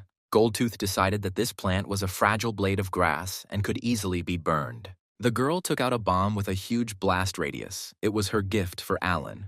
This is exactly what Alan expected from her. He simply laughed out loud. Goldtooth was surprised by the enemy's reaction. Why did he think a bomb was funny? Alan replied that these plants had never been his only plan and that they were not fragile blades of grass. Goldtooth decided that the guy was bluffing and was just pulling her leg. Alan once again warned the girl to abandon her intention to use the bomb against him. The girl could not understand how the shaman could predict her actions. She was full of superiority and did not give up her intentions. Alan used the demonic explosion skill and declared that this bomb would now tear Goldtooth apart. The explosion was deafening, and it seemed as if the blast wave would destroy everything in its path. Alan wasn't a fortune teller, but if someone uses gunpowder, they most likely also have the skills to make bombs. If this bomb had fallen to the ground, the shaman himself would have suffered along with the enemy. Alan thought the fight was over in his favor, but it soon became clear that he was wrong. A slightly battered but still fully combat-ready Goldtooth emerged from the clouds of smoke. Meanwhile, the demonic plants, which had experienced extreme growth acceleration, went berserk under the influence of demonic energy. Miss Goldtooth looked no less furious. The girl felt humiliated and insulted. The girl decided to kill this weak upstart at any cost. Alan had nowhere to run. Behind him were mad demonic plants, and before his eyes was a mad miss. Goldtooth attacked the guy like an enraged fury, and Alan had no choice but to use his fists. The players didn't even have time to get close before the golem woke up from its stupor and unleashed the might of its fists on Goldtooth. Alan was incredibly surprised. Did the golem really come to save him, or was it an accident? The blood ash golem was aroused by the high concentration of demonic energy. It didn't save Alan on purpose. The guy was just lucky. Dachik couldn't hold the golem. Alan couldn't help him. He was busy pacifying the mad plants. Dachik was surprised. Alan can't stop the plants. It's not difficult at all. The spirit screamed, wanting the green bitchy stem to calm down and stop causing mischief. Alan was amazed by Dachik's ability to pacify plants, and the spirit demanded that the shaman calm the golem. The shaman headed towards the golem, but it turned out that Goldtooth was still alive. Even Taylor the Killer couldn't boast of such vitality. Goldtooth was in a really bad way. Now she understood how Alan had defeated the brown bears. Alan was sorry that everything turned out this way, but he couldn't give her Volca. He needed the blacksmith himself. The girl believed that anyone would desire such a dwarf, but she had another unpleasant surprise for Alan. However, she didn't have time to use it. The golem brought his fists down on the girl's head again, and that was the end of her. Alan was even upset. He didn't have time to finish the conversation. This girl definitely commanded respect from the shaman. Alan defeated Zlatozubka, for which he was grateful to the golem. Dachik translated the golem's growl. He said that the girl irritated him. Alan was surprised that Dachik could communicate with the golem, so why couldn't he pacify him then? Dachik replied that the fact that he understood him did not mean that he obeyed. The golem's brain was clearly askew. Alan eliminated the golem, even though it helped him, but its lack of control was a big problem. The guy decided that he needed to be more careful when creating golems, otherwise he himself could get hurt. Volca was horrified. Crazy Goldtooth had almost reached him. What a stubborn girl. Alan didn't understand why the blacksmith was so surprised by this. The girl impressed him with her abilities. Volca considered Zlatozubka to be the death of debtors. She tortured them by pulling out their gold teeth.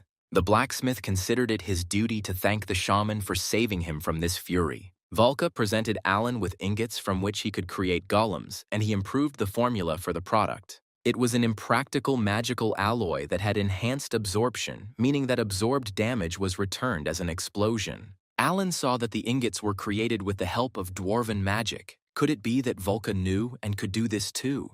The dwarf replied that everything would be even better if he had a special powder, of which he had very little left. The shaman was surprised. It turned out that Volca used not only magic, but also a powder with unique properties. The dwarf explained that the powder is mined in his homeland, the Gurushim volcano, but only dwarves and gnomes can use it. Alan had no idea where it was and declared that he would not go for this powder under any circumstances. Volca stated that Alan wouldn't be able to get anything. You'd have to be a gnome or a dwarf to do that, so he decided to ask his family for help. The shaman liked it. Maybe he could finally focus on his flower shop. The player took the ingot from the dwarf, thanked him for the gift, and promised to put it to good use. The blacksmith asked if he could finally let his guard down and relax, and Alan assured him that there was no longer any danger. The quest was completed. The passionate blacksmith Volca, a valuable craftsman, became an official employee of the Elysium store. The system told Alan that if it was discovered that he was illegally occupying the Emba forest, the nearby countries would be very angry, and this had to be dealt with. Suddenly, a call came from the flower shop's call center, informing me about another order. There had been no orders for a long time, and Alan was immediately interested in who the customer was this time.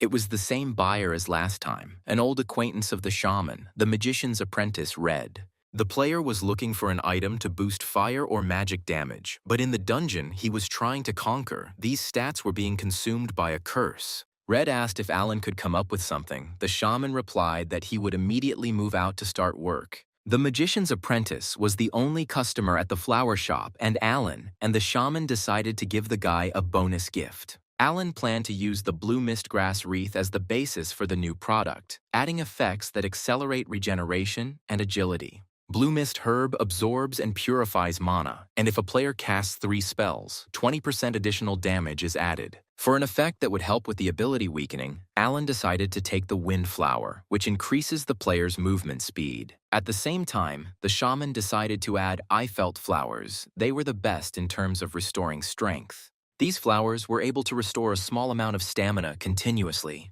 Alan started making a wreath of flowers. Now he could use a ton of growth energy. He produced it himself in Bloria. Thanks to the concentrated life force inside the finished product, its durability was also increased.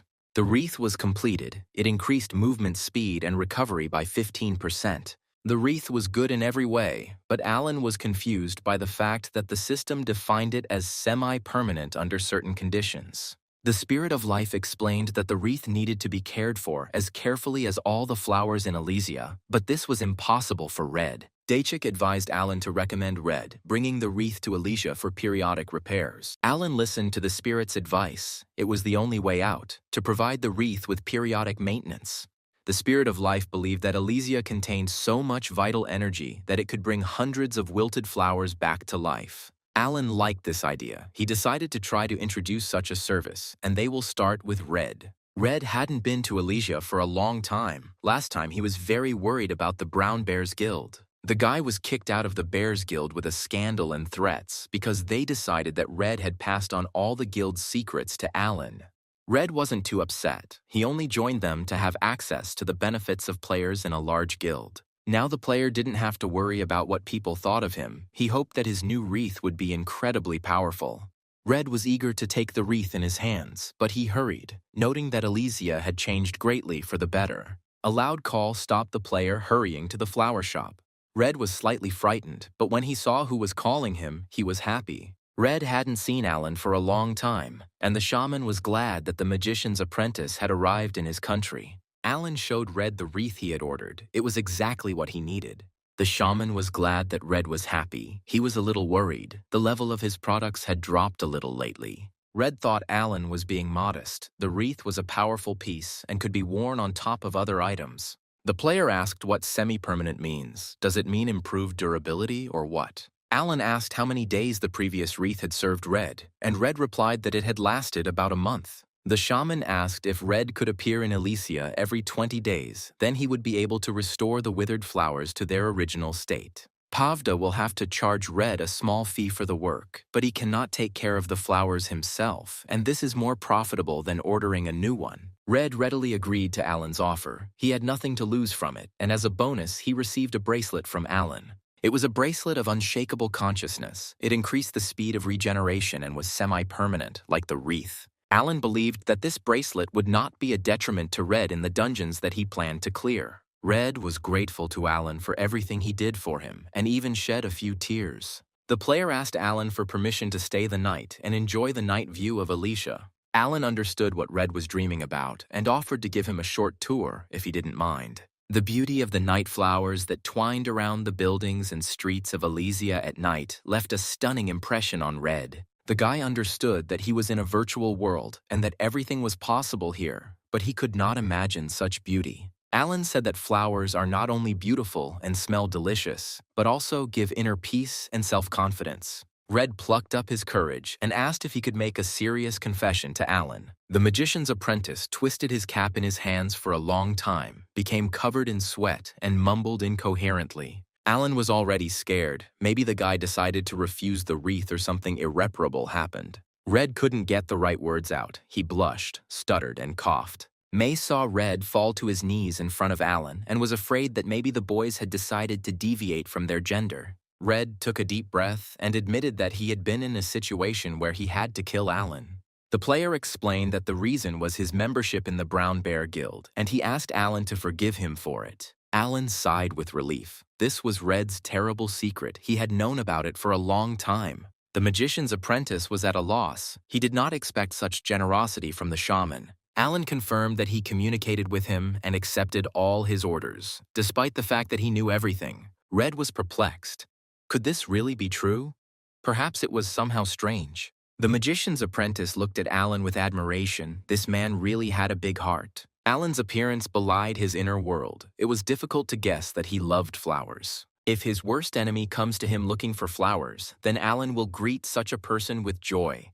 Red was touched. Alan's generosity exceeded all his expectations. Alan couldn't understand what was happening to the Red Tower Mage's apprentice. Red had always been ignorant and not very quick-witted, but now he was almost crying with emotion. A few days ago, Taylor sent Alan a message that he was not suspected of anything, but Red was made the culprit and expelled from the guild. Alan assumed that Red was very upset because he was unfairly kicked out of the guild, although he did nothing, so he was kind to him. Sometime later, Red was streaming against the backdrop of the famous cave called the Ancestral Trial. The player introduced himself as a student of the Red Tower Mage Red and a former member of the Brown Bear Guild, whose members consider him a traitor. Red stated that he would not try to convince anyone of anything, but would simply give everyone useful advice. The player said that right behind him there is a cave, known for its difficulty even for players at level 300. Red announced that he wanted to clear this cave today using one unique item.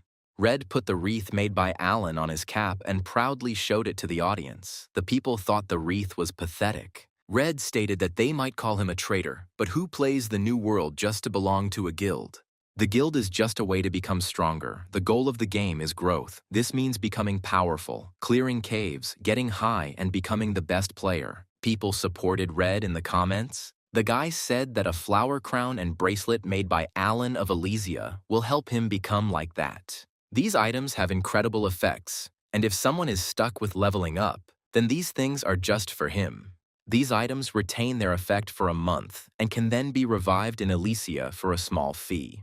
May told Alan that Red had advertised his store, and now all the calls were split in half. Half were orders, the other half were curses from bears. Alan kept wondering where the small orders that never happened came from and wanted to watch Red's broadcast. The shaman listened attentively. Everything the magician's apprentice said from the screen was funny. The advertising was global. May was a little embarrassed, but grateful to Red. Alan was overjoyed. He hadn't expected such help. The day would come when he would receive most of his profits from selling flowers. Michael Allen's jubilation was interrupted by another unexpected call. Dupio, a manager and player from the MK team, got in touch and wanted to talk about the opening ceremony and the game schedule. Michael Allen asked Dupio to wait a bit. He would log out of the game and contact him. He had probably been playing for too long.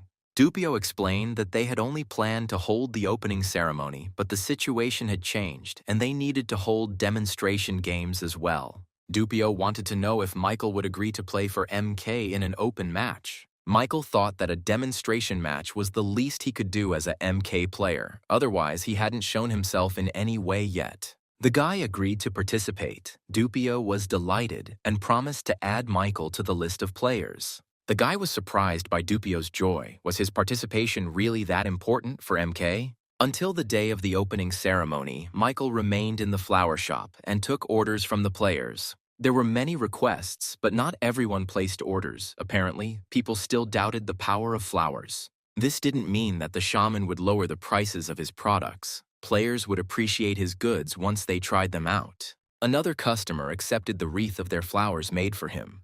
The client thought it was too garish, but Alan paid special attention to the color. The player placed an order after watching Red's stream, but now had doubts about how to wear it. The buyer decided to check out the parameters and was delighted. The effects were stunning, and it can be worn over existing equipment. Alan asked whether the buyer liked the item or whether he was refusing to buy it. The buyer declared that the effects were amazing. He thought that everything that was said about Alan's products was just rumors. Alan wanted to know the customer's opinion about the flowers, and the guy replied that the flowers were beautiful and their variegation didn't bother him at all. Samantha distracted Alan from picking flowers for his next order. The shaman asked his assistant what had happened. The girl introduced the shaman to her friend, who had long wanted to meet him. It was Chokchan, or Bamboo Cane, the head of the Prime Guild, which Samantha belonged to. Alan was glad to have a new guest. The shaman asked if they could have met somewhere before. Chokchan replied that they had crossed paths on the outskirts of the Rokshi forest. Alan had no idea who was in front of him. He had no memory at all of that long ago, not entirely pleasant meeting. Chokchan just came to say hello. Samantha always praised Alan. The fact that she is part of Elysia is a great honor for the Prime Guild. Chokchan was worried. He didn't want to make an enemy like Alan, but he was genuinely surprised by the beauty of the city.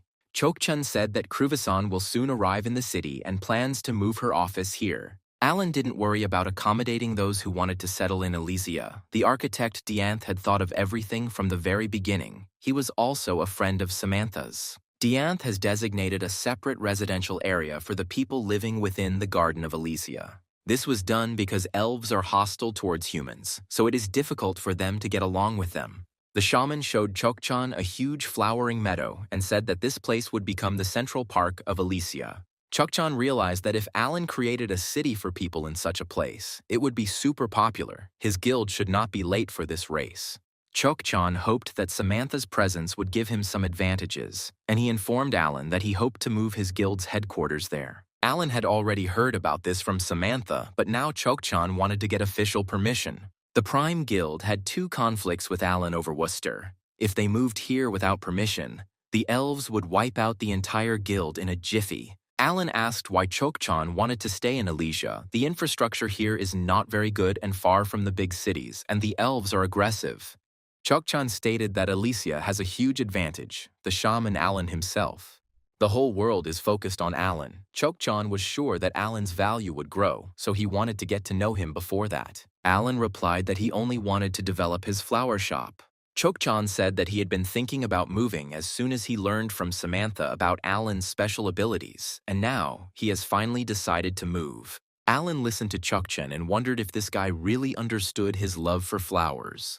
Chokchan stated that he had heard of a dwarven craftsman working for Alan, and that alone was reason enough to befriend the shaman. Alan didn't like this statement, and he thought that he would like to refuse Chokchan, but he thought about it and gave permission. The elves were outraged by Alan's decision to build a place for humans to live in Elysia. Alan stated that this was the absolute truth. May was worried about what this statement would mean for her and the shaman. Alan whispered something furiously into the ear of the upset elf, and the long-eared one's mood immediately changed, shouting that he understood everything, that people were just cannon fodder to protect Elysia. The elf rushed to inform all his relatives about this. The day of the internal demonstration match among MK players has arrived. Michael showed up to the match on time. Sport taught him to value his own time and that of others. Players gathered near the center of the MK. They immediately recognized the shaman Alan, amazingly, but he was huge in real life too. People had whispered about Michael before when he passed by, but now the whispers were of a different nature. One of the guys ran up to Michael and asked to take a photo with him. The guy announced that he was a fan of the shaman Alan. Michael was flattered that he had fans. Michael was attracted by the strange commotion on the other side of the alley. Something was clearly happening. The motorcyclist snatched the girl's bag, and in her last hope for help, the victim screamed at the top of her lungs. The thief was picking up speed, and the girl's screams seemed futile. What's the point of shouting help if it's impossible to catch up with the attacker? Suddenly, a huge guy appeared right in front of the motorcycle. The handbag thief was shocked at how fearless he was and what he wanted. Michael, of course it was him, blocked the thief's passage. It was impossible to get around this mountain of muscles. The motorcyclist tried to go around Michael. He even shouted at him to get out of the way. Michael was unmoved and used the flower shop's main secret weapon against the thief. The capture took place. It will be carried out in the best traditions of the shaman Alan. The thief was doomed.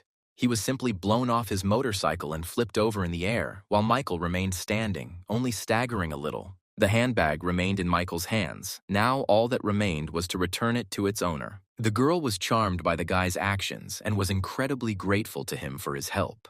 Michael had no time, and it was awkward to listen to the admiring cries of the surrounding crowd.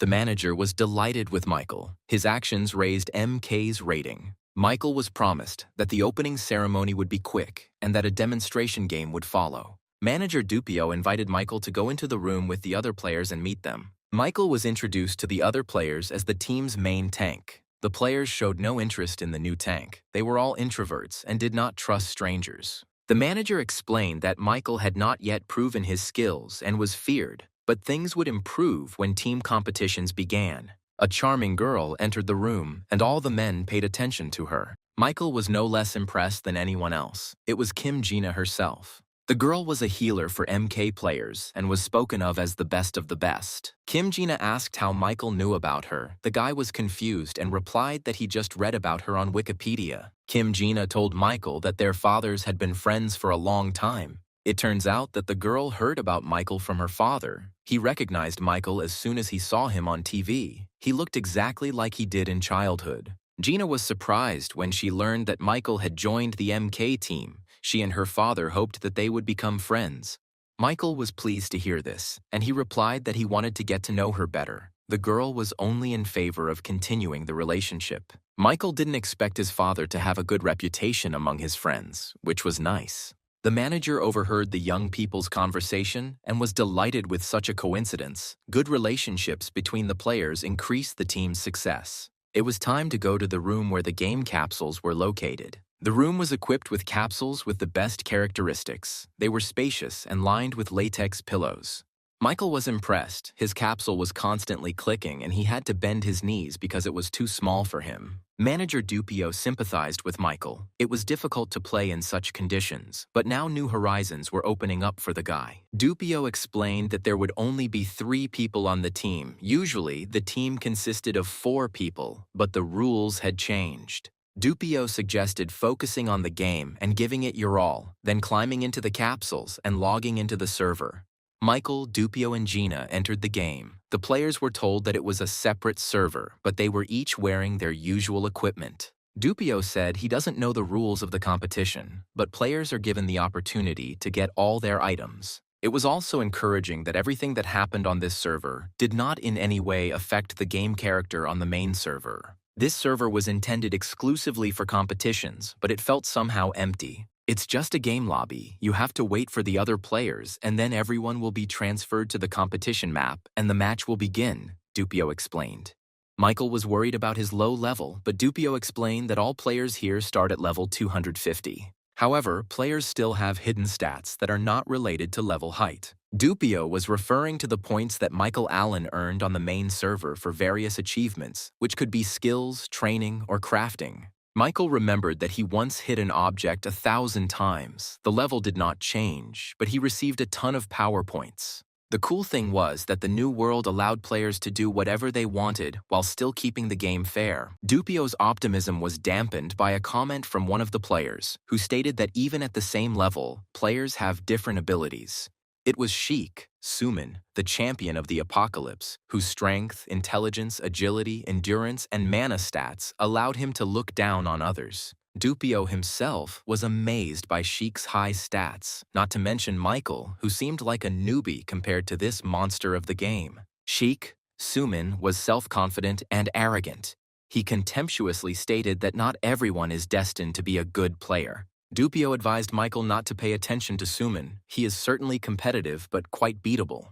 Michael nevertheless decided to test his performance and show his achievements to his teammates. Gina took one look at Michael's stat sheet and her eyes widened in surprise. Michael's numbers were uniquely high, and there was something to be amazed at. Michael Allen couldn't understand why the guys were so surprised. Everything seemed to be normal. Dupio explained that Allen's strength, agility, intelligence, and mana stats were the same as Sheik's, even though he hadn't reached level 200 yet. The kids were curious about what Michael was doing in the game that allowed him to score such high stat points. Mike replied that he wasn't doing anything special. He had simply opened a flower shop. Dupio and Gina just blinked their eyes in surprise. They seriously doubted that Michael was telling them the truth. Dupio always thought that Allen was only famous for his reputation and not for his skills, but this guy is a real monster of a game. A 3-minute readiness period was announced, after which all players will be transferred to the Labyrinth of Chaos map. It was necessary to quickly distribute the points for the overall condition of the group. Michael was worried. Dupio reassured the guy, "The devil is not as black as he is painted. He can handle everything. Everything will become clear once they get to the Labyrinth of Chaos map." Michael believed that strength was his primary attribute and allocated 2 units to strength and 1 each to agility, endurance, and mana. All players were teleported to the Labyrinth of Chaos. The league match began, and each team was sent to its own part of the labyrinth. There are 3 people on a team. When defeating a monster, the team gets a point. Eliminating a member of another team gets 3 points. The competition will end when only 1 team remains, but the group with the most points wins. The monsters that players encounter become stronger every 5 minutes, and they start at a fairly high level. After 20 minutes, defeating the main bosses will award 2 points, but there is a chance of getting trapped when trying to defeat them. Michael wondered if it might be possible to hide somewhere on the map and focus on hunting monsters and gaining points. But the map increases in size every 10 minutes, so the teams will still cross paths. Finding a good strategy for playing the game was the key to success, and this issue had to be resolved on the shore. The rules may change at further stages of the competition, so this can be considered a beta version. Heavy footsteps echoed through the labyrinth as the first monster approached the players. Dupio and Gina took out their weapons. Michael was a little confused. He is certainly not a professional, but he will do everything to avoid becoming a burden to the guys.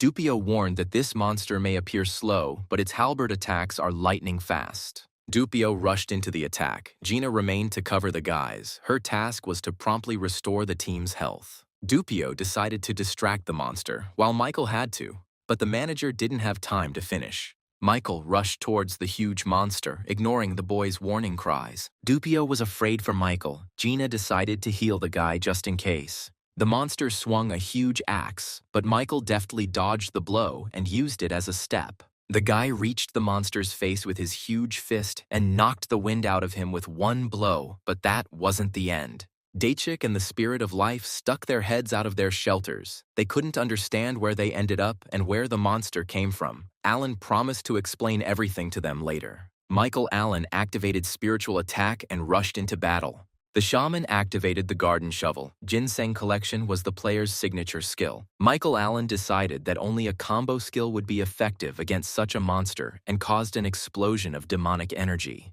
The result is that the team won 1 point by defeating the Gnoll, the Labyrinth Warden, and MK. Dupio didn't even have time to come to his senses. Everything happened so quickly. The manager asked Michael if he would like to try his hand at the professional league. From then on, everything went as planned. Dupio's team slowly but surely earned points. Gina and Dupio watched with fascination as Michael Allen skillfully and confidently dealt with the monsters of the labyrinth. The boys were distracted from watching the fight by the sudden appearance of a player from the other team. Suman, game nickname Sheik, came up and asked why they were standing there doing nothing, and they explained to him that Mike was doing just fine without them. Sheik looked closer and saw that Michael was enthusiastically beating up another monster. Suman grinned. Since the one who scores more points wins, then he has the right to attack Alan here and now. Dupio replied that it was a friendly match and Suman would not break any rules by doing so. The manager advised Suman to be softer and kinder with Michael, while he himself remained in place to observe. Confident. In a quick and easy victory, Suman rushed towards Michael. The Spirit of Life warned Alan that he was about to be attacked from behind. Michael Allen looked around. Well, rules are rules, and there is nothing to be offended about, although one must also have a conscience. Suman had already chosen the Earth Split skill and was about to bring down a crushing blow on Michael Allen's head. Only Alan was faster. He was still in a fighting mood and deftly parried Sheik's kick. As a result, Sheik's super advanced axe was pinned to the ground. Michael approved of Suman's attempt. The attack was well planned, but it never reached him. But Michael Allen's fist reached Sheik. The shaman rarely missed at such a close range. Michael hoped that Suman understood everything. Nothing personal, just a game. Suman was tormented by only one thought. He had to get the sword out from under the enemy's foot. Michael lifted his leg off the sword and performed a double spirit strike, hitting Sheikah in the forehead with both legs. Sheik received a fair amount of acceleration and flew straight to Dupio's feet, where he stopped. The player was in culture shock. And what kind of fighting style is this guy? He's definitely making fun of him. Gina summed it up. Suman got his ass kicked. It looked like an ancient dinosaur beating up a chicken. Suman Sheik roared and accused Michael of catching him off guard. The player rushed at Michael again, declaring that he would not be able to dodge Ragnarok's skill. There was a deafening explosion, but at the last moment before it, Michael jumped out of the epicenter of the impact and hung above it in a swift jump. Suman spun a deafening fire element around himself and grinned maliciously. No matter how fast Michael is, he cannot outrun the deadly force of a lightning strike. Suman expected to see the prostrate body of his opponent and the news of his defeat. Strangely enough, he found himself facing an empty labyrinth floor and a garden trowel stuck into it with its bayonet pointing upwards. Michael stood behind Sheik and mockingly asked if he had heard anything about the lightning rod. Suman realized that he had been beaten, and this time he seemed to be in deep trouble. Michael stated that it was a good fight, but he had to say goodbye and sent his opponent to rebirth, and the team received 3 points.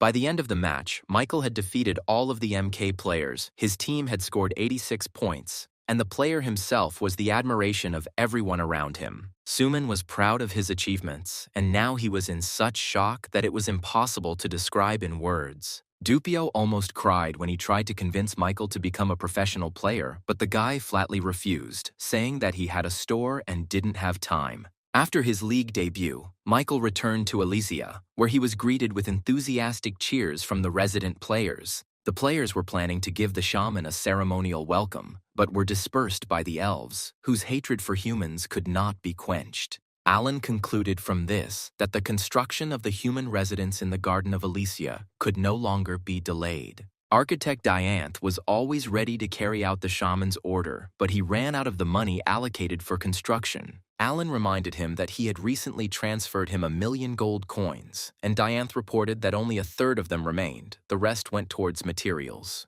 The shaman decided that he needed to go to the bank for more funds, but Dianth said that he had an idea. The architect proposed selling land on the territory of Elysia to those who wished to do so and granting building rights. Alan thought about selling the land and then also the right to build on it. People would build houses themselves and he wouldn't have to spend money on it. Dianth saw only one small problem with this proposal. Elysia had no clear boundaries. Alan reminded me that the flower shop has buffs with a large radius, so you can sell all the lands that are affected by these buffs. People will buy land, and the growth and development of plants on it will be ensured by the flower shop buff. Dianth supported the idea. Dianth was concerned that they would have disputes with the Kingdom of Rassel if Elysia's territory suddenly expanded. Alan stated that customers would have to protect themselves, becoming something of a human shield for the flower shop. Dianth and Alan checked the map. It turned out that they would not be able to avoid conflict with the Kingdom of Rassel. The larger Alan's project became, the more restless the neighboring non-player kingdoms became. A real estate expert was also needed. The first people Alan decided to give land to were May and Samantha. This would be their personal land, and they themselves would be responsible for it. Alan told the girls that he had decided to get into real estate. He offered plots of land with favorable locations, but Samantha and May refused. The shaman declared that he was ready to give the land to his assistants for free, and the girls happily agreed to the offer. Jack immediately asked for a plot of land, but Alan did not give him land for free. Jack felt offended. He was the shaman's only friend, and he was taking money from him. Alan stated that Jack was capable of destroying the country and that he could not be compared to May and Samantha, but the plot would only cost 5,000 in gold. Jack agreed and asked Alan for a title as well. The shaman consoled his friend, saying he would get everything he wanted, but a little later. News of the land sale spread throughout Elysia and the surrounding kingdoms. The first to come to Alan were Kruvasan and Chokchan. They decided to personally find out all the details of the acquisition of land in Elysia. Kruvasan and Chokchan reminded him that they had long ago agreed with him about being accommodated here, so was he really going back on his word? Alan calmed the players down and asked to be allowed to explain his intentions. He kept the promise he made. Dianth explained that they planned to sell the land in each section, with Kruvasan and Chokchan being given priority and paying the standard price. Kruvasan was indignant. They had made an agreement long ago, and going back on their word would be dishonest, as it would undermine Alan's trust. The shaman announced that he could solve all problems quickly and easily. He just needs a small favor from Kruvasan and Chokchan. To the players' surprise, Alan called over one of the NPCs named Zulkan. The old man introduced himself as the Chancellor of the Garden of Elysia, where the wise king Alan rules. Kruvasan was in culture shock. Alan even had a chancellor. That guy got up. Zulkan stated that up until this point, Kruvasan had been dealing exclusively with Elysia, selling various items directly. The chancellor noted that Kruvasan had practically monopolized trade with the Kingdom of Elysia. The saleswoman just gritted her teeth. The chancellor was completely and utterly right. In fact, Kruvasan had nothing to lose by doing business with Elysia. On the contrary, she made a good profit from it. However, this was a one-sided benefit, meaning that Miss Kruvasan was not being honest with Alan and his country. Zulkan believed that Chokchan had no right to protest either. He hadn't done anything good for Elysia at all, if you remember. Chokchan did not let the old man finish. He immediately declared that he had only ever wanted to inspect the place that Samantha had praised so much.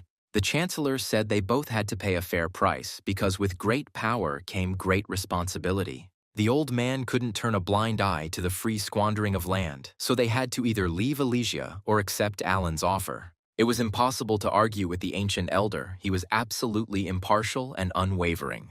Chokchan and Kruvasan didn't think for long. They didn't want to leave Elysia at all. Gritting their teeth, the players agreed to purchase land in Elysia for gold. Dianth did not put things off until tomorrow and suggested that the players immediately choose their plots. The shaman sighed with relief. This problem was now solved. This old man is not in the position of chancellor for nothing. He does his job well. News of the land sale in Elysia spread like wildfire, both in-game and in real life, and became a hot topic of discussion. May distracted Alan. She informed him that he had visitors who urgently demanded a meeting. Alan sensed trouble approaching and asked if these were the ones he was thinking about. May nodded. Naturally, it was a delegation from the Kingdom of Russell. They arrived earlier than the shaman expected. Alan looked the ambassadors over from head to toe. It looked like they were the same people, but maybe not. The shaman asked whether this was his second or first time with the envoy and was told that the previous ambassador had been executed for disrespecting the honor of His Majesty. Since Alan had insulted His Majesty King Russell, the ambassador had to take responsibility and was executed. Alan hesitated. It was somehow awkward, but the Chancellor came to his rescue. He attacked the ambassador, declaring that he had forgotten his place. Zulkan fell to his knees in front of Alan, which shocked the guy completely.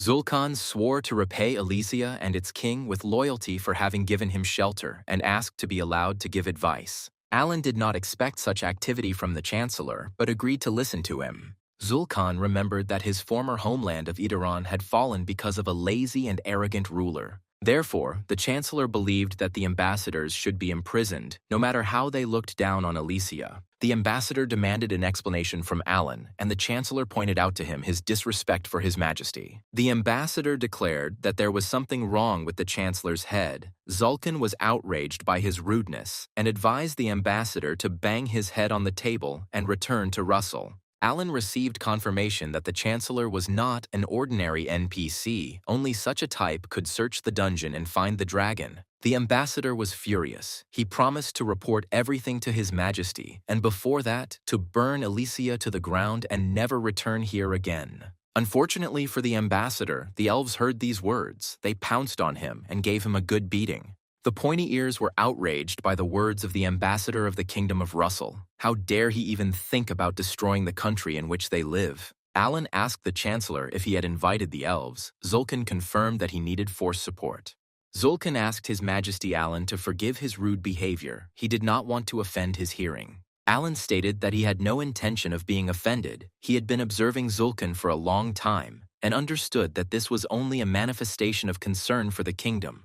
The Chancellor promised that when the Kingdom of Russell sent its envoys again, he would show them where the crayfish hibernate. Alan was worried that Russell might declare war on Elysia. They had the elves, but military action would undermine the economy. Zulkan laughed. They would never start a war. They would rather resort to other actions. The Chancellor advised Alan to learn as much as possible about the Kingdom of Russell. Only then would it be easy to defeat him. The ambassador left, his speech filled with obscene language, and he threatened Alan with all possible punishments. The ambassador declared that the treaty between Alan and the Kingdom of Russell was finally broken. Alan wasn't too upset. He just decided that he needed to find out about the past agreements between the Kingdom of Russell and his predecessor. What did the Kingdom of Russell get from Tielan that made them give up the Raksha forest and the Perma Desert? Alan didn't take long to figure out who might know about this. He immediately remembered the character he needed.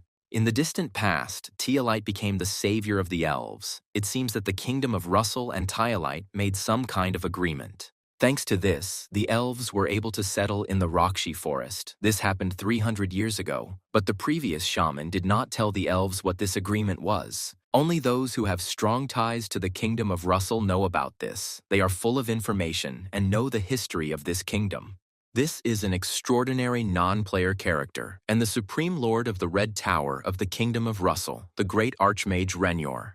The magician Renyor decided to visit Elysia. He hadn't seen Alan for a long time and was glad that he had become the king of a rather decent country. Alan didn't expect the magician to appear so quickly. Renyor replied that he had no other choice. Curiosity overcame him. The mage asked permission to look around while they discussed the problems. Elysia was beautiful. Renyor found it funny. He had lived in this world for so long, but had never met a person like Alan. For a magician, he was an ordinary loser who owned a flower shop. Why would someone like Alan need an old man like Renyor? The shaman replied that he wanted to know something.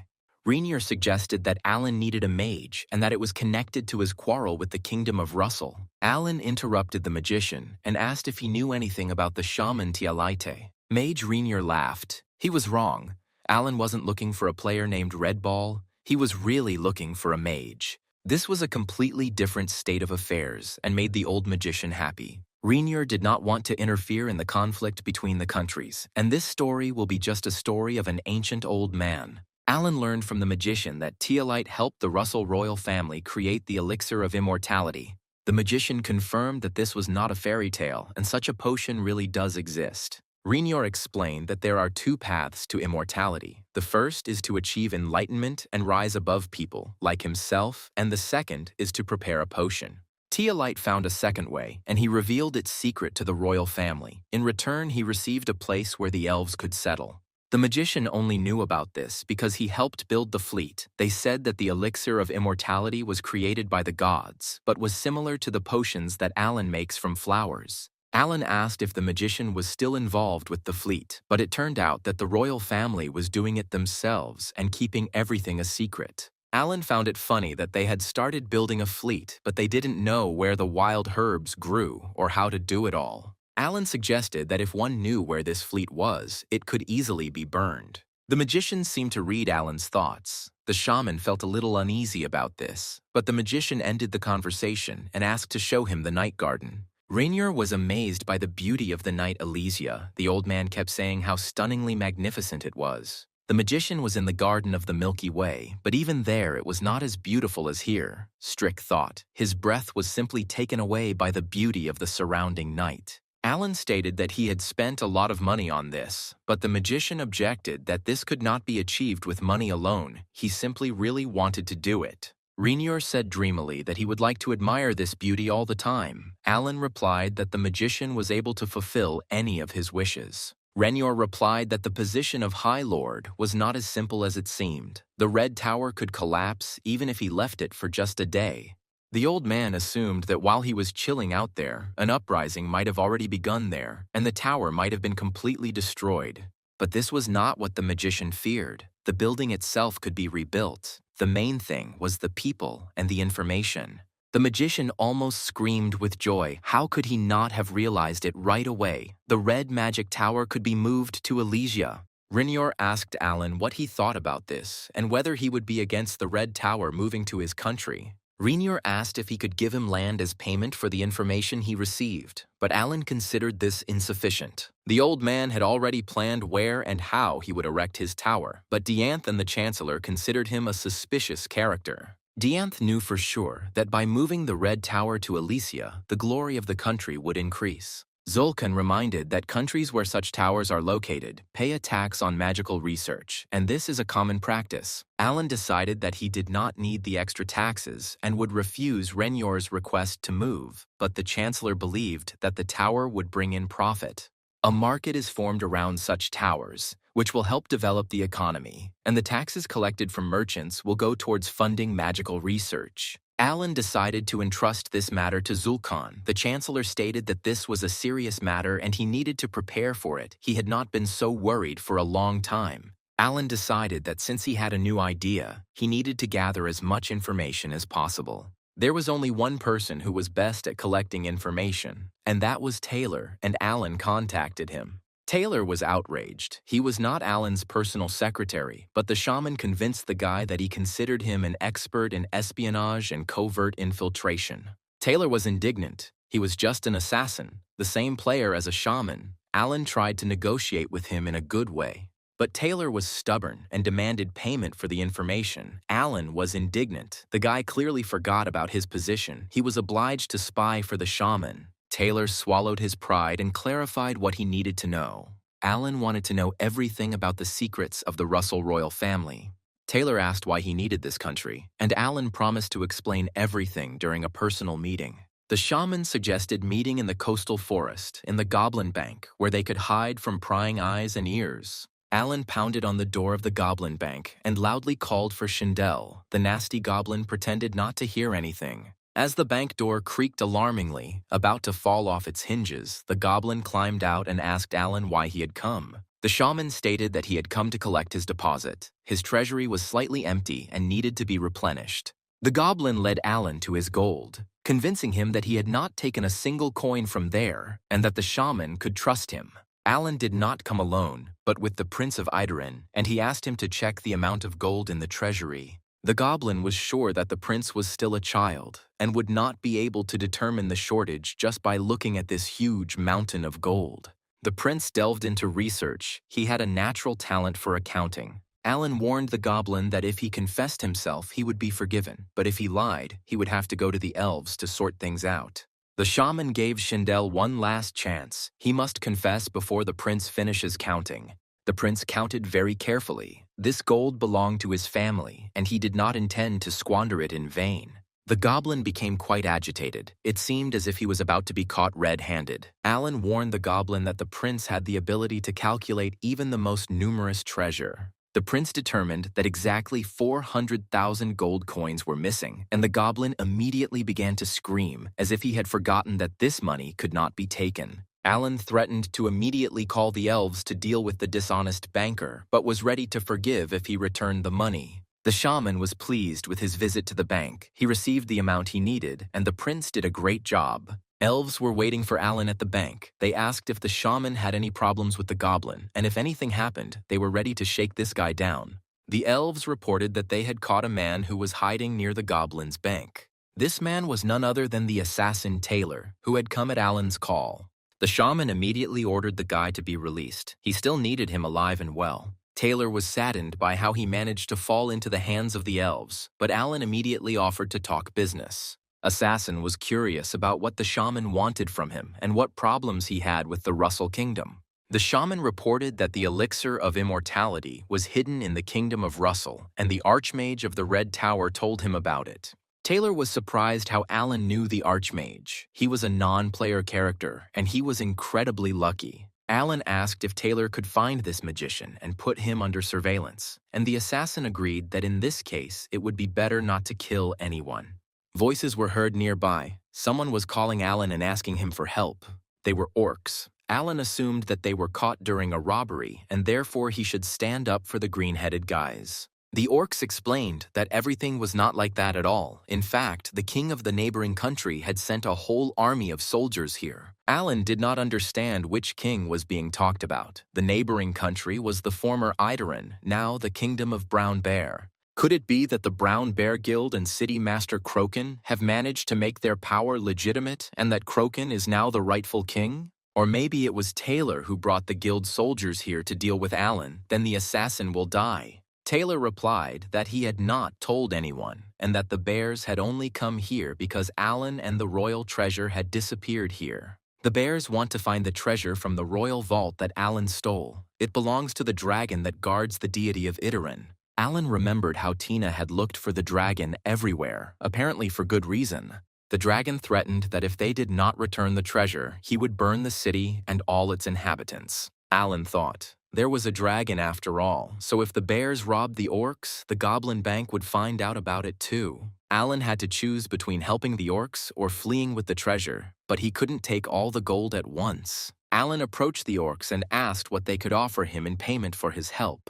The orcs looked at each other and replied that they would also help Alan when he needed it. The shaman said that he didn't need it. Let them offer something else. The orcs replied that they had amazing goods. But Alan didn't like this proposal either, so the orcs suggested that in the future they would give a percentage of their income to Alan. Alan sent Taylor to convey to the elves the order to destroy the members of the Brown Bear Guild who had entered the forest. After this, the assassin may not return, but go on to complete the received task. Alan decided to return to the Goblin Bank. He needed to prepare for the upcoming meeting. Alan wanted to make several golems out of gold, mixing gold with more suitable materials so that the golems would be of high quality. The prince was worried that this would be a waste of gold. He felt sorry for the treasure of his ancestors. Alan believed that gold should work and that golems would not consist of just gold. While the prince packed the coins and ingots, Alan examined the other components for creating golems. The shaman found the shield of an Eideren knight, legendary rank. That was what he needed.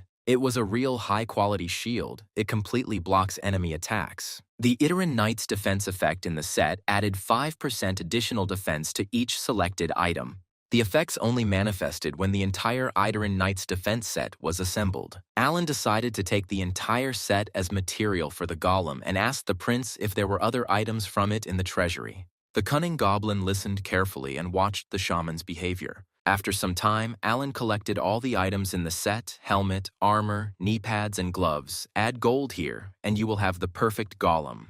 The goblin asked Alan why he used such valuable items to create golems. Alan replied that then the magical effect of the items would also work on the golem. The goblin was surprised. He had never heard of golems using magic. The shaman corrected him. It wasn't about magic, but about magical effects. The goblin became interested and asked permission to look at the items. The goblin was actually interested in the golem, which has the characteristics of the material from which it is made. The goblin drew a drawing for the shaman. Alan did not immediately understand the meaning of this invention. It was a golem detonator. It was a quest for joint research with a goblin. If successful, Alan's popularity would increase and his engineering skill would be leveled up. Alan decided to enhance the golem's power with a set of items and its attack power with the help of goblin engineering research. The goblin explained everything clearly, and the shaman began to grasp the essence of the matter more and more, realizing that this was a completely rational proposal. The goblin asked Alan if he liked his proposal. The shaman was delighted and decided that the test should be carried out right away. The shaman warned that he would not lend his golem to the goblin for research for free, and the goblin did not expect anything else. At this time, an army of brown bears was concentrated at the entrance to the forest. They received orders to search everything and find gold. The second search party carefully combed the surrounding area. The guys were looking for orcs, who definitely knew something. Something crackled in the depths of the forest. The soldiers froze in anticipation. Probably orcs were coming here. The bears were mistaken. A squad of elves emerged from the depths of the forest. The pointy-eared ones theatrically flexed their arms and wished each other a successful hunt. Without further ado, the elves attacked the soldiers of the brown bears' army. The pointy ears planned to destroy the army completely. They would not let anyone escape. The second search party asked the guild for help. They ran into elves and will soon be destroyed. The squad sergeant did not have time to fully convey the message because he was sent to rebirth by one of the elves. Pointy-eared grinned carnivorously and announced that he was carrying out King Alan's orders. At this time, in the Brown Bears Guild, Croken received a message that the second search party had run into elves and been destroyed. The newly crowned king of Iteron was delighted with this news. This is exactly what Croken was waiting for. His soldiers must fight. If elves appeared, then it means the treasures are somewhere nearby, and of course Alan must be looked for there. Croken decided to send elite soldiers instead of regular troops, but the elite did not like to die. They wanted to keep the ranks they had earned. Croken ordered that they didn't have to be too zealous, but at least let them find out where Alan was. An urgent call came on the other line, and Croken became nervous. It was Taylor, and Croken wanted to postpone talking to him for another time, but the assassin said that he had important information about Alan. Taylor reported that the shaman is now in the forest. He himself saw him enter there and even knows where he is hiding. Croken ordered the coordinates to be sent to him, and he would send a squad of elite soldiers there. The Bearmaster ordered the soldiers to avoid the elves and catch Alan. The treasures must be near him. Croken ordered Taylor to report immediately if he stumbled upon anything important, but the assassin replied that it would be difficult. In the thick of the forest, Alan organized an ambush for Croken's elite troops. Taylor reported that he had asked the elves to say that they had killed him, and they had also spoken of King Alan. The assassin believed that Croken would not appear on his own anyway. He was afraid to go to the front lines, lest he lose his status as king. If a king gets dirty, it leaves an indelible stain on his reputation. Alan didn't care whether Croken would come or not. His goal was the entire Brown Bears Guild. He was going to destroy it completely. The shaman praised Taylor for his efforts and sent him on his way. The assassin asked for a piece of land in Elysia as a reward. Alan didn't respond. Shaman Alan was in his best form and was ready to meet the uninvited guests. Meanwhile, an elite squad of soldiers assembled by Croken entered the forest and headed towards the coordinates sent by Taylor. These were experienced warriors, hardened in battle, with high levels and strong skills. The only goal of these players was to catch the shaman Alan. The elite squad quickly reached the required location. These were the coordinates the assassin had sent. The leader of the squad was a player named Boa Constrictor. He froze and ordered everyone else to lie low.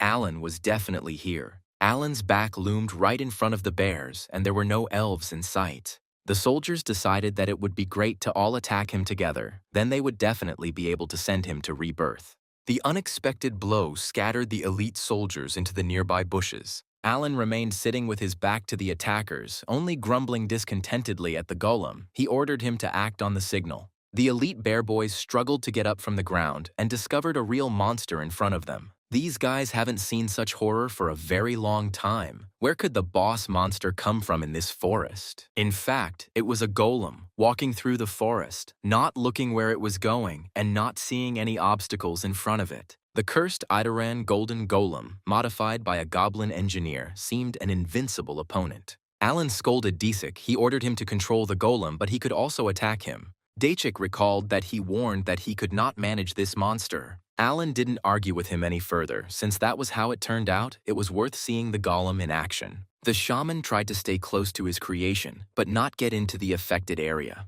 Alan walked up to the golem and looked around. The golem looked like a real destroyer. It was equipped with a saw chopper and a mutated flower of a fruit tree. The bear soldiers were more than impressed by the golden golem's appearance. The golem turned on the saw and moved towards the enemy with quite clear intentions. The boa constrictor and his fellow sufferers could not find a place to hide from this killing machine. The boys had no choice but to submit to their fate and set off for rebirth. The goblin was pleased with the work of his brainchild. It was wonderful. The bear soldiers weren't called elite for nothing. They were able to pull themselves together and regroup. "It's only a golem," they shouted, "and it can be defeated." Dachik hid on the golem's broad shoulders and tried to control it, ordering it to attack the soldiers. A serious fight ensued, and the elite bear soldiers had something to counter the golem's power. Players used their best items and effects. However, the golden golem successfully repelled all the blows inflicted on it. Baitir activated the sickle cleaver skill, hoping to cut off the golem's head. Boa Constrictor and Temujin were covering their comrade below, drawing the golem's attention to themselves. The players were hoping for success and believed they had every opportunity to do so. Iroquois decided to add the powerful explosion skill to the general attack. There was such a bang that nothing and no one could be seen because of the explosion.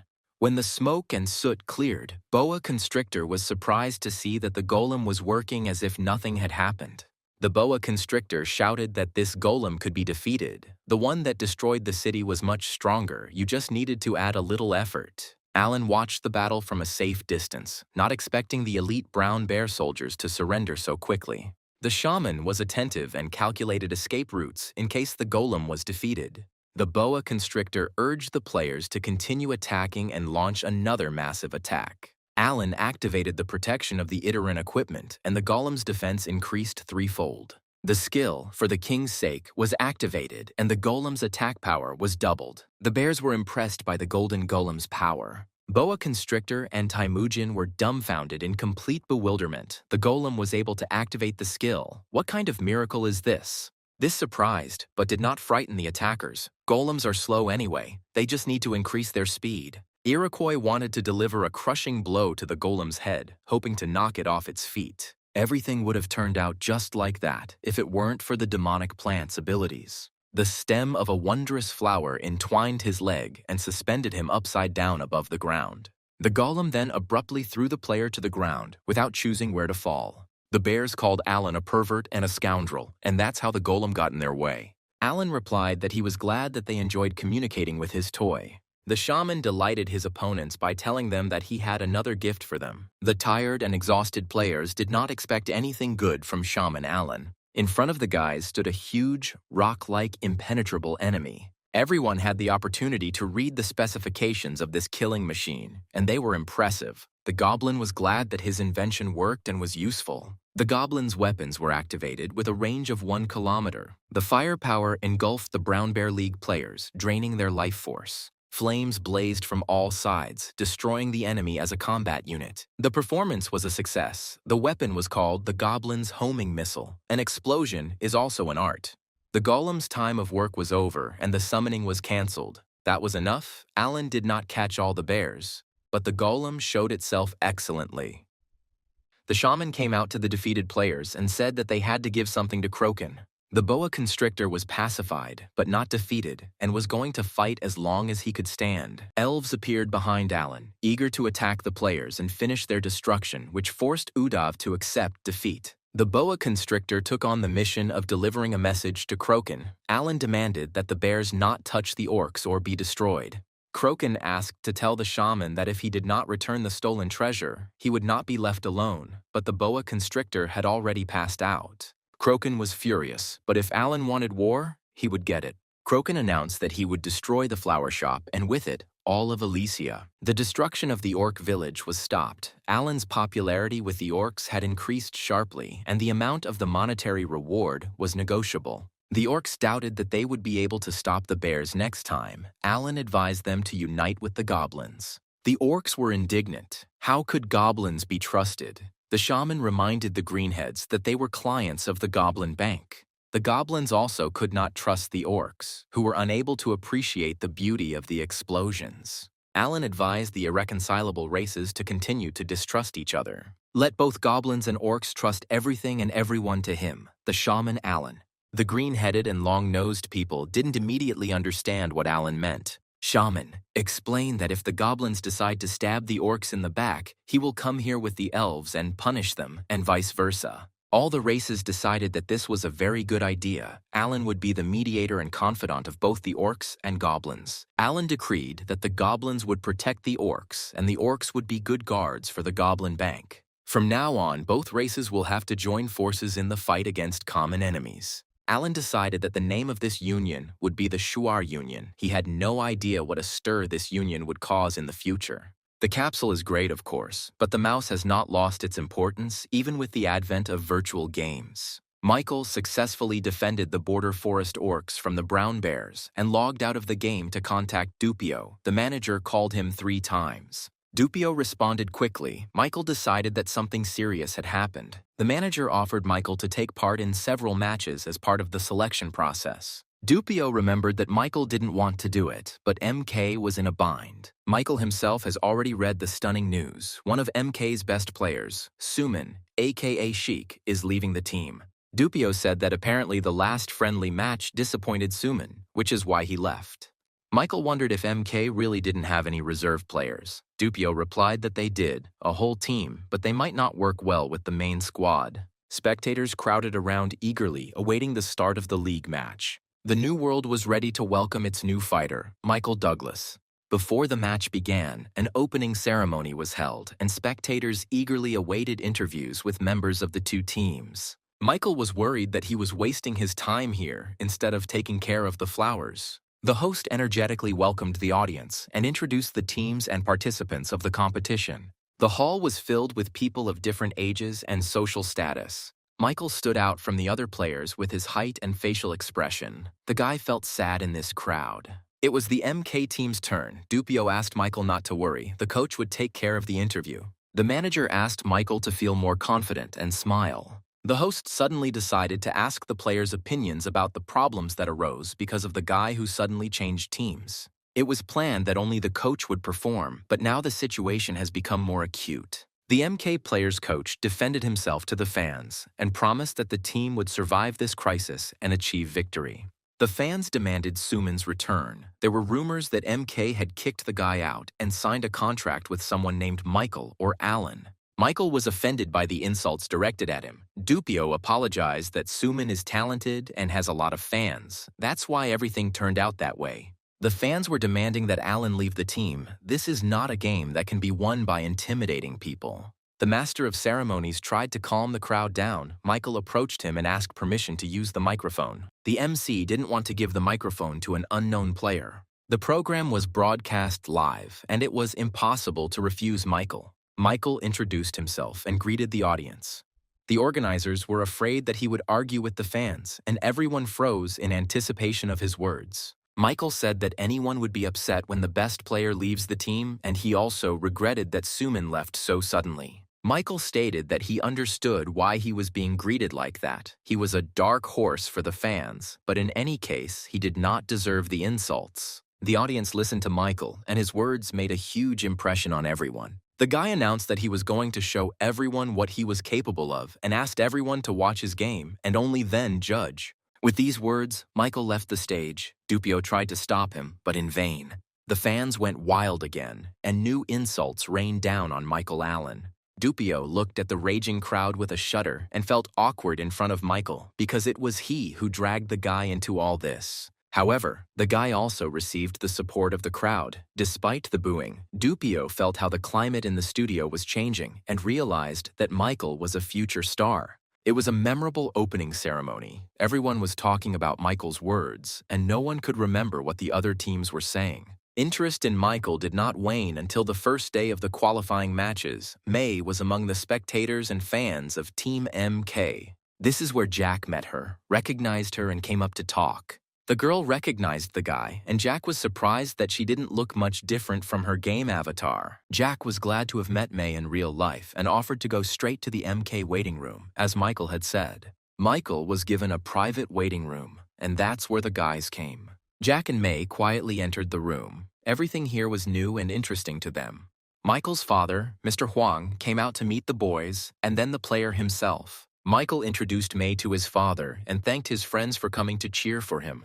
Mr. Huang made the girl blush by saying that Michael was going to marry her. Michael's mother came to the girl's aid. It was surprising that she was commanding two huge men. Michael had to introduce May again, this time to his mother, who was glad that her son had such wonderful friends. Michael was incredibly happy to see both Jack and May. He even prepared tickets for them to the most prestigious seats. May was surprised that Michael in real life looked just like his character, and perhaps even bigger.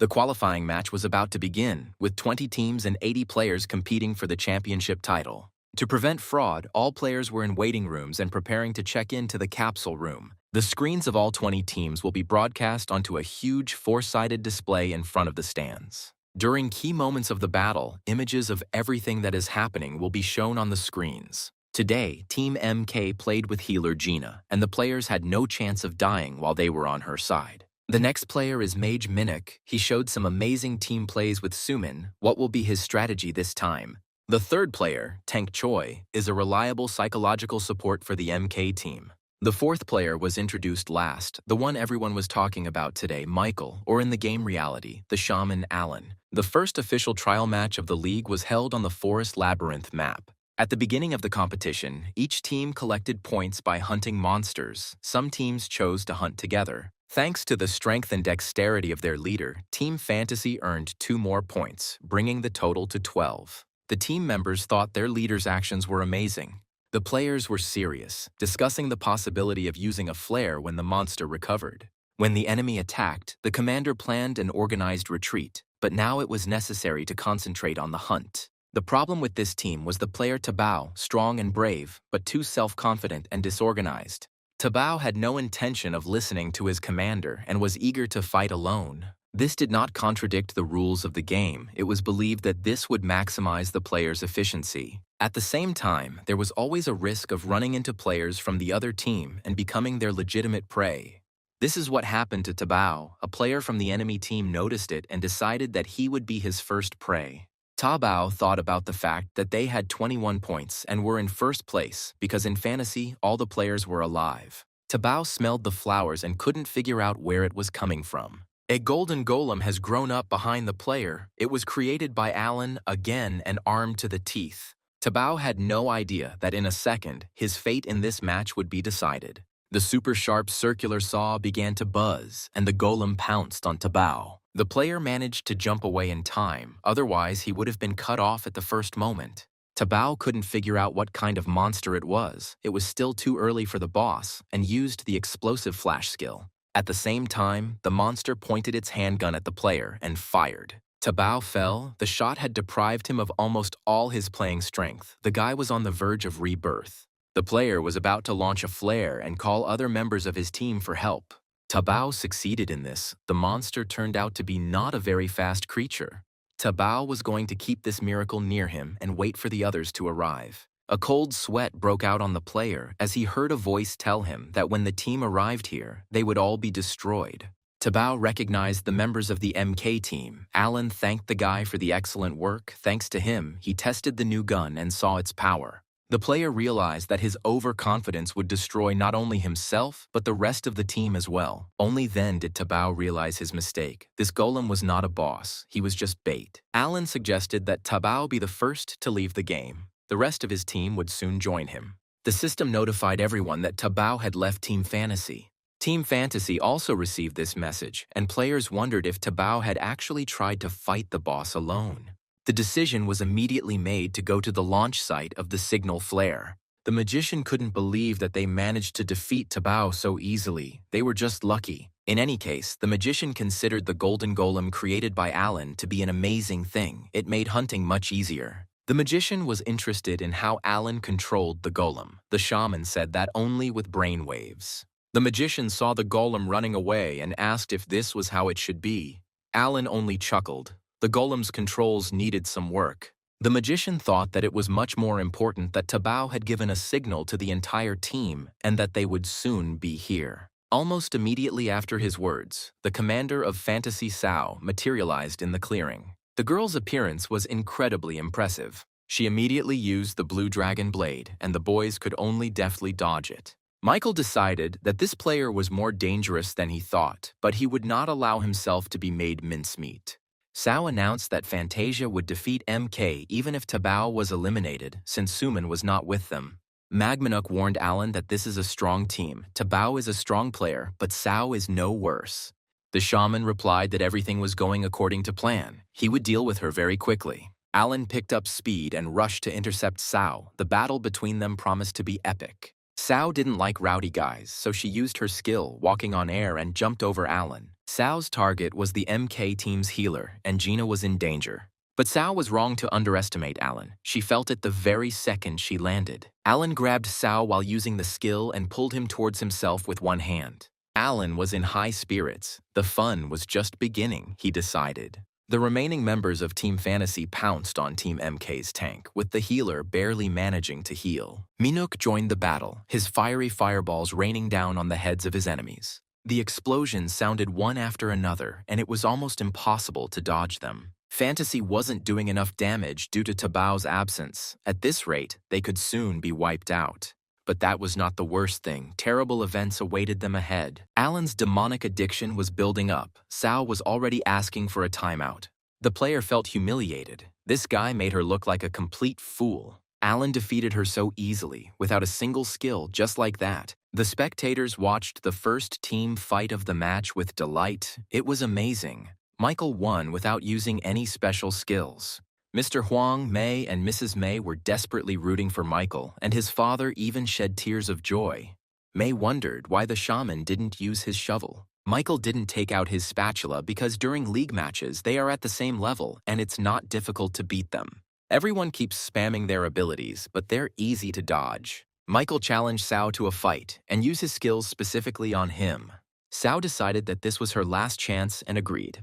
The girl used the skill walking on thin air and commanded her subordinates to retreat immediately. Fantasy ran away. In vain, Minuk demanded that they return. All that was left was to regret the missed opportunity. Michael decided that they had had enough, and the audience had a blast. Michael raised his hand and snapped his fingers. The magician asked what he was doing. Alan's demonic addiction reached a critical point, and he triggered a demonic explosion. Alan just snapped his fingers, and what the fantasy players had been so afraid of happened. All three dreamers were covered by the explosion and sent into forced shutdown. A message came in that Alan had eliminated 7 players and scored 21 points in total, and it was unclear where the other 4 people had come from. The observers themselves did not understand what had happened. After a strong explosion, 7 players were eliminated. The explosion occurred when Team Fantasy was retreating from the battlefield with MK, but it was decided to look at the recording to find out who the other 4 victims could be. On the replay, everyone saw how the members of Team Fantasy ran away from MK. Samwon's team rushed out to meet them. It looked like they were planning to set up an ambush.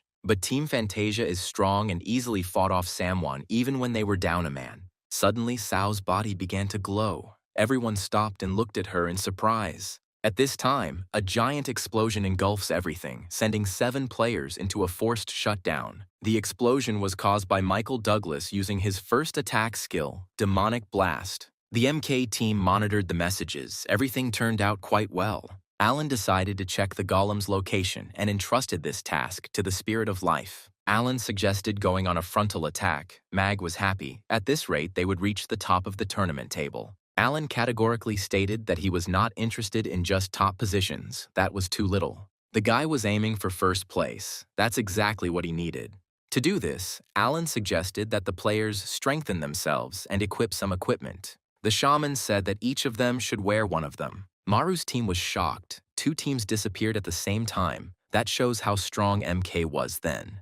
The Maru players thought they could smell flowers in the air. It was strange. Following the scent of flowers came the sound of heavy footsteps of some monster. A huge golem, armed to the teeth, came out into the clearing. The guys weren't prepared for this turn of events. They were expecting a boss, but this creature wasn't one.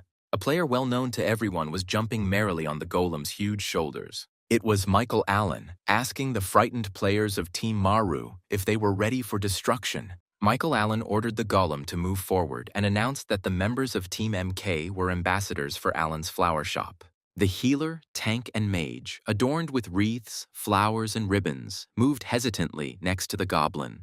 Michael encouraged his teammates, who had been too quiet and modest in promoting his store, asking them to trust him and give flowers a chance. The Maru players were not the timid ones. They shouted that Allen was not a threat to them and boldly rushed into battle. The magician moved forward decisively, but Tank was not too confident of victory. Everything was mixed up in the battle between the two teams. Only the healer Gina was looking at the flowers Michael gave her. The girl completely trusted Michael and rushed into battle, using the Saint's Blessing skill. The tank kept telling himself that he liked flowers and used the Great White Mountain Destruction skill to fight. The magician repeated that he could not live without flowers and used the Colossal Solar Burst skill. On the monitor screens, everyone saw another all-consuming explosion.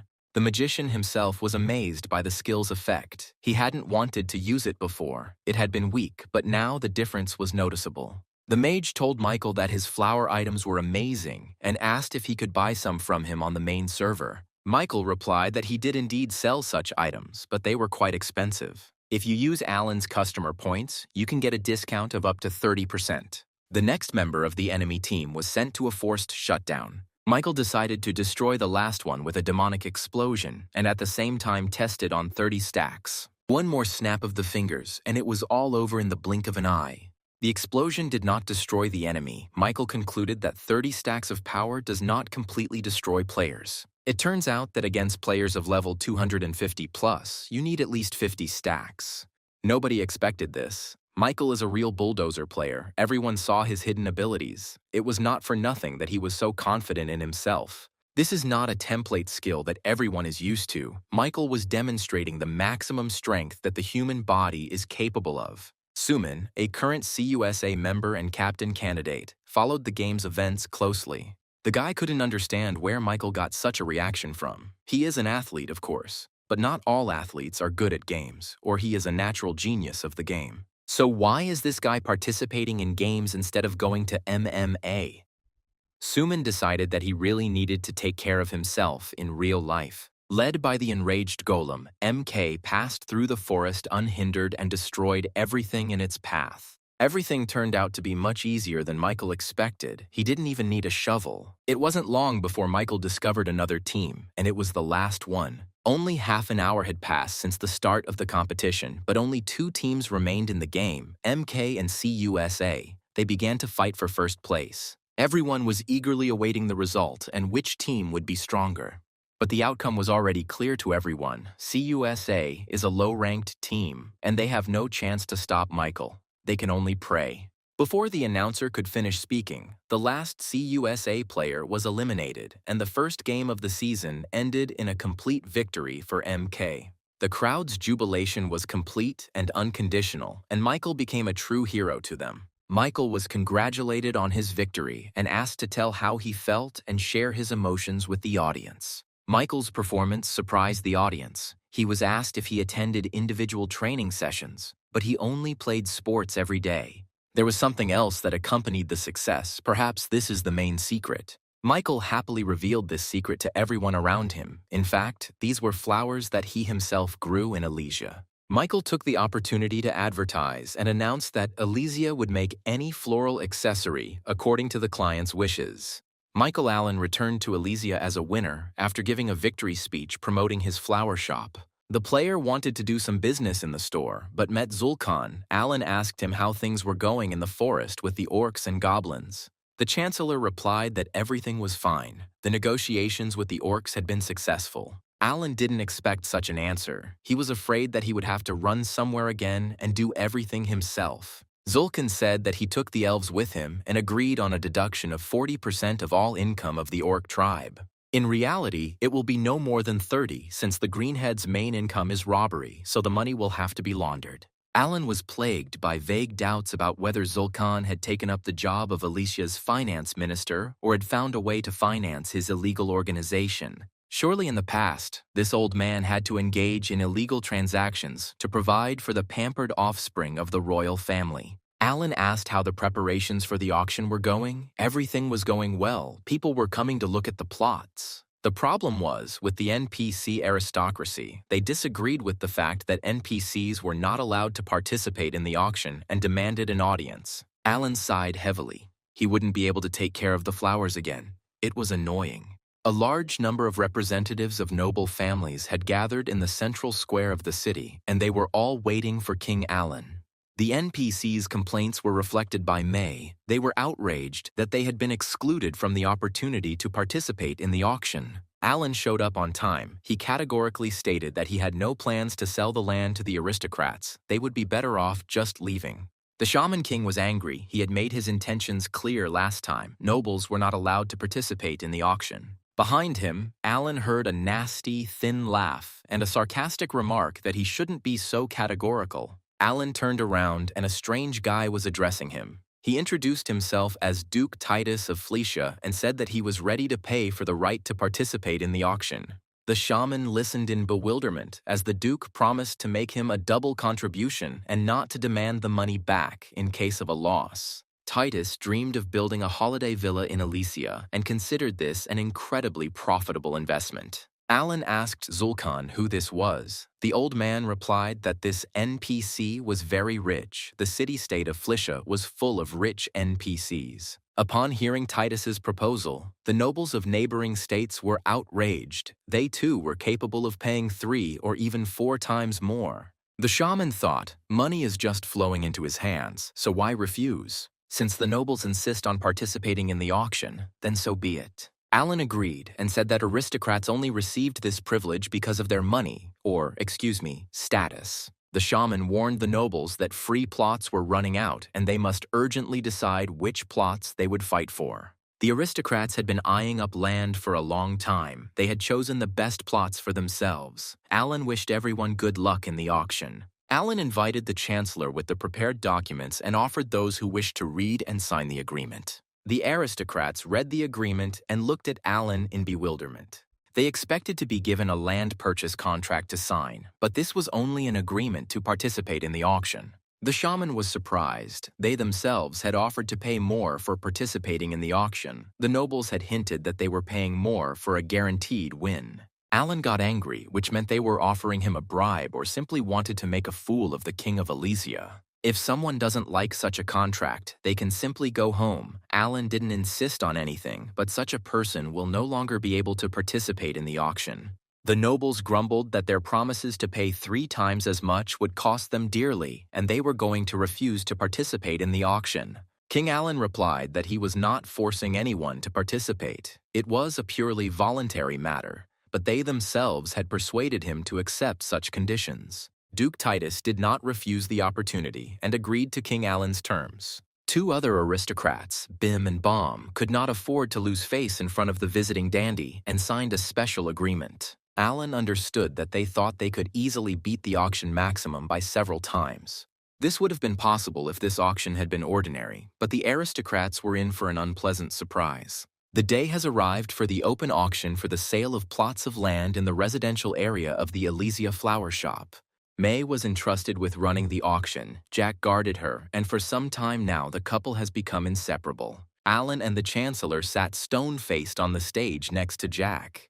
May announced that plot number 1 was going up for auction, and interested bidders were asked to raise their signs. May announced a starting price of 500,000 gold and an auction increment of 100,000. The price rose rapidly. May counted down the set amount of time, and plot number 1 was sold for 700 gold coins. Bim and Baum figured that the average winning bid was about 800, so they could beat it even at triple the price.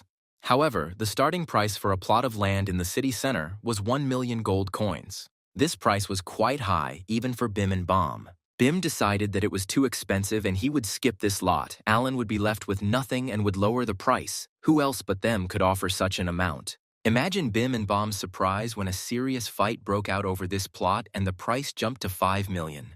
The nobles were angry, but they could do nothing. King Alan passed them at the turn. In the end, this plot was sold for 5.5 million. Alan kept an indifferent expression on his face, as if everything that was happening was not his doing. Bim and Bom wanted to accuse the auction organizers of fraud. The nobles were angry. They declared that this auction was invalid, that this was unacceptable, but their cries were drowned out by the general jubilation.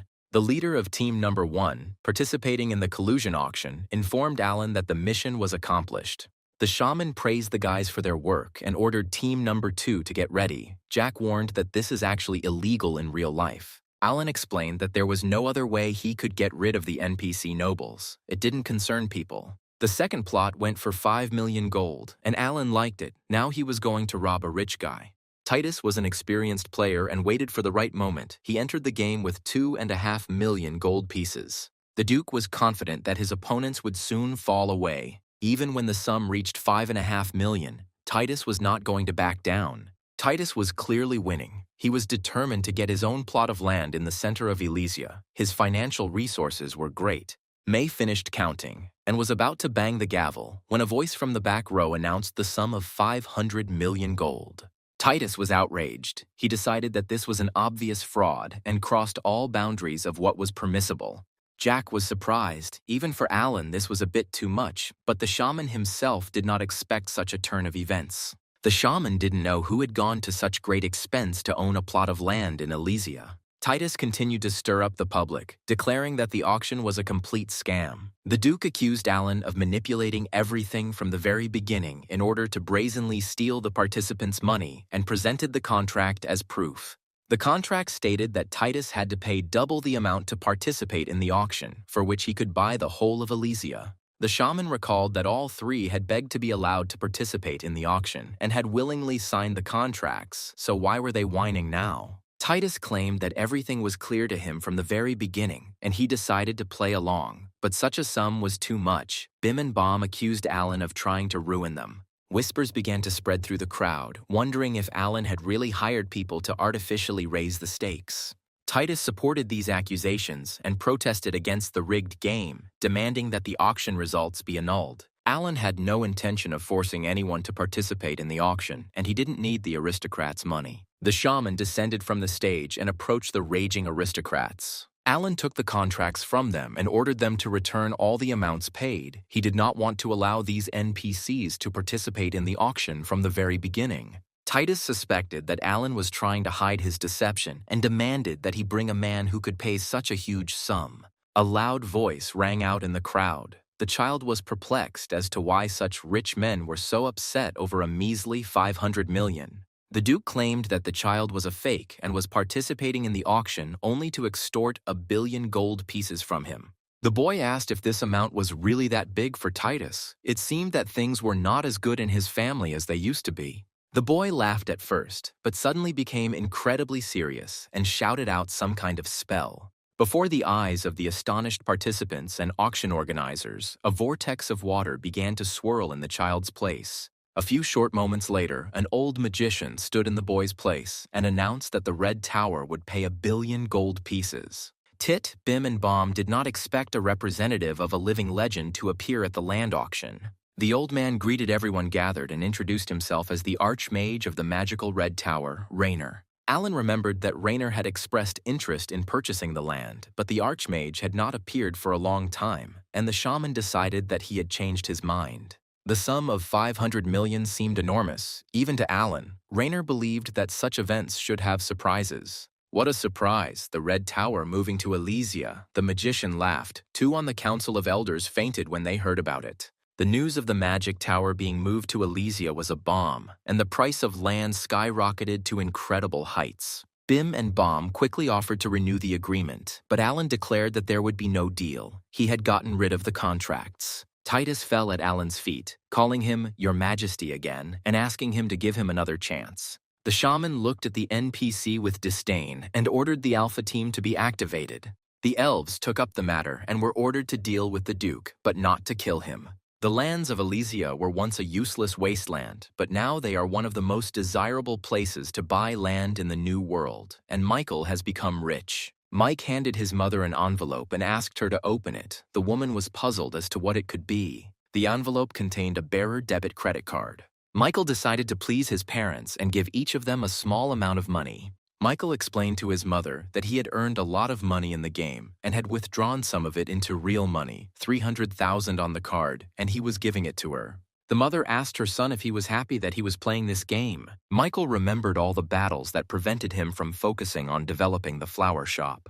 However, if we sum up the overall results of his life in the virtual reality conditions of the new world, then everything was wonderful. Mike got great pleasure from growing flowers and making various items from them. The guy confessed to his mother that he is happy when he works in his virtual store. Michael thought it was a little weird, but if his mother asked him to play less, he would do so. The mother thanked her son for the gift and said that she would not demand anything from him. If he was happy, then she would be happy too.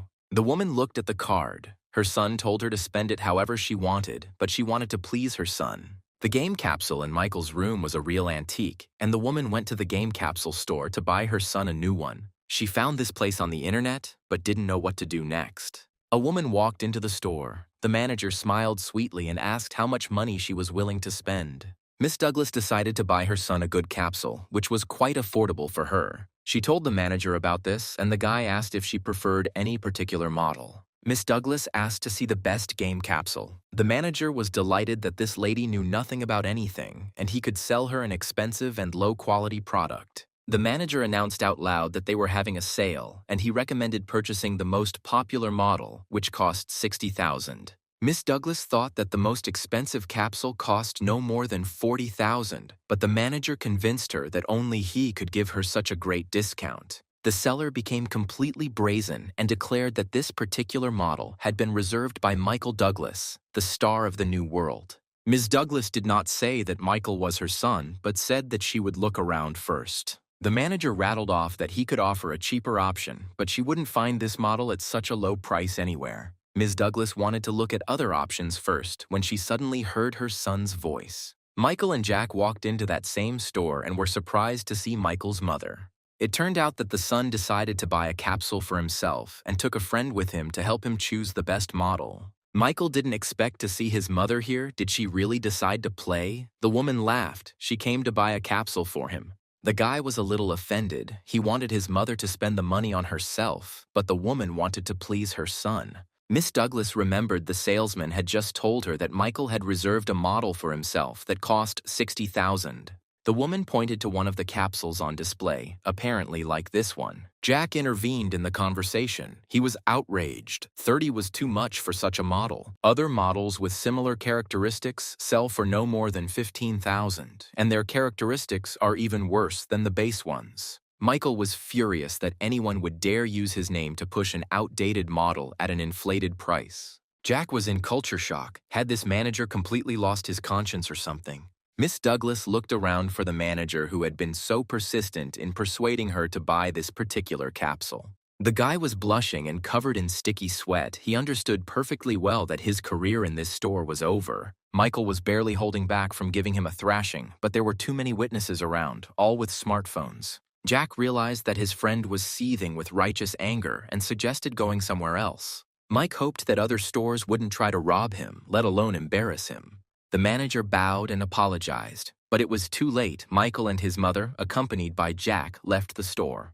Michael spent the whole day shopping with Jack and his mother. The guy convinced his mother that she should spend the money, that he gave it only for himself, and she bought a supply of rice. Miss Douglas convinced her son that she had everything, and that such cheap and high-quality rice was rare. The phone rang, and it was Dupio, asking if Michael had really tried to buy the capsule, and a scandal ensued. Michael was surprised how Dupio knew about this. It turned out that the company Ilsen Electronic contacted MK. They want to apologize. Dupio advised Michael to turn on the TV and see what was going on. There was just a program on about how capsule retailers were cheating customers, and even Michael Douglas himself couldn't escape it. Michael couldn't understand why the employee had done something wrong, why Ilsen was apologizing. It turns out he was the one who managed this branch. Dupio advised Michael to meet with a company representative. Something good might come of it. Michael had enough work at MK. He didn't want to get involved with them as well. Dupio promised to politely refuse Ilsen's representatives. The House of Ilsen Electronics chairman, Handolajab, was plunged into evening silence. Handel had just finished a conversation with Michael Douglas's manager, and the guy refused to meet with Ilsen's representatives. Dupio relayed Michael's words that he wanted to focus on the game. The seller had already apologized to him, and that was enough. Handel believed that this was what the best player in the world should do. The chairman of the board was a fan of Michael, considering him the most exciting player of the last decade. It was all great, but Handel was dying to meet Michael in person. Ari's daughter entered her father's office. She heard the conversation and asked if her father really liked this Michael so much. Ari thought her father's room was creepy. She didn't understand his hobby, but she didn't mind either, considering it a cute quirk of her daddy. Ari said that she could help her father meet Michael Douglas, and Handel was surprised by his daughter's words. The girl said that it was Michael who helped her when they tried to rob her on the street. Handel had completely forgotten about this incident. He had to thank that guy in any case. But now it turned out that it was Michael himself. The chairman was indignant that his daughter hadn't told him about this earlier. Ari thought that her father knew and didn't focus on it. Ari asked that all articles about this incident be removed from the internet, as she did not like her photos being reposted. Ari heard that Michael would be awarded as a brave citizen, and her father might attend the ceremony in her place. The girl believed that this was a good chance for her father to meet his idol. Handel asked his daughter when and where the event would take place, but the girl replied that this information was paid for. The father promised his daughter the latest bag from a famous brand for information, and that's what they agreed on. There were too many journalists at the Brave Citizen Awards ceremony. Among all the guests, a middle-aged man stood out in appearance. It was he who was surrounded by reporters, and he was saying that the hero who saved his daughter was Michael Douglas himself, the best player in the new world. Michael recognized the chairman of Ilsen Electronics, but he couldn't understand why he was there.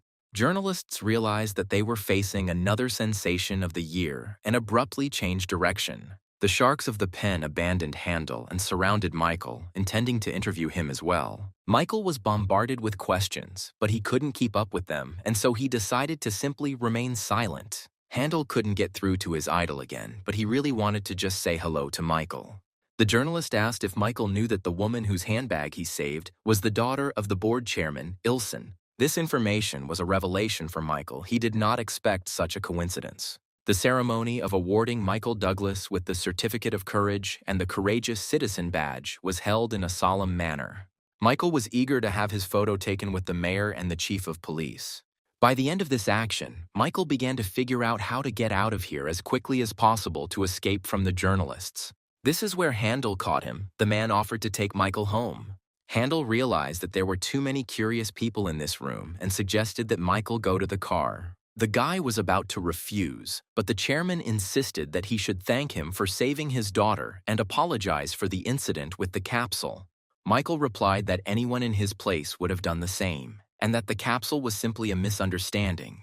The manager had overdone it. Michael thought that he needed to get home quickly. If Handel took him by car, the journalists would make up a lot of things. Handel was completely upset. He just wanted to get his favorite player's autograph, shake his hand, take a photo, but everything went wrong. Sometime later, Michael entered the game within Elysia. Samantha was planning to come visit May and see her hometown. Among other things, the girl planned to personally watch the shaman play for the MK team. Alan promised Samantha he would get her a ticket to the entire series of games as soon as she arrived. May was eagerly waiting for her friend to hang out in real life. At this time, Alan received a letter from Taylor. The assassin reported that he had found the herb of immortality, although he was sure that it was a legend and did not exist. Alan offered to meet and talk. He only specified where this grass grows, in the kingdom of Russell or somewhere else. Taylor confirmed that she was raised in Russell. In a secret area, Alan decided to take Tina with him and move out immediately. The assassin clarified why Tina in particular. Alan believed that she was more adequate than all her other pointy-eared brethren. Sandra suggested calling Tina, but Alan took a deep breath and shouted the elf's name himself. The pointy-eared bodyguard immediately appeared in front of Shaman Alan. The elf looked charming and was ready to carry out any order of the commander. Alan greeted the elven woman and asked if she would go with him on a dangerous mission. Tina replied that with the shaman she was ready to go to hell and to heaven, to rise to the sun or descend into the depths of the sea. Any trip with Alan will bring her nothing but pleasure. Alan liked Tina's attitude towards business, and they went to the kingdom of Russell. The elf boasted that she was named the shaman's official bodyguard. Alan liked Tina's new outfit. She looked cool. This was Alan's second visit to the capital of the kingdom of Russell. Alan didn't wander around the city, but went straight to the pub where he was supposed to meet Taylor. Taylor was already waiting for the shaman at the table. His employer's appearance struck him. The assassin himself was without a mask and had changed his hairstyle. He asked why Alan looked so strange. Alan has regained his elven ears and donned a mask that covers 3/4 of his face. Taylor took off his mask to go unrecognized. He rarely appeared in public like that. Alan chose the guise of an elf to avoid being pestered. Taylor introduced his companion to Alana as an NPC, the leader of a gang that controls the lumpen proletariat of the Russell Kingdom. The NPC turned out to be an old acquaintance of Alan, the bandit Desi. He himself did not expect to meet him again. The shaman greeted the NPCs. He remembered their old adventures in the casino. Desi recognized the god of gambling in the elf sitting next to him. Could it really be Alan? The NPC wondered. The bandit now understood why the leader said that he should work for the client as if he were working for him. Alan stopped Desi's flow of nostalgia and asked where the herb of immortality was. Taylor replied that this place is in a secret room under the roof of the royal castle. There are no doors in this room, and this grass grows there. When Taylor saw it, a system notification appeared saying it was the herb of eternal youth. Alan agreed with Taylor. Apparently he was right, and this was the very same herb. Desi said that was all they could find out, and they also asked the red ball to convey the phrase, "Everything that falls has wings, I guess." Alan understood that this was conveyed to him by the Archmage himself, who was also the leader of Russell's bandits, but it was unclear what the word meant, probably at the very end. The shaman didn't think long and decided that he had to go and see what was there. The royal castle was located on the top of a cliff just outside the city. Taylor suggested going up to the roof and checking the room with the herb of immortality, but the castle was guarded by a large number of knights.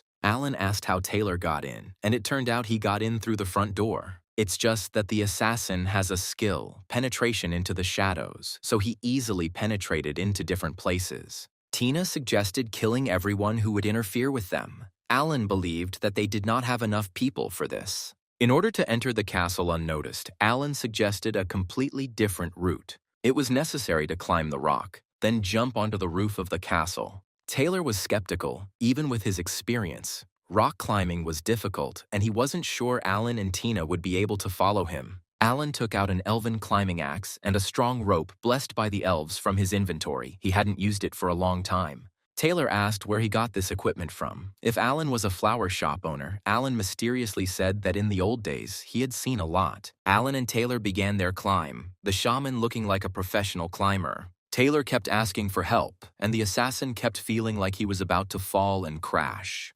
Tina, jumping around the mountains like a mountain goat, offered to kill the assassin no matter what he did, but Alan declared that he would drag the guy to the top himself. Finally, the players found themselves on the roof. Taylor wondered what Alan's strength and endurance stats were.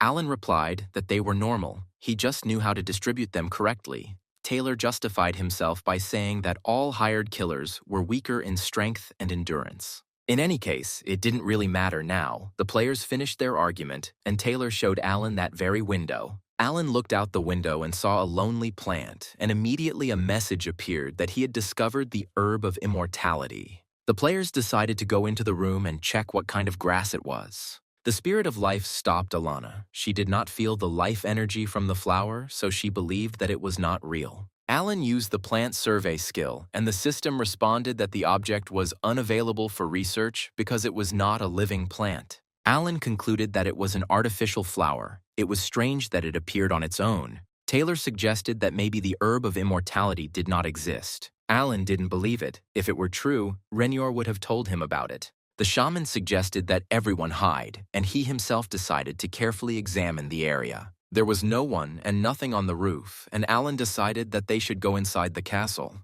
Thanks to his title of grave robber, Alan was able to discover the secret passage. The passage was located on the same side of the castle that they used to climb the rock. The shaman carefully examined the castle from above and found a secret passage. Taylor didn't see anything. Alan was perplexed. This guy's specialty is penetration and murder, but he's not strong in either one. Alan explained to Taylor that he had a powerful title, Grave Robber, which allowed him to find anything that was hidden. Alan got this title just by playing, but that's not the point now. The secret passage is right here. Taylor couldn't figure out where exactly Alan saw the secret passage. The shaman pointed to a funnel of light and replied that the passage was hanging in the air. Alan received a message that the great being of the Russell Kingdom was opening its eyes and looking at him. It was similar to the same message that came to the Alan when they penetrated the water sweats of the kingdom of Eidolon. It could have been Russell's protector. If Alan woke him up by revealing the secret passage, then it means there really is something inside.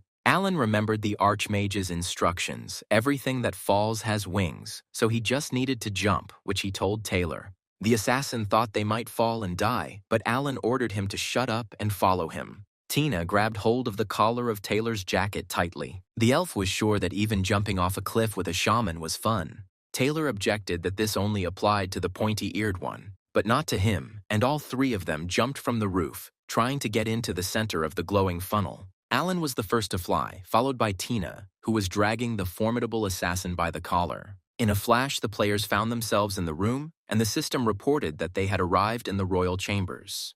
The place looked more like a prison than a royal room, but in the middle there was a table with the herb of immortality on it. The system reported that Alan was the first player to discover the herb of immortality, meaning it was a real herb. A loud voice warned Alan not to touch the plant. A girl stood in front of the shaman in a robe that was too big for her and was dragging comically along the floor. She asked who he was. The little one, obviously an NPC, was trying to be menacing, and the system reported that Alan was the first player to be granted an audience with King Russell. Alan was surprised that a little girl could be the King of Russell. The system reported that Alan had learned a terrible secret and that he must help the king solve his problem. The king would provide the information during communication. The king asked who they were. Maybe they were assassins and had come to take his life. Before the players could respond, a menacing voice rang out, demanding attention. It was the great being of the Russell Kingdom speaking. It was the same creature that was mentioned in the message that players received on the roof. The creature told Alan to correct the mistake in the kingdom of Russell. Alan asked why he had to do this. Taylor quietly envied Alan's luck. King Russell asked again if it was really the life-cultivating King Alan who stood before him. Alan nodded. But then a voice was heard calling King Russell, and the girl looked around in fear. A squad of knights armed to the teeth burst into the room. They saw strangers and intended to arrest them. Tina was going to cover the players' retreat, but Alan forbade it. There were too many guards. Taylor held Tina back while Alan frantically searched for a way out. King Russell told Alan to hurry. Grand Duke Arif would be here soon. The girl was on the same side as the players and showed them the exit from the room, but it was a window right under the ceiling. The knights were about to carry out the Grand Duke's order and capture the troublemakers. Alan didn't understand why the Girl King was helping them escape, but it seemed like she had something to tell the shaman. The child's firm gaze made it clear that the player was absolutely right. The shaman regretted that he could not talk to the king now, but promised to return as soon as possible. The eyes of the Girl King expressed hope and great sorrow. Alan, Tina, and Taylor jumped out the window, and behind them they heard people ordering them to stop. The players successfully passed through the window and were not even injured by the glass. Taylor looked back and saw that the window frame was simply hanging in the air, and there were no walls around it, and soon it disappeared too. The players found themselves in a state of free flight, and the ground was still far away. The system announced that Alan had jumped from a great height and received the title, Everything That Falls Has Wings. Taylor has been inflicted with the full body fracture effect and is now unable to move for a full minute. For some reason, only Taylor suffered from this effect. It was unclear. The guy clearly wasn't very lucky in the game. Before the players could fully recover, they discovered they were being pursued again, but Taylor hadn't had time to recover. Alan quickly left. Taylor remained lying down, demanding that the shaman come back for him. Alan couldn't afford to stay. He advised Taylor to definitely stop by his shop. He would give him flowers that would increase stats. Tina and Alan quickly ran away. Taylor was indignant. The shaman actually abandoned his teammate to be torn apart by NPCs. Alan ran away, only to hear voices from behind the bushes, confirming that Taylor had been found and sent for forced shutdown. The shaman was glad that he and Tina got out of the mess safe and sound. I needed to visit King Russell again soon, but not tomorrow. Tomorrow is the Champions League final. The final day of competition arrived, and Michael Douglas was named the most valuable player of the league's tryouts. The boy was presented with a special cup with the winner's name engraved on it. Alan was proud of his achievements, although he won these competitions without much effort. After the awards ceremony, a luxurious banquet took place. Friends congratulated Michael on his success, and this time, Samantha was with them.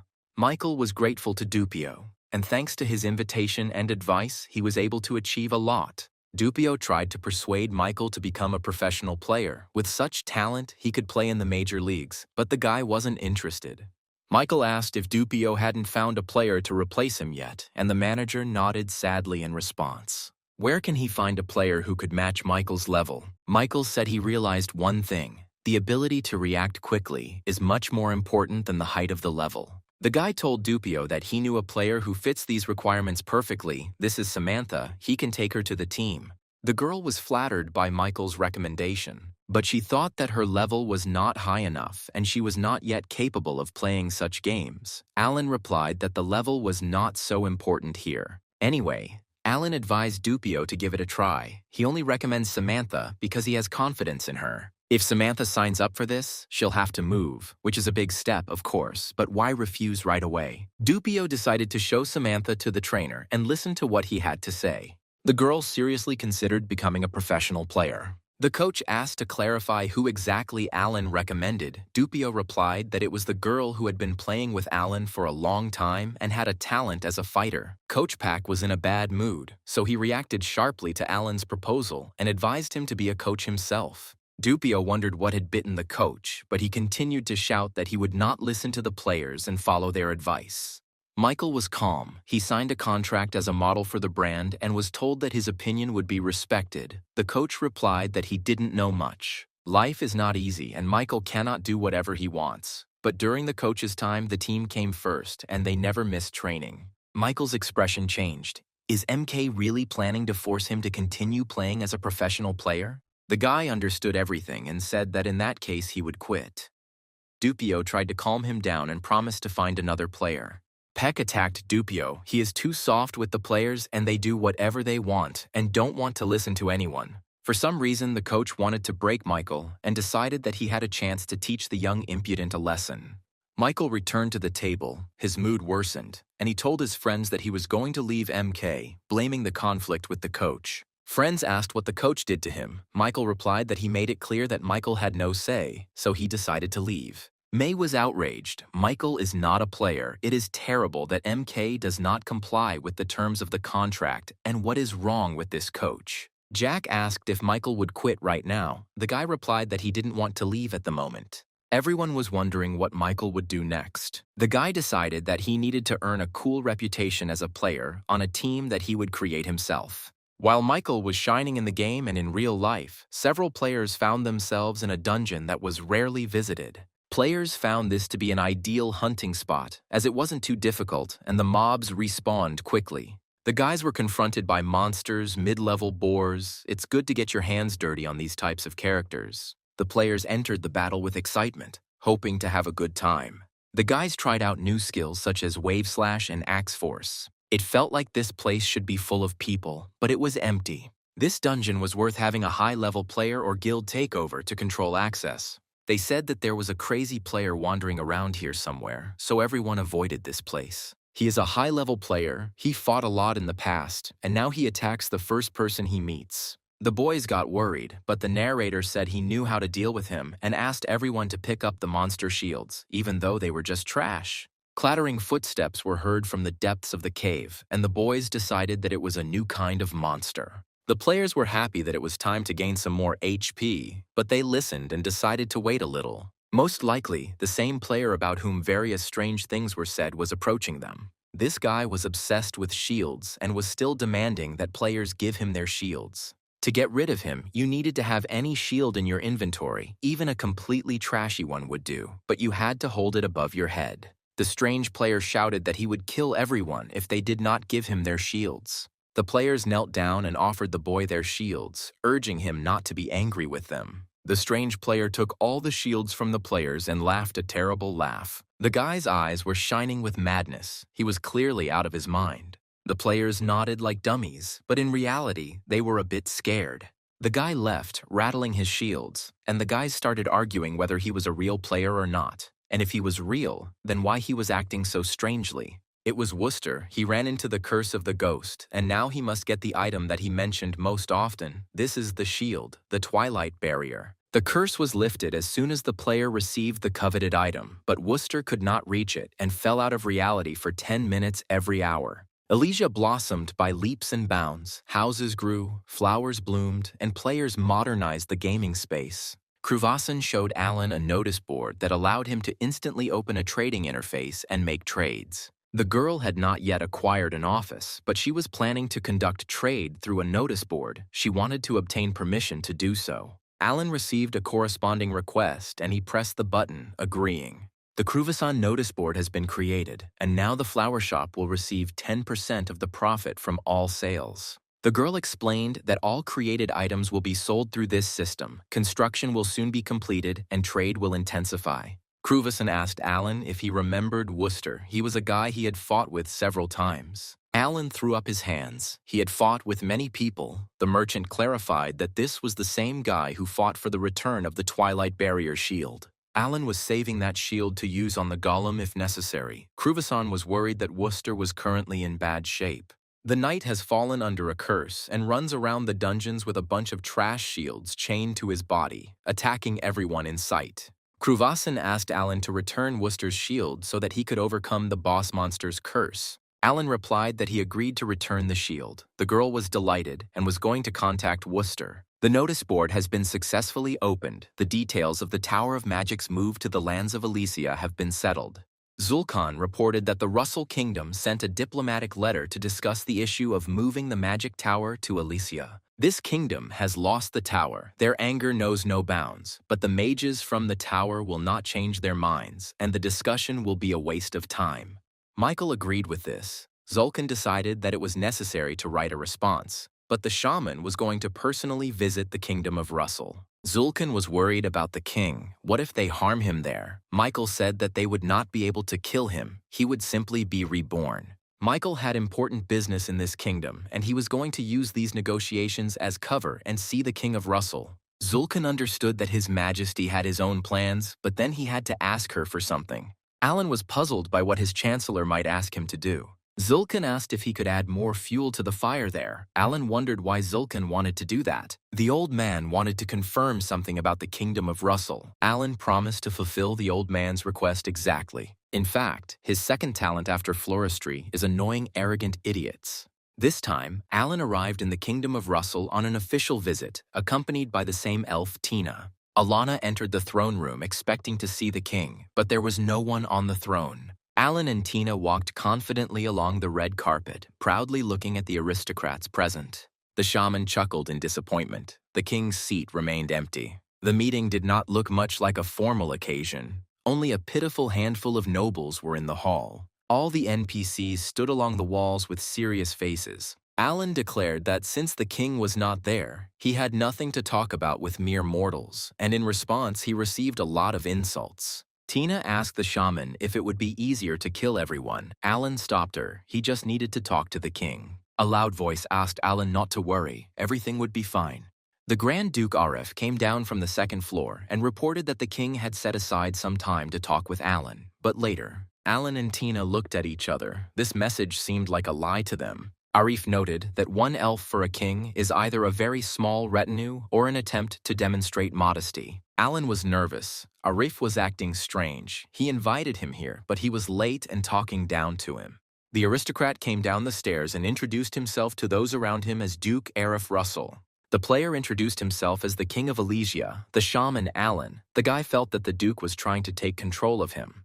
Duke Arif walked down the stairs deliberately slowly, demonstrating his superiority over those present. Most likely, Arif wielded real power in the kingdom of Russell. It remains to be seen whether he was a regent or a usurper.